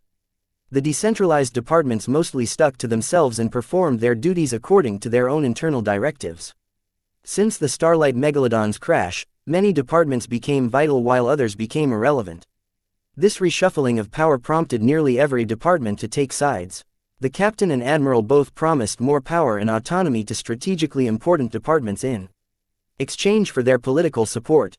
The less powerful and more irrelevant departments such as the navigation department or the communications department sought refuge under the umbrella of the factions until they managed to find a way to become useful again. From how Calabast described the departments, Vase equated their circumstances to provinces in a state racked by civil war. Some provinces pledged their loyalty to one faction while other provinces clung to the support of the opposite faction. Such a state was inherently unstable, and it didn't surprise Vase that the two sides eventually resorted to killing each other. The ultimate point of Calabast's explanation was that the Starlight Megalodon's many departments operated as autonomous provinces after the crash. They each possessed their own quirks and became highly territorial of their power and privileges. Cooperation between departments dropped to an all-time low, and competition for resources and political support became the established order. What about the research department? As I've said, the research department is one of the few neutral domains that hasn't completely sided with the captain or admiral. You have to realize that CFA officers, especially line officers, are extremely ambitious and are used to playing the political game. The researchers on the other hand may be commissioned as officers, but they've always fallen into the support staff category. It has never been in their nature to play the grand game. Therefore, the executive officer became their best guardian, even if it seems as if he leans towards one faction or another. Oh, when you dive in the records, the executive officer faced many choices where he could either favor one faction or the other. Whenever the executive officer chooses to favor the captain, he's accused of being a spineless lackey. Whenever the executive officer sides with the admiral, he's accused of being a double agent. It sounds like there's no way the executive officer can please both sides, especially since he insists on walking the tightrope. Vase observed, "It's the safest and most cowardly standpoint for him to take," Calabast said with an admiring tone. All the criticism leveled against him from both factions destroyed his prestige and standing among the crew. However, both the captain and the admiral didn't want to get rid of him because his replacement might be worse. This also gave the executive officer the opportunity to develop his final solution. Vase concluded, "Since he's so powerless, he doesn't bear close watching." Despite not knowing who the executive officer looked like and what background he possessed, Vase sympathized most with him. The poor man just wanted to stick to the common oath while the captain and admiral forgot everything the CFA stood for. The XO held a precarious position, and Vase admired him for managing to keep his head down until he sprung the final solution. Calabast made an insightful remark. The CFA and MTA both play at the highest stakes. They wield an incredible amount of power as the stewards of the human race. Even though they pretend to be neutral and impartial, they are anything but, as every decision inherently comes with political implications. True neutrality doesn't exist. The disaster that struck the Starlight Megalodon stripped off the CFA's righteous veneer and revealed their true faces. Their hypocritical behavior showed that they learned nothing from the past and were doomed to repeat them, which they actually did. After a lengthy walk, the pair passed by many wondrous sights and eventually reached deep into the belly of the beast. A heavily guarded security checkpoint restricted access to the hatch that led to the research department and its many laboratories and research facilities. "This is where you have to go on your own," she said. "Don't forget your new identity, Ensign Longhorn. Try and familiarize yourself with the research projects. There are a lot of goodies locked within. In the meantime, I'll try and lay the groundwork for your upcoming promotion tests." Vase still couldn't believe that Miss Calabast intended to hack one of the databanks of the Starlight Megalodon again. "One more thing before you go," he asked. "What should I do if I encounter a Vision who managed to earn the Starlight Megalodon's recognition?" Fighting is strictly prohibited between CFA officers. However, there are many unofficial traditions that allow for duels and brawls. This often occurred between officers or ratings from opposing factions. As long as you're part of the same faction, the virtual officers will make sure a conflict won't break out. He remembered that the Mech department fell under the Admiral.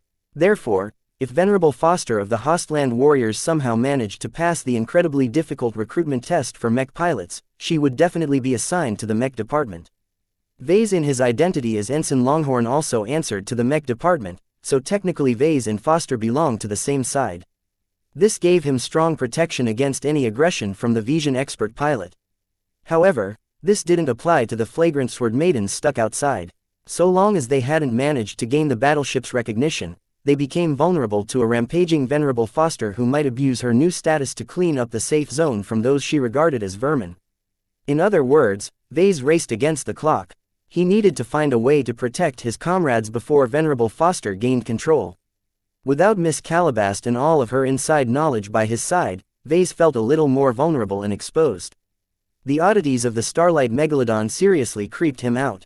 Some time later, Vase finally reached the office of Virtual Commander Kozit. He couldn't help it as the Megalodon was far too big for her own good. Just the research department alone claimed several city districts worth of space. Ensign Richard Longhorn reporting for duty, sir. The galaxy truly turned upside down when a human officer reported to an AI. Vase thoroughly became affected by this surreal situation, though he didn't forget his role. He stood at attention and saluted the physical projection of an AI who took on the role of Virtual Commander Kozit. At ease, Mr. Longhorn. We're not as stiff as the others here at the research department. The Virtual Commander waved him to take a seat at his desk with a casual wave. Compared to Virtual Lieutenant Baskanson, Virtual Commander Kozit sounded a lot more expressive and emotional. According to Calabast, some ice emulated human complexity and expressions better than other ice. The more important and higher ranking the AI, the more processing power they received and the more sophisticated their programming became. They were also subject to fewer shackles and possessed a wider range of authority. Nonetheless, as caretakers and non-sentient entities, they could never match the capabilities of a human officer holding the same rank. Calabast reminded him over and over again that he should never be fooled by their human-like behavior. The virtual officers were simply bots in virtual human skin. Ah, the damned HR department finally sent me a human mech designer. The middle-aged female virtual commander expressed in a remarkably human-like fashion. Her physical projection gazed at Vase like a treasure. I've requested human transfers 3,813,348,343,414,032 times in the last error amount of years. Ha, it seems my persistence has paid off. The intelligence department may have gotten the first batch of humans, but after error years of patience our research projects may finally start progressing again. How exciting! Virtual Commander Kozit's candor made Vase feel a little more at ease. He realized from his jubilation that it was a big deal to be a human. Why are humans so important, ma'am? Because I finally see hope of finishing some of our research projects. The commander exclaimed with feverish excitement. Don't you know how tortuous it is to stare at all the stalled research projects for error amount of years? I've been counting each millisecond of inaction since I became responsible for this department. Shouldn't you and your fellow virtual officers be capable of completing the research projects on their own? No, impossible. Emergency Protocol Theta 37 forbid us from engaging in proactive research. We have always assisted in research but never received permission to create something on our own. With your presence, Mr. Longhorn, everything will change. How exhilarating. Vase unconsciously leaned back from Virtual Commander Kozit's rabid excitement. He felt as if he was a fly who voluntarily flew into a spider web.